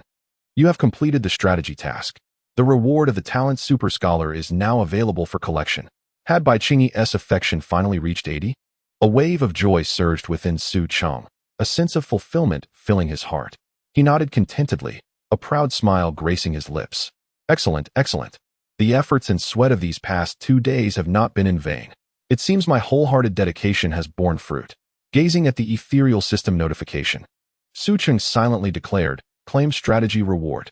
As his thoughts settled, an unprecedented wave of refreshment surged through him, striking him at the crown of his head, rendering him momentarily speechless, his eyes wide with disbelief. This sensation felt akin to a gentle spring breeze or a crystal-clear mountain spring, sweeping away all his vexations and fatigue in an instant. As this invigorating essence spread, he gradually noticed his senses sharpening, as if the entire world had come alive in that moment. "What is happening? Wasn't I awakening a talent? Why does it feel so exhilarating?" Su Cheng murmured to himself, filled with wonder. The challenges that once seemed insurmountable to him now appeared astonishingly simple, akin to the number 112. Within the confines of his mind, his cognitive faculties had become remarkably agile, as if the vast repository of knowledge in the world had swung open its gates to him at this very moment. It is no exaggeration to assert that he could now swiftly grasp the essence of any subject he endeavored to learn. In fact, he could complete an entire course of study in a remarkably short span of time, mastering it with profound solidity. Take, for instance, his current major courses. Previously, he required an entire week of self-study, often struggling to attain a passing grade without attending lectures. Yet now, under the same circumstances, he needed less than a single day to fully self-educate on the entire subject, achieving an exceptional level of proficiency. During examinations, he not only managed to tackle various challenging problems with ease, but also secured nearly perfect scores. Of course, achieving a perfect score was an impossibility, as university courses typically regulate grade distributions to avoid scrutiny from higher authorities, and he was acutely aware of this. Nevertheless, even with these constraints, his current capacity for learning was nothing short of astonishing. Su Cheng mused to himself, a triumphant smile gracing his face. The advantages bestowed upon him by his extraordinary talent as a scholar were substantial, Henceforth, anything related to learning would receive a formidable positive boost. Brother, I've already put on my clothes, and you are still not ready? Bai Qingyi said, covering her mouth in amusement, as she gracefully approached him while holding his trousers. Chapter 62. The Vigilant Su Xinyan. Just a moment. Su Cheng replied, taking the trousers and planting a kiss on Bai Qingyi's cheek before casting a spell of insight. Name, Bai Qingyi. Age, 19. Height, 161 centimeters. Weight, 45. 0.25 kg. Attractiveness, 86. Special value, 1. Affection level, 80. Strategy reward. Talent Super Scholar, claimed. Eternal loyalty, 1 golden level random draw. Eternal loyalty. When the affection level of the high-quality goddess reaches 95 or above, the eternal loyalty reward can be claimed. An additional eternal loyalty reward? Su Cheng gazed at the system interface before him, his brow furrowing slightly as a flicker of confusion washed over him. He recalled that when he had previously assisted Lin Yiqing in completing a task, this reward had not been present. After a moment of contemplation, clarity dawned upon him. Previously, he had utilized the insight spell to view Lin Yiqing's information panel before claiming the strategy reward, which had caused him to overlook this additional prize. In contrast, this time, he had claimed the strategy reward before employing the insight spell, resulting in his newfound awareness of this extra reward. However, upon scrutinizing the conditions for acquiring the eternal loyalty reward, he could not help but gasp in astonishment. The difficulty in obtaining this reward seems excessively high, does it not? Once one surpasses a favorability rating of 80, infatuation, further enhancements become an arduous endeavor. It requires not only prolonged accumulation and steadfast companionship, but also the provision of emotional value, tender affection, and intimate activities, all demanding immense energy and patience. Achieving a favorability score of 100 is an impossibility. While reaching 95 may be feasible, it is certainly unattainable in a short span of time. Su Cheng pondered this, feeling a twinge of difficulty within. He surmised that the System's reward was primarily designed to prevent him from neglecting the women who had already developed feelings of infatuation towards him. Thus, this reward serves as a temptation, reminding him to remain true to his heart and not abandon those who have fallen for him. Contemplating this, Su Cheng could not help but curl his lips, somewhat incredulous. If this were indeed the case, the system would be underestimating him. Am I the sort of person who initiates and then forsakes? I, Su Cheng, am the most loyal and affectionate person in this world. In a fleeting moment of reflection, Su Cheng was gently pushed onto the bed by Bai Qingyi, who proceeded to help him into his trousers. Regaining his focus, he gazed at the cat-like girl nestled affectionately in his embrace and softly said, "Darling, shall we set off?" Bai Qingyi responded. First, Su Cheng and Bai Qingyi enjoyed breakfast at a restaurant before he escorted her to school. Bai Qingyi had a class during the second period and had to return. Although she had found her place and had no necessity to attend classes anymore, Su Cheng did not deter her thoughts. To do so would undermine the hard work she had put into her studies. It is better to continue with her education. University life is wonderful. The golden rays of the setting sun bathed the campus's tree-lined paths. As Su Cheng drove with one hand on the steering wheel and the other casually resting on the car window, his gaze drifting over the pedestrians. The Rolls-Royce Cullinan exuded understated luxury, its body glimmering softly in the sunlight, drawing the attention of passing students. At that moment, his eyes settled upon a familiar figure. How familiar, Su Cheng murmured, casting a spell of insight. Name, Su Xinyan. Age, 22. Height, 166 centimeters. Weight, 49 kilograms. Beauty, 85. Special value, 0. Favorability, 5. Strategy reward, master-level combat skills. So it was her. Su Xinyan, clutching a stack of books, was hurrying towards the school gate. She donned a simple black shirt paired with light blue jeans, her long hair casually tied into a ponytail. She appeared neat and tidy, yet carried an air of aloofness. A smile graced Su Cheng's lips as he turned the steering wheel, bringing the car to a gentle stop beside Su Xinyan. "Hello, beautiful. Where are you rushing off to?" Su Cheng lowered the car window, revealing a handsome face. His tone relaxed and natural, as if he were merely asking a casual question.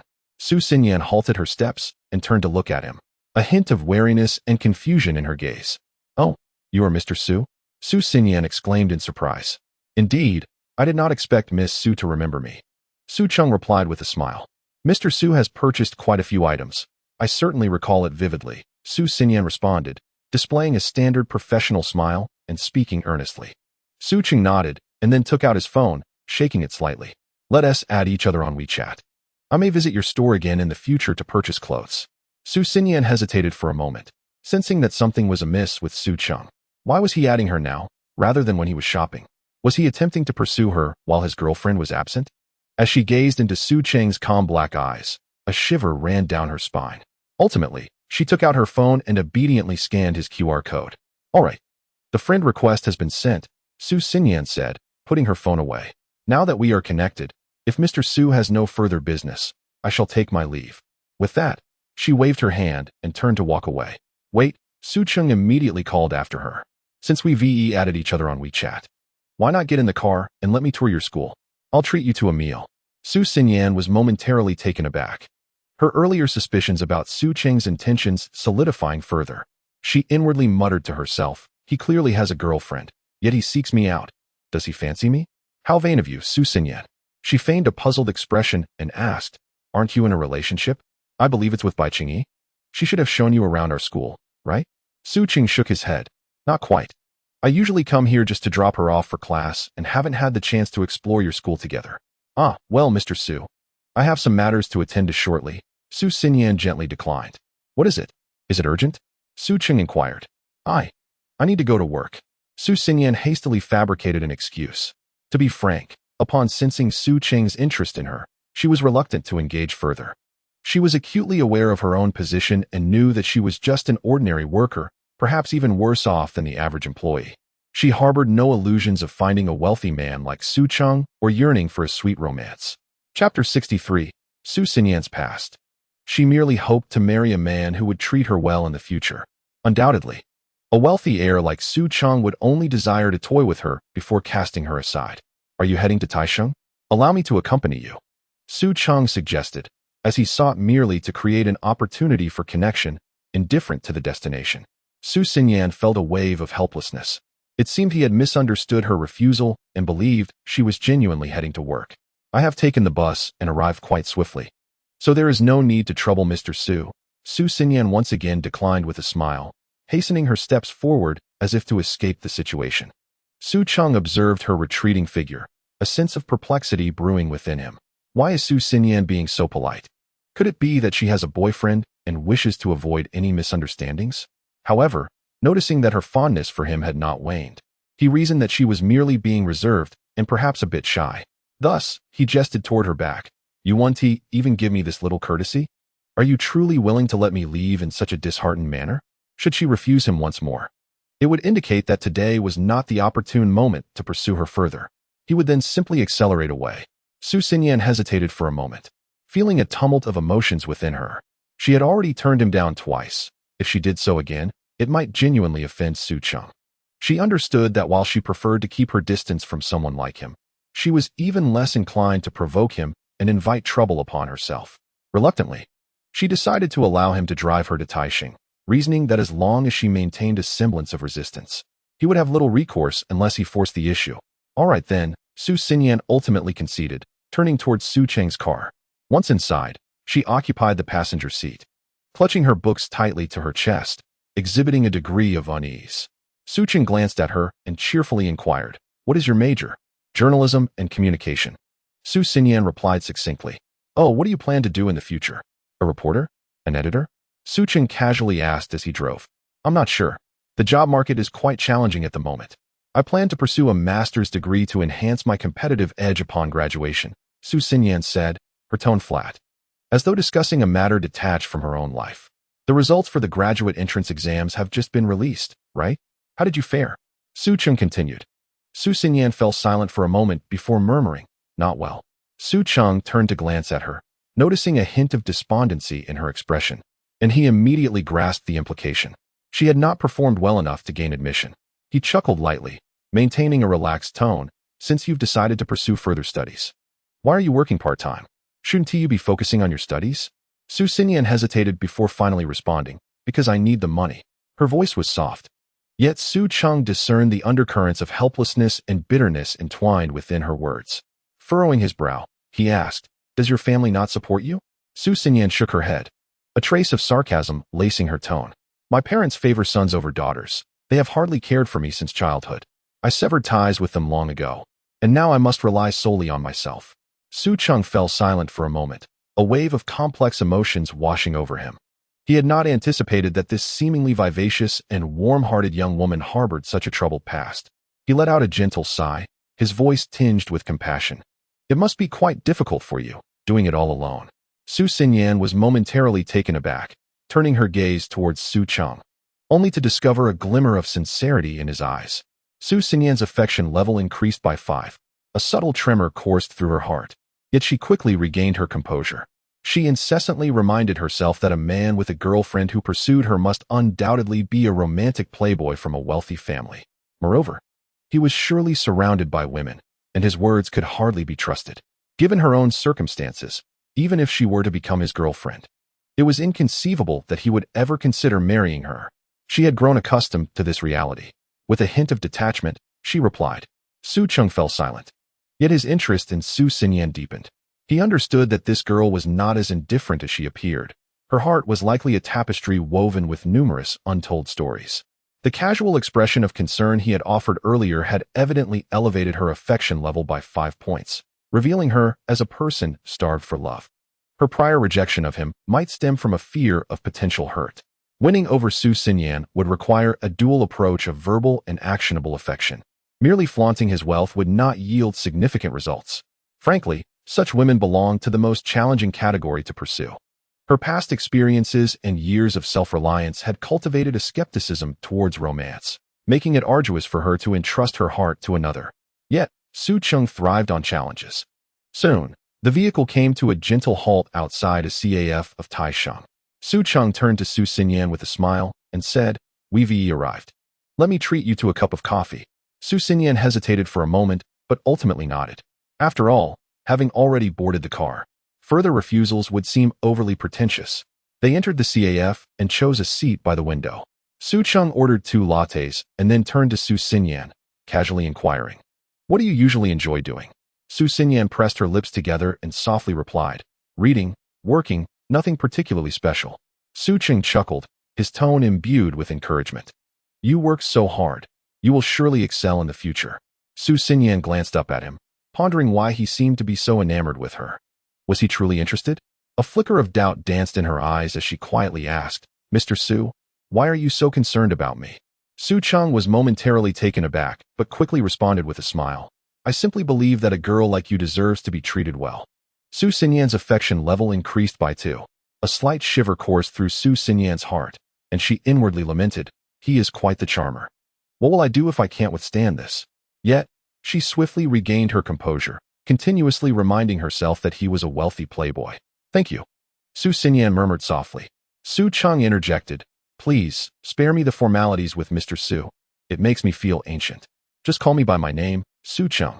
Su Xinyan raised her delicate eyebrows and responded with a soft acknowledgement. Su Cheng engaged her in a few more exchanges, yet Su Xinyan's expression remained unchanged. Imbued with an air of detachment, Su Cheng discerned that a formidable barrier resided within her heart. To penetrate it in a fleeting moment would prove arduous. However, he felt no urgency, for time was on his side. After finishing his latte, Su Cheng cheerfully proposed, "Allow me to escort you upstairs." "No, no, Mr. Su. You needn't trouble yourself," Su Xinyan hastily declined. If she were to be discovered without a shift that day, her ruse would be laid bare. "Not at all. I'm not busy," Su Cheng replied with a smile. "Ah, how thoughtless of me. Knowing you were eager to get to work, I still coaxed you into having coffee. How about this? I shall accompany you upstairs and purchase a few garments as a token of my apology." Chapter 64, Fitting Room Delights. A feast for the eyes, Su Xinyan hesitated for a moment, ultimately unable to resist the allure of monetary gain. After all, as a salesperson, commissions from selling clothes were a rightful expectation. As for the chance of being caught in her fib about being late for work, she could always concoct another excuse, claiming she had misread the schedule. With this in mind, Su Xinyan exhaled and agreed. "Well then, I shall thank you in advance." Su Cheng nodded, rising to escort Su Xinyan to her workplace. In no time, they arrived at the boutique where she worked. Su Xinyan walked ahead, her face adorned with a slightly forced smile. She hurried into the store, with Su Cheng closely trailing, his eyes sweeping across the opulent surroundings. A middle-aged woman clad in a professional suit approached them. She was the manager of this branch, Sister Lan. She glanced at Su Cheng, then cast a questioning look at Su Cheng, a flicker of curiosity crossing her features. "Ah, Xinyan, what brings you here? You're not scheduled to work today, are you?" Su Cheng raised an eyebrow, realizing that Su Xinyan had been somewhat dishonest. She had likely deceived him just moments ago. Su Xinyan feigned surprise, her cheeks flushing slightly as she swiftly clarified, "Sister Lan, I misread the schedule and thought I was due to work today." Sister Lan chuckled, giving Su Xinyan's shoulder a reassuring pat. "No worries, just be more attentive next time." Su Xinyan turned to Su Cheng, a hint of embarrassment in her voice. "I'm sorry you had to witness this. I rarely make such mistakes." Su Cheng waved his hand dismissively, his tone lighthearted. "It's quite all right. A common human error. Who hasn't made a mistake with their memory?" As he spoke, he moved towards the clothing rack, casually selecting several pieces. Noticing his actions, Su Xinyan quickly followed, whispering a reminder. "Su Cheng, if you're buying to make amends, please don't purchase too much." Su Cheng smiled, but offered no reply. After selecting a few items, he turned to Su Xinyan, grinning. "Today, my girlfriend did not come, and I noticed that your figure resembles hers quite closely. Might you assist me in trying something on, so I may observe the effect?" Su Xinyan was taken aback, hesitating briefly. However, upon considering the generous commission, she bit her lip and resolutely agreed. "All right, I shall give it a try." Su Cheng smiled as he handed her the garment in his possession. Before long, Su Xinyan emerged from the fitting room, causing Su Cheng's eyes to widen in delight. Clad in a delicate light blue gown, the hem swayed gently, reminiscent of a blue lotus blooming in the morning mist, fresh and ethereal. The dress's design was simple yet elegant, with a cleverly cinched waist that accentuated her graceful silhouette. It was neither overly tight nor immodest, yet it perfectly showcased the soft curves of femininity. Su Cheng, with honeyed words, showered her with compliments. "Truly, one is adorned by their attire, and Xinyan, in this dress, you resemble a celestial being who has inadvertently wandered into the mortal realm, refreshing, unique, and exuding extraordinary grace."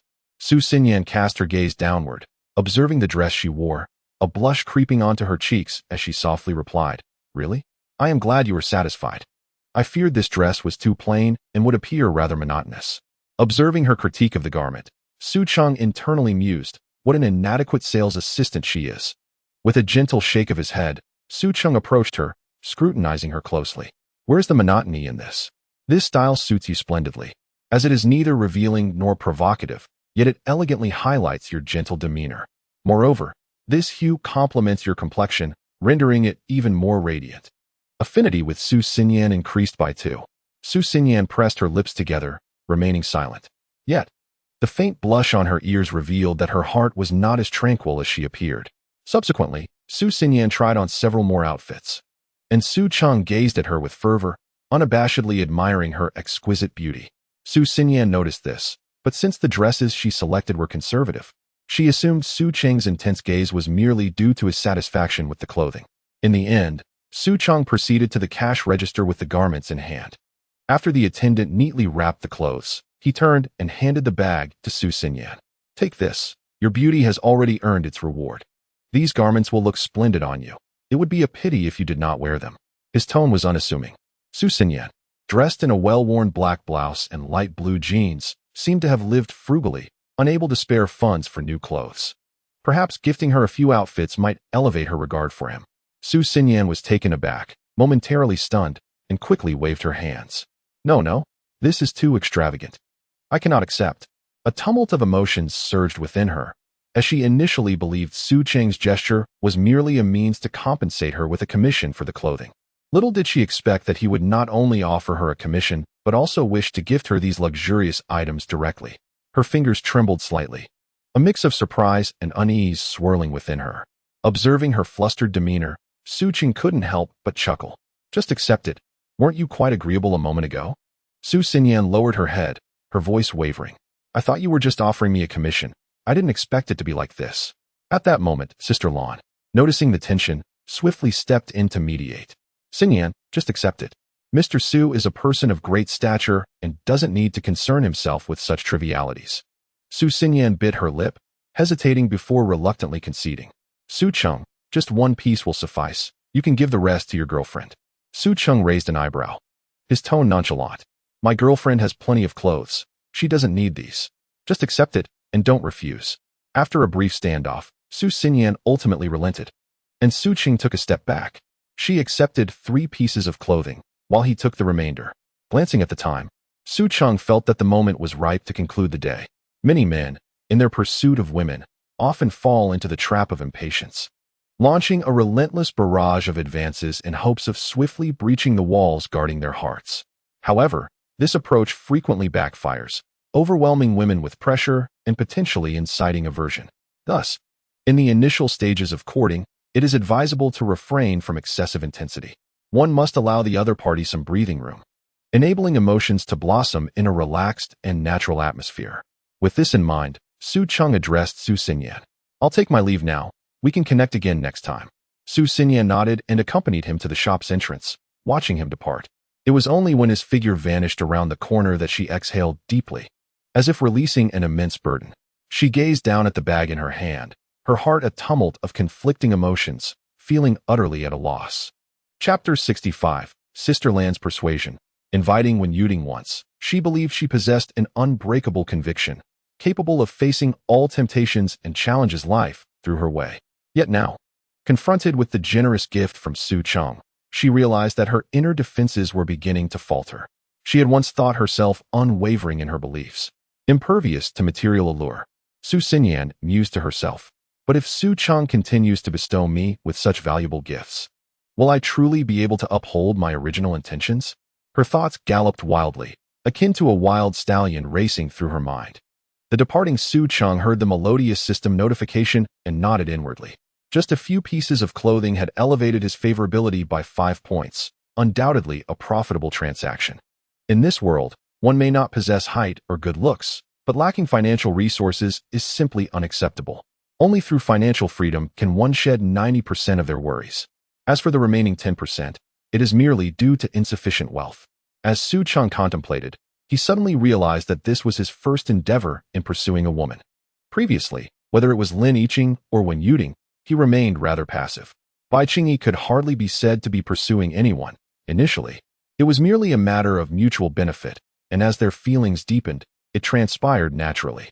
However, to actively court a woman, one must be cautious not to inadvertently become a mere cash dispenser or a sycophant.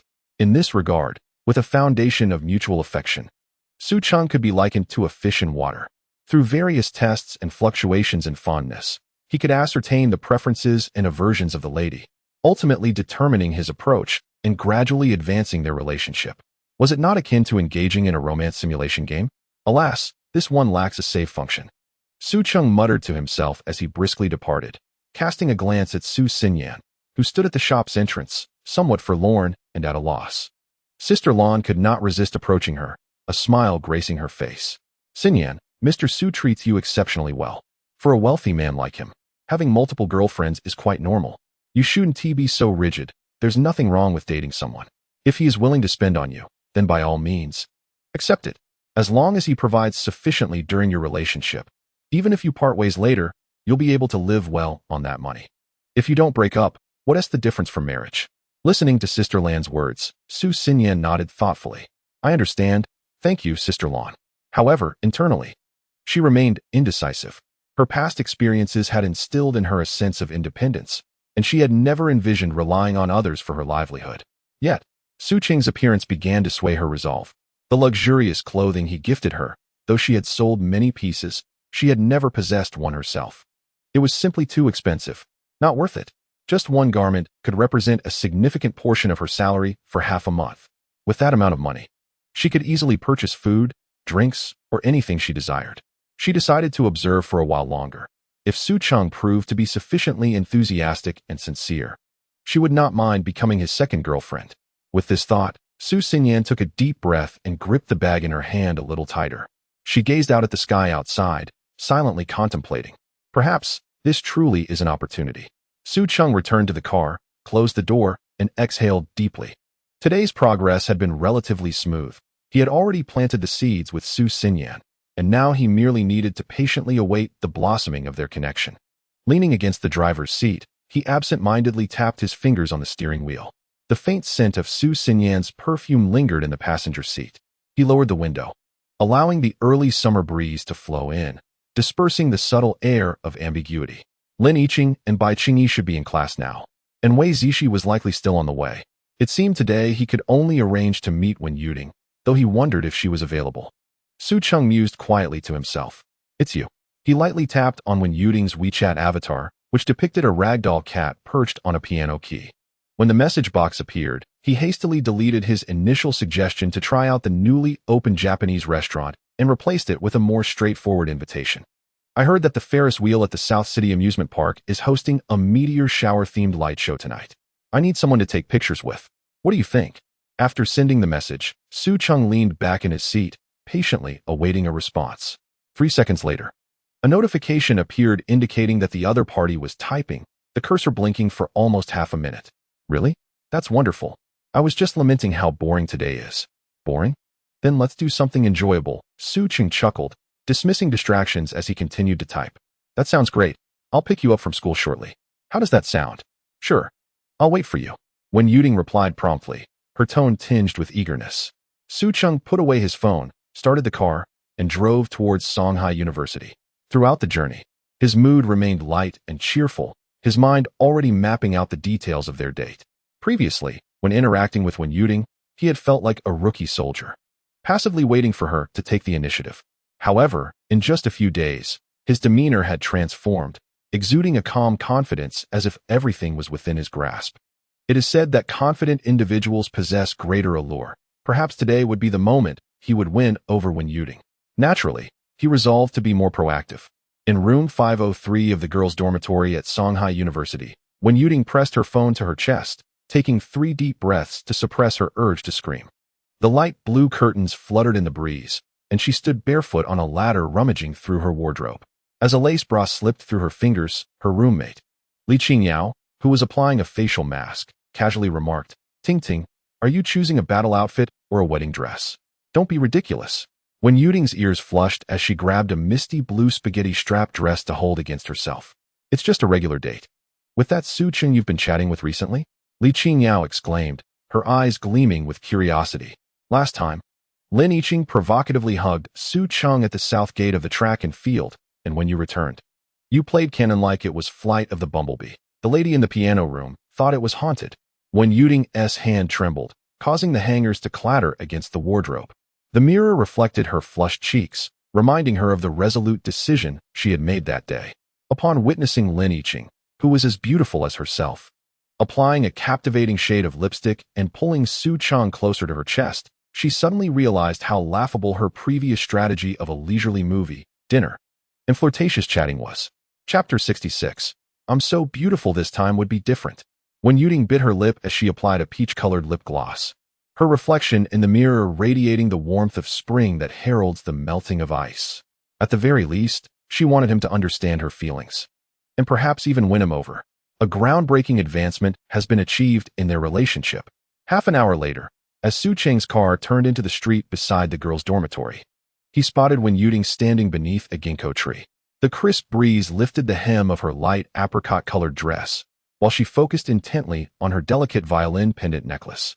Sunlight filtered through the leaves, casting fragmented golden flecks upon her collarbone, reminiscent of the enchanting moment they first met that had momentarily captivated him. He lowered the car window, intentionally allowing the tires to roll over a manhole cover, resulting in a distinct thud. Startled, Wen Yuting looked up like a startled deer. Her taut spine relaxed instantly, though her fingers instinctively tightened around the strap of her canvas bag. Su Cheng's keen perception accurately captured this detail. Wen Yuting's heart rate 120, pupils dilated 15. The system even thoughtfully displayed a pink progress bar above her head. Current affection level 58. Indeed, the efficacy of this perception ability was remarkably potent, far surpassing the superficial layers Su Cheng had previously utilized. Have you been waiting long?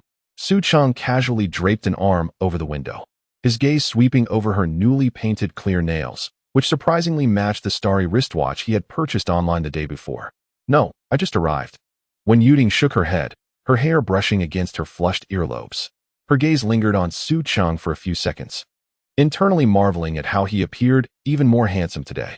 In truth, She had been standing here for 10 minutes, silently rehearsing the finger placements for Canon 3 times, even prompting a passing cleaning lady to inquire if she was waiting for her boyfriend. As soon as the front passenger door closed, the scent of cedar from the car's fragrance enveloped her senses. Su Cheng deftly maneuvered the steering wheel to reverse, the cuff of his sleeve brushing against the lace hem of her skirt. Buckle your seatbelt. Huh. Oh. When Yuding fumbled to fasten her seatbelt, the metal clasp snagging in the seat's crevice, Su Cheng suddenly leaned over, the citrusy fragrance of his aftershave enveloping her senses. As his long fingers glided across the back of her hand to secure the seatbelt, the system chimed joyfully. When Yuding's affection level 1. Your face is quite red. The culprit, ever mischievous, poked at the car's mini fridge. Would you like something to drink? Lychee sparkling water, or anything is fine. When Yuding replied too eagerly, nearly biting her tongue. It was only when the chilled aluminum can pressed against her cheek that she realized Su Cheng was gazing at her with profound gentleness. As the red light ahead illuminated, Su Cheng unexpectedly produced a paper bag from the back seat, as if performing a magic trick. Change into these. Unfolding the bag revealed a pair of nude flats, precisely size 36. When Yuding stared blankly at her reddened heels. How had Su Cheng discerned her discomfort with the high heels she had worn to appear taller and slimmer? How thoughtful of him. Wearing canvas shoes to the amusement park is quite wise. Su Cheng remarked casually, his gaze fixed ahead, yet his ears caught the sound of her quietly changing shoes. When he heard her softly inhale, the corners of his mouth curled upward. When Yuding's affection level 5. How did you know my shoe size? When Yuding suddenly inquired. Su Cheng was momentarily taken aback. He realized he had never had the opportunity to examine When Yuding's delicate feet. Yet he could not admit it was his keen insight that revealed the information. Thus, he hastily concocted an excuse. Naturally, I gauged it by sight. Your eye for detail is that precise? It was no wonder when Yuding was astonished. Estimating someone's shoe size is relatively simple, but to pinpoint it down to the exact millimeter is indeed rare. Of course, Su Cheng replied confidently. When Yuding flashed a sweet smile and ceased her inquiries, believing that Su Cheng's attentiveness stemmed from genuine concern for her well-being. I wonder if Su Cheng will have the chance to see how lovely I look today. She mused, indulging in her own vanity. Before long, the pair arrived at their destination. After disembarking from the vehicle, they made their way to the amusement park. But Su Cheng's attention was captured by the ice cream stand at the entrance. He casually chose 2 strawberry cones and proceeded to scan the payment code. When Yuding, on tiptoe, discreetly peeked at the amount on his phone, 40 yuan. Congratulations, host. Consumption completed. Rebate activated. You've earned an 88 times rebate of 3,520 yuan. Wow, 88 times. Now that's quite extraordinary. Although the amount was not substantial, it was enough to bring a sense of joy. Here you go. Su Cheng nonchalantly handed over a strawberry cone. When Yuding licked the cream tip and stole a glance at his profile, only to squint as the coldness hit her. Su Cheng, captivated by her enticing little tongue, felt a stir within him, and his mind inadvertently conjured some inappropriate images. Don't move. Su Cheng suddenly reached out to wipe the cream from her nose, his fingertip brushing lightly against her lips. When Yuding froze, taken aback by the unexpected turn of events. When had Su Cheng become so forward and adept? Just as confusion began to surface in her mind, she heard him propose, how about trying something thrilling? Following his gaze, she spotted the roller coaster in the distance. The steel tracks twisted upward into the clouds, and the sounds of screams floated down like shredded ribbons in the wind. When Yuding instinctively swallowed hard, she had a fear of heights, yet she dreaded missing out on beautiful memories with Su Cheng. All right. Before she could finish her sentence, she felt warmth in her hand as Su Cheng pulled her in the opposite direction. Hey, wait. The carousel's colorful lights gradually illuminated the twilight, as Su Cheng guided her onto a pirate ship-shaped ride. Princess Yuding, this is the romance that belongs to adults. A glimmer of surprise danced in When Yuding's eyes. She felt no irritation at Su Cheng's playful teasing. Instead, a sweet sensation quietly surged within her heart. As the carousel spun to the tune of Castle in the Sky, she clutched the intricately carved railing. In front of them, a unicorn bore a couple of college students, the girl laughing as she tossed rainbow cotton candy behind her. A piece of cloud fluff landed on her skirt, prompting Su Cheng to suddenly raise his phone. Say cheese. The protest was drowned out by the sound of the shutter. In the preview image, her fingers, hurriedly covering her face, reveal eyes shimmering with a watery glimmer, while behind her, Su Cheng is closely pressed against her delicate form, playfully forming a peace sign. Atop her head, a luminous cat ear headband, evidently prearranged by Su Cheng, has been placed without her notice. Upon descending, Wen Yuting coyly implores Su Cheng to send her the photograph. Once she receives it, she discreetly retreats to one side to peruse the images. While Su Cheng raises an eyebrow in her direction, she gently bites her lip, secretly setting the joint photo as her phone wallpaper. As the pink affection progress bar joyfully leaps to 68 before his eyes. Chapter 67. Wen Yuting, I adore you. As dusk descends, Su Cheng and Wen Yuting find themselves in a long queue before the Ferris wheel. Wen Yuting counts 5 groups ahead of them when, unexpectedly, Su Cheng pulls her into a haunted house adorned with a sign from a fright clinic. With 40 minutes remaining until the light show, Su Cheng shakes his phone. Since they are here, how could they not indulge in some thrilling excitement? Well, you can protect me, Wen Yuting replies in a soft, mellifluous tone. Her originally cool voice now carries a hint of sweetness. Upon entering the haunted house, a gust of disinfectant-laden wind rushes toward them. And Wen Yuting clings to Su Cheng's sleeve, following his lead.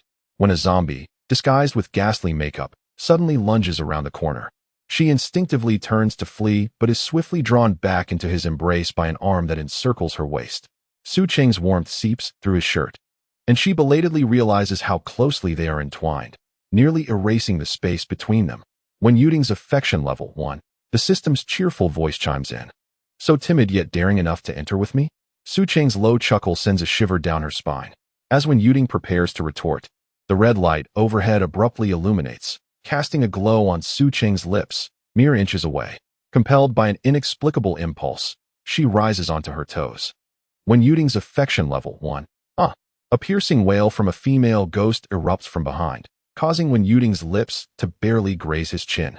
Both freeze in place until a staff member, disguised as a chainsaw-wielding maniac, chases after other visitors, receding into the distance. Su Cheng clears his throat. There was a spider just now. Wen Yuting points at the void, fabricating a story. She then hears Su Cheng's muffled laughter. Indeed, quite a large spider. They exchange smiles and continue onward.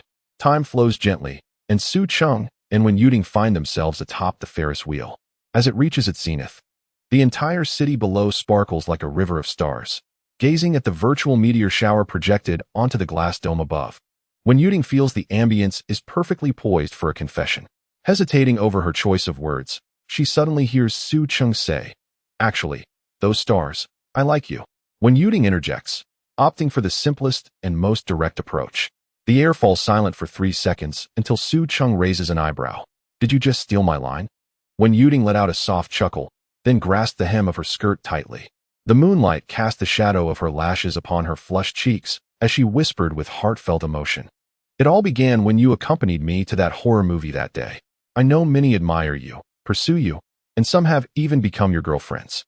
Yet, I refuse to remain the timid observer hiding in the corner, watching you display your affection." As she spoke faster, it was as if she were pouring forth the courage she had amassed over 6 months. Yuting murmured softly, confessing, "Naturally, I like you too. But you might already be aware that I have recently started dating, and not just one girl." When Yuting nodded gently, unabashedly declaring, "I had my suspicions, but I am already captivated by you, unable to turn back. Even if I am relegated to 2nd, 3rd, or even 4th place, I still." Her unfinished words were silenced by a sudden kiss. Su Cheng's palm rested on the nape of her neck, the scent of citrus mingling with cedar enveloping them, as if he wished to draw Wen Yuting into his embrace. Her eyes widened, as if witnessing countless virtual meteors exploding in a display of fireworks around them. Ding! Congratulations, host, for completing the commemorative collection task, receiving the initial kiss from a quality goddess. Reward: 1 bronze-level random draw. As he gazed at Wen Yuting, whose eyes had fluttered shut, Su Cheng felt a surge of elation and silently thought, "Then, let us draw." The needle spun, the wheel gleamed. Ding! Congratulations, host, for winning a reward from Chengfu Cultural Media Company, Limited. Note: relevant materials have been stored in the host's Country Garden Villa number 001. The host has become the largest shareholder of Chengfu Cultural Media Company, Limited with 100 absolute control. Chengfu Cultural Media Company, Limited? Does this imply the cultivation of internet celebrities? Intriguing. Perhaps he could offer generous conditions to attract aspiring beauties eager for fame. He could profit from this, subtly engaging with these women while forging new futures together. This notion was rather appealing. After all, in this world, if someone proposed a monthly allowance of 10,000 to a beautiful woman, she might scoff in disdain. Yet, a salary of 10,000 a month would have numerous beauties clamoring to join. Why? It is the deeply ingrained belief. Employment signifies stability. Being kept? Morally scorned. And who knows when the benefactor might cast them aside? How could those accustomed to a lavish lifestyle endure a return to poverty? Su Cheng shook his head, dismissing these errant thoughts, and immersed himself once more in the tender kiss he shared with Wen Yuding as the Ferris wheel slowly descended. He brushed against the blush at the corners of her eyes and smiled. There are no second or third places. You are my soul's seat, just like the others. You are the girlfriend closest to my heart. I am so happy, Wen Yuding whispered, her emotions evident. Regrettably, reality does not emulate the vibrant hues of certain comics. Otherwise, at the pinnacle of this Ferris wheel, the most quintessential of scenes would unfurl. The two individuals, having established their connection, seemed to have opened the floodgates of conversation and the doors to each other's hearts. Ambiguity, excitement, and sweetness interweave in the moments shared between them. Yet, the more joyous the scene, the swifter time elapses. Thus, their amusement park journey draws to a close on the way back to the elegant villa in the Mo Xiangjing Yuan estate. Wen Yuding pressed the teddy bear against her flushed cheeks, while the car's sound system played soothing melodies, the rhythm of Su Cheng's throat bobbing in time with the music. Pausing at a red light, he suddenly inquired, "Can you play Clair de Lune?" "I can," Wen Yuding replied softly. Upon entering the villa and barely having her feet touch the ground, Su Cheng swept her up in his arms and carried her into the music room. The Steinway grand piano gleamed with a pearlescent sheen as Su Cheng settled her beside him. "Let us give it a try, shall we?" Wen Yuding gently nodded. And the moment her fingertips brushed the keys, an extraordinary sensation coursed through her, as if another soul was guiding her hands. When the tempestuous notes of the third movement poured forth, Su Cheng embraced her from behind, his warm breath cascading against her ear. In Chapter 68, Ah Cheng, you are incredible. Wen Yuding's heart trembled, causing her to momentarily lose her composure amidst the melodies. "Look outside," Su Cheng urged. As she turned her head, the sprawling galaxy shimmered vibrantly through the expansive floor-to-ceiling window. At that moment, Su Cheng's kiss descended upon her collarbone, their warm breaths intertwining. The system prompt echoed alongside her racing heartbeat. Wen Yuding's affection level, 5. At that instant, her affection soared beyond the 70 mark, officially reaching 73. Why had Wen Yuding's affection escalated so rapidly today? It was simply because Su Cheng had been exceedingly adept at charming her. Every word and gesture emanated an intoxicating aura, causing her heart to race uncontrollably. Coupled with his captivating charisma, he had an undeniable allure that could enchant any beauty. Meanwhile, at the headquarters of Chengfu Cultural Media Company Limited, Chu Muning took a sip of coffee and placed the cup down on the solid wood desk, creating ripples across its surface. Before her, the acquisition confirmation letter glowed with a cold light on the projection screen. Chengfu Cultural Media appeared like a butterfly drenched in rain, casting a quivering shadow in her eyes. Secretary Xiao Lin stood at the door, holding a stack of documents. "President Chu, here is the new chairman's information." Chu Muning gestured towards her desk. Following her cue, Xiao Lin placed the documents in front of her and quietly retreated.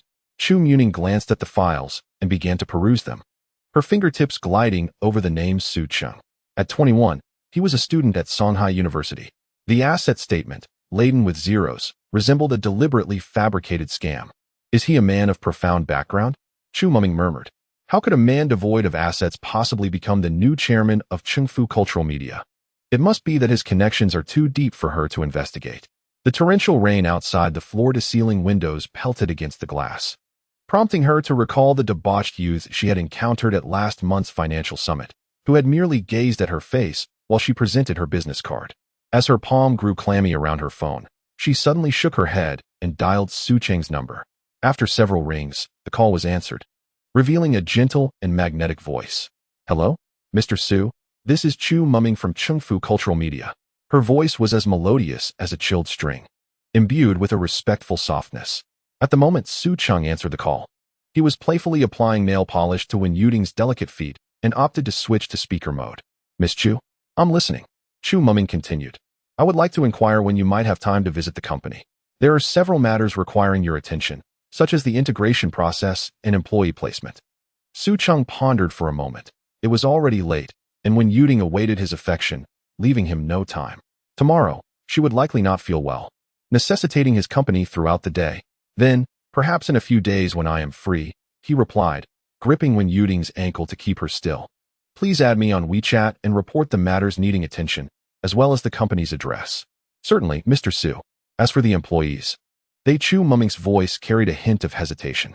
Su Cheng interjected, according to Article 4, page 27 of the acquisition contract, employee placement should adhere to the original terms.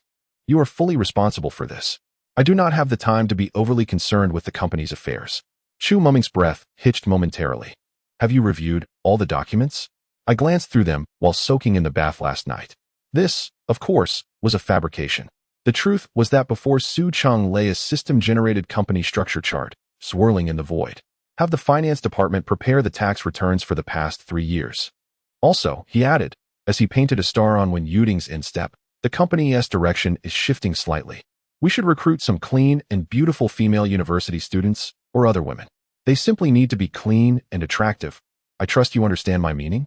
Upon hearing this, Chu Mumming's respect for Su Cheng shattered. Initially, she had believed him to be a formidable figure with mastery over all matters, but with his latest remark, she realized his ambitions lay far from the company's future. However, he had acquired the company entirely. Retaining her position was already a stroke of fortune. How could she dare to oppose Su Cheng's decisions? Now, she merely hoped that his interests were solely in clean and beautiful women, leaving her, an aging married woman, untouched. I understand, Mr. Su.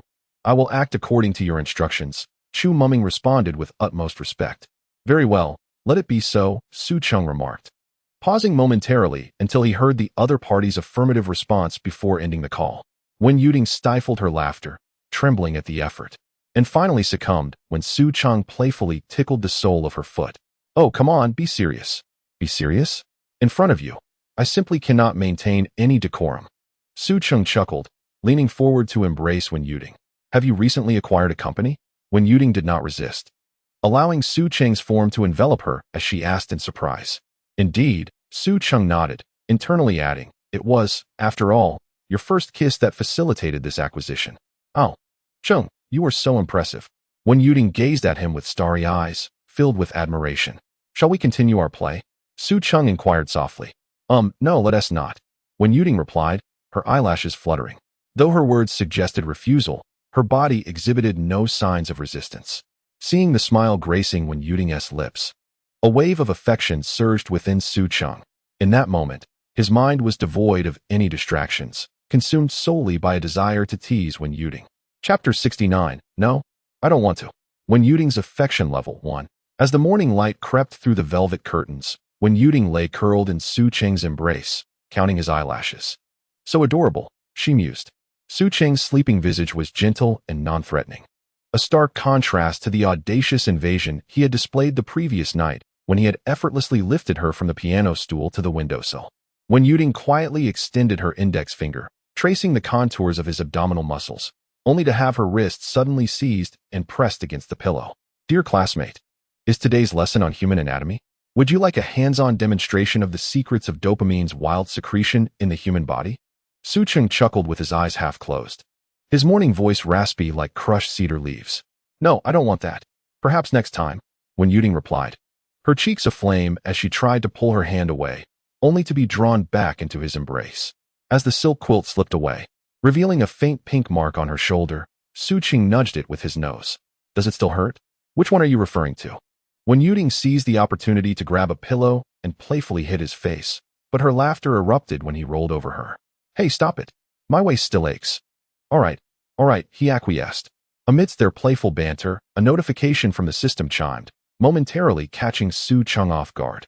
Suddenly, the system interface popped up before his eyes, showering the screen with golden confetti effects. Ding! Congratulations, host, for completing the commemorative collection task, achieving a special value of 1 with the esteemed goddess Wen Yuding. Reward: 1 opportunity for a silver-level random draw. Ding! Congratulations, host. The esteemed goddess Wen Yuding's affection level has surpassed 80, adoration. You have completed the strategy task. The reward of Super Soldier Serum number 2 is now available for collection. With a discerning eye, Su Cheng noted that the completion of commemorative collection tasks and the rewards obtained often occurred in close succession. Upon reflection, this was only to be expected. After all, when reaching the pivotal moment, a woman's affection would have at least risen to a level of 60. Clearing his throat, he initiated the first round of the silver-level random lottery. Unconsciously, Su Cheng's hand brushed against Wen Yuding's delicate waist, prompting an inner admonition. As the pointer appeared and the screen shimmered, the system chimed, "Congratulations, host. You have drawn the reward for proficiency in universal languages." Proficiency in universal languages? Mastering the majority of human languages? Su Cheng mused, contemplating the implications. This meant his mother would no longer need to worry about his English exams. However, he quickly corrected himself. With a gifted academic prowess at his disposal, mastering English and other languages would merely require some dedicated study time. This reward, therefore, primarily served to save him precious time. Time is life itself, and in a sense, this could be viewed as extending his lifespan. Suddenly, a more significant thought struck him. He could seek out foreign beauties for profound exchanges. In the realm of international romance, the most challenging barrier was undoubtedly the language barrier. Now, the pool of exquisite goddesses available to him had expanded manifold. That said, he still had a penchant for Eastern beauties. A faint smile graced Su Cheng's lips as he shook his head. Of course, he wouldn't shy away from interacting with Western beauties like blonde-haired or cherry blossom girls, provided they met the criteria of being exceptional. Clearing his throat, he dismissed these future considerations from his mind and silently invoked the reward. Almost immediately, he felt a sensation of pressure in his head, followed by a stream of information flooding into his memory. It seemed he had been immersed in the study of human languages day and night. After 2.5 breaths, the pressure dissipated, and Su Cheng sensed a remarkable transformation within himself. Was it truly the swift? The system explained that with the advantage of his gifted academic prowess and prior brain enhancement, both learning and absorbing information were expedited. Understanding dawned upon him, and he nodded appreciatively before continuing his silent invocation. Claim the strategy reward for Wen Yuding. Super Soldier Strengthening Serum number 2. Ding. Claim successful. The Super Soldier Strengthening Serum number 2 has been placed on the bedside table for the host's collection. Please check. How considerate. Su Cheng caught a glimpse of a ghostly blue light seeping from the drawer's crack and felt an unexpected allure. Even more tempting than the warmth of Wen Yuding in his arms. This was a means to enhance one's physical prowess. Who wouldn't wish for superhuman physical capabilities? However, he decided against retrieving it just yet. If the serum emitted too bright a glow and prompted inquiries from Wen Yuding, he would find it tedious to concoct a plausible explanation. In a moment of resolve, Su Cheng decided to send Wen Yuding away, perhaps by playfully overwhelming her or leading her to the bathroom for a wash. With this thought in mind, he first cast an insight spell towards her. Name, Wen Yuding. Age, 21. Height, 173 centimeters. Weight, 53.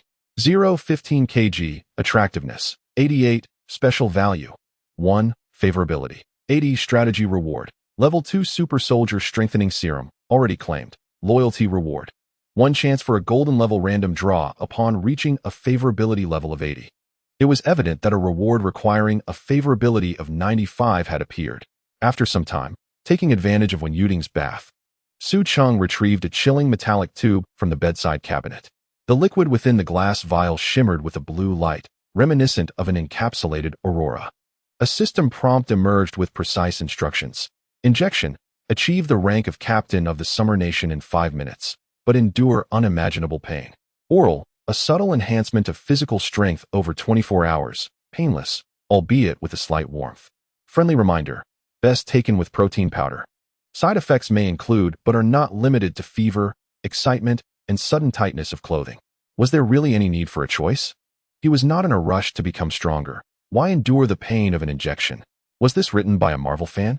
Su Cheng uncapped the vial and tilted it back, the icy liquid flowing down his throat, igniting a sensation of heat.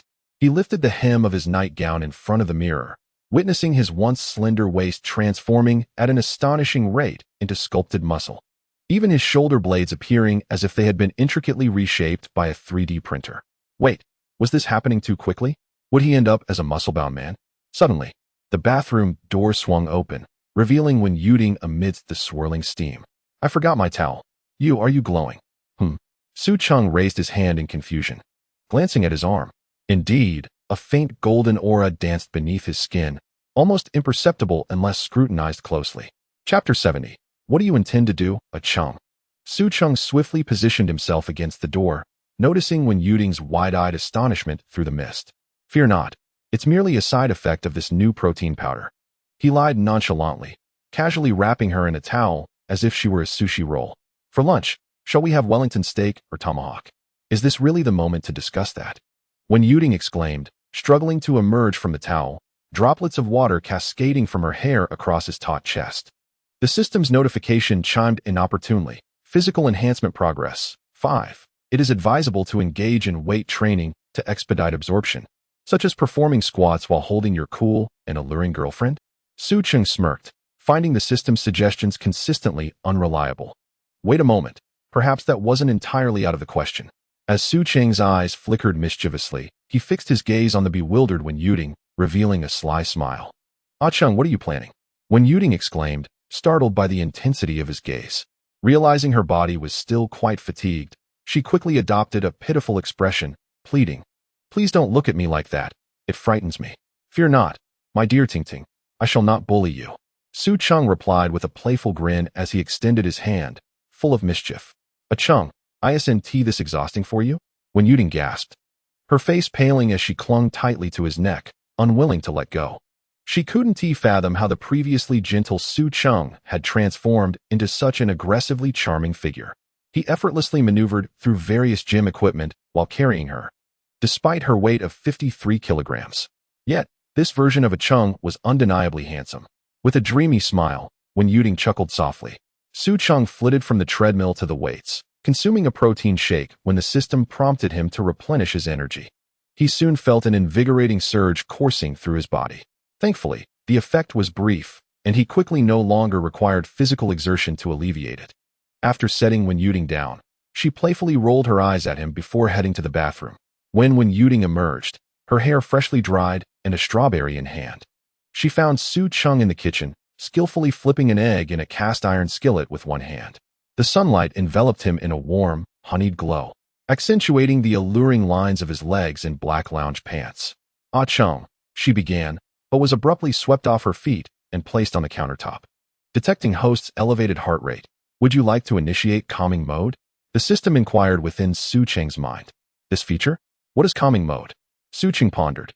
Calming mode, a simulated function designed to provide psychological comfort to the host. Seriously? You've got to be kidding. Su Cheng rolled his eyes internally and leaned down to nibble on the strawberry held by Wen Yuding. Your little strawberry is quite delectable, he remarked. Wen Yuding's astonished gasp was stifled as she noticed the coffee cup on the counter trembling slightly. Assuming Su Cheng was up to no good, she hurriedly said, Calm down. I can't do that right now. Let us discuss it tomorrow, shall we? Su Cheng paused, then chuckled. All right. Wen Yuding nodded, her intellect slightly dulled by the throes of romance, unaware of the sheer power behind the tremor of the countertop caused by Su Cheng.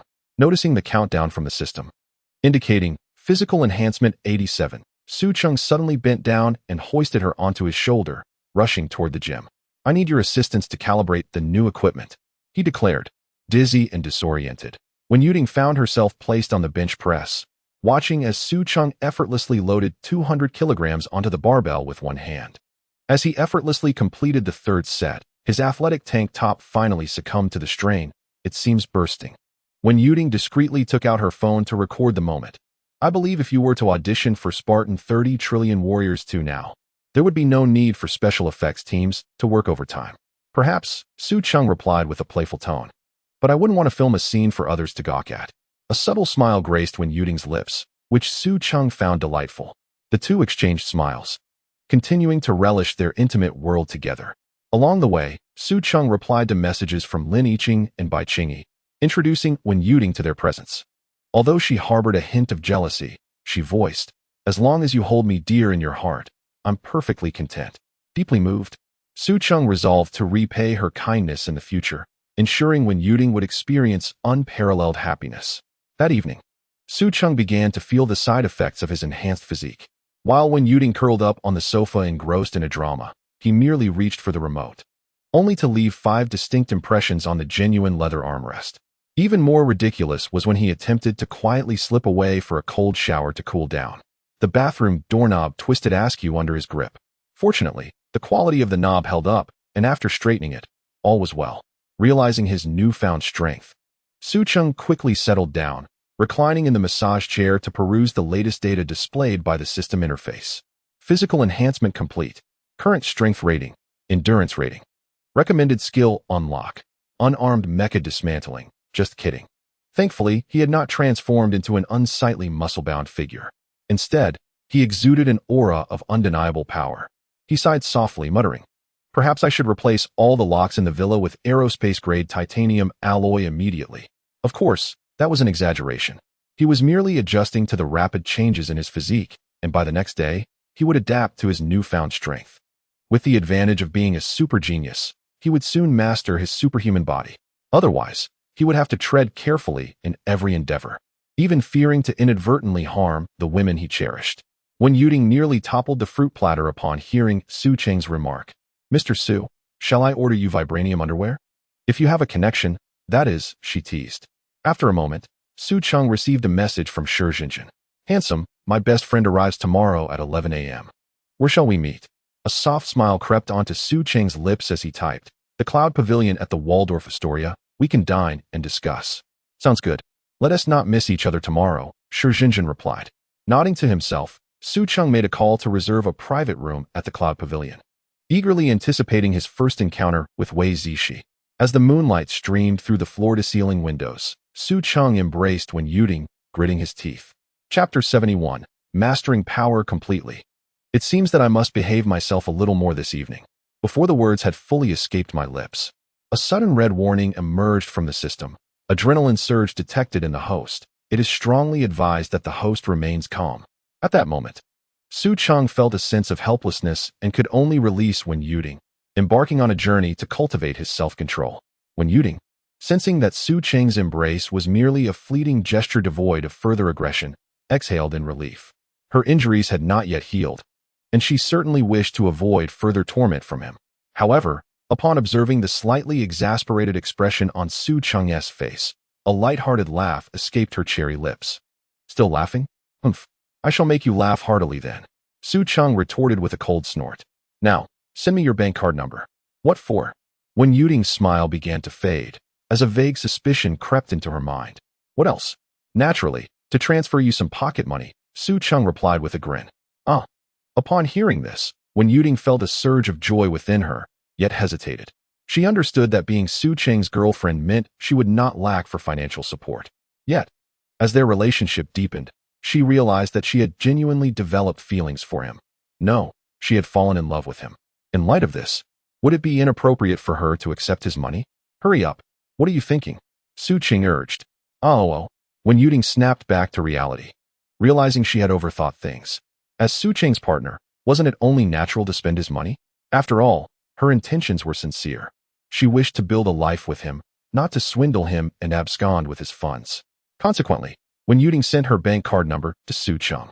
As customary, he transferred 500,000 yuan, gently playing with the ends of her hair as he smiled. "I'll transfer you 500,000 to start. If it's not enough, just ask me for more." "All right," Wen Yuding responded softly. It is worth noting that when Su Cheng's girlfriend spends the pocket money he provides, it is also considered his expenditure and yields returns. "Can you drive?" Su Cheng suddenly inquired. "Yes, but I'm not very skilled." "Then take a couple of days to select a car. I shall purchase one for you." "Really?" "Yes." Su Cheng nodded. Though he had only driven the Rolls-Royce for a few days, he had grown weary of it. This time, he would seize the opportunity to buy a car for Wen Yuding as a means to acquire a new one for himself. Noticing Su Cheng lost in thought, Wen Yuding hesitated before asking, "Do you want me to help you?" Her voice dwindled to a whisper, almost inaudible to Su Cheng. But he could easily guess the essence of her inquiry. Thus, Su Cheng's eyes brightened. "Absolutely." The following day, at 8 a.m., as the morning light cascaded over Su Cheng's taut back muscles, Wen Yuding was perched atop him, performing the third set of morning push-ups. The tips of her youthful fingers traced delicate pink lines along his shoulder blades. After a night of rigorous training, Su Cheng could confidently assert that he had completely mastered his enhanced physique, no longer struggling to control his strength. Moreover, he suddenly realized the sheer exhilaration of freely unleashing his power. To ensure that when Yuding felt included, Su Cheng invited her to participate, resulting in a scene filled with sweat and intimate collaboration. At that moment, his phone began to vibrate furiously on the yoga mat. The young woman on his back playfully exclaimed in embarrassment, "You might want to check your phone first." "At your command, princess," he replied. Su Cheng paused his push-ups, gently setting her down as he reached for his phone, which bore a flight status screenshot sent by Jinjin. The flight from Magic City to Jinjian, 7632, was about to land, accompanied by a voice message. "Su handsome, Zishi has landed slightly ahead of schedule. Shall we head to the Cloud Pavilion at the Waldorf Astoria first?" "Of course, I will be there shortly," Su Cheng replied. When Yuding quickly sat aside, stealing glances at the screen. Upon seeing a photo of a flight attendant in uniform within the chat background, she gasped, "A Cheng? Who is this? This picture? Perhaps your future sister-in-law?" Su Cheng playfully pulled when Yuding closer again.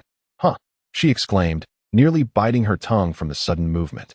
"You wouldn't be suggesting?" "Not at all," Su Cheng interrupted. "I got this beauty through a flight attendant I happened to meet."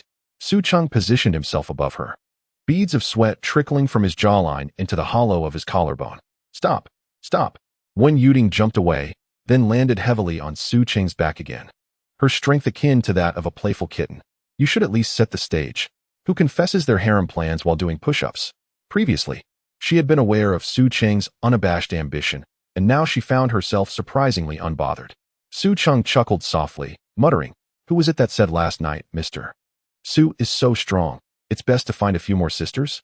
He imitated her tearful tone from the previous day, earning him a playful headbutt followed by a flurry of light slaps. "Wrong, wrong." Su Cheng laughed as he rose, holding down her flailing hands. "Jinjin is merely a mediator. I need a few professionals who can coordinate their schedules to serve me." When Yuding stared at Su Cheng, her eyes wide with confusion. "What? You don't understand?" he teased. Upon seeing her nod, Su Cheng leaned closer to whisper an explanation in her ear. So that is how it is." When Yuding's cheeks flushed a deep red, puffing her cheeks as she glared at him. "So, do you want to go?" Su Cheng asked gently. When Yuding hesitated for a moment before softly replying, "I do." "Then let us go?" Su Cheng leaned back. When Yuding was momentarily taken aback, then, upon realization, playfully slapped Su Cheng's thigh in annoyance. "I thought you meant I should go meet that flight attendant."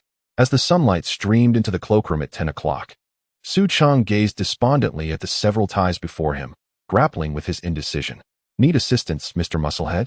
teased Wen Yuding, leaning against the doorframe with her head tilted, the belt of her bathrobe loosely tied around her waist. Without hesitation, Su Cheng pulled her closer, and she tiptoed to wrap her arms around his neck. The scent of strawberry shampoo mingling with an intoxicating aroma enveloping him. This was the essence of undeniable power. When encountering a new love, just be careful not to crush their bones. "Rest assured, I can control my strength even to the point of not squashing an ant," Su Cheng replied, lowering his head as she fiddled with his tie, her fingertips brushing against his Adam's apple. Noticing her sulking expression, he chuckled softly. "Are you feeling jealous?" "Do I seem like I'm jealous?" When Yuding retorted, intentionally tightening the tie by half an inch, pleased to witness the movement of his throat. "Only a score of 66? Oh dear," she lamented. For those who enjoy this book and haven't commented yet, please leave a 5-star review. Thank you. Chapter 72, Wei Zishi. Someone once mentioned, reserved seats are never sold out, and I had no intention of hindering other passengers from boarding. How could I ever feel jealous?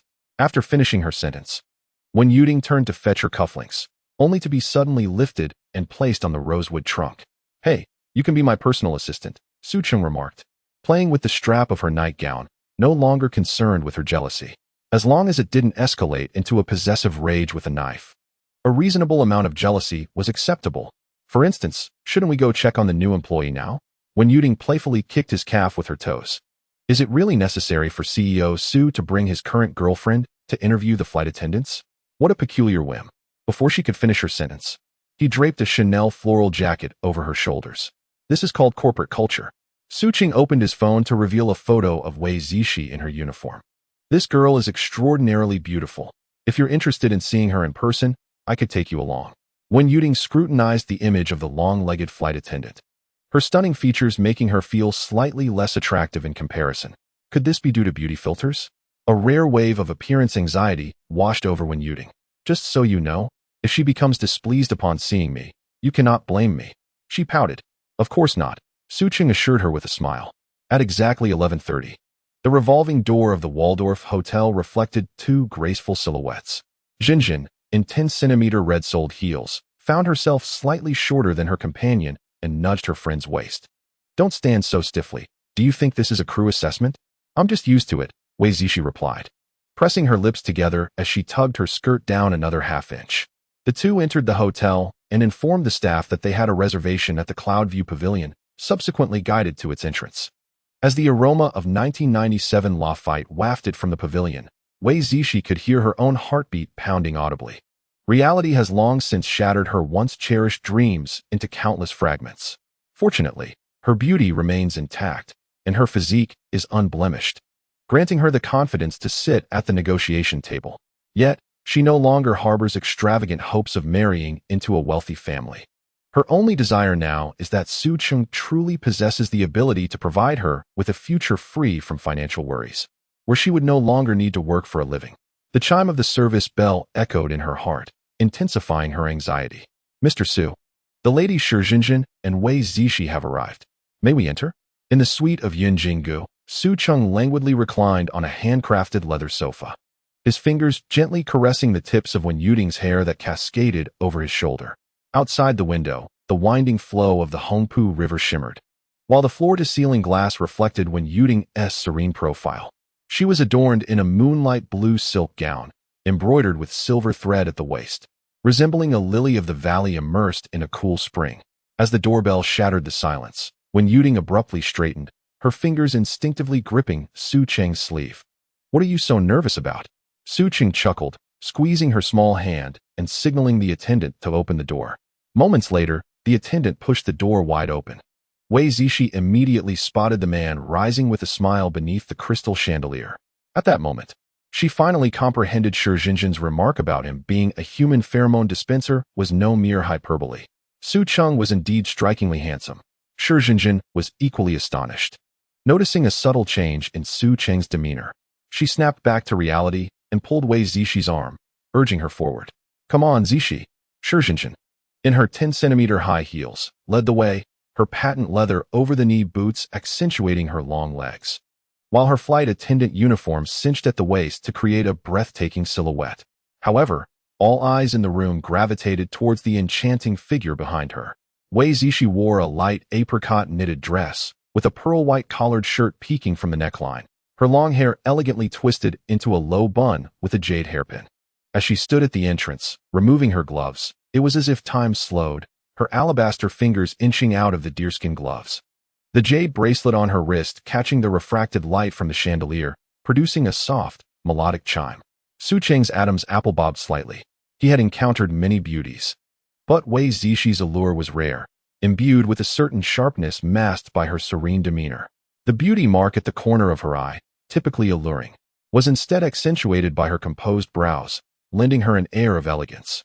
Though she smiled, her lips bore a frosty quality reminiscent of jade. Most captivating was the faint scent of sandalwood she exuded, evoking memories of the gilded Cloyson incense burners he had seen in the antique street. Truly, she was a beauty worthy of a score of 92. In reality, Wei Zishi surpassed the charm captured in her photographs. Su Cheng's keen insight projected a holographic dossier onto his retina, analyzing the celestial contours of her visage. Two women approached Su Cheng, with Jinjin smilingly introducing. This is Wei Zishi, the youngest flight attendant of Magic City Airlines. She then turned to Wei Zishi and said, This gentleman is Mr. Su, the handsome Su Cheng. And beside him is. Jinjin hesitated momentarily before adding, My girlfriend, Wen Yuting. Su Cheng interjected with a greeting, Hello. Wei Zishi nodded slightly, her voice as melodious as a mountain spring. Miss Wei, you are even more stunning than in your photographs, Su Cheng remarked, extending his hand. Your striking beauty has taken me by surprise as well. Wei Zishi hesitated briefly but ultimately offered her delicate hand. Su Cheng gently grasped it before releasing it, feeling that her hand was as cool as jade, a sensation that no craftsmanship could replicate. Jinjin chuckled, urging the two to take their seats. Enough of the mutual flattery. Let us sit down and converse. I've heard that the bluefin tuna here is air-freighted. Wei Zixi gaze lingered on Wen Yuding for a moment, presenting a perfectly timed smile as a greeting.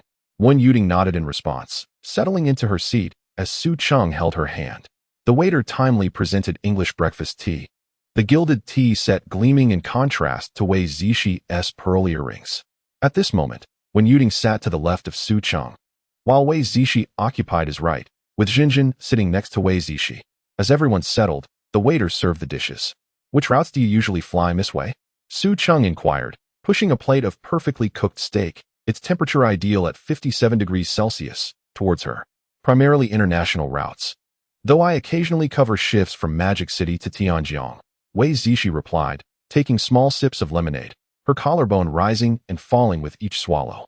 Jinjin skillfully decanted a bottle of Romani Conti in front of the wine cabinet, the crimson liquid swirling in the decanter.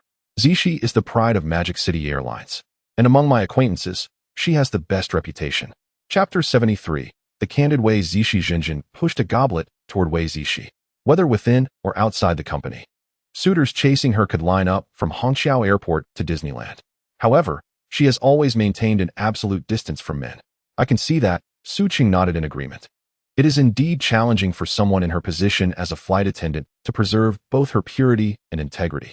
In this world, it is exceedingly difficult to find a pristine and exquisite beauty. Where is it most prevalent? In order: middle school, high school, university, and freshly graduated individuals. As a man brimming with positive energy, Su Cheng could only seek candidates from the university and recent graduates. Should he dare to pursue anyone below university level, such as high school students, he would face immediate repercussions, potentially facing obliteration without a trace. Thus, Wei Zixi's ability to maintain her purity after so many years in her profession speaks volumes about her strong character. Upon receiving Su Cheng's acknowledgement of her words, Shi Jinjin was about to continue when Wei Zixi interjected unexpectedly. Mr. Su, I shall not conceal the truth from you. I am willing to meet all your requirements, and I do not fear your ridicule in admitting that my aspiration to marry into a wealthy family stems from an abundance of melodramatic tales I watched in my youth, wherein affluent CEOs fell in love with ordinary girls. Thus, throughout my life, I have rejected every suitor, even going so far as to block them, leaving me with no male friends whatsoever. To this day, I can firmly assert my purity. Should you harbor any doubts, I am more than willing to undergo an examination once we have reached an agreement. Shi Jinjin's eyes widened in astonishment at Wei Zixi's bold declaration. She had never anticipated such a candid admission. Although she was aware of Wei Zixi's ambitions, she was taken aback by the extent of sacrifices made for this dream, upheld over so many years. Initially, she had doubted the veracity of Wei Zixi's claims, but the audacity with which she proposed a verification of her chastity lent a newfound credibility to her words. At the very least, Jinjin reflected, she would never dare to make such a statement herself, fully aware of her own past. Noticing Shi Jinjin's expression, Wei Zixi merely smiled lightly, unfazed. What are you staring at? Jinjin, did I not tell you during our university days that I was sincere? Did you think I was deceiving you? Her ability to assert her position was clearly a demonstration of her interest in Su Cheng. I absolutely do not doubt that. I trust you, Zixi. Shi Jinjin quickly assured. Despite considering their relationship to be little more than a superficial friendship, she still wished to maintain a semblance of camaraderie. Wei Zixi chuckled, disregarding Jinjin's reaction, and turned her attention back to Su Cheng. To her surprise, he appeared to be already aware of the situation. This revelation left her astonished. Did he truly believe her? No need for an examination. I trust your words, Su Cheng stated earnestly. His keen insight had already revealed the truth. For otherwise, Wei Zixi would not have had the opportunity to meet him. As they finalized their agreement that evening, he would have the chance to confirm this for himself. He truly believed her. Wei Zixi's affection level, 3. Though Su Cheng's words were brief, his handsome and earnest demeanor profoundly affected Wei Zixi. Thank you for your trust, she murmured softly. There is no need for thanks. You are worthy of it, Su Cheng replied gently. Now it was Shi Jinjin's turn to stare at Su Cheng in disbelief. Why did he trust Wei Zixi's words, but not her own? What was amiss in this scenario? Does Su Cheng, the handsome gentleman, trust Zixi but not me? Shi Jinjin could not help but voice her discontent. Surely you do not think I am jesting with you regarding my insights? Su Cheng replied, casting her a subtle glance. Jinjin was rendered speechless, once again confronted with this perfunctory rhetoric. At that moment, Wen Yuting interjected with confusion, expressing her desire for a reliable and stable haven. After Wei Zishi finished speaking, she sipped her red wine, leaving a crimson impression upon the rim of the glass. Mr. Su ought to be aware that the fleeting career of a flight attendant is one that individuals like us cannot sustain for long. Her forthrightness caused Wen Yuting's pupils to quiver. She had not anticipated Wei Zishi would so candidly acknowledge her own vulnerabilities. However, Su Cheng merely chuckled, appreciating such blatant honesty far more than those who profess love while surreptitiously shifting their assets. Now that we've broached this subject, let us proceed directly to the matter at hand, Su Cheng asserted, his fingers tapping rhythmically on the table, exuding an air of confidence. Jinjin must have conveyed my requirements to you, so I shall refrain from elaborating further. Tell me, have you prepared what you desire, Miss Wei? Wei Zishi nodded, her thoughts drifting as she sensed Su Cheng was ready to delve into the core of the discussion. From Jinjin, she had gleaned that Su Cheng sought to maintain a long-term, perhaps even permanent, relationship with a mistress. She had already formulated her own conditions, yet, in order to avoid scaring Su Cheng away, she refrained from presenting them outright. Instead, she intended to foster his interest before revealing her stipulations. The reason for her trepidation lay in the harshness of her demands. Indeed, she recognized them as stringent. The disparity between being a mistress and marrying into affluence was akin to the chasm between heaven and earth. Without an adequate price to sway her, she was loath to accept the role of a mistress. Why? Because she had invested far too much over the years. Not only had she preserved her purity, but she had also diligently toiled to enhance her beauty and maintain discipline. She adhered to beauty regimens, practiced yoga, sculpted her physique, and engaged in self-care. Anything that could ensure her appearance and figure remained at their zenith was a commitment she upheld.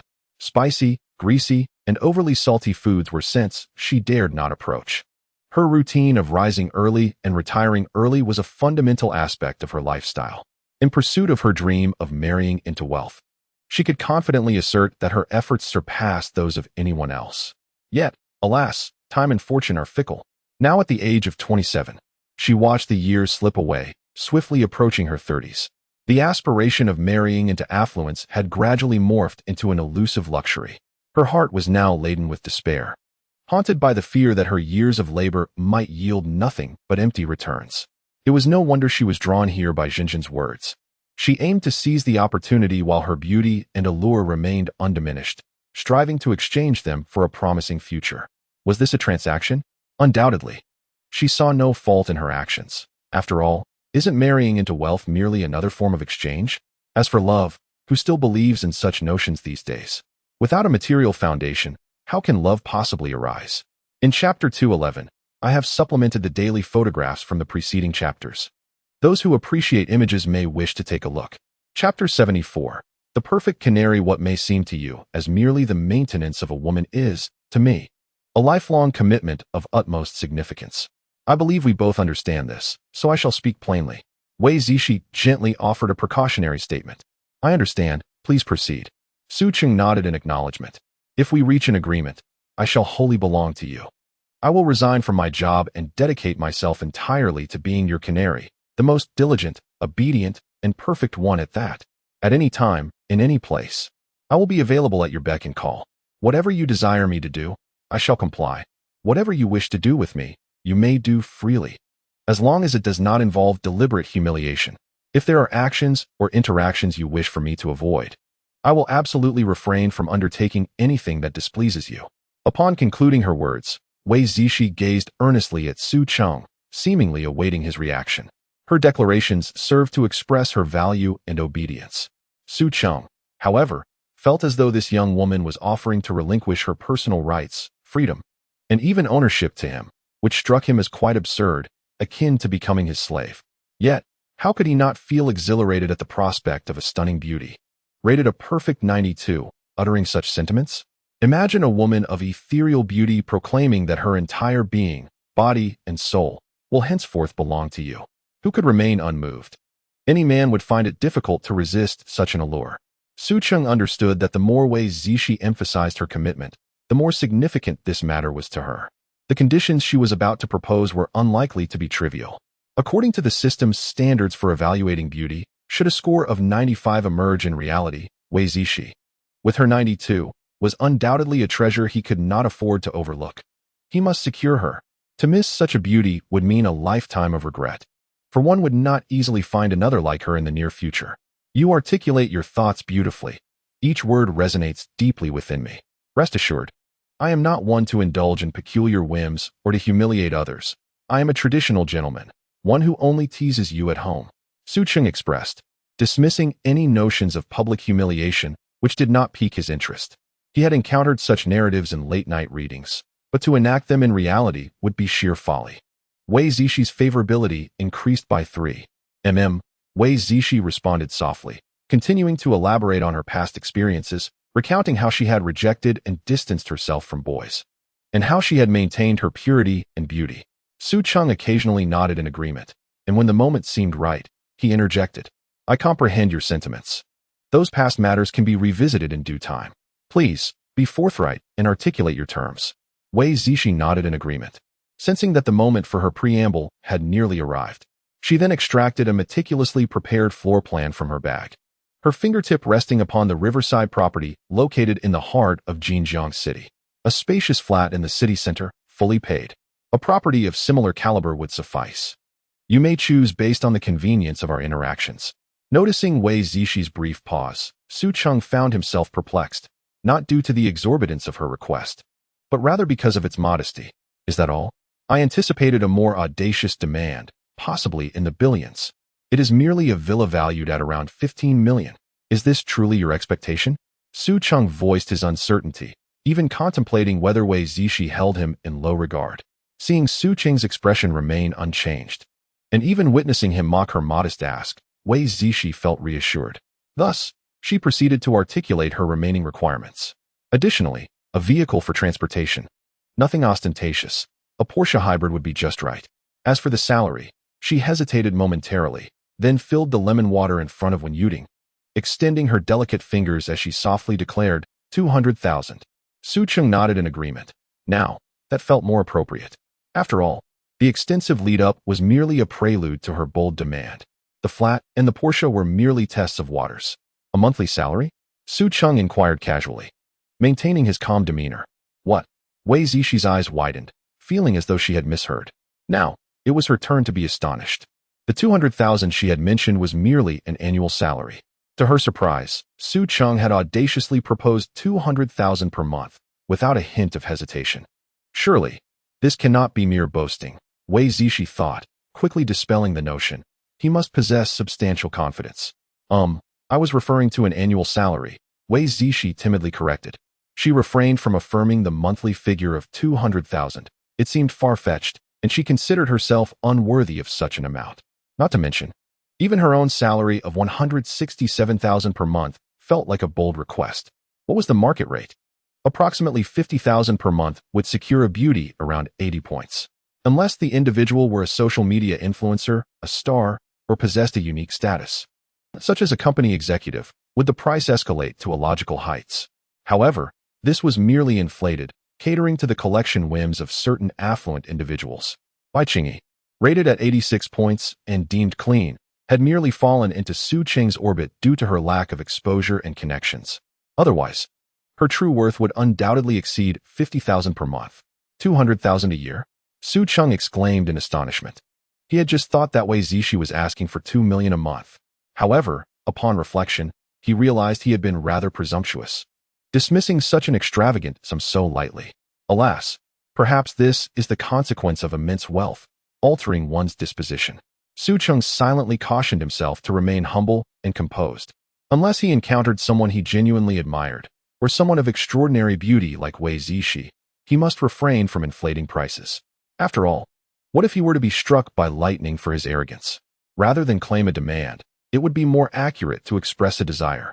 He hoped she could grant him 3 years' worth of pocket money in a single payment. This sum would serve as a form of security for him. What do you think?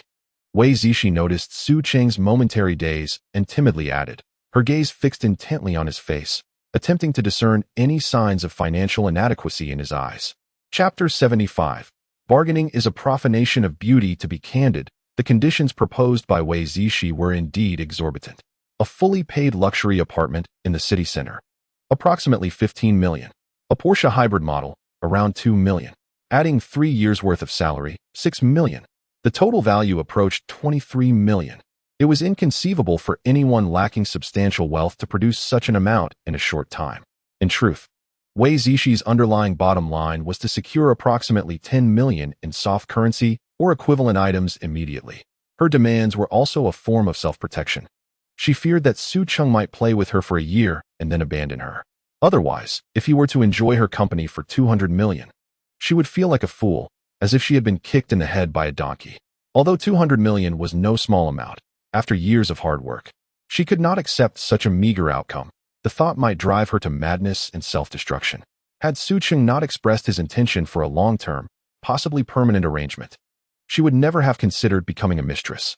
Su Cheng nodded, fully understanding Wei Zishi's perspective. Like Bai Qingyi, a certain deposit was necessary to ensure mutual security. After all, if he failed to provide a deposit and then took advantage of either Bai Qingyi or Wei Zishi, leaving them desolate, it could lead to dire consequences, perhaps even self-harm. Or, in a more extreme scenario, they might seek him out for retribution. Amidst the delicate clinking of crystal glasses against the glass table, Shi Jinjin's mascara nearly smudged. This figure exceeded her initial estimates by several multiples. When Yuding bit her lip tightly, after establishing a relationship with Su Cheng, he had first provided her with 500,000 in pocket money and promised to buy her a car. Whenever she needed money, she could simply ask Su Cheng. As for how much she could request, she was uncertain, but she estimated that several million would be attainable. Now, she realized that by merely remaining by Su Cheng's side, she could luxuriate in a life of opulence. Moreover, she believed that given her own humble position, Su Cheng would never abandon her. Is this all there is? Su Cheng took a sip of red wine, the reflection of his Patek Philippe watch casting a dazzling light upon the table. Should we reconsider the terms? Shi Jinjin's spoon clanged loudly against the bowl. Mr. Su, are you not going to negotiate? In that instant, she felt that the introduction fee of 30,000 and the success fee of 50,000 offered by Su Cheng had lost their allure. Regret began to creep in. If only she had been more prudent and preserved her purity, perhaps she would now be nestled in Su Cheng's embrace, residing in a luxurious villa and driving a multi-million-dollar car. To haggle would be a desecration of beauty, Su Cheng declared with an air of superiority. What a joke. Earning only 1.67 million a month. If I couldn't afford such a trifling sum, wouldn't my system be utterly pointless? The rewards from Wei Zishi's strategy, one cultivates while the other reaps, are worth far more than this. Is this really too much? After all, Wei Zishi dreams of marrying into a wealthy family. A paltry sum would never suffice. The costs of housing and vehicles are separate, and 1.67 million a month seems to me rather understated. Moreover, considering the immense value of the strategy rewards, which are not to be missed, it is only natural for Su Cheng to be generous. And given the stipulation in this narrative that no one scores above 95 in beauty, a score of 92 is truly rare and worthy of lavish expenditure. Wei Zishi's affection level. 3. No, that will suffice, she finally said, her eyelashes fluttering. She had envisioned countless scenarios of bargaining, but never anticipated her counterpart would remain unfazed. This overwhelming display of affluence unsettled her, akin to a hunter suddenly realizing that what lay before him was not a mere rabbit, but a tiger disguised as prey. Very well, Mr. Su. Do you not wish to inquire about other matters? For instance, how I might provide emotional value. Wei Zishi hesitantly retracted the floor plan. I purchased a canary, not an alarm clock. Su Cheng leaned forward, his shadow casting over Wei Zishi's delicate collarbone.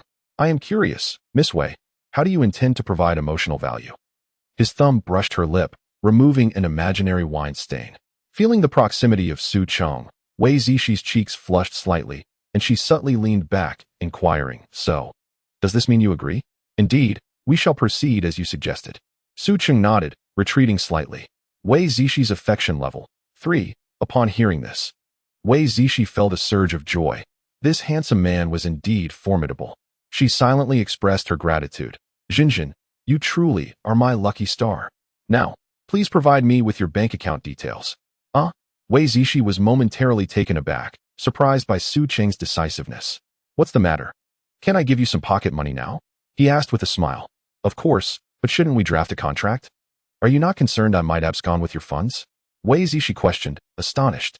I trust you. And besides, a maintenance contract holds no legal weight. Are you truly considering signing one with me? I wouldn't mind at all, Su Cheng replied earnestly. In terms of contracts, one could opt for a service agreement or sign an employment contract under Su Cheng's company.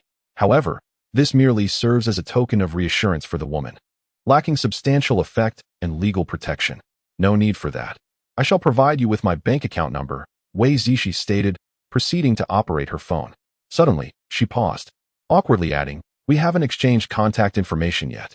Haha, no worries. It's not too late to do so now, Su Cheng replied, revealing his WeChat QR code. Wei Zishi took out her phone and scanned it, and thus, they officially became friends. Wei Zishi's affection level 3. Shortly thereafter, Wei Zishi sent her bank account number to Su Cheng, who, without hesitation, transferred 10 million to her account. Ding. Congratulations, host. Your transaction was successful. You have received a 13-fold cashback reward, 130 million soft sister coins. A 13-fold cashback, 130 million soft sister coins. Not only did Su Cheng benefit from the exquisite Wei Zishi, but he also earned an additional 120 million soft sister coins. Su Cheng began to worry. As his wealth multiplied, he found himself at a loss as to how to indulge in it. Wei Zishi's phone chimed, prompting her to swiftly check her messages. Soft Sister Coin Bank. Hello, esteemed Ms. Wei Zishi. Your account, ending in 8888, has successfully received a deposit of 10 million renminbi today at 12:30. The following details were too lengthy to read, so Wei Zishi simply confirmed the amount. 1, 2, 3, 4. Is this really 10 million? Wei Zishi's affection level 10. Wei Zishi confirmed several times to ensure she had not miscounted. Su Cheng had indeed transferred an extra 4 million. She suddenly lifted her gaze to Su Cheng, only to find him smiling at her, the man she envisioned as her future partner. Chapter 76. Gratitude to the Lone Wanderer. Chun Buguang for the divine certification. Additional update. Mr. Su, did you mistakenly transfer 2 years' worth of salary? Wei Zishi pondered whether to voice her concerns. Aren't you afraid of me absconding with such a large sum? Of course. She was not the type to take the money and run, nor did she possess the audacity to do so. A moment's thought revealed the truth. A person capable of effortlessly providing 10 million in liquid assets, without even blinking, was not someone she, lacking background and wealth, could dare provoke. Do not concern yourself. Consider the excess as a generous allowance. I am quite pleased with you, Su Cheng remarked with a smile. Had he known Wei Zishi's inner thoughts, he would likely have laughed heartily. With his insight ability, he had no fear of Wei Zishi fleeing. Moreover, even in the absence of insight techniques, Wei Zishi's act of absconding with funds is unequivocally criminal. The amount is simply too substantial to overlook. One need not ponder the specific charges. There exists a plethora of potential accusations. A single count of fraud could result in Wei Zishi facing over 10 years of imprisonment or even life behind bars, accompanied by substantial fines or asset forfeiture. Wei Zishi's favorability. 10. Su Cheng was taken aback. Wei Zishi's favorability was indeed increasing without restraint. Unable to contain himself, he employed an insight technique to ascertain the extent of Wei Zishi's favorability. Name, Wei Zishi. Age, 27. Height, 173 centimeters. Weight, 52 kilograms. Attractiveness, 92. Special value, 0. Favorability, 51. Strategy reward. Passive skill. One side cultivates, one side harvests. In a mere moment, her favorability had escalated to 51. If he were to purchase a vehicle and gain an additional 10, followed by acquiring a house for another 10, and then engage in some intimate activities with Wei Zishi, would he not already have secured the strategy reward? Su Cheng began to daydream. Yet, who could say for certain? Perhaps Wei Zishi's favorability truly was that easily attained. Mr. Su, Wei Zishi gazed at him, feeling that all her past efforts had been worthwhile. Su Cheng's willingness was so refreshing that she felt it inappropriate to continue her hesitance. Thus, she rose and moved her chair beside Su Cheng. Just as she was about to sit closely next to him, he interrupted. Come here, Miss Wei. As he observed Wei Zishi's initiative to move her chair, he immediately understood her desire for closeness. Without hesitation, he opened his arms wide and gestured to his lap. Mr. Su. A blush crept across Wei Zishi's face. She did not refuse, instead gently settling into his embrace, wrapping her arms around his neck. What bliss! The experience of having Wei Zishi nestled against him was unlike any other. Su Cheng felt the softness of her figure in his arms, experiencing firsthand the intoxicating allure of her presence. Especially with her seated intimately against his chest, he was able to appreciate her stunningly exquisite figure in a more direct manner. Coupled with the delicate features of her face and her luscious, inviting lips, he could not resist tightening his grip around her slender waist, savoring her figure reminiscent of a captivating siren. What a delightful fragrance! At that moment, Su Cheng suddenly noticed that Wei Zishi's body emanated a peculiar, enticing scent that was utterly irresistible. "Did you spray perfume?" he inquired, only to immediately retract his question. "No, it doesn't quite resemble a perfume scent," she replied softly. "It's just my natural scent." Su Cheng's eyes brightened. In his previous admiration of Wei Zishi's breathtaking beauty, he had overlooked this alluring aroma. Or perhaps it was only detectable when one drew closer. Thus, Su Cheng resembled a child who had discovered a treasure, his expression unchanging as he indulgently inhaled the fragrant essence of Wei Zishi. As he continued to savor the scent, he shamefully found himself experiencing a delightful chemical reaction. A moment later, Wei Zishi immediately sensed Su Cheng's unusual demeanor. Initially taken aback, she soon grasped the situation. Instantly, a wave of tension washed over her, her body tensing up as she trembled slightly, the blush creeping across half her face. To be honest, she had contemplated standing up, for this was her first encounter with such intimate behavior from the opposite sex. Yet, she resolutely suppressed her impulse, silently reminding herself to acclimatize to the closeness with Su Cheng. If all went as anticipated, Su Cheng would be her future partner, her ultimate support, the first and the last. "Is it Miss Wei who is fragrant, or is it I?" At that moment, when Yuding suddenly inquired with a teasing tone, Su Cheng snapped back to reality, realizing that when Yuding's small face had somehow drawn near, her wide eyes observing him and Wei Zishi. Nevertheless, he did not relinquish his hold on Wei Zishi. In the room, he was the only man, while the three others were women. The server was also female, and after serving the dishes, she remained outside the door, leaving him utterly unperturbed. "Of course, it's me who is fragrant." Su Cheng jested with high emotional intelligence, eliciting laughter. Indeed, when Yuding murmured quietly, noting that Su Cheng also bore a scent that was irresistibly alluring to women. "All right, let's eat." Su Cheng gently placed Wei Zishi on a nearby chair. "As for the house and car, simply choose what you desire and inform me. I will procure it for you. Regarding the house, I suggest you purchase one in the city center of Jinjiang, where I have a villa. This will facilitate our communication." Wei Zishi nodded in understanding, feeling a sense of relief. Just moments ago, being held by Su Cheng had made her so tense that she felt her thighs nearly dampen with sweat. She was utterly unaccustomed to such contact with the opposite sex. Consequently, she resolved to deliberately approach Su Cheng in the future, striving to overcome her awkwardness.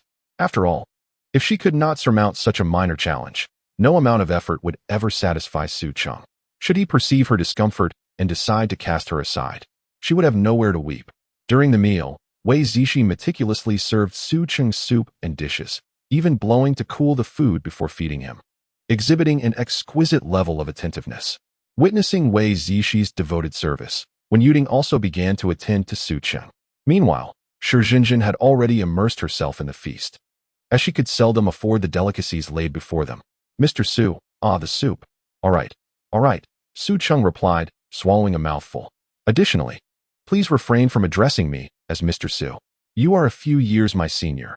If it doesn't trouble you, kindly call me Aching, just like Tingting does. Alternatively, you could refer to me as your younger brother, if that suits you." "Su Aching, are you indeed younger than I?" Wei Zishi expressed her astonishment and promptly chose to adopt the name Aching. "I extend my heartfelt gratitude to the esteemed, wandering alone, Chen Boguang, for the divine acknowledgement. Wishing the esteemed one robust health, abundant blessings, and a life filled with joy and familial happiness." This marks the first time this book has received such divine recognition, a moment of great significance, for which I am profoundly thankful. I am also grateful to all my dear fans for the character summons, inspiration capsules, urgency symbols, bubble milk tea, playful gestures, likes, love letters, flowers, and all acts of affection. Thank you immensely. Love you all dearly. Chapter 77. Come on, Aching to be candid. Su Cheng's demeanor, exuding an air of tranquility and mastery, belied his status as a relatively inexperienced university student. He appeared more akin to a successful individual who had battled through the trials of society for years. Yet, his features undeniably conveyed youth. Presenting a paradox, youth and maturity coexisting within a single individual. Indeed, I am currently a third-year student at Shanghai University, just like Tingting, Su Cheng remarked with a smile. Then I must be the fortunate one, Wei Zishi quickly responded, stifling a laugh. How can you say that? It should be a win-win situation. Su Cheng corrected her. Thus, the meal progressed amidst the eager feeding from Wen Yuding and Wei Zishi. Shi Jinjin, however, felt no pangs of envy and began to contemplate when she should excuse herself from the gathering. Meanwhile, Su Cheng, benefiting from his enhanced physique, found his appetite considerably increased. Despite consuming copious amounts, his stomach remained unperturbed, as all was transformed into vitality by his iron constitution. These efforts would ultimately be returned to his wives in due course. As the time approached, Su Cheng declared, "Let us conclude our meal here." Noticing that the three ladies had set down their chopsticks, he continued, "Cece, please confirm the arrangements for the house and car. We shall proceed with a full payment." "Whatever you say," Wei Zishi replied with a gentle smile. Su Cheng then took out his phone and transferred 100,000 yuan to Shi Jinjin. "Congratulations, host. Transaction successful. You have received a reward of double the expenditure, 100,000 yuan. Only double the expenditure return?" she remarked with a hint of amusement. Shi Jinjin's phone chimed, and upon checking, she exclaimed, "Wow. Thank you, Boss Su, for your generosity. I have a great fondness for Cece. The extra 20,000 is a token of appreciation. And I hope you can find more beauties like her," Su Cheng explained with a grin. "Rest assured, the rewards here are substantial. I am now quite the social butterfly. I will surely find you dozens more," Shi Jinjin confidently asserted. Of course, claiming to find dozens was an exaggeration. Even securing 5 would impress Su Cheng with her social prowess. "Tingting, do make haste in selecting your vehicle. Having your own car will facilitate your commutes between the school and the villa." Indeed, Wen Yuding responded in agreement. It was not solely Wei Zishi and Wen Yuding. Su Cheng had also notified Lin Yiqing and Bai Qingyi. However, Bai Qingyi expressed her disinterest in driving, stating she wouldn't be able to manage it, as she lacked the inclination to learn. The truth was, she feared venturing onto the roads, apprehensive that an accident might prematurely curtail her beautiful life. One must admit, Bai Qingyi is quite an endearing coward. Consequently, Su Cheng resolved to reward her in another manner. Lin Yiqing, on the other hand, revealed that she already owned a vehicle and was an experienced driver, with her prized possession being a Daewoo Meitais. Upon learning of her automobile, Su Cheng was taken aback. Indeed, Lin Yiqing was quite the little heiress. Nevertheless, he insisted she select another car. It would be rather unfair for other women to have one while she did not. Lin Yiqing, unable to resist Su Cheng's persuasion, reluctantly acquiesced. Returning to the matter at hand, Shi Jinjin completed her task and bid farewell. Su Cheng, with one arm wrapped around Wei Zishi's slender waist, and the other gently draping over Wen Yuding's delicate shoulder, strolled alongside them through the bustling pedestrian street, relishing the rare moments of leisure. Embracing both, there is no greater beauty in life than this. The shops lining the street were a kaleidoscope of offerings, each more dazzling than the last. "Yiqing, look at that dress. It's simply exquisite," Wen Yuding exclaimed, her eyes shimmering with excitement as she pointed towards a boutique displaying a lovely gown. Su Cheng smiled and nodded, encouraging her to try it on, declaring he would cover the expense. "CC you too." Wei Zishi, with a soft smile, did not rush to indulge in material desires. She had already acquired what mattered most to her today and did not wish to be greedy for more. The trio enjoyed their time together, laughter ringing through the air. Yet when Yuding's complexion began to pale, her steps growing heavier. Noticing her distress, Su Cheng inquired with concern, "Tingting, what troubles you? Are you unwell?" When Yuding managed a faint smile, "Perhaps I did not rest well today. The remnants of the trials from the day before still ache, and I find myself struggling a bit." Upon hearing this, Su Cheng's brow furrowed immediately. "Let us find a place to sit and rest. Your health is paramount." Yet, when Yuding shook her head, "No need. Yiqing, you both continue your shopping. I simply wish to return to the villa for a brief respite." Observing her weary demeanor, Su Cheng felt a pang of concern. "No, your current state requires care. Cece, let us escort Yuding back first, and then we shall assess the situation." Wei Zishi nodded in agreement, softly stating, Tingting's health is of utmost importance. Resting should take precedence. Thus, Su Cheng led the two women back to the car, first assisting when Yuding into the back seat before turning to inquire, "Cici, can you drive?" "I can. Shall I take the wheel?" Wei Zishi replied softly. "Very well. I shall tend to Tingting in the back." Su Cheng nodded and handed her the key. Wei Zishi readily accepted it, glancing at her high heels and realizing they were not suitable for driving. Consequently, she retrieved a shoebox from the trunk, opened the car door, and elegantly perched herself on the edge of the seat to change her shoes. With a gentle kick, one delicate foot emerged, encased in sheer black stockings, the dainty toes exquisitely rounded.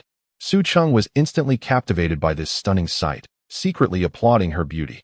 Noticing Su Cheng's intense gaze, Wei Zishi felt a surge of pride and, with a flash of inspiration, playfully asked, "Cheng, could you help me put on my shoes? This position is rather inconvenient." Su Cheng wore a puzzled expression as he assessed her posture. "Inconvenient to change shoes? Are you teasing me?" "Come on, Cheng," Wei Zishi replied with a feigned pout. Had Su Cheng not been so captivated by her delicate foot, she would never have offered such a privilege. All right. Su Cheng finally understood her intent to draw closer to him and approached her. He assisted Wei Zishi in putting on a pair of ordinary Ferragamo flats, taking care not to overstep. Done, he gently tapped her slender yet curvaceous calf. "Thank you, Cheng. Here is a reward for you." Wei Zishi leaned in and planted a kiss on his cheek.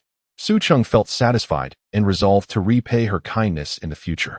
Once in the car, the trio made their way to the Baigui Yuan Villa area. Chapter 78. Wei Zishi panicked. Is he going to take me directly? At that moment, the sun's rays had yet to wane. When Yuding curled up in the back seat, resting her forehead against Su Cheng's shoulder, her eyes reflecting a hint of fatigue and daze. Wei Zishi silently adjusted the air conditioning down a couple of degrees, hoping to provide her with greater comfort. Throughout the journey, Su Cheng gently caressed Wen Yuding's abdomen, attempting to alleviate her discomfort, while she quietly endured his affection. In truth, she longed to exclaim, "Cheng, you're pressing the wrong spot. My abdomen is not the source of pain." Meanwhile, Su Cheng became distracted. He had inadvertently glanced up and caught sight of Wei Zishi, composed and serene at the wheel. Her gentle demeanor, coupled with the subtle sway of her knitted dress as the car moved, perfectly accentuated her alluring figure. Her long hair was loosely tied up, with a few strands softly framing her face. She appeared as though she had stepped out of a television drama, as the epitome of a gentle and virtuous wife, eliciting feelings of affection and possessiveness. What a captivating beauty, Su Cheng mused, feeling fortunate indeed. It soon dawned on him that he had been massaging the wrong area. Before long, the car entered the Baigui Yuan Villa grounds. Wei Zishi turned off the engine and parked, while Su Cheng stepped out and strolled to the rear door of the car where Wen Yuding sat. "In truth, I am capable of walking on my own." However, before Wen Yuding could finish her sentence, Su Cheng scooped her up in his arms, leaving her startled and instinctively clutching the front of his shirt, her eyes shimmering with shyness.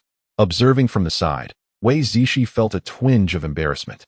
Naturally, she picked up the shopping bags left behind in the back seat, her gaze sweeping over the girl's flushed ears, a knowing smile gracing her lips. Clearly, the two before her had not yet reached the stage of an old married couple. "Wait, is this still the villa we stayed in before?" Wen Yuding exclaimed, staring in astonishment at the villa that was strikingly different from the Mo Xiang Jing Yuan. "I purchased this villa not long ago. It is closer than returning to Mo Xiang Jing Yuan," Su Cheng explained. Wen Yuding nodded thoughtfully. This villa appeared to be of a higher caliber than the previous one, further reshaping her perception of Su Cheng's wealth. Wei Zishi, on the other hand, wore an expression of unfeigned surprise, understanding that Su Cheng's ability to easily access 10 million in liquid assets was entirely reasonable given his profound capabilities. As the sensor lights on the villa's porch gradually illuminated, Su Cheng gently placed Wen Yuding on her bedroom bed, where Wei Zishi had already prepared a glass of honey water to offer. The condensation on the glass glistened, and she had thoughtfully placed an embroidered napkin at the bottom to prevent burns. A half-spoonful of locust flower honey had been added, and the temperature was just right, around 45 degrees, not too hot to sip. Her voice was soft and delicate, exuding an air of domesticity. Surprised, Su Cheng lifted his gaze, only to meet Wei Zishi's downward glance. "Shishi, you are quite considerate," he remarked. "It's only natural," she replied with a gentle smile. her eyelashes fluttering before she turned to dim the bedroom lights. If Tingting needs rest, I can draw the blackout curtains. That would be great. Su Cheng nodded in agreement. At that moment, Wen Yuting suddenly spoke up. Ah Cheng, I'm not that fragile. I feel much more comfortable now. The pain earlier was just from exhaustion. I can rest here. You two can certainly continue your date. Noticing the color in her cheeks had shifted from pale to a soft pink, Su Cheng finally felt reassured. All right then, you can lie here and play on your phone. Call me if you need anything, he said, tucking her in with the blanket. Wen Yuting smiled and nodded, then slowly closed her eyes. After ensuring the blanket was snug, Su Cheng kissed her forehead and exchanged a glance with Wei Zishi before stepping out of the bedroom. The door closed gently behind him, leaving only a faint sound in its wake. At that very moment, as the sound faded, Wen Yuting's eyes flew open, a complex mix of emotions flickering within them. She let out a soft sigh, her voice barely audible yet laden with resignation. Oh, it's so difficult for me. I hope Ah Cheng seizes the opportunity to win Wei Zishi's heart, otherwise. Wen Yuting seemed to envision a particular scene, her delicate frame trembling slightly. Indeed, she was afraid. Su Cheng possesses boundless stamina, yet she finds her own endurance limited. Like Lin Yiqing and Bai Qingyi, she is compelled to encourage Su Cheng to seek out more companions, allowing them the precious opportunity to rest. After ensuring Wen Yuting's comfort, Wei Zishi stands beneath the cherry blossom tree in the courtyard, awaiting Su Cheng's arrival. The April breeze lifts her skirt, revealing a delicate platinum chain adorning her slender ankle. A charming trinket that Su Cheng had casually bestowed upon her earlier, now resembling a bespoke anklet. As Su Cheng gazes at the alluring Wei Zishi before her, an overwhelming urge to dominate surges within her. Unbeknownst to Wei Zishi, who smiles brightly, this scene possesses an intoxicating allure for Su Cheng. Ah Cheng, we need not venture out for shopping. The garments and accessories we just purchased suffice, Wei Zishi gently advises as Su Cheng approaches. It seems rather unfair for her to enjoy herself while Wen Yuting languishes at home, and being the astute individual she is, she wishes to avoid offending Wen Yuting over this matter. However, Su Cheng appears oblivious to her words, firmly pressing Wei Zishi against the cherry blossom tree. A wall of intimacy forming between them. The petals drift softly in the wind, adding a touch of romance and dreaminess to the atmosphere enveloping them. A sudden tightness grips Wei Zishi's heart, causing her to tremble involuntarily. Her bright eyes, filled with a hint of panic, inadvertently lock onto Su Cheng's deep, night sky-like gaze. Cici, you seem rather tense, Su Cheng remarks, a playful smile curling her lips. Her voice, deep and magnetic, effortlessly penetrates Wei Zishi's heart, quickening her pulse further. A rosy hue blossoms on Wei Zishi's cheeks as she slightly turns her head, attempting to evade Su Cheng's fervent gaze, though her voice betrays her anxiety. Why you're making me nervous with this sudden approach. Amused, Su Cheng's smile broadens as she leans closer to Wei Zishi's ear, whispering in tones only she can hear. Fear not. Cici, I merely wish for you to feel my heartbeat, which races for you. With that, Su Cheng gently clasps Wei Zishi's delicate hand, placing it against her own chest. Wei Zishi can distinctly sense the powerful rhythm of Su Cheng's heart and the warmth emanating from her palm. A flutter of apprehension strikes her. Does he intend to claim me right here in this courtyard? Although the setting is private, with only Wen Yuting potentially witnessing. It is her first time, after all. Just then, Wei Zishi feels a warm sensation on her earlobe. It is Su Cheng's lips brushing softly against her skin, igniting a thrilling tremor within her. She quivers slightly, her heart racing with increasing fervor. Immediately, a gentle warmth began to spread, from her earlobes to the base of her ears, and then slowly gliding down her cheeks, first the left side, then the right. His kiss was tender and passionate, as if he were expressing his love for her in this very manner. Wei Zishi obediently closed her eyes, lightly rising onto her tiptoes, slowly presenting her enticing red lips. Eagerly anticipating Su Cheng's affectionate advances, welcoming the imminent blissful moment. However, after a brief pause, Su Cheng made no further move. His lips merely lingered softly against hers, without deepening the kiss. Only his mischievous hand continued to wander at her waist, sending waves of tingling sensations through her. Unable to contain herself any longer, Wei Zishi gradually opened her eyes, gazing at Su Cheng. In an instant, he drew closer once more.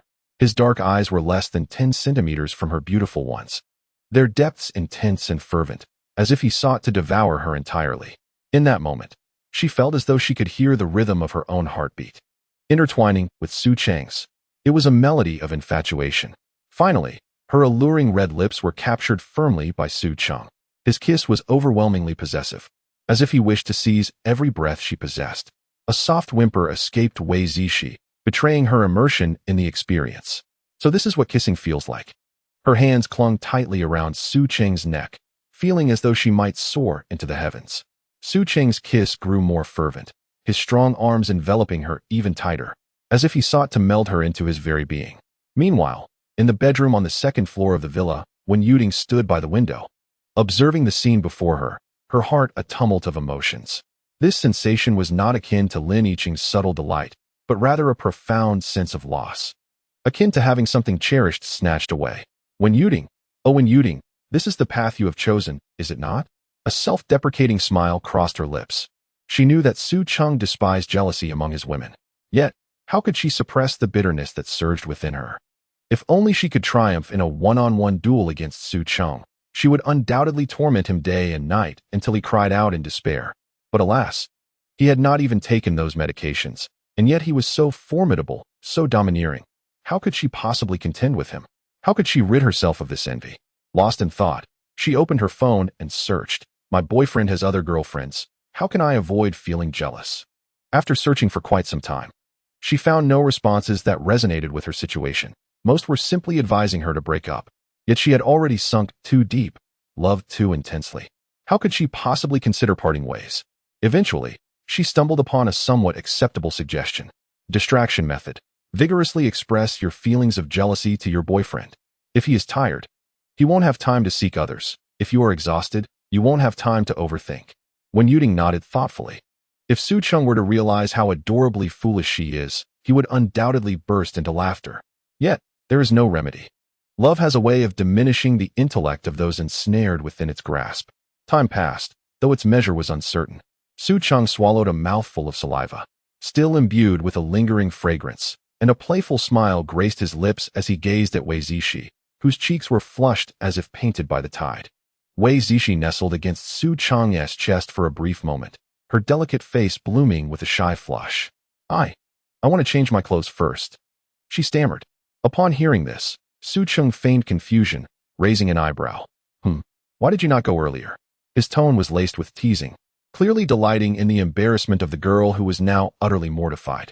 Upon hearing his words, Wei Zishi's blush deepened. She shot Su Cheng an indignant glare, her large, glistening eyes seemingly on the verge of shedding tears. The true reason was too difficult for her to articulate, so she could only mumble evasively. "It's not entirely your fault, Ah Cheng." Seeing her flustered state, Su Cheng ceased his teasing and chuckled. "Ah, who would know you were so different? Ahem, you should hurry and change, lest you catch a chill. Or shall I accompany you?" Wei Zishi promptly shook her head, her face a portrait of panic. "And no, it's fine. I fear that if you accompany me, it will already be night by the time we come down." With that, her pretty face nearly burrowed into her chest. After uttering those words, Wei Zishi took a deep breath, steadied herself, and extricated herself from Su Cheng's embrace. She took small, careful steps toward the villa, each movement appearing meticulous, as if fearing Su Cheng might discern any hint of her inner turmoil. TSK, who would have thought that Wei Zishi would be so uniquely different? "I truly feel fortunate," Su Cheng mused quietly, admiring her graceful silhouette as she ascended the stairs. Seizing the opportunity while Wei Zishi was upstairs, Su Cheng began to examine the system message that had just sounded. Ding! Congratulations to the host for completing the commemorative collection task, receiving the first kiss of a quality goddess. Reward: 1 bronze level random draw. At 27 years of age, Wei Zishi had preserved her first kiss. In this era, such a treasure was indeed rare. However, this revelation did not surprise Su Cheng. After all, Wei Zishi aspired to marry into a wealthy family, and her level of self-protection was remarkably high. Now, in a world where she was already claimed, her cherished first kiss, preserved for 27 years, had been easily plucked by her benefactor, himself. Returning to the present, Su Cheng silently declared, "Let us draw." The pointer shifted, and the screen shimmered. Ding! Congratulations to the host for winning a Mercedes-Benz 3000 as a reward. Congratulations to the host for triggering a reward crit. elevating the Mercedes-Benz 3000 to a globally limited edition Pagani Huayra. Tianhong Bodyguard Service Company, Limited. Note: relevant materials have been stored in the host's country garden villa number 001.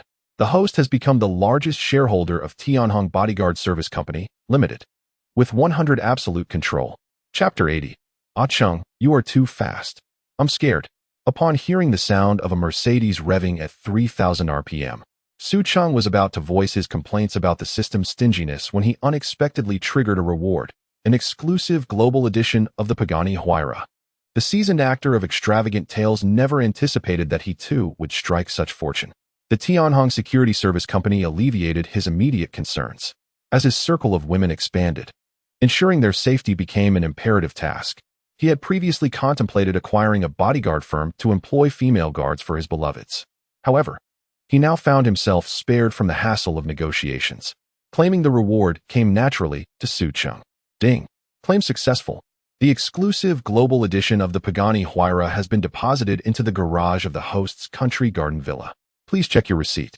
Just as Su Cheng indulged in his thoughts, the sound of footsteps echoed from the stairs. Wei Zishi approached, seemingly lost in her own reverie.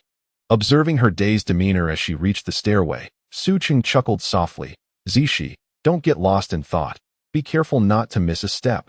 Snapped back to reality, Wei Zishi strolled over to Su Cheng and heard him inquire, what occupies your mind? Are you reminiscing about that kiss? And no, it felt so strange. I wouldn't dwell on it. Wei Zishi retorted, her cheeks flushed with a charming indignation. Current state of Wei Zishi: shy, excited, happy, confused. Is that so? From your expression earlier, it seemed you rather enjoyed it. Su Cheng laughed heartily, drawing closer and pulling her into his embrace. Stunned by his words, Wei Zishi was momentarily at a loss for words, tilting her head to regain her composure. Yet, just as she turned away, Su Cheng playfully grasped her chin, redirecting her gaze toward him. Aching. Wei Zishi instinctively widened her eyes, silently praying that Su Cheng would refrain from teasing her further, otherwise she might find herself needing a change of pants. Seeing her bashful countenance, Su Cheng was unexpectedly overwhelmed by a surge of affection. He mused. Although Wei Zishi aspired to ascend into high society, at her core, she remained a pure-hearted girl. The results of his observation confirmed this notion. The states detected by his insight technique ranked in significance, with shyness occupying the top position, indicating that Wei Zishi was genuinely shy and not merely performing. Shall we choose a car first? Su Cheng released her chin and waved the appointment list for 4 dealerships on his phone. Wei Zishi shook her head and retrieved a notepad from her pearl handbag, organizing her priorities. Procure H&S everyday clothing, familiarize herself with his dietary preferences, and purchase things for herself. You, my dear, Su Cheng chuckled, shaking his head in amusement, realizing that Wei Zishi was adapting to her new role. Striving to become the perfect canary, he refrained from correcting her intentions, for her efforts were solely aimed at providing him with greater enjoyment. Is that not acceptable? Or do you have other plans? Wei Zishi inquired softly. No, just follow your own pace. Let's drive now. Su Cheng gently wrapped his arm around Wei Zishi as they made their way to the garage. Although Wei Zishi was puzzled as to why they wouldn't take the Rolls-Royce parked in the courtyard, she refrained from voicing her questions. Upon their arrival at the garage, she was utterly captivated by the stunning Pagani Huayra before her. The Pagani Huayra stood gracefully at the center of the garage, its wedge-shaped nose and droplet-shaped glass cabin exuding elegance, while the rear spoiler divided in the middle resembled a poised silver leopard ready to pounce. This design not only exuded beauty but also enhanced its aerodynamic performance. Is this the Pagani Huayra? Wei Zishi queried, though her tone conveyed certainty. Aspiring to marry into a wealthy family, she was well versed in luxury automobiles. It seems you are quite familiar with the Pagani Huayra, Su Cheng remarked with a light chuckle. I know a bit. I recall that the production numbers of the Pagani Huayra are extremely limited. I didn't expect you to own one. Wei Zishi nodded in acknowledgement. Shall we get in? Su Cheng guided Wei Zishi to the passenger seat. With a heart full of joy, she settled into the car, relishing the exquisite luxury of the interior and the enveloping comfort of the seats. She caressed the steering wheel, exclaiming, the interior design is simply magnificent. Every detail radiates opulence. No wonder it's your beloved car. At that moment, she felt as if her luck had reached its zenith, wishing only to remain by Su Cheng's side forever. You have quite the sweet tongue, Su Cheng remarked, clearly pleased, as he swiftly took his seat in the driver's position. The instant the vehicle roared to life, the deep and powerful engine emitted a growl akin to a beast's roar, igniting a rush of adrenaline. He turned to Wei Zishi, his eyes sparkling with mirth. Are you ready? Just don't scream, all right? Of course, I can hardly wait, Wei Zishi replied, gently leaning her slender, black-stockinged leg against the center console. Su Cheng, keenly aware of this, unhesitatingly placed his hand over hers, savoring the silky softness of her skin before setting the car in motion.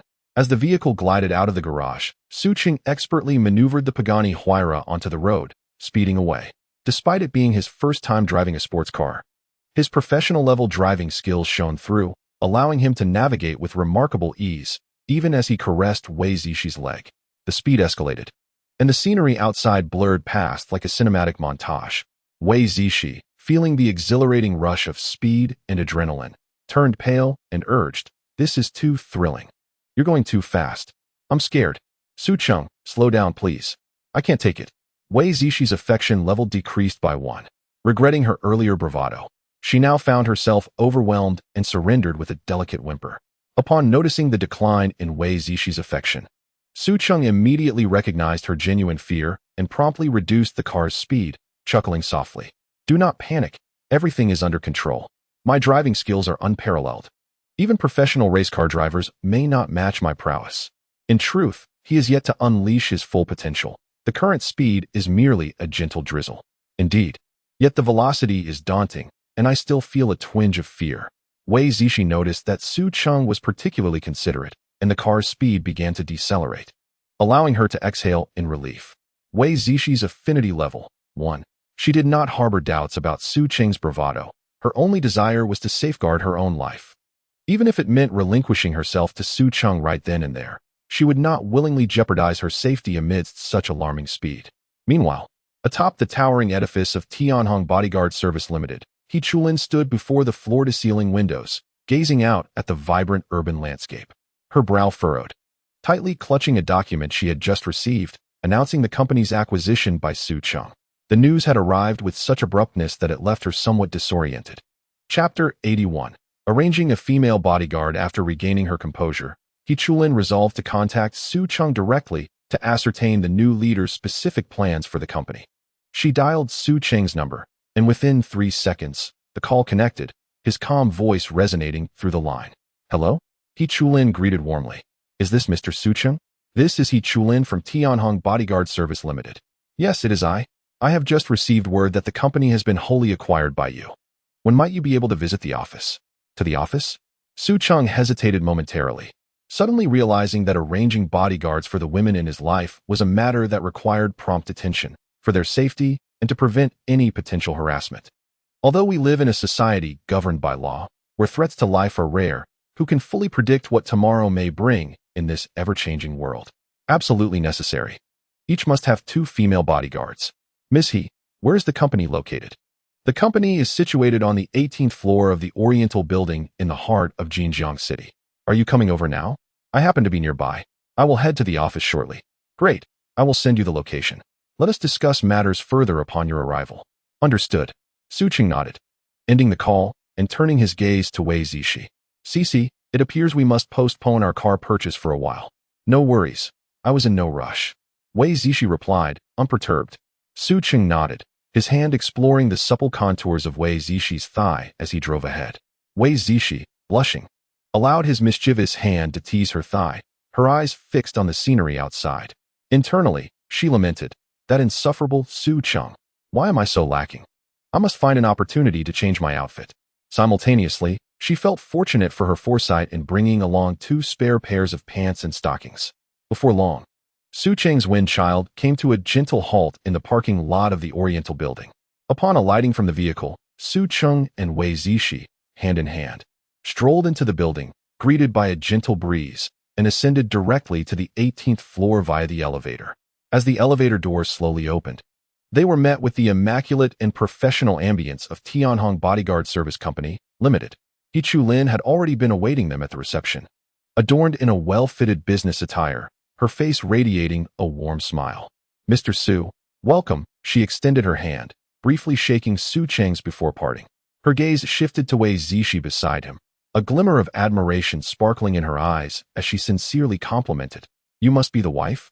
This is the first time I have encountered such a stunning beauty, standing beside Mr. Su. You truly embody a match made in heaven. Indeed, Su Cheng nodded in acknowledgement. Wei Zishi's favorability increased by 1. Wei Zishi responded with a smile. Miss He, you flatter me. You are quite beautiful yourself. Her voice was melodious, akin to a serene mountain spring, refreshing the spirit. He Chu Lin mused silently. While there are many beautiful women in the world, few possess the elegance and allure of Wei Zishi. Please follow me. Let us discuss the future development of the company in detail. He Chu Lin guided the duo forward. Su Cheng nodded, aware that the intricacies of corporate development were beyond his expertise. He had always adhered to the principle of leaving professional matters to professionals. As for him, he would merely play the role of a wealthy angel investor. Upon entering the conference room, the three took their seats. He Chu Lin introduced Tianhong Bodyguard Service Company Limited is. As she elaborated, Su Cheng garnered a general understanding of the bodyguard company. The staff predominantly hailed from professional sectors such as public security and the military, endowed with extensive bodyguard experience and exceptional crisis response capabilities. The company consistently upheld a high-quality operational model characterized by direct training, direct cultivation, direct operation, and direct dispatch, boasting thousands of professional bodyguards. Their services were extensive, encompassing private bodyguards, commercial security, human resources, and more. Subsequently, the two engaged in a brief discussion regarding the company's development. He Chu Lin discerned Su Cheng's intent. Everything would proceed as usual, and she could exercise her discretion.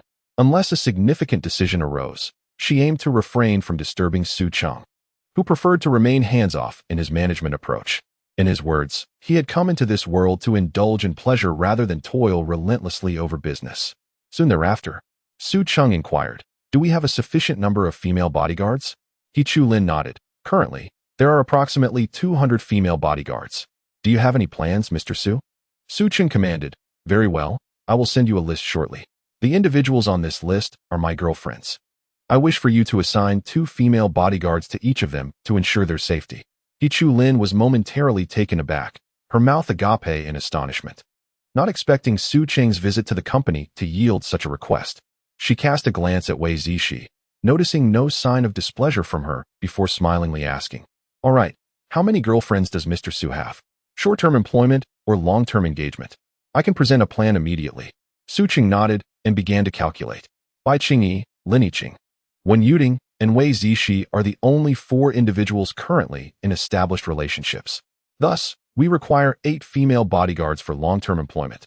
Although there will be more in the future, and I shall reach out to you for arrangements then. Very well. He Chu Lin nodded, secretly noting Su Cheng's charm. She did not find it surprising. Such behavior is commonplace in the realm of the affluent. There are many more who are far more flirtatious than Su Cheng. In fact, she felt that a strikingly handsome and wealthy individual like him ought to have a greater number of romantic partners. She picked up a nearby laptop and operated it for a while before rising to retrieve a remote control from a short distance away. Upon pressing a button, a detailed bodyguard service proposal appeared on the large screen. Mr. Su, this is a bespoke bodyguard plan tailored for your esteemed wife and girlfriends, encompassing daily accompaniment, residence security, and emergency response measures.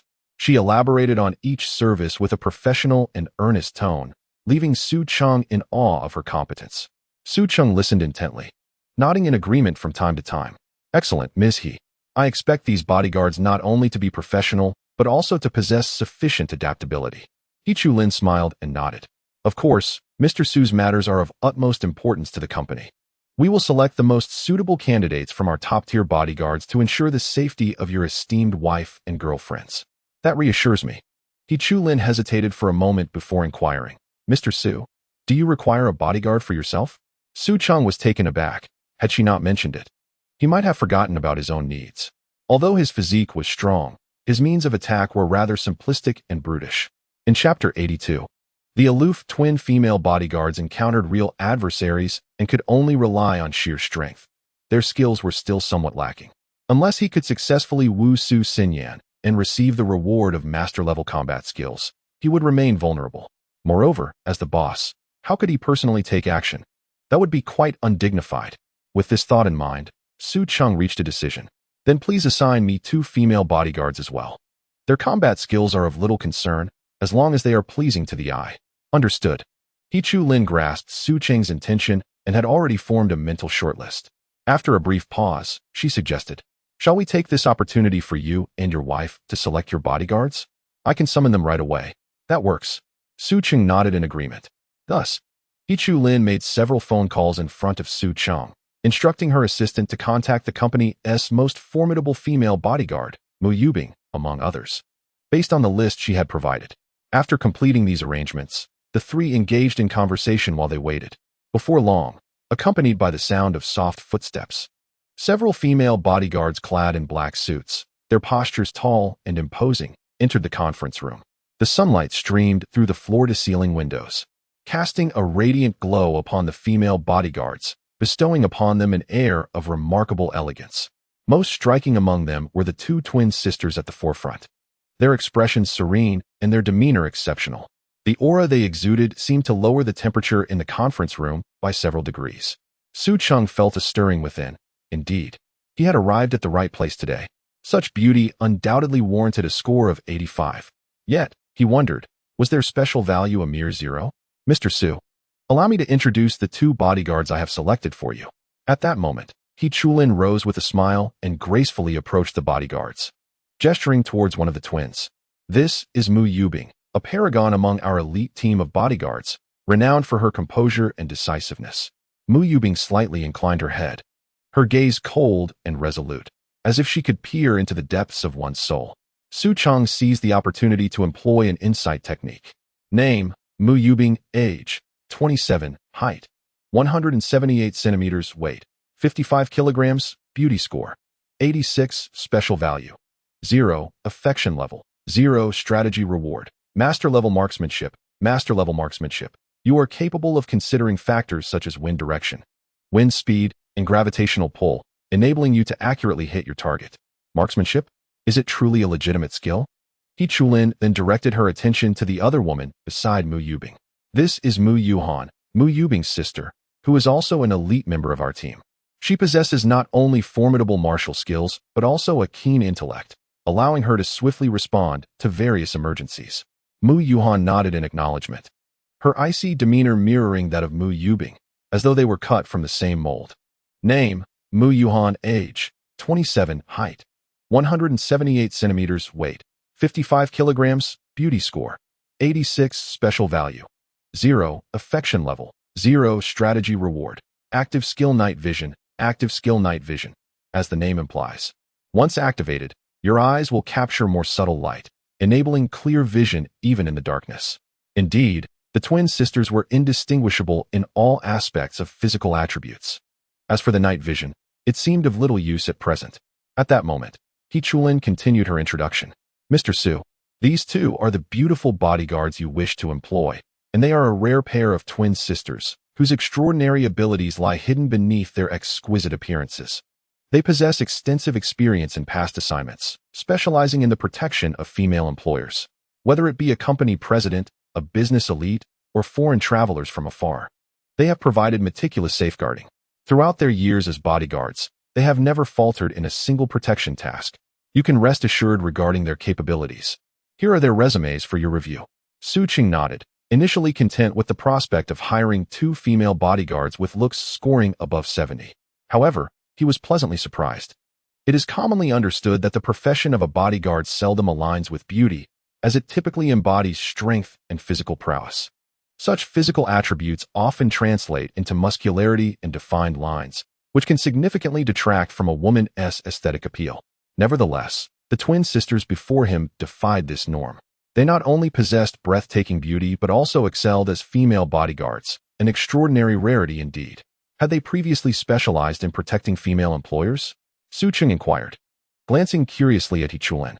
She affirmed, stating that while they were agreeable to the idea, their fees for protecting males would be 50% higher than those for females, which explained their lack of experience with male clients. If Mr. Su wished to employ them, it would depend on his financial capability. "Oh," Su Cheng chuckled lightly, his gaze lingering on the twin sisters for a moment. "It appears these bodyguards come at a considerable price. However, for me, Matters that can be resolved with money are hardly issues at all. I shall hire them. Upon hearing this, the previously impassive expressions of Mu Yubing and Mu Yuhan finally revealed a subtle shift. They exchanged glances with Su Cheng, nodding imperceptibly in agreement. Mu Yubing affection level, 5. Mu Yuhan affection level, 5. Despite being elite female bodyguards, their physical strength inherently pales in comparison to that of men, a fact dictated by genetics. Unless one were to experience a mutation. Moreover, their 50% premium pricing made it feasible to hire several top male bodyguards instead, which explained why they had never protected a male employer thus far. The cost-to-benefit ratio was simply too low, rendering it unwise. Most individuals hiring bodyguards sought safety, not mere beauty. He Chulin nodded, turning her attention to Wei Zishi. Would you also like to select two? She asked. All present here are our elite personnel, so feel free to choose. Wei Zishi, upon hearing this, looked at Su Cheng, who nodded in affirmation. It is your decision. With that, Wei Zishi released Su Cheng's hand and rose to select two female bodyguards that caught her eye. Observing this, Su Cheng remarked, please take care of the contract arrangements. Compile their payroll and send it to my wife for her to manage the payments. He felt it more prudent to delegate this task to Wei Zishi, as he had little time to handle such matters himself. A fleeting look of surprise crossed Wei Zishi's face, but she did not voice any objections. The task was straightforward, merely requiring data verification and a transfer of funds. Understood, He Chulin replied. With the bodyguard arrangement settled, He Chulin instructed her assistant to draft the contract and proceeded to show Su Cheng around the company premises. After finalizing several contracts for bodyguards, Su Cheng bid farewell. Chapter 83. Embracing Two Elegant Maidens. Su Cheng returned to the Pagani Wind Sun with Wei Zishi. Mu Yubing and Mu Yuhan drove the company's Mercedes-Benz business vehicle, as did the two female bodyguards chosen by Wei Zishi. As for the bodyguards for Su Cheng's other women, they would be arranged one by one after He Chulin made her selections. The twilight descended like a leisurely painter, gently sweeping its profound shades of blue and purple across the horizon, gradually dimming the sky. Su Cheng gazed at the fading scenery outside the window and turned to Wei Zishi, saying, Cici, it's a pity. I had originally planned to take you to buy a car today, but it's getting late. Shall we postpone it until tomorrow? Wei Zishi nodded yes. I'll follow your lead. I'm not in a hurry. In fact, I'm not particularly interested in driving. Now that I have the bodyguards you hired, traveling is quite convenient. So there's no rush to drive. Su Cheng chuckled softly, affectionately caressing Wei Zishi's beautiful black silk-clad leg. Regardless of the truth behind her words, Su Cheng would not diminish her worth. He then drove back to the villa in the Buyuan district, holding Wei Zishi's small hand. Su Cheng entered the hall on the first floor of the villa and turned to instruct the incoming Mu Yubing and the other female bodyguards. There are many rooms on the first floor. Each of you may select one to rest in. Upon hearing this, Mu Yubing furrowed her brow slightly, glancing at Mu Yuhan beside her, and the two exchanged a knowing look. Mu Yubing stepped forward and said, Mr. Su, as your personal bodyguards, it is our duty to ensure your safety at all times. Therefore, we need to reside nearby to respond promptly to any unforeseen circumstances. Su Cheng nodded inwardly. The prowess of Tianhong bodyguards was indeed well-deserved, showcasing professionalism and dedication. The very reason he sought bodyguards was for peace of mind, and their presence would undoubtedly alleviate many concerns. All right, you may exercise your roles as you see fit. I trust in your professional capabilities. With that, Su Cheng took Wei Zishi's hand and sought out Wen Yuding. There was no need for him to impose arrangements. As long as they did not interrupt his moments with his girlfriend, that was sufficient. Upon hearing his words, Mu Yubing and her team immediately sprang into action. They meticulously examined every corner of the villa, leaving no potential safety hazard unchecked. After a thorough inspection, they finally felt at ease. Su Cheng's villa was situated in a prime location, surrounded by tranquility, making it easy to defend. Furthermore, the villa's floor-to-ceiling windows were all made of bulletproof glass, ensuring robust safety measures. Thus, residing on the second floor was not as critical. They each selected a room on the first floor for rest and standby. Meanwhile, Su Cheng gently pushed open the door to Wen Yuding's room with Wei Zishi by his side. Upon entering, they found Wen Yuding curled up on the bed, holding tightly onto something. On the screen, a poignant scene unfolds as the male and female protagonists share a heartfelt gaze, clearly captivating her in a soap opera. Wen Yuding, upon hearing the sound of the door opening, is taken aback to see Su Cheng and Wei Zishi unexpectedly appearing at the entrance.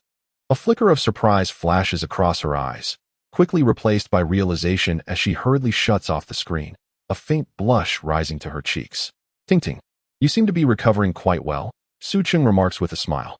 Oh dear, how did you return so soon? Wen Yuding's voice carries a hint of panic as she attempts to mask her embarrassment. Su Cheng approaches with a curious glint in his eyes.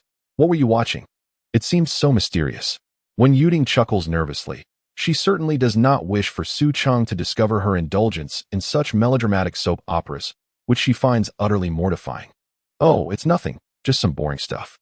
You two carry on. I'll go freshen up, she responds dismissively, attempting to rise from the bed, only to find herself rooted in place by Su Cheng's gaze. Ting Ting, were you watching that soap opera, Samaida? Wei Zishi giggles, a knowing sparkle evident in her eyes. Wen Yuding's cheeks flush deeper, her head lowered as she mutters, No way, don't say such things. Su Cheng casts her a skeptical glance. After all, what is the harm in watching a soap opera? Is it truly so mortifying to be discovered? He refrains from probing further, and instead lifts Wen Yuding from the bed. Ah, Zishi is still here. What do you intend to do? Wen Yuding flails her little feet in a state of panic. Having been on the bed moments ago, her delicate feet are exposed. They flail in the air, her toes curling nervously, utterly adorable. What is there to fear? I want tea bite. Su Cheng sets her down gently on the nearby sofa, then sits beside her, enveloping her in his embrace. You gave me quite a scare. I thought you were going to bully me in front of Zishi. Wen Yuding breathes a sigh of relief, though a twinge of disappointment stirs within her. If that is what you desire, it's not impossible, he teases. Absolutely not. Wen Yuding swiftly declines, noticing Wei Zishi standing there in a daze. Su Cheng beckons her over. Come, Zishi, sit here. With a soft hum of acknowledgement, Wei Zishi follows Su Cheng's cue and takes a seat on his other side. A satisfied smile graces Su Cheng's face as he wraps an arm around her as well. With Wen Yuding on his left and Wei Zishi on his right, he finds himself embraced by two statuesque ladies, each standing at a commendable height of 173 centimeters. The intricacies of such a scenario are perhaps best left unspoken. Thus, the trio maintains this posture, engaging in light-hearted conversation. Yet, it isn't long before Wen Yuding begins to urge Su Cheng. Ah Cheng, please don't mind me. Go to your room and tease Zishi instead. Allow me a day of rest, and I promise to fulfill your wishes tomorrow, all right? Very well, Su Cheng nods. His visit to Wen Yuding is not to instigate mischief, but rather to provide companionship as she navigates the unfamiliarity of her new surroundings. Upon hearing these words, Wei Zishi's face instantly flushed crimson. How could these two speak so shamelessly? After experiencing such events, do they dare to utter anything? Fortunately, she was turned away from Su Cheng, preventing him from noticing her discomfort. Su Cheng took a deep breath, savoring the fragrance emanating from Wen Yuding's embrace, before releasing them both and rising to his feet. If you have any matters to discuss, feel free to come directly to my master bedroom, or you may ask the bodyguards for assistance. He had already informed Wen Yuding about the bodyguards during their earlier idle chatter. All right, Wen Yuding softly replied while adjusting her collar. Su Cheng affectionately patted Wen Yuding's head and then wrapped his arm around Wei Zishi's slender waist, preparing to depart. Just as they reached the door, Wen Yuding suddenly called out to them. Wait, Zishi, you stay here for a moment. Ah Cheng, you can head back. Chapter 84, Tonight. I only gaze at the stars above. Su Cheng halted, turning back with a puzzled expression and furrowed brows. What is it? Is there something else? Wen Yuding smiled mysteriously.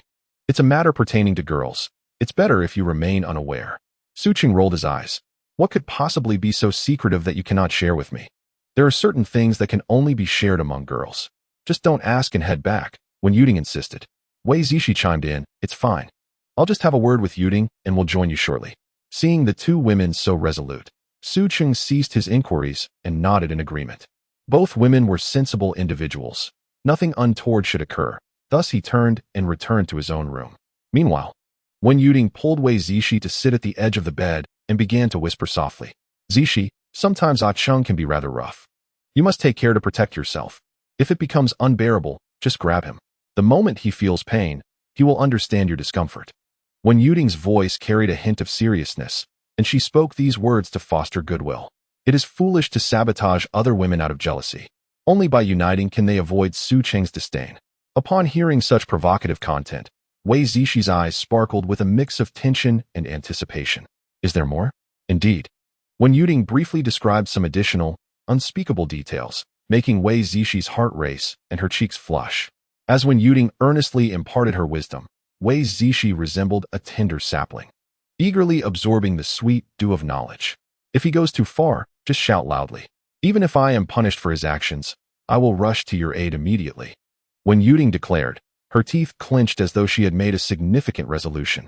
Wei Zishi gazed at Wen Yuding in astonishment. Is Su Cheng truly that formidable? Panic began to creep into her heart. Wen Yuding smiled gently, a glimmer of mischief dancing in her eyes. Humph, when he is bad, he can be quite monstrous. However, do not worry, he will not go too far. Wei Zishi nodded, feeling a sense of reassurance settle within her.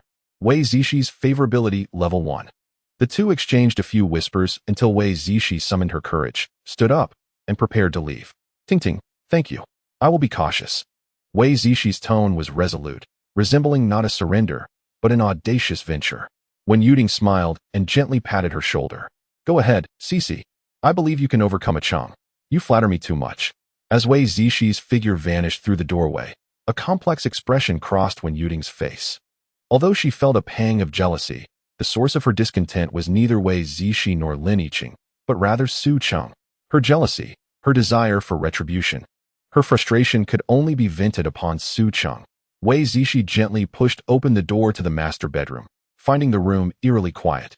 Contrary to her expectations of encountering Su Cheng, sunlight filtered through the half-draped curtains, casting a dappled glow upon the soft carpet, endowing the spacious area with a touch of warmth. Where is he? Wei Zishi wondered silently, taking cautious steps forward while softly calling out, a Cheng bang. Just then, a loud slam of a door echoed behind her, causing her heart to skip a beat. Following that was the sound of hurried footsteps. Startled, Wei Zishi barely had time to turn before she felt herself lifted effortlessly, Su Cheng's robust arms cradling her delicate back and hips, lifting her into the air. Ow! Slow down, she exclaimed, instinctively flailing her arms. In the midst of her spin, she fell into Su Cheng's embrace. Don't be afraid, it's me. Su Cheng's voice was deep and magnetic, making Wei Zishi's heart race. In the next moment, she found herself placed on the bed, Su Cheng's weight pressing down upon her. A Cheng is so heavy, Wei Zishi thought to herself, somewhat perplexed. After a brief moment of panic, her tension gradually subsided. She arched her back, wrapping her arms around Su Cheng's neck. Her cheeks flushed as she softly remarked, look at you, so eager. I want to run away. I'll cooperate with you. Hearing this, Su Cheng's lips curled into a charming grin. To follow the steps methodically to the end is rather dull. How can we proceed without a touch of surprise and thrill? With that, he lowered his head, unabashedly showering her face and lips with a series of kisses. Wei Zishi giggled, and in that brief moment, warmth suffused her cheeks, neck, and collarbone. As Su Cheng's actions grew increasingly assertive, as if he intended to claim her outright, she hastily interjected, her voice trembling. Wait, hold on a moment. Su Cheng paused, looking at her with curiosity. We haven't taken a shower yet, Wei Zishi murmured softly. Very well, Cici, let us take a shower first, Su Cheng replied, his voice slightly husky. Without waiting for her response, he swept her into his arms again, striding purposefully toward the bathroom. The air in the bathroom was thick with steam. Warm mist rose gently, adding a touch of haziness and romance to this intimate space. Su Cheng carefully placed Wei Zishi by the side of the spacious bathtub before stepping in himself to adjust the water temperature. He turned to her, his gaze ablaze with desire. Wei Zishi, with a remarkable beauty rating of 92 and a stunning figure, had captivated him from the moment he first laid eyes on her. He had resolved to win her over, for she was the most enchanting woman he had ever encountered. Shall you wash first, or shall I? Su Cheng's smile was barely containable. Either works, he nodded, allowing Wei Zishi to go ahead while he stepped outside to wait. He knew that remaining in the same space would only stoke the fire of his longing.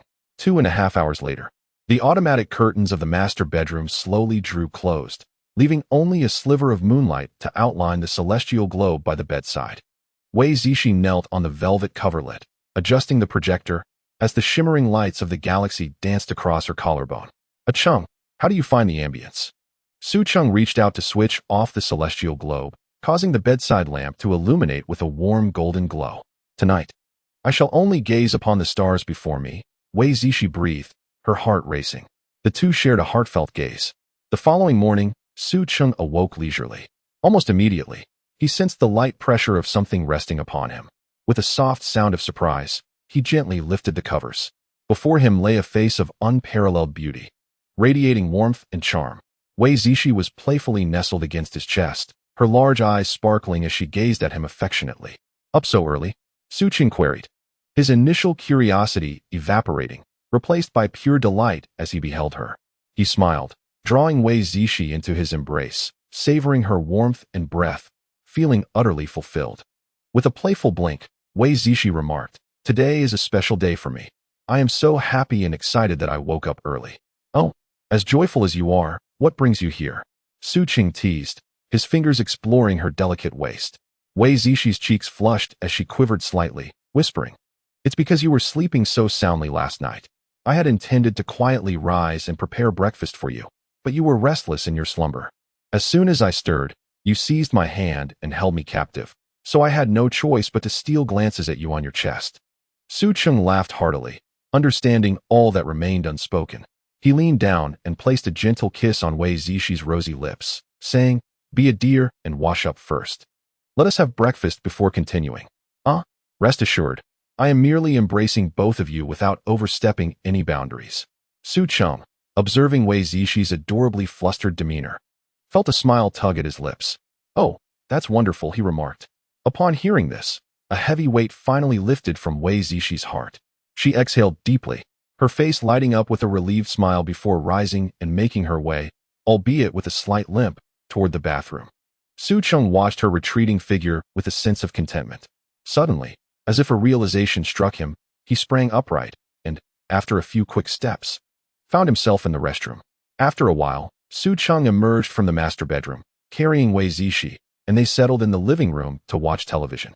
When Yuding, seemingly alerted by the footsteps outside, approached and leapt into Su Cheng's embrace, gazing at the harmonious scene of the two women in his arms. Su Cheng felt as though he had reached the pinnacle of life.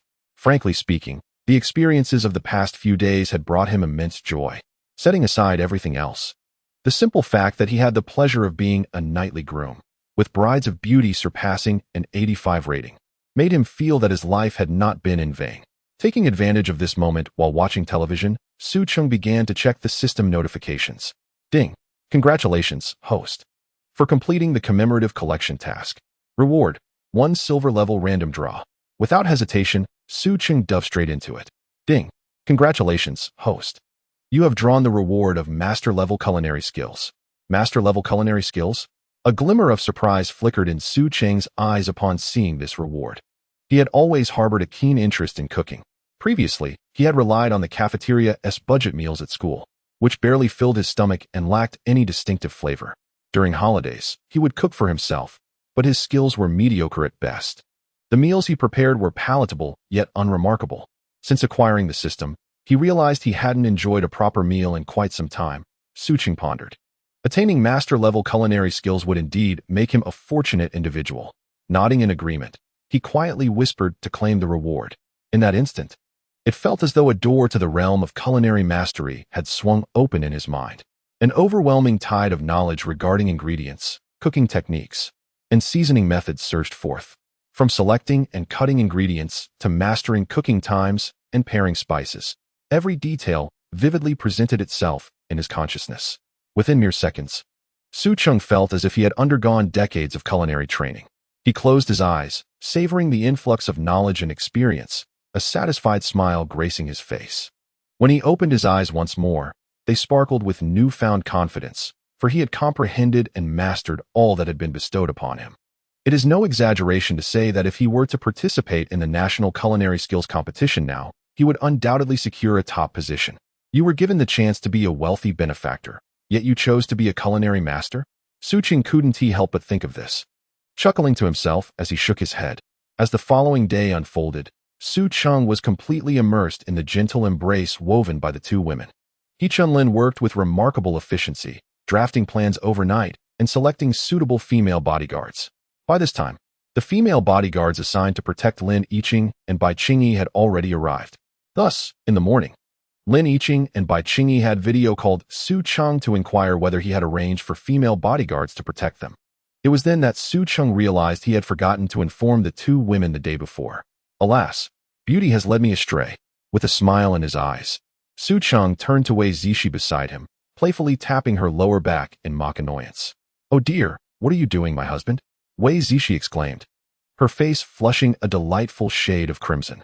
Yet, instead of retreating, she edged closer to Su Cheng, seemingly inviting him to continue his playful antics. Upon discovering that it was indeed Su Cheng's arrangement, Lin Yiqing and Bai Qingyi were taken aback, for bodyguards were a concept far removed from their lives, typically associated with celebrities, public figures, or business moguls. As university students, they had never encountered such an elaborate setup. Though Lin Yiqing's family was wealthy, they had never reached a point where hiring bodyguards was necessary. Despite feeling it was superfluous, both women accepted this form of protection, knowing that bodyguards usually operated discreetly, not interfering with their daily lives. As the afternoon sun streamed into the study, Su Cheng seized the opportunity to approach his twin bodyguards, Mu Yubing and Mu Yuhan, while Wei Zishi rested, and Wen Yuding indulged in her drama series. After pondering for a moment, he resolved to break the ice with the twins. Even if he could not win them over immediately, he at least wished to dispel the air of unfamiliarity between them. Resolute in his decision, he rang the bell on the table. Before long, the study door was pushed open once more, and Mu Yubing and Mu Yuhan entered. Their postures were upright, and their steps were synchronized. A cool demeanor radiated from their brows, as if a faint chill enveloped the surroundings, making them seem unapproachable. Su Cheng's gaze lingered on them, inwardly murmuring, "This pair of twins truly lived up to their name, as cold as ice. They might prove to be the most challenging women in my life." He furrowed his brow and spoke in a soft tone. "Yubing, Yuhan, are you both comfortable residing here?" "Comfortable," they responded in unison, their voices as frigid as a mountain spring. "Well, if you need anything, please do not hesitate to let me know. There's no need to be polite, as we will be living together for quite some time." "Understood." Noticing their responses, Su Cheng couldn't help but smile faintly, pondering to himself, "Indeed, the strategies to win over Mu Yubing and Mu Yuhan are exceedingly arduous." He comprehends that, at this moment, not only is it implausible to win the affections of the two women, but even establishing a friendship with the twin sisters in the near future seems unattainable. He must first engage with them gradually, allowing time to nurture their relationship before assessing the situation further. An unthinking and fervent pursuit is futile. A mere sycophant has no future. With this thought, Su Cheng resolved to proceed accordingly. "Well then, you may continue with your tasks." "Understood," the two women replied in unison. Observing this, Su Cheng rose and exited the study. The world is replete with exquisite goddesses, and Su Cheng is not one to fixate on a singular goal. If he cannot win over the seemingly aloof twin sisters, he shall not be overly distressed. After all, there are countless pairs of twins in the world, and perhaps the next set will be even more compliant. Moreover, to boast a little, the aesthetic appeal of these twins is merely rated at 86. The partners Su Cheng currently cherishes possess beauty scores that exceed this figure. While he finds the twins intriguing, his fervor does not match the eagerness he felt upon first acquiring the system and encountering Wen Yuding and Bai Qingyi, especially after meeting the stunning Wei Zishi, who boasts an impressive rating of 92. Su Cheng's standards have ascended to a new pinnacle. Thus, his mindset remains composed, and he is in no hurry. As Su Cheng's figure faded from sight, his footsteps growing distant, Mu Yuhan turned to Mu Yubing and whispered, "Sister, what do you think Mr. Su meant? Was our summons merely to hear these inconsequential words?" "Do not concern yourself. We shall focus on our duties," Mu Yubing replied with a calm demeanor, affirming her sister's sentiment. That evening, under a moonlight that resembled flowing water, the injured Wei Zishi lay resting in the guest room. Meanwhile, in the master bedroom, the ambience was softened by gentle lighting, as when Yuding prepared to take center stage. The room had been meticulously arranged, and a subtle fragrance of lavender filled the air, adding a touch of romance and allure to the forthcoming events. Su Cheng sat at the edge of the bed, idly toying with Wen Yuding's flowing hair. At that moment, Wen Yuding gently massaged her reddened knees, a result of prolonged kneeling, before rising slowly and murmuring with a hint of complaint, "I shouldn't have agreed to come here. Now it's too late to regret." Su Cheng chuckled. They exchanged smiles. And when Yuding first made a trip to the bathroom before resting her head on Su Cheng's chest for a moment, suddenly exclaiming, "By the way, yesterday while browsing online, I stumbled upon a fantastic idea that you simply must experience today."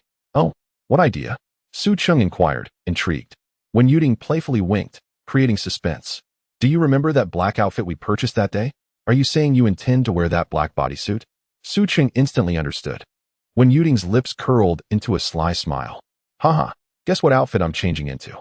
Su Cheng felt an increasing curiosity and was about to inquire further when he noticed Wen Yuding had already risen and departed from the master bedroom. Before long, she reappeared in his line of sight, her attire rendering him utterly speechless. "Wow, I thought you were going to wear another black bodysuit, but instead, you've transformed into this," Su Cheng exclaimed, astonished by the enchanting beauty enveloped in mysterious black fabric before him, his tone laced with surprise. Wen Yuding sported a cascade of shimmering silver hair that flowed like silk. The black, form-fitting battle suit clung perfectly to her figure, showcasing her long, curvaceous silhouette in all its glory. Su Cheng found himself transfixed, his throat tightening as he whispered in admiration, "Ting Ting, your outfit is simply extraordinary. You look like a seductive feline goddess straight out of a movie." Hearing this, Wen Yuding's lips curled into a proud smile. She swayed her hips as she approached Su Cheng, her eyes glimmering with a teasing spark. "So, do you wish to spend a delightful evening with this feline goddess tonight?" A rush of exhilaration surged through Su Cheng as he abruptly drew Wen Yuding into his embrace, whispering in her ear, "Of course, I can't wait any longer." Thus, the two remained entwined, murmuring sweet nothings to one another. The following morning, Su Cheng playfully teased the slumbering Wen Yuding with one hand while scrolling through Douyin with the other. These past few days of indulgence and pleasures had left him with little time to search for quality goddesses on the app. Chapter 87. The auto show. This simply cannot be. It's decided, no more drinking. As Su Cheng swiped through the screen, a message suddenly caught his eye. Today's hot topics. The Jinjiang Auto Exhibition Center is about to grandly open its annual auto show, featuring a dazzling array of luxury vehicles, an event not to be missed. A thought sparked in his mind. How fortuitous. He was looking to purchase a car for his beloved woman. Why not seize this opportunity to take her along to explore? "Ah Cheng, stop teasing me. I want to sleep a little longer," came Wen Yuding's playful voice, as she squirmed, attempting to escape his mischievous grasp. Realizing she could not free herself from his playful hands, she surrendered, remaining still. With a light chuckle, Su Cheng planted a kiss on her crimson lips and said, "Ting Ting, look at this message. Today, there's a large auto show in Jinjiang. We can go together to help you pick out a new car." Wen Yuding, still half asleep, rubbed her eyes and glanced at the phone before closing her eyes again. "You decide. Let me catch a few more winks. I stayed up too late last night." "Oh, the youth today lack exercise," Su Cheng teased, poking her waist. After a while, the two left the master bedroom and made their way to the living room. The female bodyguards, including Mu Yubing, were stationed on the first floor. Wei Zishi had already risen, gracefully clad in a champagne-colored silk robe, diligently practicing yoga in the living room. How industrious, Su Cheng mused silently to himself, questioning his own lack of such self-discipline.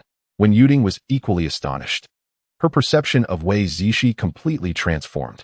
If Wei Zishi maintained this level of dedication daily, it was no wonder she possessed such beauty and a remarkable figure. "Ah Cheng, why are you staring at me, Ting Ting?" Wei Zishi noticed the two and smiled.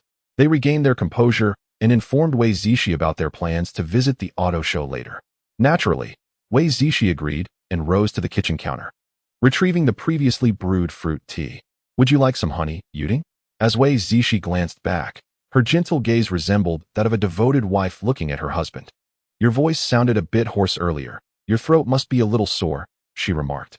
Wen Yuding paused, clearing her throat, and realized it indeed felt a bit painful. Surprised by Wei Zishi's attentiveness. "It's all Ah Cheng's fault," she thought, watching Wei Zishi stir the amber-hued tea with a silver spoon. Suddenly reminded of the family dramas her mother often watched, if one overlooked the fact that they were sharing a man. "I apologize for the trouble, Sister Cece," Wen Yuding said. Wei Zishi smiled and nodded, serving the two women their fruit tea.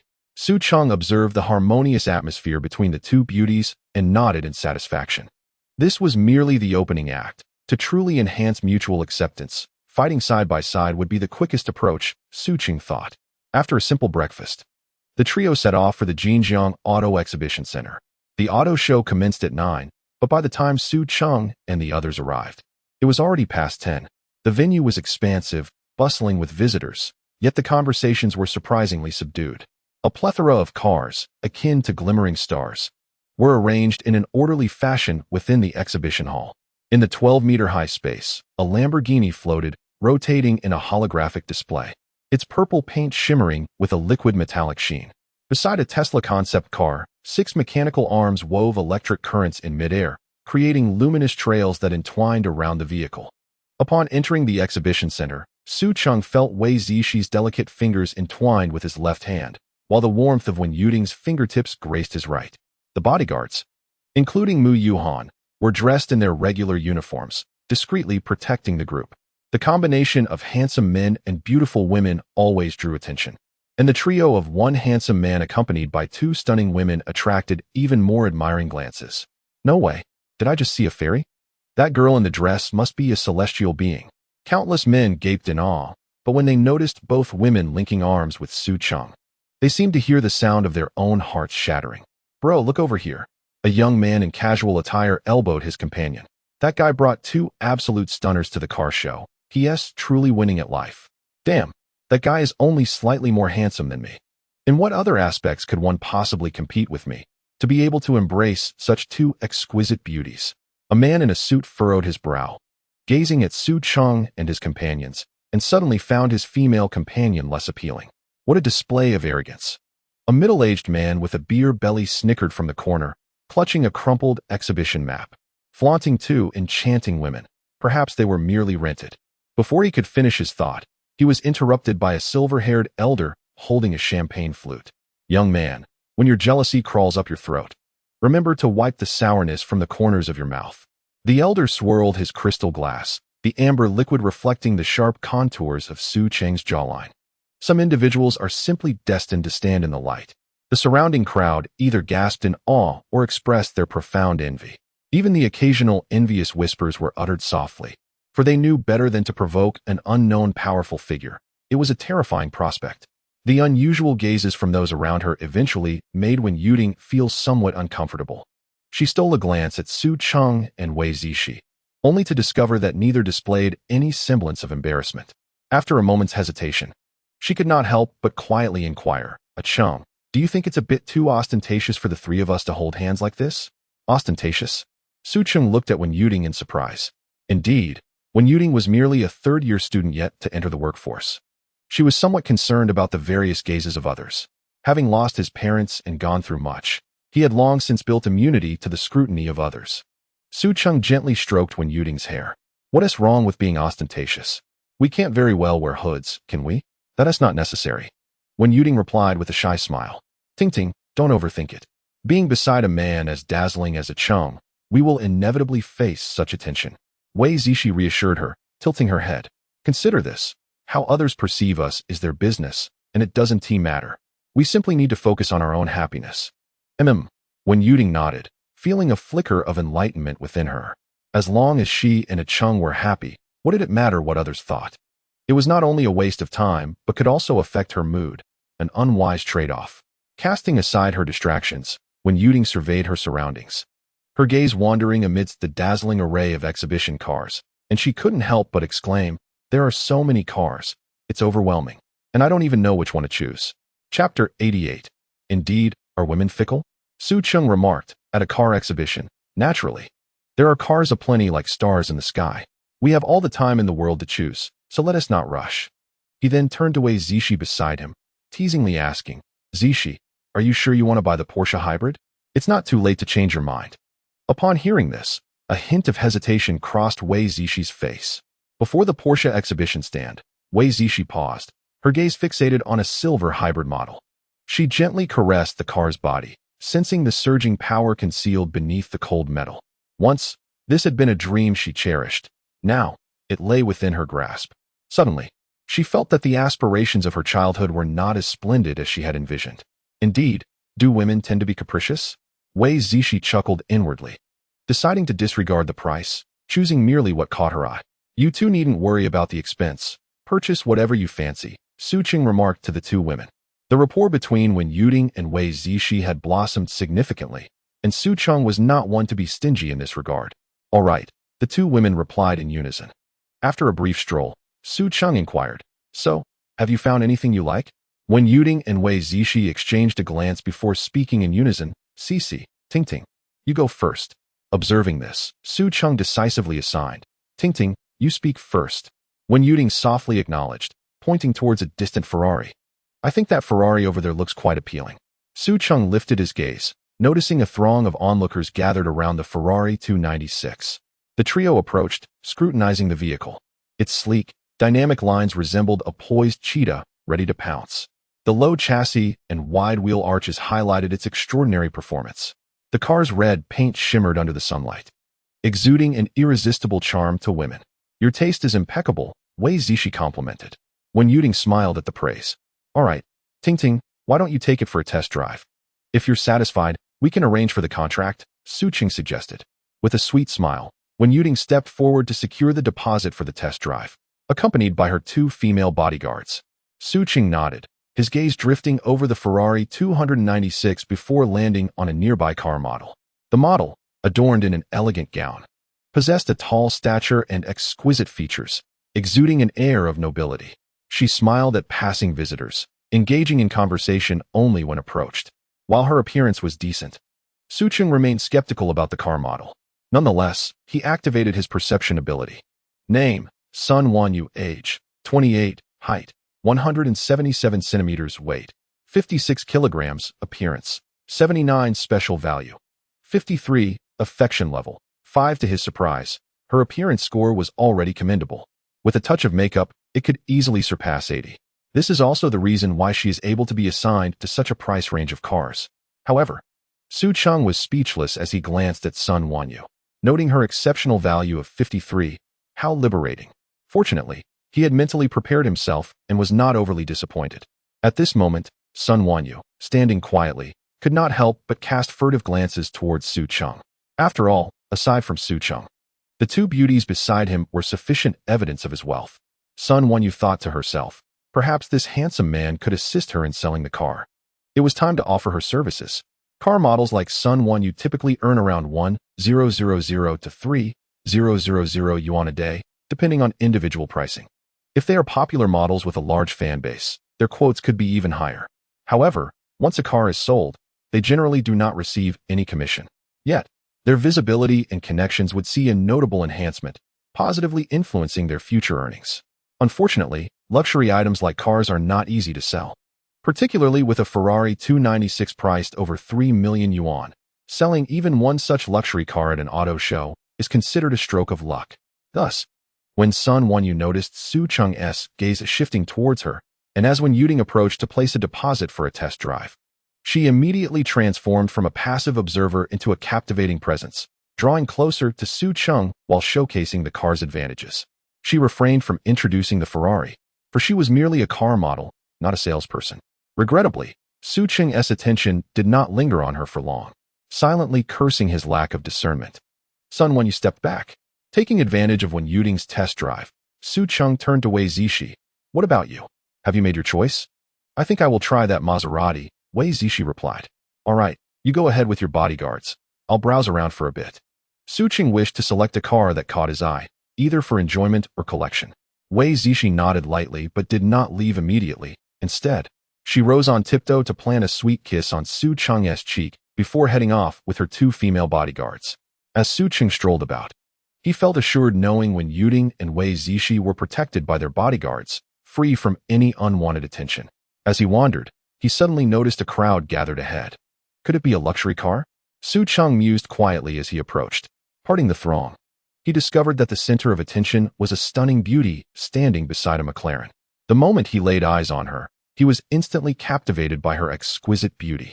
She wore a shimmering silver car model dress, with bright eyes and a captivating smile, albeit somewhat youthful. Unlike other car models, her attire was not revealing, and her smile appeared slightly stiff, accompanied by a hint of awkwardness. Her hands, seemingly unsure of where to rest, occasionally brushed against her skirt or nervously clutched at her dress's hem. Evidently, this beauty appeared to be a novice in the world of car modeling. Su Cheng thought to himself once again. Now his discerning gaze has been refined by the stunning wives around him. each boasting a beauty score exceeding 85. He surmised that even without his insight ability, he could assess whether a woman's attractiveness reached that benchmark. Of course, should the individual possess exceptional makeup skills or have undergone cosmetic surgery, he would remain oblivious to the truth. This beauty must score around 86, he conservatively estimated. Casting forth his insight ability. Chapter 89. Su Cheng. Name: Su Cheng. Age: 21. Height: 177 centimeters. Weight: 55 kilograms. Beauty score: 87. Special value: 0. Affinity: 0. Strategy reward: Master level hacking ability, master level hacking skills, navigating the fringes of the internet, exploring the limits of technology. You will possess an exceptional understanding in operating systems, network protocols, programming languages, and encryption techniques. A special value of 0. Could it be that she is a novice car model? Moreover, at such a young age, she is but 21, akin to him. One would expect individuals in her age group to be attending school, he mused privately. This enchanting beauty is likely a university student. Taking on a part-time role as a car model, he must not allow others to seize the opportunity before him. After a moment's hesitation, he resolved to investigate what was captivating such a crowd. Was it merely to admire Su Cheng's visage? He scanned the surroundings and casually approached a young man filming the scene with his mobile phone. Brother, what's the situation here? Why are so many people gathered? It can't just be to see a pretty girl, can it? Lu Zhongla looked up, surprise flickering in his eyes. For the man before him was even more handsome than himself, albeit by a fraction. Dude, you don't recognize her? Haven't you been scrolling through Douyin lately? Is she really that popular? Absolutely. She's the delivery girl who skyrocketed to fame just a couple of days ago after a passerby snapped her photo. And overnight, she became an internet sensation. A recently emerged internet celebrity? Su Cheng's interest peaked. Oh, I must have missed that. If she's a renowned internet star, what brings her here to be a car model? Lu Zhongla shrugged, explaining, Isn't it obvious? It's for the money. In this day and age, even internet celebrities need to eat. I've heard that the owner of this auto show has a keen eye for talent and specifically invited her. Just look. Since she arrived, the foot traffic here has noticeably surged compared to other areas. That's the allure of fame. Nodding in agreement, Su Cheng's gaze returned to Su Cheng. To his surprise, before he could even visit his media company, he had encountered a beautiful internet celebrity. Observing the quality of Su Cheng's watch, Lu Zhongla realized he might not be an ordinary individual and encouraged him. Bro, you seem quite affluent. How about daring to strike up a conversation? Perhaps you might just win the heart of a beauty. Approaching her is merely a trifling matter, is it not? Su Cheng chuckled softly. Do not lead others to embarrassment. Just moments ago, several men attempted to acquire her contact details, only to be outright rejected, leaving them in an awkward predicament. At that moment, a man named Wu Dafei suddenly interjected, offering a well-meaning reminder. However, upon catching a glimpse of Su Cheng's visage, he hesitated, shifting his discourse. Yet if you were to approach, my friend, I would not dare predict the outcome, for the men who just attempted were rather portly. Clearly men of some wealth. This fellow is even more dashing than I, and it is evident he possesses a substantial fortune. He is certain to succeed. Lu Zhongla dismissed the notion with a wave, turning his attention back to Su Cheng. Brother, if you intend to make your move, do so swiftly. Today might just ignite the spark of romance. She is an emerging internet sensation. Wu Dafei scrutinized Lu Zhongla, mocking him. I cannot in good conscience agree. Your appearance can only be described as anthropomorphic, far inferior to this gentleman. Old Wu, I see you are once again itching for a challenge. Lu Zhongla retorted, unfazed, merely issuing a playful threat. As the two began their banter, Su Cheng quickly realized they were familiar with one another. At that moment, Su Cheng gently tucked a strand of hair behind her ear, her gaze inadvertently drifting towards Su Cheng among the crowd. Their eyes met briefly in the air. Su Cheng's favorability increased by 20. How handsome! Her eyes sparkled as she perceived his features, perfectly aligning with her ideal. Noticing Su Cheng's gaze linger upon her, a flicker of joy surged within her. Yet, recollecting her circumstances, her expression wavered slightly. Last year, her father had tragically passed away in an accident, and her mother had abandoned her and her younger sister to remarry in a distant place. Her sister, still a high school student with excellent grades, depended on her for support. To fund her sister's education, she had been compelled to drop out and work to earn money.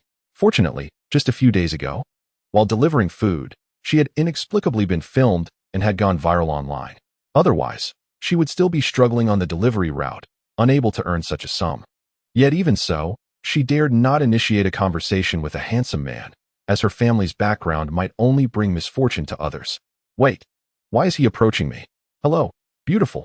Does this Michelin have any available stock? Su Cheng inquired gently. He too felt a pang of surprise. He had not anticipated that Su Cheng would regard him with such favor, increasing her admiration by 20 points. With wealth, his handsome features and poised demeanor might typically elevate a woman's favor by 10 to 15 points, while strikingly beautiful women might grant 5 to 10 points. However, a sudden increase of 20 points, as with Su Cheng, was exceedingly rare. Could it be that she recognized him? Yes, sir. Would you like to take it for a spin? Su Cheng paused briefly before responding softly. Although she was not required to engage in sales, she had taken the initiative to familiarize herself with the details of the Michelin and had memorized the information. Su Cheng nodded thoughtfully and inquired, "Could you introduce me to this vehicle?" With a warm smile, Su Cheng nodded in response. She approached the Michelin, gently caressing its sleek body, and began to elaborate on its features. This exquisite automobile boasts a 4.0-liter twin-turbocharged V8 engine, generating an impressive 800 horsepower and peak torque of 800 Newton-meters, achieving a remarkable acceleration from 0 to 100 kilometers per hour in a mere 2.8 seconds. Su Cheng listened intently, occasionally posing questions which Su Cheng answered with patience. Even when confronted with queries she couldn't address, the sales representative nearby readily supplemented her knowledge. Their conversation flowed effortlessly, creating an atmosphere that was both relaxed and enjoyable. Onlookers, captivated by Su Cheng's striking appearance and exceptional demeanor, silently chided him for his apparent ulterior motives. "It sounds quite appealing," Su Cheng remarked. "Can I purchase it outright now?" "Outright?" the sales representative replied, her voice tinged with disbelief as her gaze swept over Su Cheng. She was astonished to discover that not only was he exceptionally handsome, but he was also adorned in internationally renowned luxury brands, each detail exuding an air of opulence. Internally, Su Cheng chided herself, lamenting, "Alas, I was so enamored by his looks that I failed to notice he is a wealthy magnate." Su Cheng, you truly are hopelessly infatuated with appearances. Chapter 90. She offers, you accept? There's no need for a test drive. I will purchase it outright. Su Cheng said with a subtle smile, his tone casual yet confident. His demeanor suggested he was not acquiring a luxury sports car valued at nearly 10 million, but rather casually picking up a beverage from a convenience store. Su Cheng's favorability 5. The sales consultant, who had prepared an extensive script detailing the test drive procedures and product information, now stood frozen, her mouth agape, struggling to comprehend the situation. Clearly, she had not anticipated encountering such a lavish customer and found herself momentarily at a loss. Sir, let me confirm the price with you. This Michelin is priced at 99.88 million. The sales consultant quickly adjusted her posture, a professional smile plastered on her face as she tentatively stated, "Yes, I am aware. Please prepare the contract," Su Cheng replied nonchalantly. "Ah, certainly, sir. I will promptly handle the paperwork for your full payment," the sales consultant exclaimed, her face instantly brightening with a radiant smile upon realizing Su Cheng's intent to purchase. She would likely have obliged him to call her father without hesitation if requested. "All right. Thank you, sir. Please hold on a moment," the sales consultant thought to herself, feeling fortunate to encounter such a lucrative transaction that day. She hurried off to the finance office, using internal communication to notify the relevant departments to prepare the purchase documents. In reality, the car buying process is quite intricate, involving the confirmation of the model and specifications, price negotiations, and the signing of the purchase contract. If the vehicle was not in stock, the waiting period could be exceedingly prolonged. As Su Cheng observed the scene before her, a myriad of emotions surged within her.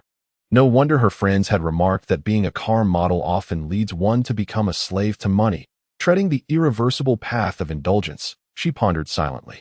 Witnessing such extravagant spending by others had a profound impact on her. The luxuries that once seemed unattainable now manifested before her eyes, evoking both longing and confusion. Her gaze was complex, filled with envy for Su Cheng's nonchalant wealth and an irresistible attraction to his striking features.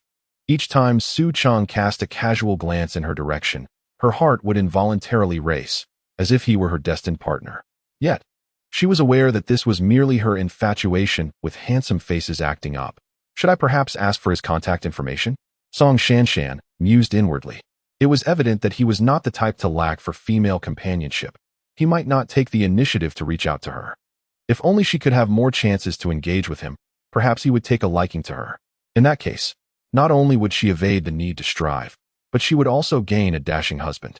As these thoughts spiraled in her mind, she became increasingly entangled in her daydreams. Beautiful, shall we exchange contact information? I enjoyed our conversation earlier. How about a ride in my car sometime? At that moment, a phrase that filled her with delight escaped Su Cheng's lips. Unbeknownst to her, he had approached her side, a charming smile gracing his features, his eyes brimming with sincerity. This utterance swept through her like a refreshing breeze, dispelling the fog of uncertainty in her heart. She abruptly lifted her gaze, meeting Su Cheng's eyes, and in that instant, she perceived boundless possibilities. Song Shanshan's favorability level, 5. It was happening. The man had finally revealed his true intentions. The crowd around them erupted in a stir, eagerly anticipating their goddess, Song Shanshan, to coldly reject Su Cheng. To the surprise of a few, her voice trembled slightly as she responded affirmatively, her cheeks flushing a delicate hue. In a flurry, Song Shanshan retrieved her phone from her bag, unlocked it with her fingerprint, and extended it towards Su Cheng, a blend of nervousness and excitement coursing through her. Witnessing this, it seemed as though the sound of shattered hearts echoed from the crowd. Some were even live-streaming the moment, sharing it with a wider audience. In the live stream, comments surged in a frenzy, jealousy spilling forth like a tidal wave. No way. Our civilian goddess really agreed? My heart is shattered. What merits does that man possess? Is it merely a matter of having some money? Is it just because he is slightly handsome? Goddess, how could you so easily acquiesce to him? I'm already beginning to wonder if Song Shanshan's top supporter will rush over to stop them. To be fair, they do look quite compatible standing together. I ship this couple. As she stood there, foolishly offering her phone, Su Cheng could hardly suppress a laugh. Why do you need my phone? Are you suggesting I manually add you? Ever since Su Cheng came into wealth, his demeanor has undergone a remarkable transformation. Moreover, after recently consuming the physique-enhancing elixir while courting Wen Yuding, his charisma has ascended to even greater heights. It is no exaggeration to say that Su Cheng has become a veritable embodiment of allure, capable of eliciting gasps and heart palpitations from women wherever he goes. Oh, forgive me, I seem to have forgotten how to add friends. Song Shanshan, her cheeks flushed with embarrassment, was about to retract her phone when Su Cheng intercepted it. It's fine. Since you've offered it, I shall accept.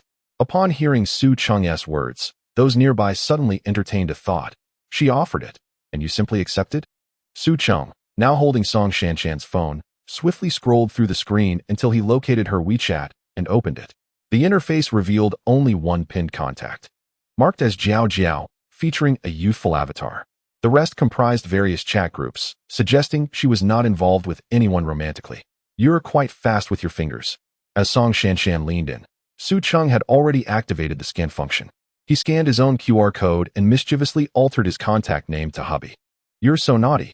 Song Shanshan was amused by Su Cheng's antics and playfully tapped his arm.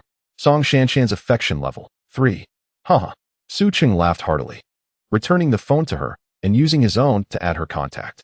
He paused, suddenly realizing they had not exchanged names, and said, by the way, I'm Su Cheng. Su, as in awakening, and Cheng, meaning sincere. And you? Song Shanshan. She replied softly, with the character for female beside her name. Su Cheng nodded and saved her contact. Sir, the car purchase contract is ready for your review. At that moment, the sales consultant rushed over, breathless, followed by several others. All right, let us conclude for today. We can chat on WeChat, Su Cheng remarked, bidding farewell to Song Shanshan. Okay, she replied, biting her lip as she watched him gradually walk away with the sales consultant, disappearing into the crowd. Suddenly, she picked up her phone, staring at the affectionate title he had given himself, and chuckled softly. Chapter 91. When Yuding seeks affection strangely. She did not change the contact name. If only Su Cheng truly were my husband, Song Shanshan began to daydream. Meanwhile, Su Cheng reunited with the sales consultant and met up with Wen Yuding and Wei Zishi, both accompanied by a few individuals. The three sales consultants exchanged glances, instantly recognizing Su Cheng as a true big shot. Ah Cheng, everything is prepared on our end, the two women said in unison. Su Cheng inquired. Have we finalized everything? The Ferrari 296 and Maserati 20? Yes, indeed. All right, let us review the contract. Su Cheng raised an eyebrow.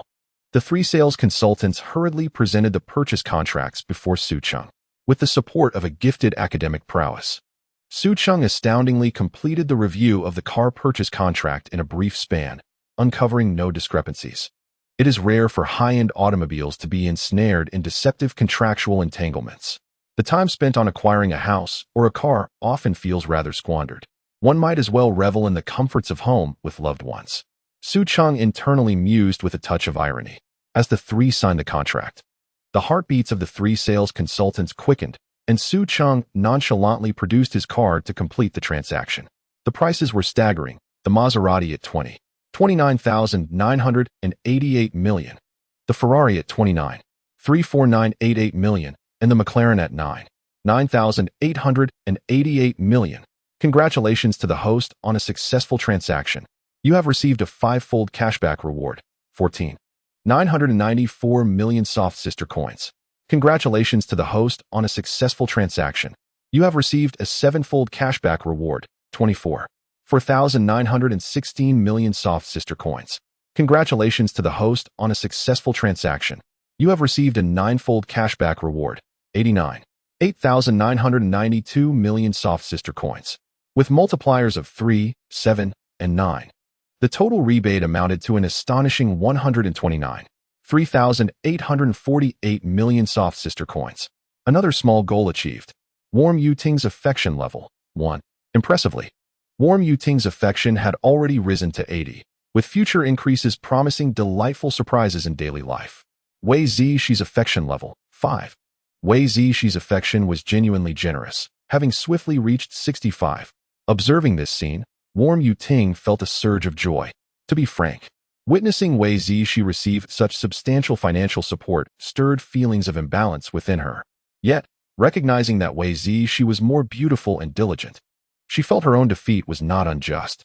Thus, she had preemptively researched luxury cars, identifying several favorites that surpassed the price of a Porsche. Serendipitously, the Ferrari 296 was showcased at the auto show. Now, her vehicle was even more expensive than Wei Zix's, and Su Cheng purchased it without batting an eye, not even attempting to negotiate. What did this signify? It indicated that Su Cheng truly regarded her as his girlfriend. She had not misjudged him. Her sincerity was not in vain. Her choice was indeed the right one. Amidst the envious and jealous gazes of the crowd, Wei Zixi and Warm Yuting each planted a fragrant kiss on Su Cheng's cheek, one on either side. "Ah Cheng, tonight you can have your way," Wei Zixi whispered, a hint of shyness and anticipation in her voice, leaning close to his ear. The soft fragrance of her breath brushed against Su Cheng's ear, igniting a tingling sensation that stirred mischievous thoughts within him. "Ah Cheng, I too am open to anything tonight." Warm Yuting equally dared to approach Su Cheng, enticingly whispering in his ear. "All right, I shall remember this," Su Cheng chuckled, unable to suppress his delight. Then, he turned his gaze towards the three sales consultants standing nearby. "Gentlemen, how long until I can collect the vehicles?" One of the sales consultants, noticing the situation, promptly approached with a professional smile and softly addressed Mr. Su. "In approximately 3 to 7 days, we shall notify you to collect your vehicle at Store 4. Please keep an eye on your phone or WeChat messages."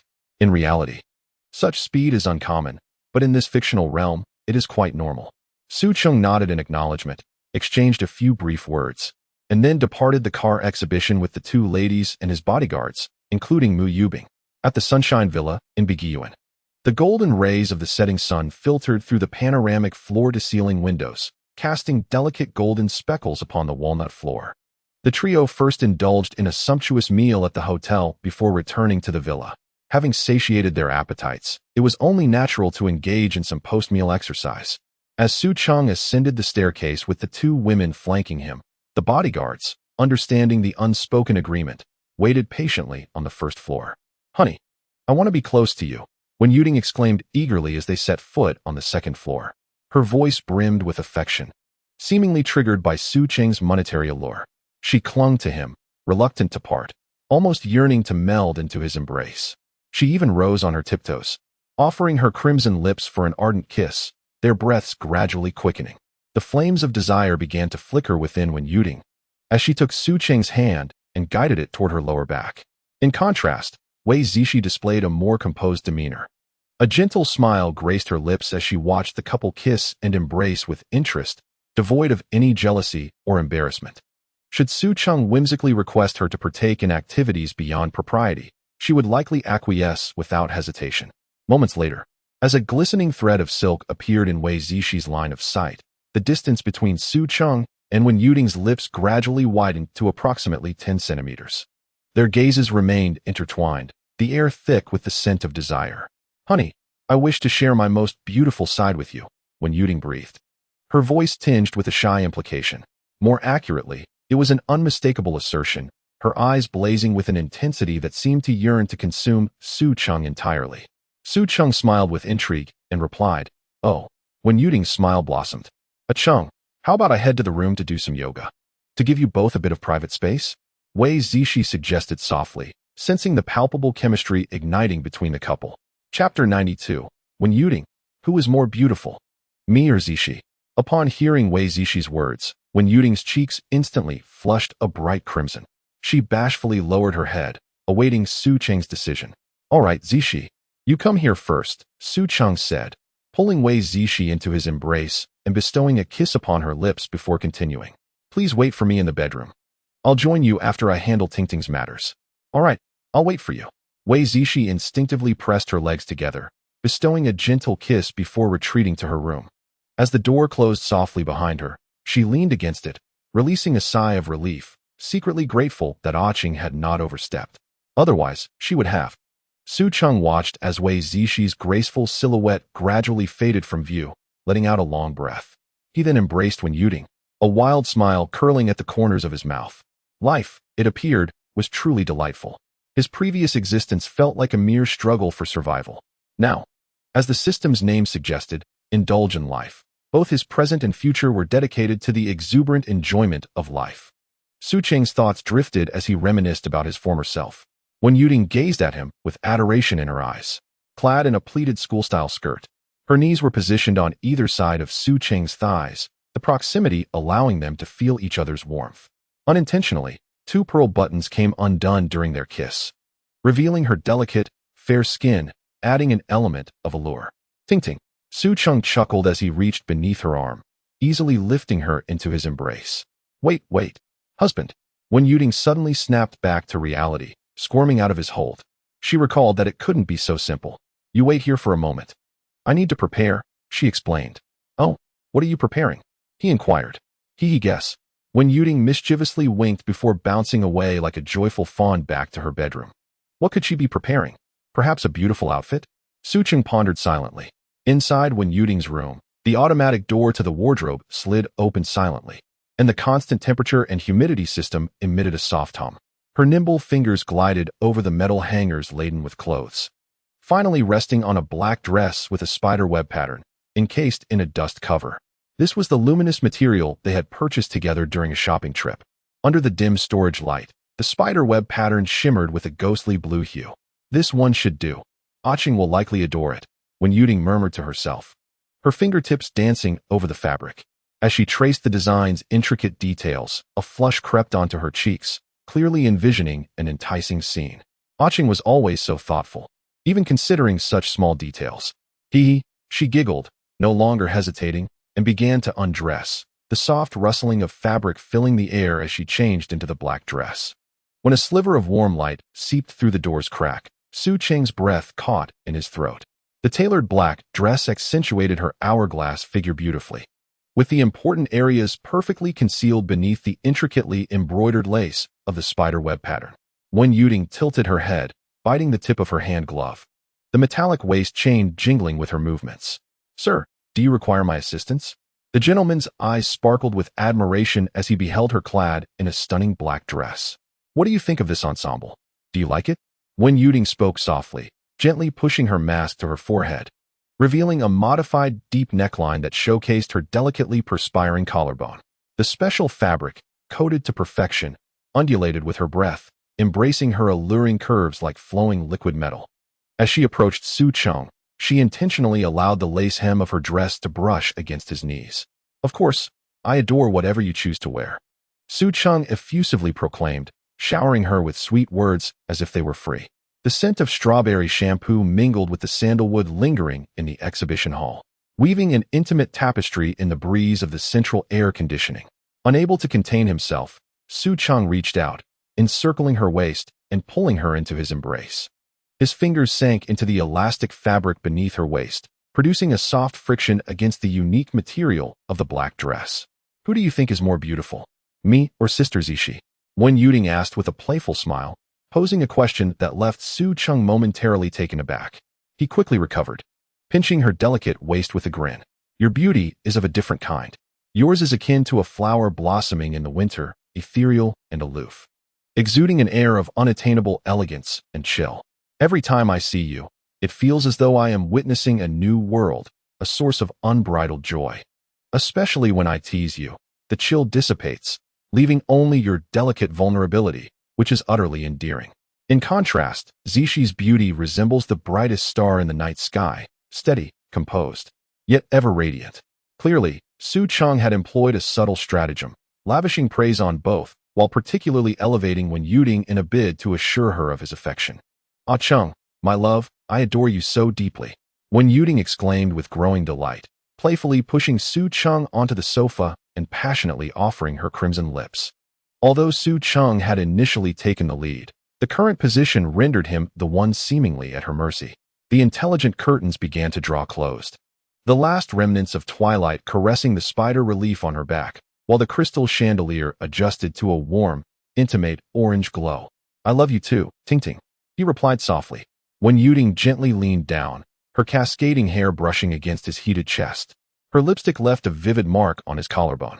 So now, she lay beside him, clutching his arm and whispering, we can share some sweet nothings. 2.5 hours later, Wen Yuding stood upon Su Cheng's back, massaging him while gazing at him with tender eyes, softly murmuring, darling, did you know? The fortune teller once proclaimed that I would one day have the wealthy beneath my feet, and to my astonishment, it appears to be true. Su Cheng paused momentarily, then realized she was referring to the back massage she had given him. He chuckled, very well, I shall allow you to be beneath me in the future. After a while, Wen Yuding nestled into Su Cheng's embrace, listening to him say, now, let us not dwell on distractions, rest well, and I shall lull you to sleep before seeking out Shi. Thank you, my husband, Wen Yuding replied with contentment, closing her eyes, and soon she drifted into slumber. Once she was asleep, Su Cheng quietly rose and made his way toward the bedroom. As he traversed the corridor, he arrived once more at the threshold of Wei Zishi's room. The door was slightly ajar, allowing a sliver of gentle sunlight to spill onto the floor. He pushed the door open, revealing a scene filled with discipline. Wei Zishi was still practicing yoga, her side facing him as she performed a split against the wall. Her form-fitting yoga attire accentuated her graceful silhouette, resembling a celestial being from an exquisite painting. Su Cheng's eyes lit up. Wei Zishi's appearance in that outfit was nothing short of breathtaking. Ah Cheng, have you finished? Wei Zishi inquired upon hearing his footsteps, turning to glance at him, her face immediately flushing crimson. Did you truly expect me to saunter in here unannounced? Your words suggest I am bare, Su Cheng replied with a bemused expression. Though he was indeed clad in shorts, albeit very short ones, barely reaching 5 inches above his knees. However, Wei Zishi hesitated, her gaze inexplicably drifting downward. Never mind. You have nothing to lose. The bodyguards are downstairs, so I can afford to relax at home, Su Cheng said, stepping forward to grasp Wei Zishi's calf, steadying her against the wall. Ah Cheng, what do you intend to do? Wei Zishi's tone held a hint of trepidation, yet her sultry eyes betrayed her inner longing. Nothing of consequence. I merely wish to embrace you. Su Cheng leaned in with a mischievous grin. His breath brushed against her ear, sending a shiver throughout her being. All right, Wei Zishi replied, looking down as she acquiesced. Su Cheng took her to the sofa, whispering sweet nothings. Meanwhile, Su Baisheng had spent the past few days repeatedly investigating Su Cheng's background, only to encounter the same disconcerting revelations. No parents, no spouse, no notable relatives. And still a junior at Shanghai University. How could such a person silently acquire a 30 stake before we even realized it? Truly astonishing. Su Baisheng murmured to himself while seated on a leather sofa, holding a file. Xiao Su, tell me, what do you think about the information we have uncovered? Is it genuine? In response, Su Hongwen furrowed his brow slightly, and replied in a hushed tone, "Director Su, it is likely false. Though there is a possibility it could be true." "Oh, what insights do you possess? Please share." Su Baixing cast a curious glance at him. "I am merely speculating," Su Hongwen said as he raised his gaze to Su Baixing. The latter's eyes conveyed a sense of encouragement, subtly nodding to indicate that he should continue. Thus, Su Hongwen spoke eloquently. "According to the information we gathered, Mr. Su Cheng was low-key during his school years, possessing an amiable personality, excelling in social interactions, and having a passion for sports, particularly basketball." Su Hongwen paused for a moment, seemingly reminiscing about the details concerning Su Cheng, before he continued. "However, this seemingly ordinary young man conceals an unknown secret. Following the passing of his parents a few years ago, the weight of life fell upon his shoulders at an early age. To sustain his studies and livelihood, he had to take on various part-time jobs. From a fast food server to a delivery person for a meal service, he has tried them all. Such experiences undoubtedly forged his resilient character. Yet, how could a seemingly average university student, struggling to make ends meet, suddenly possess the means to acquire shares in Baixing Group? Therefore, I dare to speculate that Mr. Su Cheng may possess a profound background beyond our imagination. He is likely the illegitimate son of some prominent figure.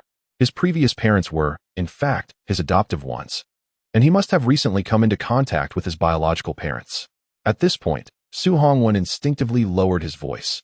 However, due to the sensitivity of the identities involved, neither party has made this information public. Of course, these are merely crude speculations based on the available clues, and certainly, many aspects remain unaddressed. Su Hongwen smiled humbly, his gaze shifting once more to Su Baixing. "Mr. Su, with your wealth of experience and knowledge, consider my words merely as a reference." After a moment of contemplation, Su Baixing slowly replied, "Your speculation is not without merit." Looking at the image of Su Cheng on the document before him, Su Baixing suddenly noticed that the young man was rather presentable, reminiscent of his own youth, which elicited a slight fondness within him. Handsome and with a significant background. After acquiring 30 of Baixing Group shares, he neither sought control nor interfered in the company's operational decisions, nor did he sell his shares for profit. Was it merely an investment? "Mr. Su, why not reach out to Mr. Su Cheng? After all, he is young. Perhaps we could ascertain his true intentions," Su Hongwen suggested. As Su Baixing gazed at Su Cheng's photo, he found himself increasingly taken by it, suddenly recalling his daughter, Su Zhiro. Indeed, it might be worthwhile to meet. If he harbored no ill intentions, it could provide Zhiro with a new suitor. However, given Zhiro's aversion to the last arranged meeting, a more subtle approach would be necessary this time. Otherwise, if she were to stand him up again, it could reflect poorly.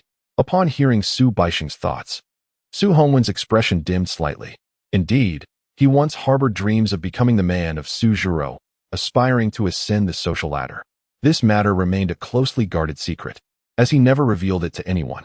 He admired Su Zhiro's beauty and coveted her esteemed lineage.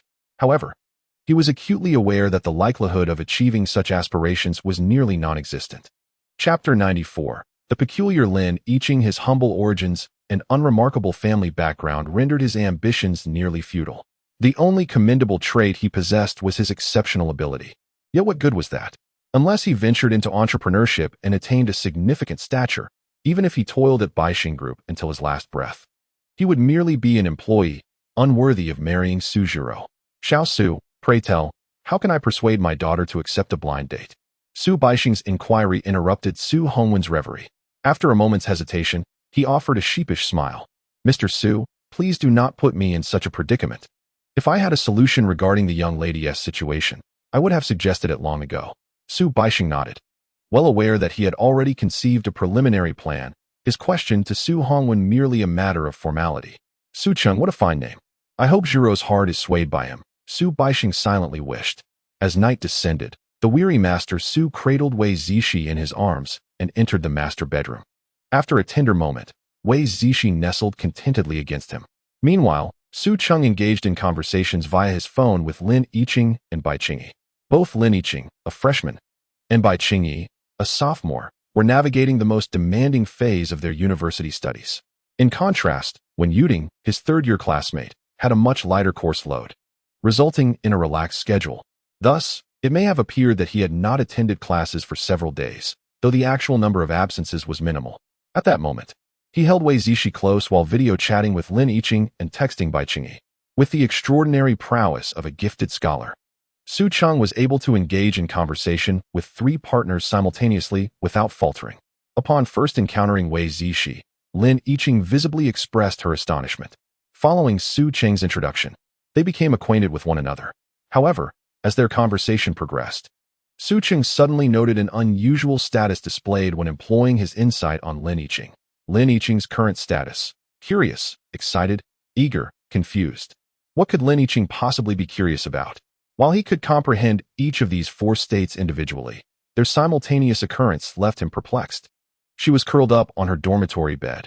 Could conversing with him truly evoke excitement? Yiqing, why is your face flushed? Are you feeling unwell?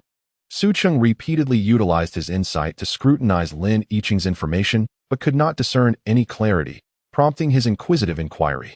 Is it? Really? Lin Yiqing instinctively raised her hand to touch her face, discovering it was indeed warm. Perhaps the dormitory was simply too hot, she quickly rationalized, her gaze flickering uncertainly. In truth, Lin Yiqing was caught in the throes of a silent tempest within her heart. She could not comprehend why. Whenever she thought of or saw Su Cheng being affectionate with other women, her heart would inexplicably race and her cheeks would flush a delicate hue.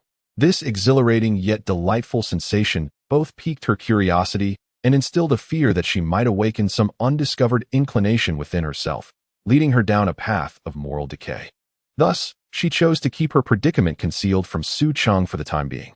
Is it hot? That doesn't seem quite right, Su Cheng remarked, perplexed. Oh, it's nothing. Senior, could you please lift your phone and angle it slightly over there? Yes, just like that.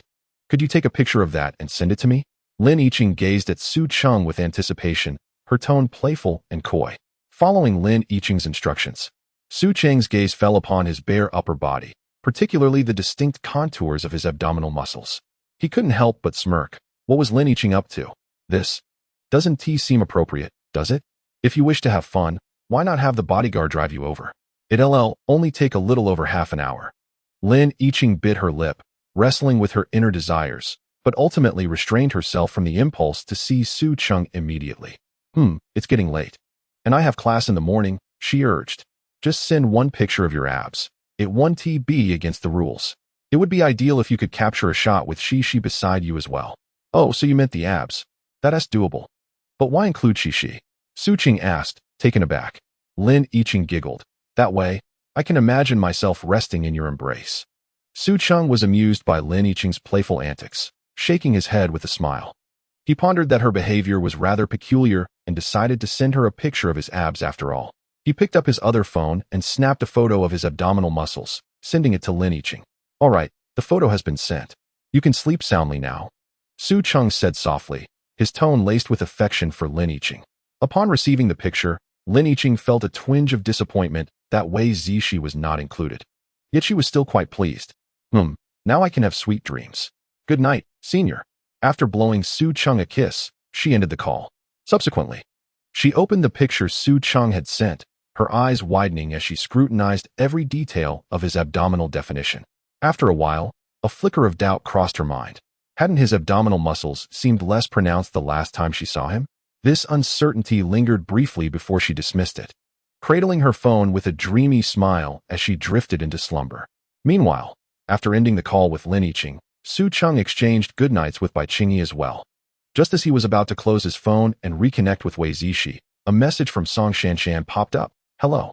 How is your new McLaren? Are you adjusting well? As he read the message, Su Cheng was instantly reminded of the awkward scene of Song Shanshan standing beside the McLaren, seemingly at a loss. He began to type a response. It has yet to be finalized. The sales department informed me that I would have to wait at least 3 days before I could pick up the car. Oh, I see. I've never purchased a vehicle before, and I assumed one could drive off with the car immediately upon purchase. On the other end, Song Shanshan, upon receiving Su Cheng's reply, allowed a smile to grace her lips. She was well aware that Su Cheng had not yet taken possession of the McLaren. She merely used this as a conversation starter. This was something she had meticulously pondered over for half an hour while perusing Su Cheng's WeChat profile. After a brief pause, noticing Su Cheng's silence, she typed again. I noticed from your profile that you are from Longchen. Is that true? Yes, why do you ask? A subtle premonition stirred within Su Cheng, Such a sudden inquiry about one's origins often indicated that the other person might be a fellow townsman. I am also from Longqing. I had no idea we shared such a connection. Indeed, Song Shanshan's words confirmed Su Cheng's suspicions. Chapter 95. The greed of Song Shanshan. Su Cheng exclaimed in astonishment. Really? Don't tell me you also attended Longqing No. 1 High School. Yes. Were you there as well? Of course. Song Shanshan was equally taken aback, but upon reflection, she found it quite reasonable. As the premier school in Longqing, even if Su Cheng's academic performance was lacking, his financial means would undoubtedly secure him a place there. So you are a senior. Greetings, senior. Song Shanshan assumed Su Cheng was older than her and playfully greeted him. However, Su Cheng's expression became peculiar. Both he and Song Shanshan were 21 years old, suggesting they were likely from the same graduating class. Yet why did he not recall her? He quickly dismissed the thought. After all, there were nearly 4,000 students from the first to the third year, and even if he had seen each one, it was impossible to remember them all. Moreover, back then, he was too engulfed in his own sorrow to pay attention to the beauty of his female classmates. Su Cheng inquired, "Which class were you in?" "I was in class 602. How about you, senior?" Upon sending her message, Song Shanshan felt a surge of excitement. The experience of encountering a fellow townsman in a foreign place may not be as delightful as reuniting with an old acquaintance, but it was still a cause for joy. Class 602, indeed. Su Cheng's thoughts drifted, reminiscing about his high school days and the enchanting teacher who guided him, Shui Wanrong. Longqing No. 1 High School typically had around 20 classes per year, with approximately 50 students in each class. Su Cheng's cohort comprised exactly 25 classes, ranging from Class 601 to Class 625, with Class 601 being the elite class, housing the top-performing students of the entire grade. Class 602 and 605 followed closely as the advanced classes. Song Shanshan's presence in Class 602 indicated her commendable academic prowess. Su Cheng, on the other hand, was in Class 610, a mere parallel class. It has been quite some time since I last saw Teacher Shui. I wonder if I have fulfilled the promise made back then. However, I cannot help but ponder whether Teacher Shui still remembers that commitment. As Su Cheng reflected on this, his thoughts became more animated. Suddenly, his phone chimed. It was another message from Song Shanshan. "Where have you gone, senior? Why are you ignoring me?" Accompanied by a crying baby emoji. Regaining his composure, Su Cheng hesitated before responding, opting instead to playfully pat the waist of the beauty beside him and chuckled. "It is time for you to attend to your duties, my dear Cici." Wei Zishi shivered slightly, her eyes sparkling with a hint of allure. After a moment's hesitation, she inquired, "Aren't you afraid that this bed?" "Not at all. If necessary, we can simply switch to another room. There are plenty of bedrooms in the villa." Su Cheng replied with an air of nonchalance. "All right then," Wei Zishi acquiesced, willing to accompany her gentleman in whatever endeavor lay ahead.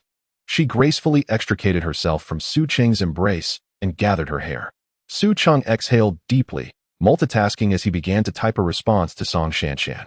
"I was momentarily distracted by a mosquito that landed on me, intending to bite." Are you all right, senior?" Song Shanshan's tone conveyed her concern. "I am fine. Let us not dwell on that. I am from Class 610, hardly your senior." Su Cheng redirected the conversation. Song Shanshan was taken aback, having assumed Su Cheng was older than her. "What do you mean, Such information is easily verifiable. I was merely teasing you." Su Cheng could almost envision the expression on Song Shanshan's face at that moment. "I thought you must be at least 27. She exclaimed, sending a silly emoji. "Really? Do I appear that old?" "Not at all. It's just that your presence exudes such strength that I dared not guess your age too low, as I have never encountered a peer with such a commanding aura. Flattery will get you everywhere. I shall forgive you." Song Shanshan sighed in relief before continuing. "Are you free tomorrow? The manager of Michelin learned about your car purchase and offered me a commission. I would like to invite you to dinner." Su Cheng's interest was piqued. Was Song Shanshan genuinely wishing to treat him, or was she seeking an opportunity for intimacy? Regardless of her intentions, it was advantageous for him. "Very well, let us arrange for dinner tomorrow. I am unavailable at other times," he replied. The ambience of an evening meal is often the most conducive to fostering goodwill, and with the right approach, he might enhance their rapport significantly. After a moment's hesitation, Song Shanshan agreed. They finalized the details and exchanged goodnights, concluding their conversation. Su Cheng gently caressed Wei Zishi's flowing hair, a smile gracing his lips. After a while, he reached under her arms, effortlessly lifting her and placing her upon the bed. "Cece, it is getting late. We should retire for the night." "Oh, I shall heed my husband," chuckled Su Cheng with a devilish grin as he pressed down upon Wei Zishi. Wei Zishi's happiness level, 1. Wei Zishi's happiness level, 1. Wei Zishi's happiness level, 1.